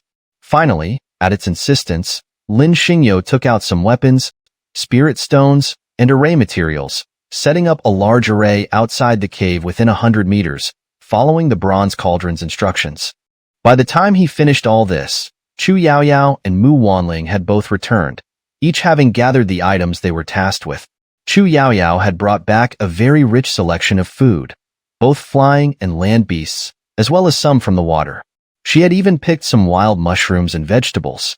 With everything gathered, Lin Xingyo didn't waste any time and immediately started a fire to cook. The three of them sat together to enjoy their first dinner since nightfall. Of course, this meal wasn't peaceful. Mu Wanling and Chu Yaoyao still bickered as usual, and Lin Xingyo was completely unable to get a word in. Fortunately, they didn't come to blows. Chapter 531. A Humiliated Escape. You scoundrel, I have something to tell you. As the three sat by the campfire, Chu Yaoyao couldn't hold back anymore and looked at Lin Xingyo with anticipation, asking, "Can I see the 24-petaled Chaos Black Lotus you obtained?" Just as Lin Xingyo was about to raise his hand and say yes, Mu Wanling grabbed his arm and interjected, "Chu Yaoyao, you've been holding back for so long. All for this 24-petaled Chaos Black Lotus, right? I knew it. You, this demoness, definitely don't have genuine feelings for Xingyo. You must have ulterior motives. So you want to get your hands on the 24-petaled Chaos Black Lotus. Mu Wanling, you bitch." Hearing this, Chu Yaoyao exploded in anger. What a load of nonsense. I just want to take a look. I never had any intention of taking it for myself. Besides, with my current cultivation level, even if I got my hands on it, do you think I could escape? Who knows? Mu Wanling disdainfully glanced at Chu Yaoyao. Throughout history, demons have always had all sorts of bizarre tricks. If you took the lotus and wanted to escape, I doubt we could stop you. Mu Wanling, you bitch. Chu Yaoyao was furious. You're driving me crazy. I challenge you to a duel. Enough, enough. Seeing them about to fight again, Lin Xingyo couldn't hold back his frustration and snapped, "Both of you, stop arguing. Don't you two have enough drama for one day? Now, sit down quietly and don't say a word. Chu Yaoyao, here's the 24-petaled Chaos Black Lotus for you." After saying that, Lin Xingyo summoned the lotus and handed it to Chu Yaoyao. "If you like it, I'll give it to you." "Xingyo, you?" Mu Wanling's expression froze, and for a moment, she didn't react. When she finally did, her face turned ashen. Lin Xingyo understood. Mu Wanling was clearly unhappy, but instead of addressing her, he summoned a broken jade disc and handed it to Chu Yaoyao as well. "Xingyo, you're driving me crazy." Seeing this, Mu Wanling burst into tears. "I don't want to talk to you anymore." Mu Wanling, see that? Chu Yaoyao, on the other hand, was overjoyed and couldn't help but gloat. "He likes me more than you." Mu Wanling completely lost it, hugging her knees and covering her face as she sobbed uncontrollably. She was truly heartbroken. Just moments ago, Lin Xingyo had ignored her objections and given both the 24-petaled Chaos Black Lotus and the jade disc to Chu Yaoyao. Those were two incredible treasures. Yet, Lin Xingyo hadn't given them to her, but to Chu Yaoyao instead. Seeing this, Mu Wanling felt more and more devastated, her tears flowing without end. Mu Wanling, understand now? Chu Yaoyao, seeing this, couldn't help but gloat even more, her face full of joy as she said, "Any man would prefer a seductive and sexy demoness like me over a pretentious and foolish saintess like you." "Chu Yaoyao, that's enough." Seeing Chu Yaoyao take advantage of the situation, Lin Xingyo felt a surge of displeasure. He looked at her and said, "From the beginning, I've never liked you.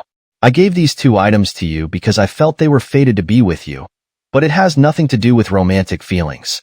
If I had to choose between you and Wanling, I naturally love her more, because she's my woman, but you're not. You. Hearing this, Chu Yaoyao's joyful expression instantly froze, and then, with a wail, she burst into tears as well. Lin Xingyo was going crazy. In the heat of the moment, he had impulsively said something he knew wasn't entirely appropriate. Normally, he wouldn't have spoken so bluntly. Now, both women were crying, and Lin Xingyo completely lost his composure. He looked from one to the other, utterly at a loss for what to do. Xingyo, with the dark night and the howling wind. Just as Lin Xingyo was at a loss, the bronze cauldron suddenly spoke up. It's time to unleash your wolfish instincts. Take them both down, and these two women will surely obey you from now on. Oh, come on. Lin Xingyo couldn't help but glare at the bronze cauldron. To be honest, he was a bit tempted by the suggestion. But he wasn't stupid. Some things were better left as thoughts, and he definitely couldn't act on them, especially not at a time like this. So what should he do? Both women were crying, and he didn't know how to console either of them. Forget it. Seeing both Mu Wanling and Chu Yaoyao sobbing, Lin Xingyo felt a surge of frustration. With a wave of his sleeve, he didn't console either of them and walked straight out of the cave, muttering, "I'm out. I'm leaving." Lin Xingyo was feeling utterly annoyed. He just couldn't stand being in there anymore, so he walked out of the cave and flew several hundred meters away. He knew it was his fault, but as someone who had been a recluse in his previous life, even though he had been reborn, gained a system, and achieved a high level of cultivation, he still felt powerless when it came to matters of the heart. Especially in a situation like this, he felt completely out of his depth. To be honest, he liked both of them, especially Mu Wanling. Through these days of interaction, he had genuinely developed feelings for her. But seeing them fight like this, constantly bickering and clashing, Lin Xingyo felt an unbearable headache, and in his current state, he could only flee in humiliation. Chapter 532. Discovery of Xiao Liang. There's something off about that forest up ahead. Having escaped from the cave, Lin Xingyo dared not return immediately. Wandering aimlessly through the woods, his eyes suddenly narrowed as he stared at the forest ahead, his brow furrowing. He could sense the presence of a formidable being in front of him. Curious, Lin Xingyo cautiously approached. As he got closer, he discovered that the figure in the forest was none other than the emperor of the Zijin giants, Jin Zhantian. What's going on here? Lin Xingyo ducked behind a massive tree, holding his breath and peering at Jin Zhantian. He muttered to himself, Su Qingcheng. Why is she in his hands? Wait, Xiao Liang is also there. How did they both end up in his grasp? This isn't right. Something's not right. Just as Lin Xingyo was about to step forward to investigate, he saw Xiao Liang seemingly conversing with Jin Zhantian. To his astonishment, the immortal-level Jin Zhantian was nodding respectfully to Xiao Liang, his demeanor almost obsequious. What's happening here? It seems Xiao Liang knows Jin Zhantian. And look at that, Jin Zhantian appears to be following Xiao Liang's orders, showing him great respect. What on earth is going on? Witnessing this unfold before his eyes, Lin Xingyo, hidden behind the tree, was utterly stunned. Anyone could see that this situation was highly unusual. After all, Jin Zhantian was an immortal-level powerhouse, while Xiao Liang was just an ordinary mortal. Moreover, one was human, the other was a god. Given that Tiandi Ancient City was a sealed realm, there should have been no interaction between the two. Yet, the scene unfolding before him sent chills down Lin Xingyo's spine. His grip on the tree tightened. He realized that his initial suspicions had been correct. Xiao Liang was not as simple as he seemed. Perhaps, from the very first meeting, Xiao Liang had already been plotting against him. Maybe even earlier. Gritting his teeth, Lin Xingyo carefully observed the scene. Noticing that Su Qingcheng didn't seem to be in immediate danger, he made a bold decision. He decided to follow Xiao Liang, to observe him from the shadows. He wanted to uncover what Xiao Liang was truly up to and, once everything was clear, launch a surprise attack. Bronze Cauldron, can you do me a favor? Having made up his mind, Lin Xingyo immediately spoke to the Bronze Cauldron. Go back and inform Mu Wanling and the others. I'm going to follow them, to see what they're planning. No way, I'm not going, the Bronze Cauldron refused. You handle this yourself. I don't want to get involved in your affairs. Ugh. Lin Xingyo sighed in frustration. To be honest, he didn't want to get involved either, especially with all the bickering between them. Yet, a part of him felt a bit disappointed. After all, he had been gone for so long, and neither Mu Wanling nor Chu Yaoyao had come looking for him. Xingyo, what are you doing here? Just as Lin Xingyo was pondering this, he heard a shout. Turning his head, he saw Mu Wanling and Chu Yaoyao flying over on their swords. Shoo!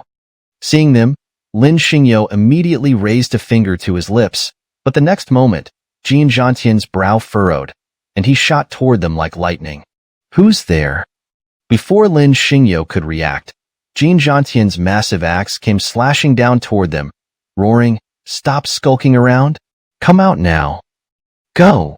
Before Lin Xingyo and the others could react, the bronze cauldron enveloped them and instantly teleported them several thousand meters away. The moment they disappeared, Jin Zhantian's axe struck the ground where they had been standing, shattering the earth. Jin Zhantian, what's going on? As soon as Jin Zhantian's axe struck, Xiaoliang immediately asked, "Why did you suddenly attack?" "My lord, I sensed someone over there, so I swung my axe in that direction. It seems I was just being overly cautious." Jin Zhantian raised his axe, looking puzzled at the spot where Lin Xingyo had been standing. "There's no one there." Go and check it out," Xiaoliang said, slightly surprised. "See what's going on." "Yes, my lord." Jin Zhantian acknowledged and walked over to the spot where Lin Xingyo had been standing. However, his axe strike had already obliterated any trace of Lin Xingyo's presence. After searching for a while, Jin Zhantian found no clues and had to return to Xiaoliang, full of doubt. "Xingyo, what's going on?" Seeing this, Mu Wanling quickly took Lin Xingyo's hand and asked, frowning, "Isn't that person with you? Why does he seem so familiar with Jin Zhantian? It looks like Jin Zhantian holds him in great respect. This person's identity must be extraordinary. Look, they're coming out." Lin Xingyo replied, "To be honest, I think we've all fallen into his trap." "Oh? How so?" Hearing this, Mu Wanling immediately looked at Lin Xingyo, who recounted how he had met Xiaoliang and all the events they had experienced together. Of course, he also shared his suspicions about Xiaoliang with Mu Wanling. "I see." After hearing Lin Xingyo's explanation, Mu Wanling nodded. "This person is indeed not simple. There must be some grand scheme behind the scenes. I think what you said is right. We should follow them and observe what they're up to." "But," Chu Yaoyao spoke up, "he's with Jin Zhantian, and with Jin Zhantian's immortal level strength, it'll be hard for us to follow them without being discovered." Lin Xingyo agreed with Chu Yaoyao's point. After all, Jin Zhantian's power was immense. Moreover, given the current situation, Xiaoliang was far from ordinary. Following them would be no easy task. But what else could they do? After some discussion, the three of them decided to follow Xiaoliang for now and see what he was planning. If they were discovered, they would simply reveal their identities and confront him directly, given Jin Zhantian's apparent respect for Xiaoliang. Having made their decision, they quickly divided their tasks and began monitoring Xiaoliang and his group. Chapter 533. There is indeed a plot. The sky gradually brightened. The sun rose from the east, and golden sunlight instantly illuminated the earth, causing all living beings to awaken at this moment. In the jungle, Lin Xingyo was intently watching Xiaoliang, who was washing up. This guy, after washing, actually started a fire and cooked some food to eat. Su Qingcheng sat beside him. She was eating absent-mindedly, clearly showing her reluctance to stay there, as if she kept murmuring something to Xiaoliang from time to time. Lin Xingyo understood. Su Qingcheng probably wanted Xiaoliang to look for him, but it seemed that Xiaoliang was not in the mood and didn't want to help her at all. Witnessing this scene, Lin Xingyo became even more certain that Xiaoliang had initially intended to use him, and what his purpose was, Lin Xingyo still didn't know. However, Lin Xingyo was aware that Xiaoliang must have something more important to do, otherwise, he wouldn't have refused Su Qingcheng's request to help her find him. "Xingyo, are you cold?" As Lin Xingyo was watching, he suddenly heard a voice behind him. Turning his head, he saw Mu Wanling approaching with a piece of clothing. "I'm not cold." Lin Xingyo was momentarily stunned, but quickly snapped back to reality. He reached out, pulled Mu Wanling into his arms, and hugged her tightly. Lin Xingyo felt a tinge of guilt. After all, thinking back to last night's events, he realized he had indeed acted inappropriately. After all, Mu Wanling was his woman now. He shouldn't have disregarded her feelings like that. Feeling guilty, Lin Xingyo hugged Mu Wanling tightly and without hesitation, leaned in to kiss her. Mu Wanling, who had been holding back her grievances, was caught off guard by Lin Xingyo's kiss. After regaining her senses, she hugged him tightly in response, though tears of grievance streamed down her cheeks. After kissing for a while, perhaps feeling that she had endured too much grievance, Mu Wanling suddenly bit down hard on Lin Xingyo's lip and asked, "Do you like Chu Yaoyao?" "I." Lin Xingyo stared at Mu Wanling in surprise. He opened his mouth to say something, but no words came out. He really didn't know what to say. Saying he wasn't attracted to Chu Yaoyao would be a lie, but admitting he liked her would only make Mu Wanling cry again. Hesitating for a long time, Lin Xingyo ultimately said nothing. Instead, he hugged Mu Wanling tightly, not giving her a chance to speak again, and kissed her once more. Mu Wanling hugged Lin Xingyo tightly, feeling her body soften as her breathing grew heavier. Soon, their movements became more intense. Ahem. Just as Lin Xingyo and Mu Wanling were lost in their passionate moment, a light cough interrupted them. They turned to see Chu Yaoyao's dark face glaring at them. "Chu Yaoyao, we?" Lin Xingyo, realizing what was happening, was about to speak when Mu Wanling suddenly hugged him tightly, pressing him against the tree trunk. With a challenging look, she kissed him, holding his head in place to prevent him from seeing Chu Yaoyao's expression. "Mu Wanling, you?" Seeing this, Chu Yaoyao seemed to be hit with a 10,000-point shock. She quickly rushed over and pushed Mu Wanling away, saying, "I won't let you kiss him. He belongs to me, Chu Yaoyao."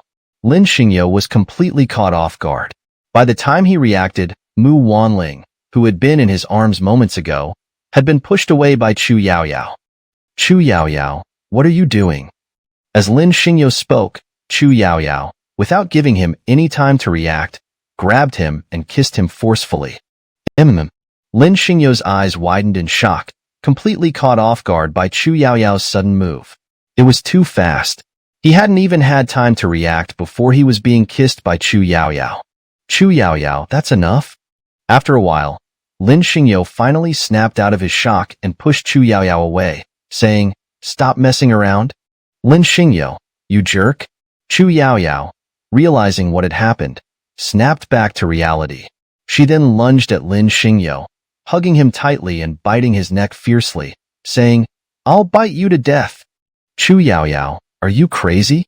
Lin Xingyo winced in pain, looking at Chu Yaoyao. "Yes, I'm crazy. I'm crazy because I've fallen in love with you." Chu Yaoyao hugged Lin Xingyo tightly, crying as she bit down harder, "But I'm willing to go crazy for you." "Chu Yaoyao, that's enough."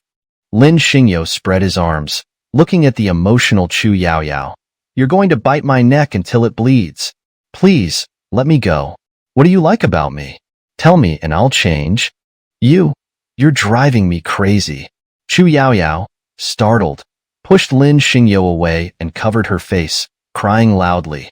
Meanwhile, Mu Wanling opened her mouth several times, wanting to say something but unable to find the words. Ugh. Seeing this, Lin Xingyo felt a headache coming on. "Chu Yaoyao, what exactly are you trying to do?" I want to be your woman." Chapter 534. Entering the ancient city of the Heavenly Emperor. No. Lin Xingyo didn't even think before directly rejecting the idea. He felt it was inappropriate. After all, not only did he lack any emotional foundation with Chu Yaoyao, but under the current circumstances, he couldn't possibly accept her. Why? Upon hearing this, Chu Yaoyao couldn't help but become extremely agitated. "Am I not pretty enough? Is my figure not good enough? Why can't you accept me? Why?" "There's no reason." Lin Xingyo replied very seriously, "Because you don't understand me at all. Besides, we don't have any emotional foundation, so I can't accept you." Upon hearing this, Chu Yaoyao immediately grabbed hold of Lin Xingyo. "We can slowly build our feelings." "Alas, Chu Yaoyao." Lin Xingyo sighed and firmly rejected her. "We're just not suited for each other." "I don't believe it." Chu Yaoyao clung to him. "I just don't believe you don't like me." Lin Xingyo was utterly speechless. He didn't know what to say anymore, as Chu Yaoyao was stubbornly sticking to her beliefs. Helpless, Lin Xingyo shifted his gaze to Xiao Liang and the others, then said to Chu Yaoyao, "Let's talk about our matters later. Now, look, Xiao Liang and the others are leaving. Let's catch up with them, okay?"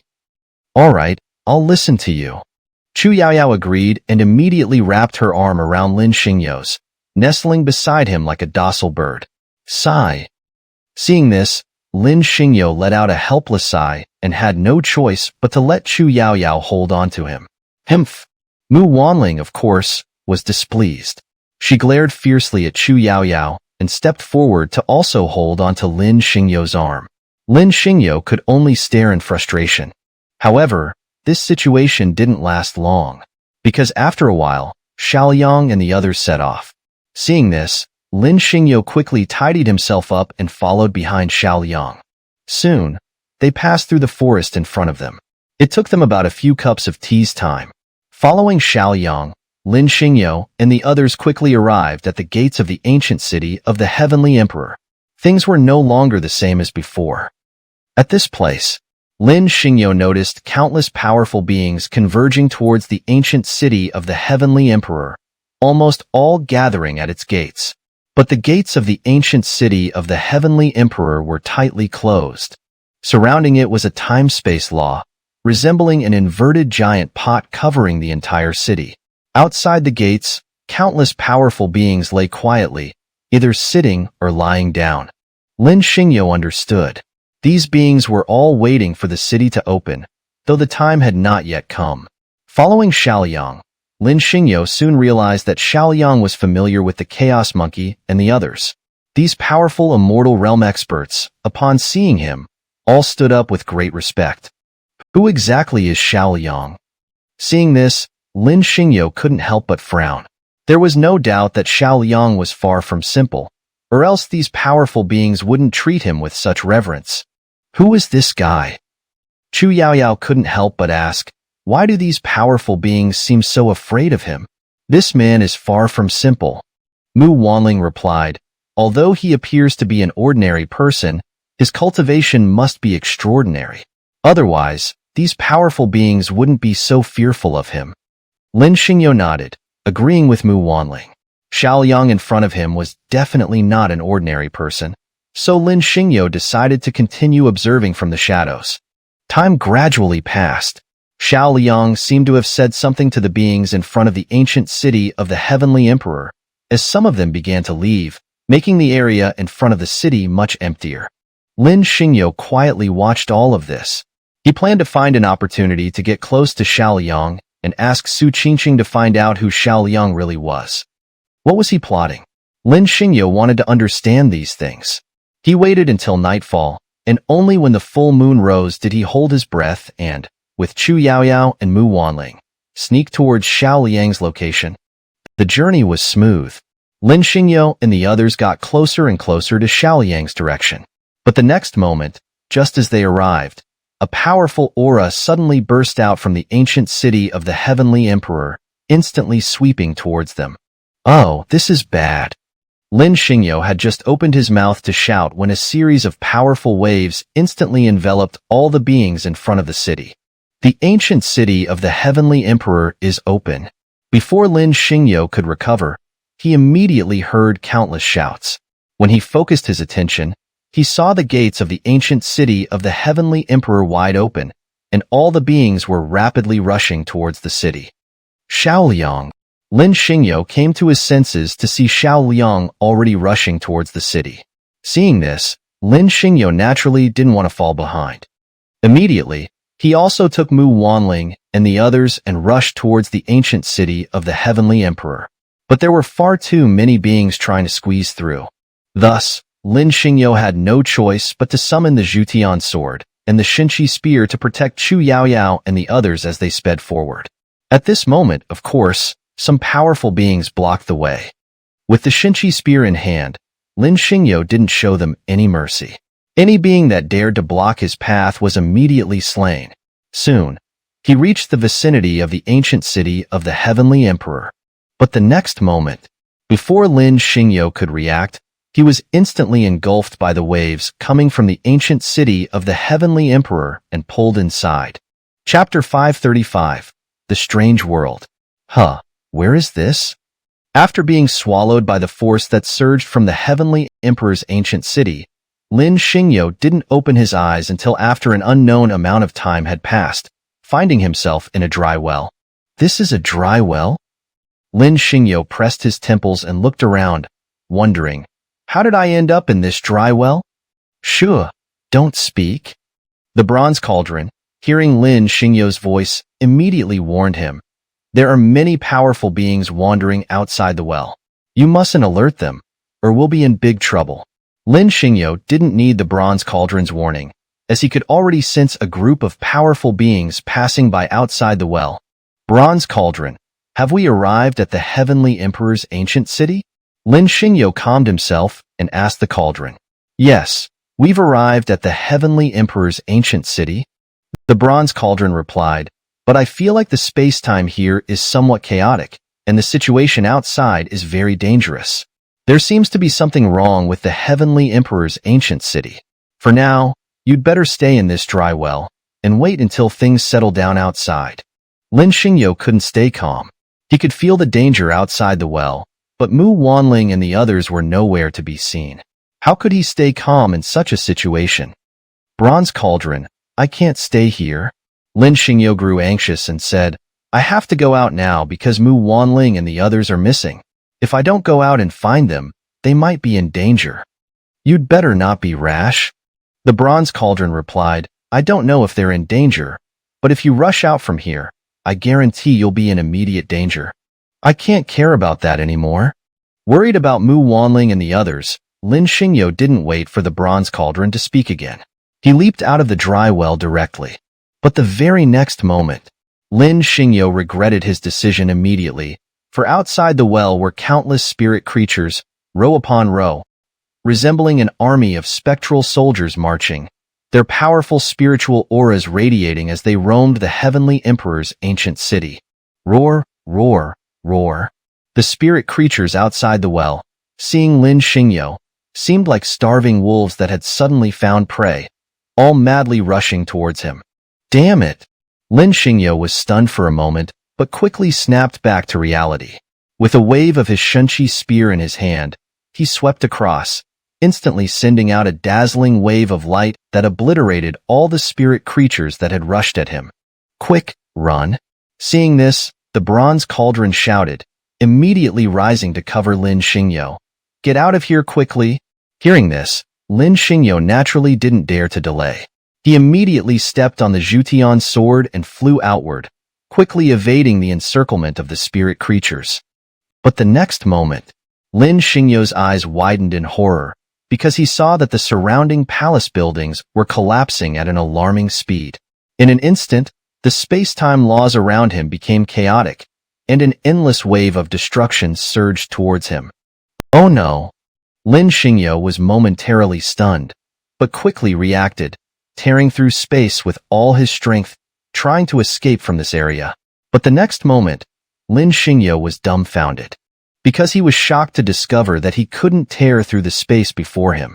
A powerful space-time rule seemed to have sealed the entire Heavenly Emperor's ancient city. Bronze Cauldron, quickly, see if you can break through this void. Coming to his senses, Lin Xingyo immediately spoke to the Bronze Cauldron, otherwise, we're in trouble. What are you thinking, lad? The Bronze Cauldron, seeing this, replied impatiently, even with your cultivation, you can't tear through this void, so of course, I can't either. Don't hesitate here, just run. Hearing this, Lin Xingyo could only grit his teeth and ride the Zhutian sword, desperately fleeing, extremely dangerous as he escaped the siege of the spirit creatures in the Heavenly Emperor's ancient city. Roar, roar, roar. The spirit creatures in the Heavenly Emperor's ancient city didn't want to let him go. One by one, they howled with terrifying force, rushing towards Lin Xingyo amidst the collapsing buildings, as if they wouldn't let go of this prey, all madly attacking him. Lin Xingyo was almost going crazy. What kind of place was this? How could there be such spirit creatures? Wasn't this the Heavenly Emperor's ancient city? Wasn't this the sealed place of the primordial heavenly emperor? Why were there such creatures here? Lin Xingyo felt his head go numb, as he simply couldn't react to this scene. He truly didn't understand why this was happening. This was different from what he had imagined. Of course, the bronze cauldron was also confused. After all, compared to Lin Xingyo, it had witnessed the former glory of the heavenly emperor's ancient city. Seeing this scene now, the bronze cauldron also couldn't understand it at all. After all, this was a sacred place. It shouldn't have such creatures, as such beings were only found in the underworld. But there was no time for them to investigate, because countless spirit creatures were densely attacking them. If they couldn't escape from here, they would soon be devoured by these spirit creatures. Of course, the bronze cauldron wasn't afraid, as it was an artifact, and these spirit creatures couldn't harm it. But Lin Xingyo wasn't so lucky. The bronze cauldron understood very well. If these spirit creatures bit Lin Xingyo, he might soon become like them. Quick, run! Coming to its senses, the bronze cauldron immediately shouted to Lin Xingyo, "You must escape from here, or you'll become one of these spirit creatures." Lin Xingyo naturally knew this, but there were simply too many spirit creatures, and it wasn't as easy as he wanted to escape. Roar, roar, roar. The surrounding spirit creatures went mad, like moths flying into a flame, rushing towards Lin Xingyo. In front of him, the Shenqi spear in his hand was swung wildly, shattering wave after wave of spirit creatures attacking him. But these spirit creatures weren't the most terrifying. What was truly terrifying was the space-time order, as it was everywhere, almost tearing towards Lin Xingyo, wanting to completely obliterate him in the heavenly emperor's ancient city. "We're in trouble." Facing this, the bronze cauldron suddenly spoke. This heavenly emperor's ancient city has now become a ghost city. The power here is extremely chaotic, especially the power of space-time, which has reached an unprecedented level of horror. Enough! Lin Xingyo, stepping on the Zhutian sword, with the power of life and death revolving around him, swept the Shenqi spear in his hand, instantly killing a large group of spirit creatures attacking him, and shouted, "Look, the real trouble is coming." Damn! Hearing this, the bronze cauldron immediately looked forward and saw a huge minotaur, holding an enormous mace, rapidly shooting towards them. Roar! The minotaur was extremely powerful, with red eyes radiating an overwhelming aura. Raising its mace, it fiercely smashed down towards Lin Xingyo. 6 paths of reincarnation fist, kill. Seeing the minotaur's attack, Lin Xingyo immediately clenched his fist and counterattacked with lightning speed, meeting the mace head-on. Bang! Lin Xingyo's 6 paths of reincarnation fist collided with the minotaur's mace. In the next instant, the Shenqi spear in his hand shot out fiercely. The Shenqi spear, like a ray of light. With a fierce burst of power, the Shenqi spear shot directly towards the minotaur. Seeing this, the minotaur's aura exploded to its fullest, and with a swift motion, it swung its massive mace, deflecting Lin Xingyo's spear strike. Chapter 536, The Mysterious World. Zhutian Sword Slice. Lin Xingyo's spear strike was blocked, and he immediately summoned the Zhutian sword. In an instant, the sword transformed into a streak of light and fiercely slashed towards the minotaur. Roar! Seeing Lin Xingyo's swift and fierce attack, the minotaur instinctively reached out to block the Zhutian sword with his bare hand. Clang! The minotaur's hand glowed with the power of rules, and with a heavy impact, it struck the Zhutian sword. Instantly, a violent explosion erupted at the point of collision. Shatter Heaven Fist Break? Realizing the opportunity, Lin Xingyo clenched his fist and unleashed a powerful punch towards the minotaur. Before the minotaur could retaliate, it was sent flying hundreds of meters by Lin Xingyo's punch. Battle Saint Technique, activate. Great Completion Ancient Saint Body, activate. Primal Bloodline, activate. Seeing the minotaur knocked back by his punch, Lin Xingyo immediately activated all his battle techniques. In the next moment, he shot forward like a thunderbolt, stepping down and activating the colorless domain and golden light Buddha wall to trap the minotaur. His Shenqi spear, like a flash of lightning, stabbed directly at the minotaur's forehead. Roar. The Minotaur sensed Lin Xingyo's overwhelming strength and immediately drew upon all its power. It wielded its spiked club with great force, counterattacking Lin Xingyo. However, trapped within Lin Xingyo's colorless domain, it was unable to unleash its full strength. Despite its immense power, the Minotaur could not reverse the tide. After just 100 exchanges, it was slain by Lin Xingyo. But Lin Xingyo had no time to relax. All around, soul creatures swarmed like moths to a flame, charging towards him. Shinchi spear, kill? Without hesitation, Lin Xingyo swept his spear horizontally, instantly annihilating all the soul creatures that had attacked him. Bronze Cauldron, I'm furious. As he finished his strike, Lin Xingyo immediately spoke to the Bronze Cauldron.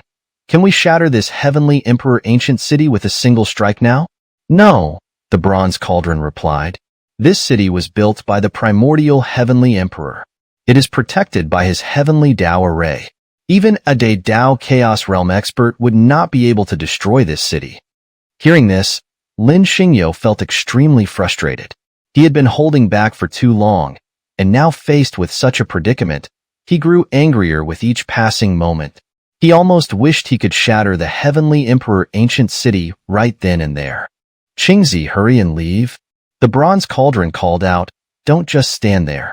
More soul creatures are attacking from behind. We must find a safe refuge, or we'll eventually exhaust ourselves to death. Lin Xingyo didn't respond but shot forward at an incredible speed. His body erupted with rings of energy, and in an instant, all the soul creatures around him were obliterated by the power of life and death. Qingzi, look at the palace ahead. As Lin Xingyo was rushing forward, he suddenly heard the Bronze Cauldron shout. He focused his gaze ahead and saw a palace covered in glowing runes. Quick, head inside. All right. Lin Xingyo agreed and immediately shot towards the palace. The soul creatures that had been chasing him suddenly stopped, glaring angrily at Lin Xingyo as he entered the palace, roaring in frustration from outside. What the hell is going on here? Holding his Shinchi spear, Lin Xingyo peered out the window, puzzled. How can this place be like this? He couldn't understand why the once grand heavenly emperor ancient city had become such a place, nor why the palace he was in could prevent the soul creatures from attacking. What surprised him even more was that while the streets outside had collapsed, the palace he was in remained intact. Lin Xingyo couldn't figure it out. But what worried him more was where Mu Wanling and the others were. Were they in danger? Standing in the palace, Lin Xingyo felt both anxious and helpless. The thought of Xiao Liang and Su Qingcheng made it even harder for him to stay calm. After all, he was deeply concerned about them. However, there was nothing he could do. He couldn't rush out of the palace to save them, as he simply didn't have the strength. This place was far too dangerous and eerie. Bronze Cauldron, what should we do now? After glancing out the window a few times, Lin Xingyo turned to the Bronze Cauldron. We can't just stay here forever, can we? Qingzi, don't be too hasty. The Bronze Cauldron vibrated and explained, let's observe the situation for a while. This place seems to be a temporal overlap. The scenery outside should change soon. Let's wait and see. Lin Xingyo shrugged helplessly. There wasn't much he could say, as things were as they were. With his current strength, he couldn't alter the rules of this world, so he had to follow the Bronze Cauldron's advice and wait. But just as he was settling his mind, Lin Xingyo suddenly noticed a drastic change outside. The streets and palaces that had been collapsing were miraculously restoring themselves. In the blink of an eye, everything had returned to its original state. However, compared to before, the streets were now eerily silent, completely devoid of the annoying soul creatures. Instead, they were utterly clean, with nothing in sight. Bronze Cauldron, what's going on? Seeing this, Lin Xingyo couldn't help but ask the Bronze Cauldron. The latter paused for a moment before replying, I understand now. This should be what people call the yin-yang boundary. The place we're in is likely the point where the two realms intersect. Lin Xingyo looked at the Bronze Cauldron. What do you mean? Let me put it simply, the Bronze Cauldron explained. The place we're in is like the point between the inside and outside of a house. Earlier, we were inside, and now we're seeing the outside. The inside and outside alternate through the point we're standing on, understand? I understand, Lin Xingyo replied. It's like standing at a central point, with two doors. I'm just standing at the center of these two doors, watching them alternate. Exactly, the bronze cauldron exclaimed, clearly excited. After observing the surroundings, Lin Xingyo asked the bronze cauldron, "Can I step outside now?" "Qingzi, don't be too hasty." The bronze cauldron replied, "Let's observe the situation outside first. Don't rush out blindly, as we don't know if there's danger out there." Lin Xingyo wanted to wait, but his heart couldn't bear it. Not only had he not seen Xiao Yang and the others, but he also had no idea where Mu Wanling and the rest were. Given the dangers of this place, he knew they must be in peril. "Bronze Cauldron, I can't wait any longer," Lin Xingyo said. "I have to go outside and take a look." "All right," the Bronze Cauldron reluctantly agreed. "I know I can't stop you. If that's the case, let's go out and take a look." Creak. Hearing the Bronze Cauldron's words, Lin Xingyo immediately opened the palace door with impatience. Gripping his Shunqi spear tightly, he stepped out onto the deserted street. There wasn't even a single small ant, let alone any powerful creatures. Yet, the more this was the case, the more Lin Xingyo felt that this place was far from simple. A faint sense of danger was stirring in his heart. However, when he extended his spiritual sense to investigate, he was astonished to discover that this world was completely beyond his ability to probe with his spiritual sense. The only areas he could sense were those within the range of his vision. Beyond that, his spiritual perception was rendered useless. Faced with this situation, Lin Xingyo couldn't help but clench his fists tightly. He was well aware that these signs were pointing to the fact that this world before him was undoubtedly terrifying. After all, his current cultivation had already reached the creation realm. Normally, even the entire Xianling realm would pose no obstacle to his spiritual perception, yet this small world completely defied his senses. This alone made Lin Xingyo understand that this world was anything but ordinary. Tap, tap, tap. Despite being aware of the risks, Lin Xingyo couldn't resist taking steps forward. His heart was Chang'e with concern for Mu Wanling and the others, so regardless of how perilous the path ahead might be, he would forge ahead without hesitation. Chapter 537. Beating around the bush. "Qingzi, get out of the way. Danger." As Lin Xingyo was walking forward, he suddenly heard a shout ringing in his ears. Upon focusing, he saw a massive meteor hammer, as swift as lightning, coming straight at him. "Colorless domain, activate."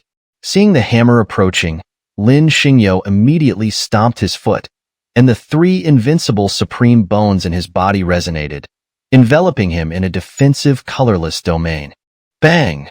The sudden meteor hammer struck Lin Xingyo's colorless domain, and a dazzling burst of light exploded on its surface.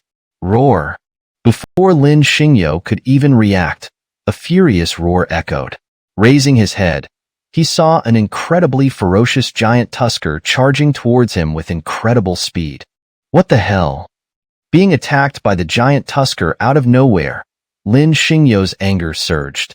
He immediately raised his devouring god spear and struck lightning fast towards the tusker. Roar! Seeing Lin Xingyo attacking, the tusker let out an enraged roar, then opened its blood-stained maw and spat out a beam of light powerful enough to cleave the heavens. Six Paths Reincarnation Fist, break. Seeing the situation, the life and death reincarnation power in Lin Xingyo's dantian surged into his fist, which he then slammed with incredible speed towards the tusker's incoming beam. Bang! Lin Xingyo's Six Paths Reincarnation Fist imprint collided with the tusker's beam. In the next moment, Lin Xingyo followed up with lightning speed, unleashing one Six Paths Reincarnation Fist imprint after another, engulfing the tusker. Roar! Facing Lin Xingyo's overwhelming attack, the tusker before him completely went berserk. Though it had lost its intelligence, it was, after all, a powerful creation realm being. Thus, Lin Xingyo's attacks had fully ignited its ferocity, and it retaliated with extreme violence. Lin Xingyo was not one to back down. By this point, he knew the tusker was fully enraged, and if he couldn't eliminate it now, things would only get worse. If that happened, there would be no need to think about saving Mu Wanling and the others. Even his own safety would be at risk. So Lin Xingyo fought with everything he had. Soon, the surroundings were completely devastated, with one building after another shattered and collapsed. However, the next moment, Lin Xingyo's eyes widened in horror, as the intense battle had attracted countless powerful beings from the surroundings, all charging towards him. Damn it! Facing this situation, Lin Xingyo couldn't help but curse inwardly. He quickly struck the Tusker with a swift blow, knocking it back and then darted away to avoid being surrounded by these powerful beings. Roar! Seeing Lin Xingyo trying to escape, the Tusker wasn't about to let him go. Despite being hit hard enough to collapse a building, it immediately burst into the air, gripping its meteor hammer and slamming down towards Lin Xingyo. Devouring God Spear, go! Without even looking back, Lin Xingyo hurled his Devouring God Spear towards the charging Tusker. Heaven-shattering sword, come! After throwing the Devouring God Spear, Lin Xingyo immediately summoned the Heaven-shattering sword and slashed lightning fast towards a giant ape charging at him. Roar! Facing Lin Xingyo's attack, the giant ape had just opened its mouth to roar when it was instantly bisected by Lin Xingyo's heaven-shattering sword. Roar, roar, roar! Before Lin Xingyo could catch his breath after slaying the giant ape, Tu Pai Xiu, completely devoid of consciousness and filled with nothing but bloodlust, charged at him. Kill! Seeing this, Lin Xingyo didn't hesitate, gripping the heaven-shattering sword and charging towards them. But the Pai Xiu were no weaklings. Although Lin Xingyo attacked ferociously, the two Pai Xiu weren't killed in one strike. Instead, they blocked his attack and counterattacked. Colorless Domain, activate. Seeing the two Pai Xiu charging at him, Lin Xingyo didn't slow down in his escape. Instead, he sped up even more. However, the surrounding beings weren't about to let him go, all charging at him like moths to a flame. Portable Small World, open. Facing the swarm of beings charging at him, Lin Xingyo immediately opened his portable small world, summoning one divine weapon after another and hurling them at the attacking beings. Roar, roar, roar! The surrounding beings, almost all at once, let out agonizing cries, as most of them were struck by the weapons from Lin Xingyo's portable small world, writhing in pain on the ground. Of course, not all the beings were killed. A dozen or so powerful ones ignored Lin Xingyo's attacks and charged at him even faster. Damn it! Facing this situation, Lin Xingyo tore out some of his hair and blew towards the charging beings, instantly summoning a group of clones identical to him. The next moment, these clones charged towards the surrounding beings. Chapter 538. A creature capable of devouring souls. Qingzi, hurry up and leave. Seeing the situation, the Bronze Cauldron immediately shouted, "There are more powerful creatures surrounding you. You must escape from here right now. Otherwise, you will definitely be surrounded and killed." Lin Xingyo didn't need the Bronze Cauldron to remind him, as he could already see the creatures closing in from all sides. Without hesitation, he summoned a host of illusions and fled into a narrow alley. Roar, roar, roar! The creatures in the Heavenly Emperor's ancient city showed no intention of letting him go. They all charged towards Lin Xingyo, intent on hunting him down. Lin Xingyo, however, was clever. Instead of confronting these creatures head-on, he used the narrow alley as cover and darted through it at high speed. Bronze Cauldron, have you noticed? After running for a while, Lin Xingyo couldn't help but speak up.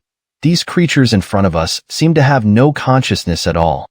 They're just driven by instinct to kill and chase us. Their souls must have been devoured by something, the Bronze Cauldron replied immediately. Their souls were devoured. Lin Xingyo's expression froze, and he couldn't help but ask the Bronze Cauldron, what kind of creature could be so brutal to devour the souls of these powerful beings? It's hard to say. The Bronze Cauldron speculated, but judging from this situation, it's likely that a soul-devouring beast is responsible. A soul-devouring beast? Lin Xingyo frowned and asked the Bronze Cauldron, what kind of creature is that? The soul-devouring beast is a demonic beast that specializes in consuming the souls of living beings. The bronze cauldron explained, at first, this type of beast isn't particularly strong, but as it consumes more souls, it gradually evolves into a formidable existence. Oh! Hearing this, Lin Xingyo couldn't help but exclaim, there are creatures like this in the world. Ah, the vast world has all kinds of creatures. The bronze cauldron shuddered, and its voice revealed a hint of unease. However, soul-devouring beasts are not native to the celestial realm. Such creatures are usually found in the demon domain. The fact that one has appeared here suggests that someone from the demon domain has been here. If that's the case, it's quite troublesome. The demon domain? Lin Xingyo's expression froze for a moment before he finally reacted. The term demon domain was something he had never heard of before. The bronze cauldron had made it clear earlier that the demon domain was on par with the Hongming heavenly realm, implying that it was a formidable place. Qingzi, don't ask so many questions. The bronze cauldron replied, it's better to focus on finding a way to escape from these creatures. If there really is a soul-devouring beast here, it could be a great opportunity for you. How so? Lin Xingyo became intrigued, but the bronze cauldron didn't elaborate. Instead, it urged Lin Xingyo to find a safe place first. Lin Xingyo naturally wanted to return to the palace he had just left. However, the creatures in the Heavenly Emperor's city seemed to sense his intention and blocked his path, preventing him from returning to the palace. In frustration, Lin Xingyo launched a fierce attack against them. But these creatures were not weak. They stubbornly blocked Lin Xingyo's path, forcing him to flee through the alley once again. Roar, roar, roar. 4 or 5 black panthers with glowing red eyes darted swiftly behind Lin Xingyo. Lin Xingyo felt a strong aversion to these relentless pursuers. Seeing the panthers closing in, he didn't hesitate. Gripping the Zhutian sword tightly, he unleashed a lightning-fast horizontal slash at the panthers behind him. In an instant, dazzling sword light sliced through the air, cutting down the pursuing panthers. But the next moment, a massive meteor hammer, like a thunderbolt, shattered the void and hurtled towards Lin Xingyo with a deafening sonic boom. Qingkuan umbrella, block for me. Facing the incoming meteor hammer, Lin Xingyo immediately summoned the Qingkuan umbrella he had obtained from the primordial sacred land. The umbrella instantly blocked the hammer strike, and with the Zhutian sword in hand, he dashed forward through the alley at high speed. However, just as Lin Xingyo had taken a few steps forward, a fire-clawed octopus suddenly pounced at him. Lin Xingyo, unfazed, swung his sword and aimed directly at the octopus's head. Roar! With a single strike, a piercing scream echoed through the air. The Zhutian sword sliced cleanly through the fire-clawed octopus's head, splitting its body in two. Thud! The octopus's blood-soaked body fell to the ground. Phew! Lin Xingyo didn't even spare it a glance. Holding the Zhutian sword in reverse grip, he charged forward through the alley. Behind him, a group of powerful creatures were hot on his heels, but their speed was so great that they collided with each other. Lin Xingyo, however, didn't look back. Instead, he sped up, knowing that the colliding beasts would soon recover and resume their pursuit. Lin Xingyo was getting tired of this. Although these creatures weren't strong enough to kill him, their sheer numbers made it a constant hassle to keep evading them. But this place was more than just that. Lin Xingyo discovered that his destructive power was heavily suppressed here. To be blunt, with his current cultivation, a single sword strike should have been enough to obliterate a star. Yet, here, he could barely kill a single beast, let alone destroy a building. His destructive power, despite being at the creation realm level, was completely suppressed. Lin Xingyo was also quite frustrated. He could sense that the space-time here was different from the outside world. This must have something to do with the Hongming Heavenly Emperor, as he had mastered the Tao of space-time, creating such a unique space. Qingzi, watch out ahead. Seeing Lin Xingyo lost in thought, the bronze cauldron suddenly shot forward and smashed a creature that was about to attack him, shouting, "Dodge, there's danger." Lin Xingyo snapped back to reality and noticed that while the bronze cauldron had destroyed one creature, several others were quickly lunging at him. Golden Light Buddha Wall, rise? Seeing the approaching beasts, Lin Xingyo stomped his foot, and a golden light wall rose from the ground, instantly blocking the attackers. With a horizontal slash of the Zhutian sword, he sliced through the creatures reflected off the wall, cutting them in half. Roar! As soon as Lin Xingyo's sword strike landed, a wave of pressure surged towards him from the front. This is bad. Hurry up and leave. The bronze cauldron shuddered and urgently shouted to Lin Xingyo. There really is a powerful soul-devouring beast in this city, and its cultivation has reached the terrifying level of the Tao Void Heaven Realm. Chapter 539. The Beautiful Dragon Maiden. The Tao of the Void Realm? Upon hearing these 5 words, Lin Xingyo's heart sank. He knew this was beyond his ability to handle, so he began to make a desperate attempt to escape. But the pursuing beasts were not about to let Lin Xingyo get away so easily. As soon as Lin Xingyo tried to break through, the beasts went berserk, lunging at him with reckless abandon, especially the giant-toothed beast that had been chasing him all along. Roar! Just as Lin Xingyo was in dire straits, a thunderous roar erupted, and a massive claw, as big as a small mountain, stomped towards him. Damn! Lin Xingyo's eyes widened in horror. He could feel an overwhelming force enveloping him, and a sense of death rising from within him. What made it even more despairing was that his soul power was uncontrollably spilling out, and his soul sea was shattering irreversibly. Watching this unfold, Lin Xingyo felt a chill run through him. He understood. The massive threat before him could devour his soul, turning him into a mindless creature like the giant-toothed beast. What should I do? Lin Xingyo's mind screamed as he refused to accept death so soon. He had many things left undone, and he still needed to save Mu Wanling and the others. But now, he was powerless against this force. The aura of death had enveloped him, and it was only a matter of time before the soul-devouring beast consumed him entirely. Just as he was about to succumb, a delicate hand, like a spring bamboo shoot, suddenly grabbed him. Before Lin Xingyo could react, he was pulled into an abandoned inn and quickly jumped into a dry well in the inn's courtyard. Who are you? Lin Xingyo immediately asked the person in front of him once they landed in the well. Why did you bring me here? Sure. Aoling, standing before Lin Xingyo, remained silent. She merely placed a finger on his lips and swiftly conjured a large bronze ding to seal the well's opening. Roar! As soon as Aoling finished, a thunderous roar echoed outside the well, followed by an exceptionally powerful aura pressing down from above. Lin Xingyo could feel it.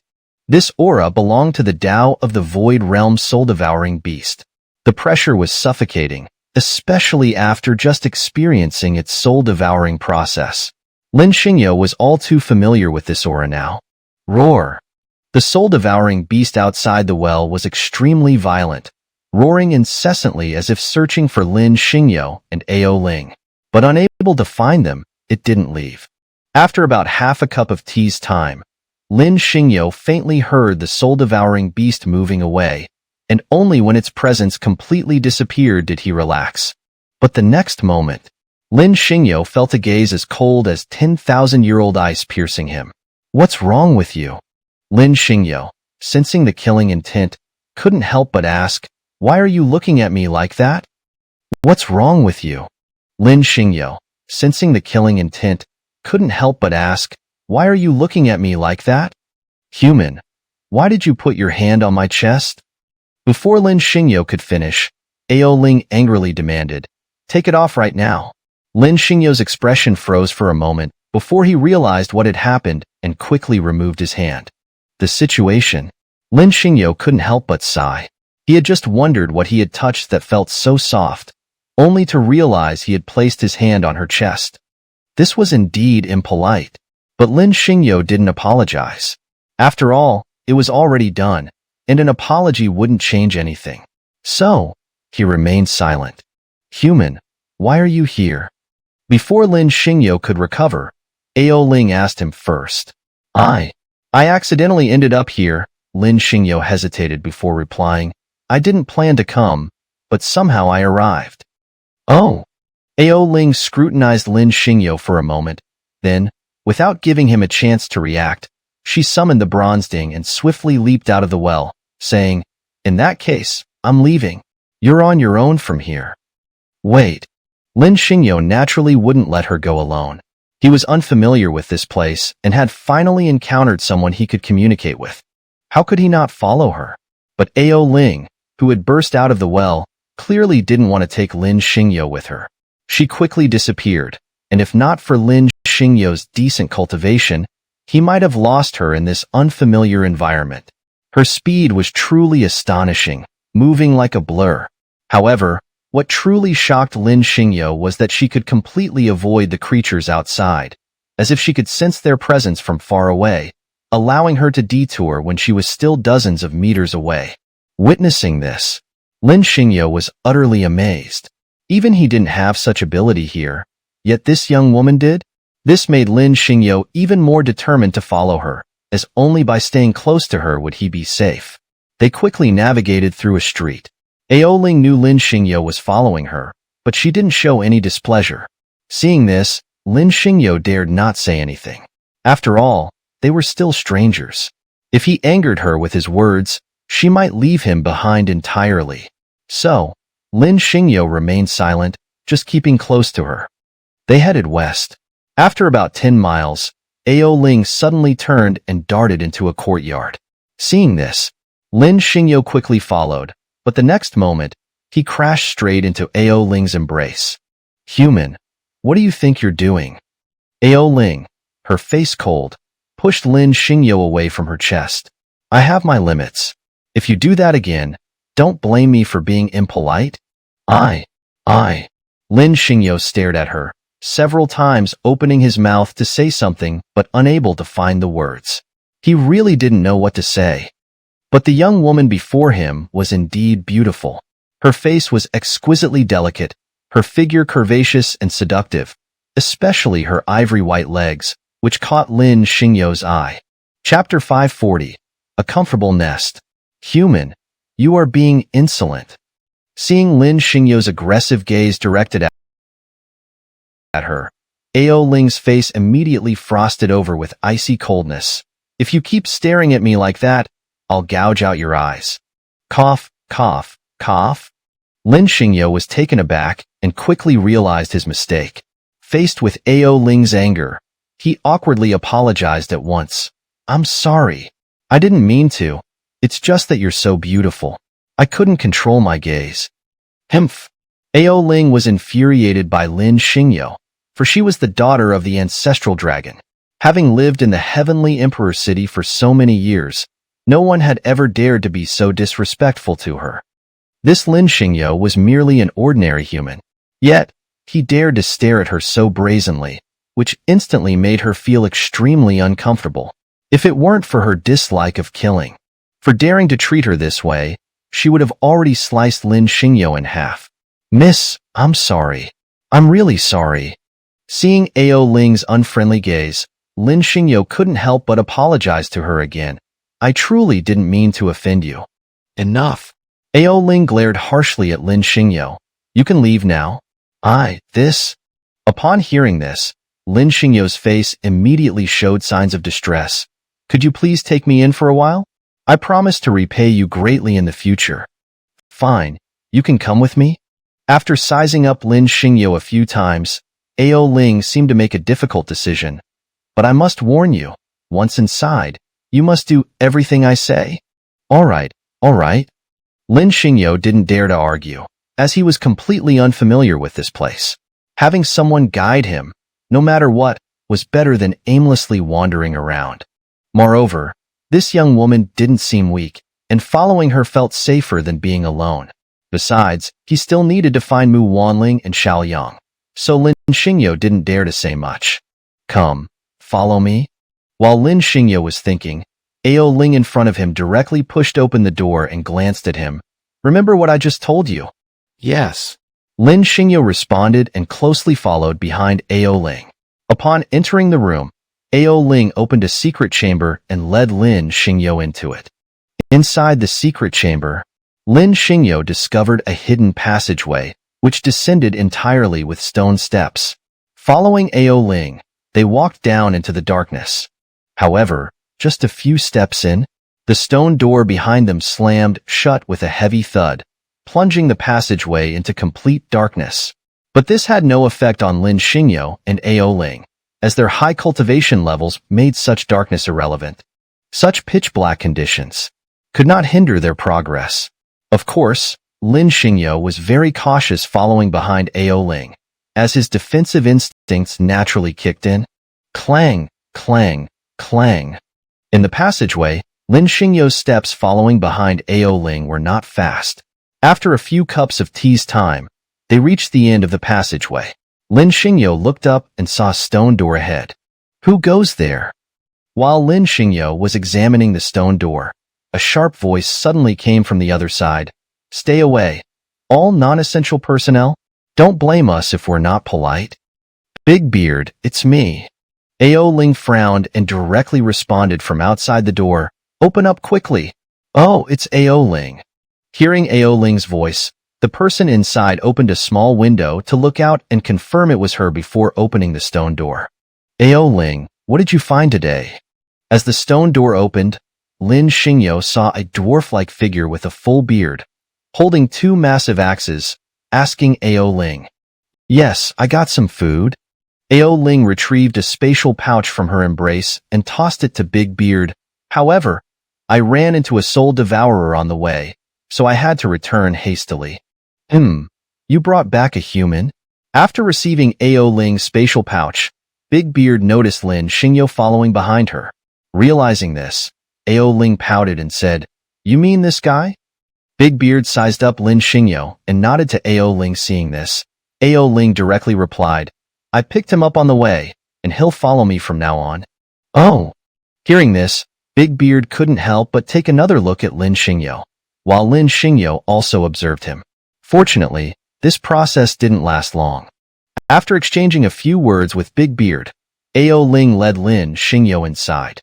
Big Beard didn't stop them and instead closed the heavy stone door. Ao Ling continued walking forward.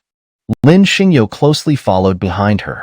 After passing through the large stone door, there was still a flight of stone steps, but soon they could hear noisy sounds ahead. Quickly, they headed towards the source of the noise. Gradually, flames appeared before their eyes. Following Ao Ling, Lin Xingyo discovered a secret chamber the size of a basketball court, where over a dozen powerful beings were seated, drinking, singing, and feasting on roasted meat over a bonfire. Seeing this scene, Lin Xingyo was first stunned, then his mood couldn't help but relax. After all, this atmosphere. Lin Xingyo felt no sense of danger. Moreover, although these beings were very strong, Lin Xingyo wasn't afraid of them at all. Ao Ling, you're back? Seeing Lin Xingyo and Ao Ling enter, a giant crocodile beast stood up, holding half a jar of wine and looking at Ao Ling. What did you find outside today? Ao Ling? Before the crocodile beast's words had finished, a fiery lion with flames all over its body stood up, looking at Lin Xingyo and said, Why did you bring back a piece of livestock from outside? Look at his robust figure. He must taste delicious when roasted. Shut up. He's not someone I brought back to eat. Seeing this, Ao Ling glared harshly at the fiery lion. And I'm telling you, from now on, he's under my protection, whether here or outside. You're not allowed to bully him. Oh! Hearing this, the fiery lion walked over and sized up Lin Xingyo. Ao Ling, you're not planning to enjoy him yourself, are you? Lion, you're such a fool. Seeing this, the crocodile beast glanced at the fiery lion and then teased Ao Ling. Look, we've been here for so many years, and now Ao Ling has met such a handsome human. How could she bear to eat him? I bet she's planning to keep him for that. The crowd around the bonfire couldn't help but burst into laughter upon hearing this, their eyes revealing the knowing look that all men share. Crocodile beast, are you itching for a beating? Seeing everyone laughing, Ao Ling couldn't help but glare harshly at the crocodile beast. You dare to tease me? Chapter 541. A pot of mixed stew. Ao Ling, my dear. Seeing the situation, The nine-tailed fox, with her round, plump hips swaying like a millstone, walked straight over to lift Lin Xingyo's chin, saying, "If you don't want him, I certainly do. Such a handsome young man. It's been ages since I've enjoyed someone like that. Get lost, you seductive fox." Seeing the nine-tailed fox's actions, Ao Ling immediately stepped in front of Lin Xingyo and pushed her hand away, saying, "You can't act recklessly right now." "Oh my." Blocked by Ao Ling, the nine-tailed fox couldn't help but gaze at her with a mischievous smile. "Look at that. Our little dragon girl has fallen for him." "Nine-tailed fox, you little vixen, what are you up to?" Before the nine-tailed fox's words had even finished echoing, a furious shout rang out. Lin Xingyo looked up to see a burly bull king, with a black dragon coiled around his neck, striding towards them from outside. "Brother Xing, why are you here?" Seeing the bull king approach, the nine-tailed fox immediately swayed her serpentine waist and moved towards him. "You little vixen." Seeing the nine-tailed fox approach, the bull king pulled her into his embrace, saying, "Isn't what I give you enough? Seeing this handsome human boy, you want to compete with Ao Ling?" Hee hee hee. The nine-tailed fox glanced at Lin Xingyo, then lifted the bull king's chin with a coquettish smile. "I just want to try something new. Look at how handsome his face is. I can't help myself." "Brother Xing, I'm a bit tired." Seeing this situation, Ao Ling didn't want to linger and immediately spoke to the bull king. "I'll take him back to my room first." "All right, go ahead." While embracing the nine-tailed fox, the bull king glanced at Lin Xingyo, then moved aside. Seeing this, Ao Ling led Lin Xingyo forward. Lin Xingyo glanced back. Following Ao Ling, he didn't say much, as he could tell that the beings in this stone chamber were all formidable, mostly above the heavenly realm. Especially the bull king. Lin Xingyo couldn't gauge his depth, only feeling an overwhelming sense of power, as if the bull king could crush him with a flick of his finger. "Human, don't look around." Seeing Lin Xingyo glance back, Ao Ling directly warned him, "Curiosity can get you killed in the Emperor's ancient city. To survive here, you must first control your curiosity. Otherwise, it'll be hard for you to live long." Lin Xingyo nodded, realizing that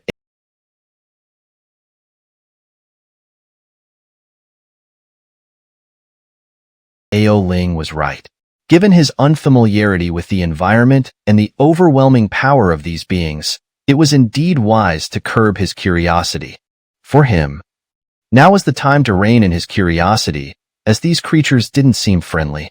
If he angered them, being roasted over a fire wasn't out of the question. Fortunately, Lin Xingyo didn't walk far with Ao Ling before they arrived at a clean stone chamber filled with various daily necessities. There was a bed inside. Though not large, Ao Ling alone would have enough space, but with two people, it would be a bit cramped. However, Lin Xingyo wasn't concerned about such matters at the moment.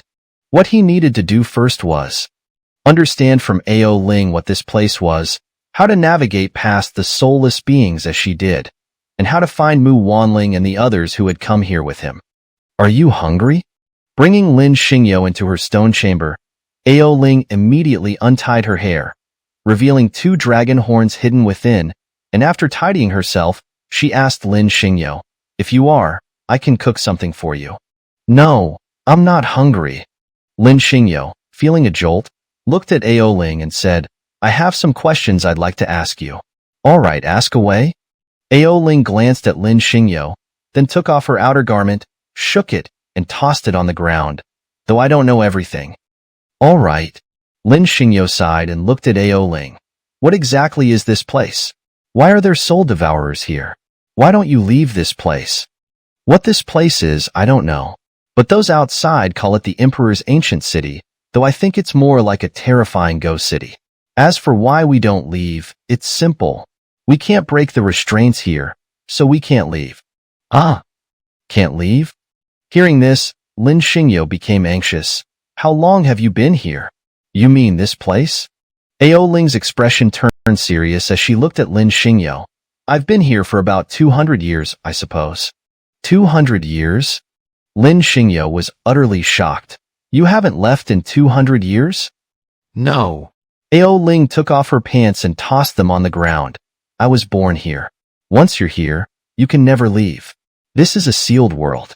Unless you can break the boundaries, you'll never escape. Wait. Lin Xingyo's expression turned serious as he looked at Ao Ling. Aren't there palaces where one can leave? You mean that? Ao Ling removed her undergarments. That's the 6 realms rotation center of this place. It's impossible to leave from there. And we can't enter it because there's a forbidden wall blocking our path. Is that so? Lin Xingyo felt his head spinning, as Ao Ling's words revealed far too much information. In an instant, Lin Xingyo understood. This place was far from simple, and leaving would be extremely difficult. But why did Xiao Liang and the others enter? Judging by the situation, Xiao Liang must have known all this, yet he still brought Jin Zhantian and the others in. If, as Ao Ling said, there's no way out, why did Xiao Liang come in? And it seemed he deliberately guided me here. If this is truly an inescapable prison, why did Xiao Liang bring me here? Does he want to trap me here? Lin Xingyo couldn't figure it out, yet felt the situation wasn't that simple. After all, Xiao Liang didn't seem to have any reason to go through such trouble. Given the evidence, Xiao Liang appeared to be a very powerful cultivator. If so, he could easily deal with me at any time. There was no need to bring me here. So, it's not for that. Then what is it for? Lin Xingyo pondered for a long time, but couldn't come up with an answer. It seemed he had to settle down here first, then search for Mu Wanling and Xiao Liang. Blindly acting wasn't an option anymore. Because outside, not only were there powerful beings, but also the terrifying soul devourer. Facing it, Lin Xingyo wouldn't stand a chance, and might end up like the soulless beings outside. Human, don't overthink it. Ao Ling saw Lin Xingyo standing there in a daze, and immediately removed her last piece of clothing, tossing it onto the ground. She said, for now, you should focus on how to survive here, because we don't keep useless people. To survive here, you must contribute something. Otherwise, they'll throw you out. Lin Xingyo nodded. He understood this much, as Ao Ling had handed a storage pouch to the bearded man when she entered. At the time, the bearded man had mentioned food. Now it seemed that Ao Ling could stay here because she also needed to go out and find food, then hand it over to the bearded man and the others. And the people here. In order to survive together, everyone needed to do something, to make a contribution to stay here. All right, you can rest here for a while. Ao Ling removed her last piece of clothing and walked past Lin Xingyo completely naked, climbing into a wooden barrel. She said, I'm going to take a bath. Later, we'll prepare something to eat together. Tomorrow, I'll teach you how to get food here and survive in this environment. Lin Xingyo was stunned for a moment, not reacting immediately. When he did, his eyes widened in astonishment. To be honest, Ao Ling's figure was really good, curvaceous and sexy. Especially with her red hair and her stunningly beautiful face, she was no less attractive than any woman Lin Xingyo had ever seen. For a moment, Lin Xingyo was completely captivated, as the scene was indeed quite alluring. Why are you staring at me like that? Seeing Lin Xingyo staring at her, Ao Ling couldn't help but instruct him. You can start by tidying up for me. Later, we'll prepare something to eat. Gulp. Lin Xingyo swallowed hard, eventually turning his head to pick up Ao Ling's clothes and tidy up the room. Instead of waiting for Ao Ling to prepare food for him, he found the kitchen in her stone chamber and began cooking with some divine herbs from his personal small world, along with the meat in Ao Ling's kitchen. It smells so good. After a while in the kitchen, Lin Xingyo suddenly heard Ao Ling walk in wearing a loose white robe. She asked, Human, what are you making? Why does it smell so delicious? I'm making a stew. Seeing Ao Ling enter, Lin Xingyo immediately smiled and replied, It's a mix of several types of flesh and divine herbs cooked together in one pot. Divine herbs? At the mention of these words, Ao Ling's eyes widened in astonishment, staring at Lin Xingyo in complete shock. Meat was one thing, but divine herbs were rare here, almost impossible to obtain. This human actually had some, which instantly made Ao Ling feel that saving him was the right choice. After all, She hadn't eaten divine herbs in over 100 years. Ao Ling, it's ready? Seeing Ao Ling staring at him in a daze, Lin Xingyo turned to look at her and said, "Don't just stare at me. We can start eating now?" Chapter 542. Meeting Xiao Liang again. The next morning, after spending a night together, Lin Xingyo and Ao Ling had grown closer, and by the next day, they were chatting more frequently. Gradually, Lin Xingyo had gained some understanding of this place, but what he most wanted to do now was to find Mu Wanling and the others, especially Xiao Liang. Because Lin Xingyo knew that to leave this place, they had to find Xiao Liang first. Otherwise, they would never be able to escape. However, this place was no simple matter. According to Ao Ling, there were not only the external creatures whose souls had been devoured, but also many like Ao Ling herself. Of course, there were also numerous factions. Given the harsh environment, survival required banding together.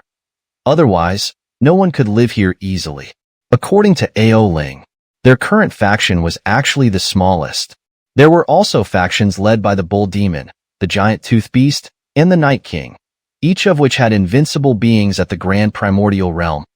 Facing all of this, Lin Xingyo felt a headache, and what made it worse was that these factions would also fight and plunder each other. This puzzled Lin Xingyo. After all, with so many soul-devoured creatures outside, why would these beings fight and steal food for survival? Just kill two, drag them back, and that would be enough for half a month. But later Lin Xingyo learned that these soul-devoured creatures were inedible because they had been corrupted by the Soul Devourer, leaving behind strange spiritual marks. If they ate those creatures, they would immediately be locked onto by the Soul Devourer, who would devour their souls, turning them into creatures like those outside. Confused and helpless, Lin Xingyo had no choice but to leave the stone chamber early in the morning with Ao Ling and search for undamaged creatures and naturally grown food. However, this process was very dangerous. Not only was the outside world inherently dangerous, but hunting those undevoured creatures was also challenging, as they had survived here for so long, almost becoming cunning. But this had to be done. Otherwise, they would starve to death in this place due to lack of food. Ao Ling, we've searched for so long. As Lin Xingyo followed Ao Ling, he asked, "We haven't found any food yet. Can we really find some next?" "Shoo, don't talk." Seeing Lin Xingyo speak, Ao Ling immediately warned him, "We're about to enter the Bull Demon's territory. We must be careful here, as being discovered could lead to an ambush." "Then why are we coming here?" Hearing this, Lin Xingyo immediately asked Ao Ling, "If it's dangerous, why don't we go somewhere else?" "Alas, there's no food elsewhere." Ao Ling sighed, looking at Lin Xingyo. "The quickest way to get food is to target the Bull Demons. Because they are numerous and powerful. We just need to catch a few stragglers, knock them out, and take them back. Searching elsewhere would be like finding a needle in a haystack, so coming here is the easiest way to get food." Hearing this, Lin Xingyo almost laughed, as he hadn't expected Ao Ling to be quite cunning. Her plan was indeed the best approach. After all, they were numerous. It would be easy to catch a few stragglers, so Lin Xingyo followed closely behind Ao Ling. They headed south, passed through several alleys, dodging countless soul-devoured creatures, and finally arrived at a magnificent general's mansion. Upon arriving, Lin Xingyo hid behind a wall and noticed that there were many bull demons patrolling the mansion. Occasionally, a few giant birds flew overhead, all guarding the place. Lin Xingyo observed that it wouldn't be easy to target these creatures, as they rarely moved alone and mostly traveled in large groups. However, Lin Xingyo understood. The best hunters were patient, waiting for the right moment to strike, so he followed Ao Ling without rushing. The two crouched behind the wall, keeping an eye on the bull demons entering and exiting the general's mansion in the ancient city, constantly monitoring their movements. Soon, the sun set. After a day of waiting, Lin Xingyo and Ao Ling hadn't found a suitable opportunity, but at night, Ao Ling told Lin Xingyo that the opportunity had come, as they could sneak into the bull demon's stronghold under the cover of darkness to obtain their food. At the third watch of the night, Lin Xingyo and Ao Ling acted, quickly emerging from the alley and swiftly scaling the wall. Under Ao Ling's familiar guidance, they quietly infiltrated the bull demon stronghold. Ao Ling was very familiar with this place. Lin Xingyo immediately understood that she must have come here often in the past, otherwise, she wouldn't be so familiar with it. Their speed was fast. After scaling the wall into the general's mansion, they quickly headed towards the warehouse in the southeast direction, only to find it brightly lit and heavily guarded by bull demons. Come, follow me. Seeing the bull demons guarding the warehouse, Ao Ling led Lin Xingyo around, then lifted a large manhole cover and jumped into the dry well below, where Lin Xingyo discovered a hidden passage. Ao Ling offered no explanation. She led Lin Xingyo into the hidden passage beneath the well, which was dark, but they moved quickly, and within a few breaths, Ao Ling had brought Lin Xingyo to the bull demon's underground storage. There was a lot of food here. Most importantly, there was no one guarding it. Upon arriving, Lin Xingyo and Ao Ling could easily take the food. However, Ao Ling didn't let Lin Xingyo take too much. Instead, she randomly selected some food and stored it in a bag before leaving. Lin Xingyo understood why Ao Ling did this. After all, they were stealing food here. If they took too much or focused on one type of food, the bull demons would notice. By taking a random selection and not taking too much, this way, they wouldn't alert the bull demons and could come back here regularly, making Ao Ling's approach very correct. However, just as Lin Xingyo and Ao Ling jumped out of the well and hadn't gone far, Lin Xingyo suddenly stopped in his tracks, as he had spotted someone he had been searching for. This person was Xiao Yang. The moment Lin Xingyo saw him, he couldn't help but feel excited, as finding Xiao Yang meant finding a way out. Ignoring Ao Ling's attempts to stop him, Lin Xingyo followed Xiao Yang. The journey was relatively calm. They didn't reveal their presence. After all, their cultivation was not low, and merely following someone wouldn't easily expose them. However, as they followed, Lin Xingyo gained new insights into Xiao Yang, as this man seemed to be familiar with even the top figures in the bull demon's territory. What made Lin Xingyo even more furious was, Mu Wanling and Su Qingcheng were in Xiao Yang's hands, and even Huashire was with him. Witnessing this, Lin Xingyo was even more certain that Xiao Yang was no ordinary person. And such a person, why would he scheme against himself? What could he gain from doing so? Lin Xingyo simply couldn't figure it out. Of course, he didn't dare to rush over and ask directly, as everything seemed strange. For now, Lin Xingyo could only observe from the shadows to see what Xiao Yang was up to. However, after observing for a long time, he still couldn't figure out what was going on. All he saw was that Xiao Yang seemed quite familiar with the bull demon in the general's mansion, but there were no other valuable clues. Lin Xingyo originally wanted to continue observing secretly, but Ao Ling stopped him. After all, there were powerful beings at the grand primordial realm here. If they kept observing like this, it would be hard to avoid being discovered. In the end, Lin Xingyo had no choice but to leave with Ao Ling and observe the situation from the outskirts. After all, they were in the lion's den, and if they were discovered, escaping would be impossible. Chapter 543, Sudden Incident. You know that person from earlier? Ao Ling asked as she led Lin Xingyo away from the Minotaur's lair.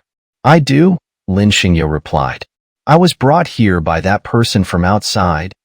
Oh. Then you must be careful. Ao Ling led Lin Xingyo through several alleys and into a courtyard she was familiar with, saying, I've been observing that person carefully, and they seem quite extraordinary. Lin Xingyo didn't need Ao Ling to remind him. Everyone knew that Xiao Yang was no ordinary figure. If he were simple, how could he command Jinzhan Tian and the others? And now, how could he be on equal footing with the top figures like the Minotaur? Who exactly is he? Lin Xingyo clenched his fists tightly, his mind racing. What is his true purpose behind all this? Why did he bring me here? What is the reason behind all of this? Lin Xingyo desperately wanted to understand, yet he dared not approach Xiao Yang too closely, fearing that he might fall into his clutches and lose any chance of turning the tables. All right. Observing Lin Xingyo's anxious expression, Ao Ling couldn't help but comfort him. I think you should stop worrying about it for now. Let's focus on getting some food first. We're here now, and there's a tall building nearby that can keep an eye on the Minotaur and his people. If you want to figure out what's going on, I can stay with you for a while. All right, I'll stay here for a while. Lin Xingyo nodded immediately. I want to find out what he's trying to do.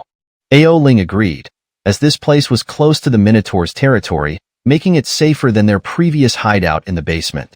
Besides, they wouldn't have to worry about food, as they could always sneak into the Minotaur's pantry. Of course, the entrance to the pantry, hidden in a dry well, was well concealed and unlikely to be discovered by the Minotaur's men.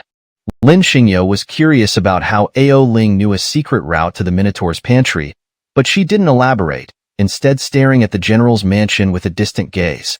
Seeing this, Lin Xingyo realized that Ao Ling must have a deep, painful past associated with this mansion. However, since she didn't bring it up, Lin Xingyo didn't ask. After all, everyone had their own past they preferred not to discuss. Here, have this? As Lin Xingyo was observing the general's mansion, Ao Ling suddenly pulled out a piece of dried meat from her spatial pouch and handed it to him. Thank you.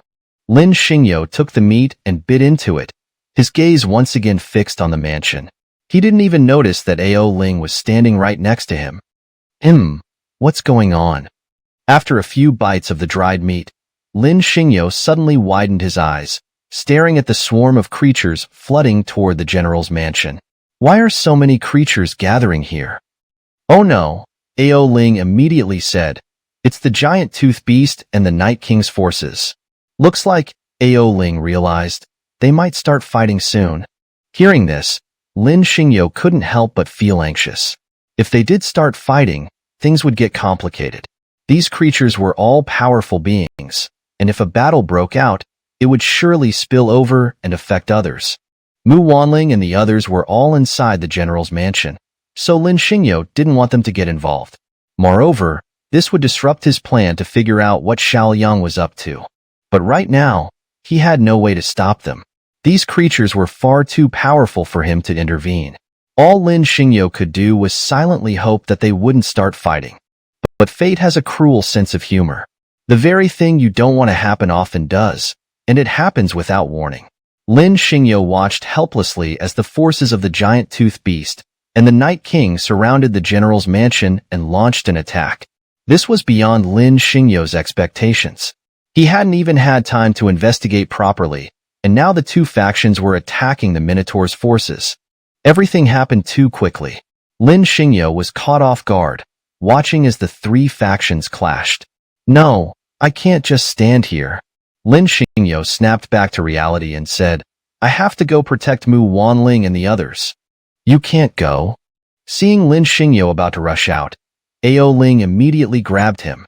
With the three factions fighting, if you go now, you'll be caught in the crossfire and might end up dead.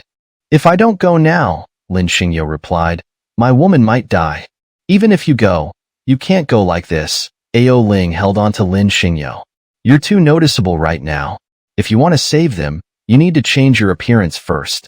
Otherwise, you won't even get close to the general's mansion. Hearing this, Lin Xingyo thought it made sense. After a moment's consideration, he transformed into a minotaur, as he needed to enter the mansion to save Mu Wanling and the others. With the chaos unfolding, this disguise would allow him to move more freely. Seeing Lin Xingyo transform into a minotaur, Ao Ling quickly followed suit, turning into a minotaur as well. Together, they charged toward the general's mansion at full speed. Soon, they reached the gates of the mansion. Lin Xingyo swung his sword, cutting down a dozen powerful creatures, and then, covered in blood, charged into the general's mansion. The minotaurs inside, enraged, roared, and charged out to fight. However, the minotaur faction was outmatched. Unable to withstand the attacks of the giant tooth beast and the Night King's forces, they were quickly pushed back. Lin Xingyo, though feeling pity for the fallen minotaurs, couldn't afford to delay. His priority was to save Mu Wanling and the others, so he charged through the mansion with Ao Ling in tow. They quickly passed through several courtyards. But when they reached the place where they had seen Xiao Yang earlier, they found no trace of him or the others, as if they had vanished into thin air. Hey, what are you two doing? Just as Lin Xingyo was feeling frustrated about losing sight of Mu Wanling and the others, A furious shout rang out. Why aren't you fighting at the front? Why are you covered in blood and running here? Ah, right? Lin Xingyo's eyes lit up. Even though he had lost track of Mu Wanling and the others, the Minotaurs in the mansion must know where they went. Without hesitation, Lin Xingyo lunged forward, grabbing the Minotaur by the neck and glaring at him fiercely. Listen to me. I have a question for you. Where did those humans in the mansion go? You'd better answer truthfully, or I'll kill you. They went into the secret chamber. The Minotaur, trapped by Lin Xingyo's grip, replied with a pained expression. Good, lead the way. Lin Xingyo tightened his grip on the Minotaur's neck. I need to find them. Chapter 544. Relentless Pursuit. I.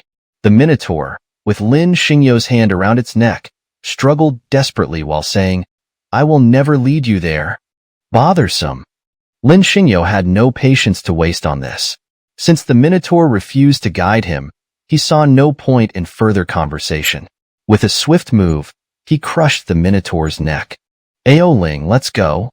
After killing the Minotaur, Lin Xingyo immediately tossed it to the ground and said, We'll capture more Minotaurs and interrogate them about the location of the secret chamber. You don't need to go through all that trouble.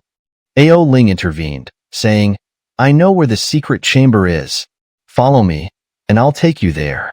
Hearing this, Lin Xingyo was elated and immediately followed Aoling, leaving the courtyard behind. Heading west, they soon arrived at the rear courtyard of the general's mansion and found themselves in front of a massive palace. A group of Minotaurs stood guard outside. Their sudden appearance caused immediate tension among the Minotaurs, who had already heard the sounds of battle outside. Lin Xingyo and Aoling, covered in blood, made the Minotaurs think that the armies of the giant toothy beast and the Night King had already breached the rear courtyard. What's going on with you two? The group of Minotaurs in front of the palace quickly realized something was amiss and demanded, Why are you here? Did the giant toothy beast and the Night King's forces break through? Yes, they've breached the defenses. Lin Xingyo shouted, Quick, open the secret chamber. We need to escape from here. No, that's not right. The Minotaurs in front of the palace, upon hearing Lin Xingyo's words, roared in fury, These two are spies. Kill them. Lin Xingyo was dumbfounded. What just happened? These Minotaurs had initially treated him as one of their own, but now they had turned hostile. Had he said something wrong, exposing his identity? But Lin Xingyo had no time to ponder this. The Minotaurs outside the palace charged at him, and Lin Xingyo, seeing this, raised his Jutian sword and dashed forward at lightning speed, cutting through the attackers. How did you figure out my identity? This place is our forbidden zone. The charging Minotaurs shouted. No one would ever think of escaping from here. What you just said, asking us to flee together, proves you're a spy. Oh, I see. Lin Xingyo replied. If that's the case, then I'll have to kill all of you and break in from here. Arrogant. The surrounding Minotaurs no longer hesitated, raising their weapons and unleashing a barrage of attacks on Lin Xingyo. But he didn't hold back, swinging his Jutian sword with devastating force, felling 6 or 7 Minotaurs in an instant. Of course, Aoling didn't lag behind. She joined Lin Xingyo in the slaughter, and soon, they had eliminated all the Minotaurs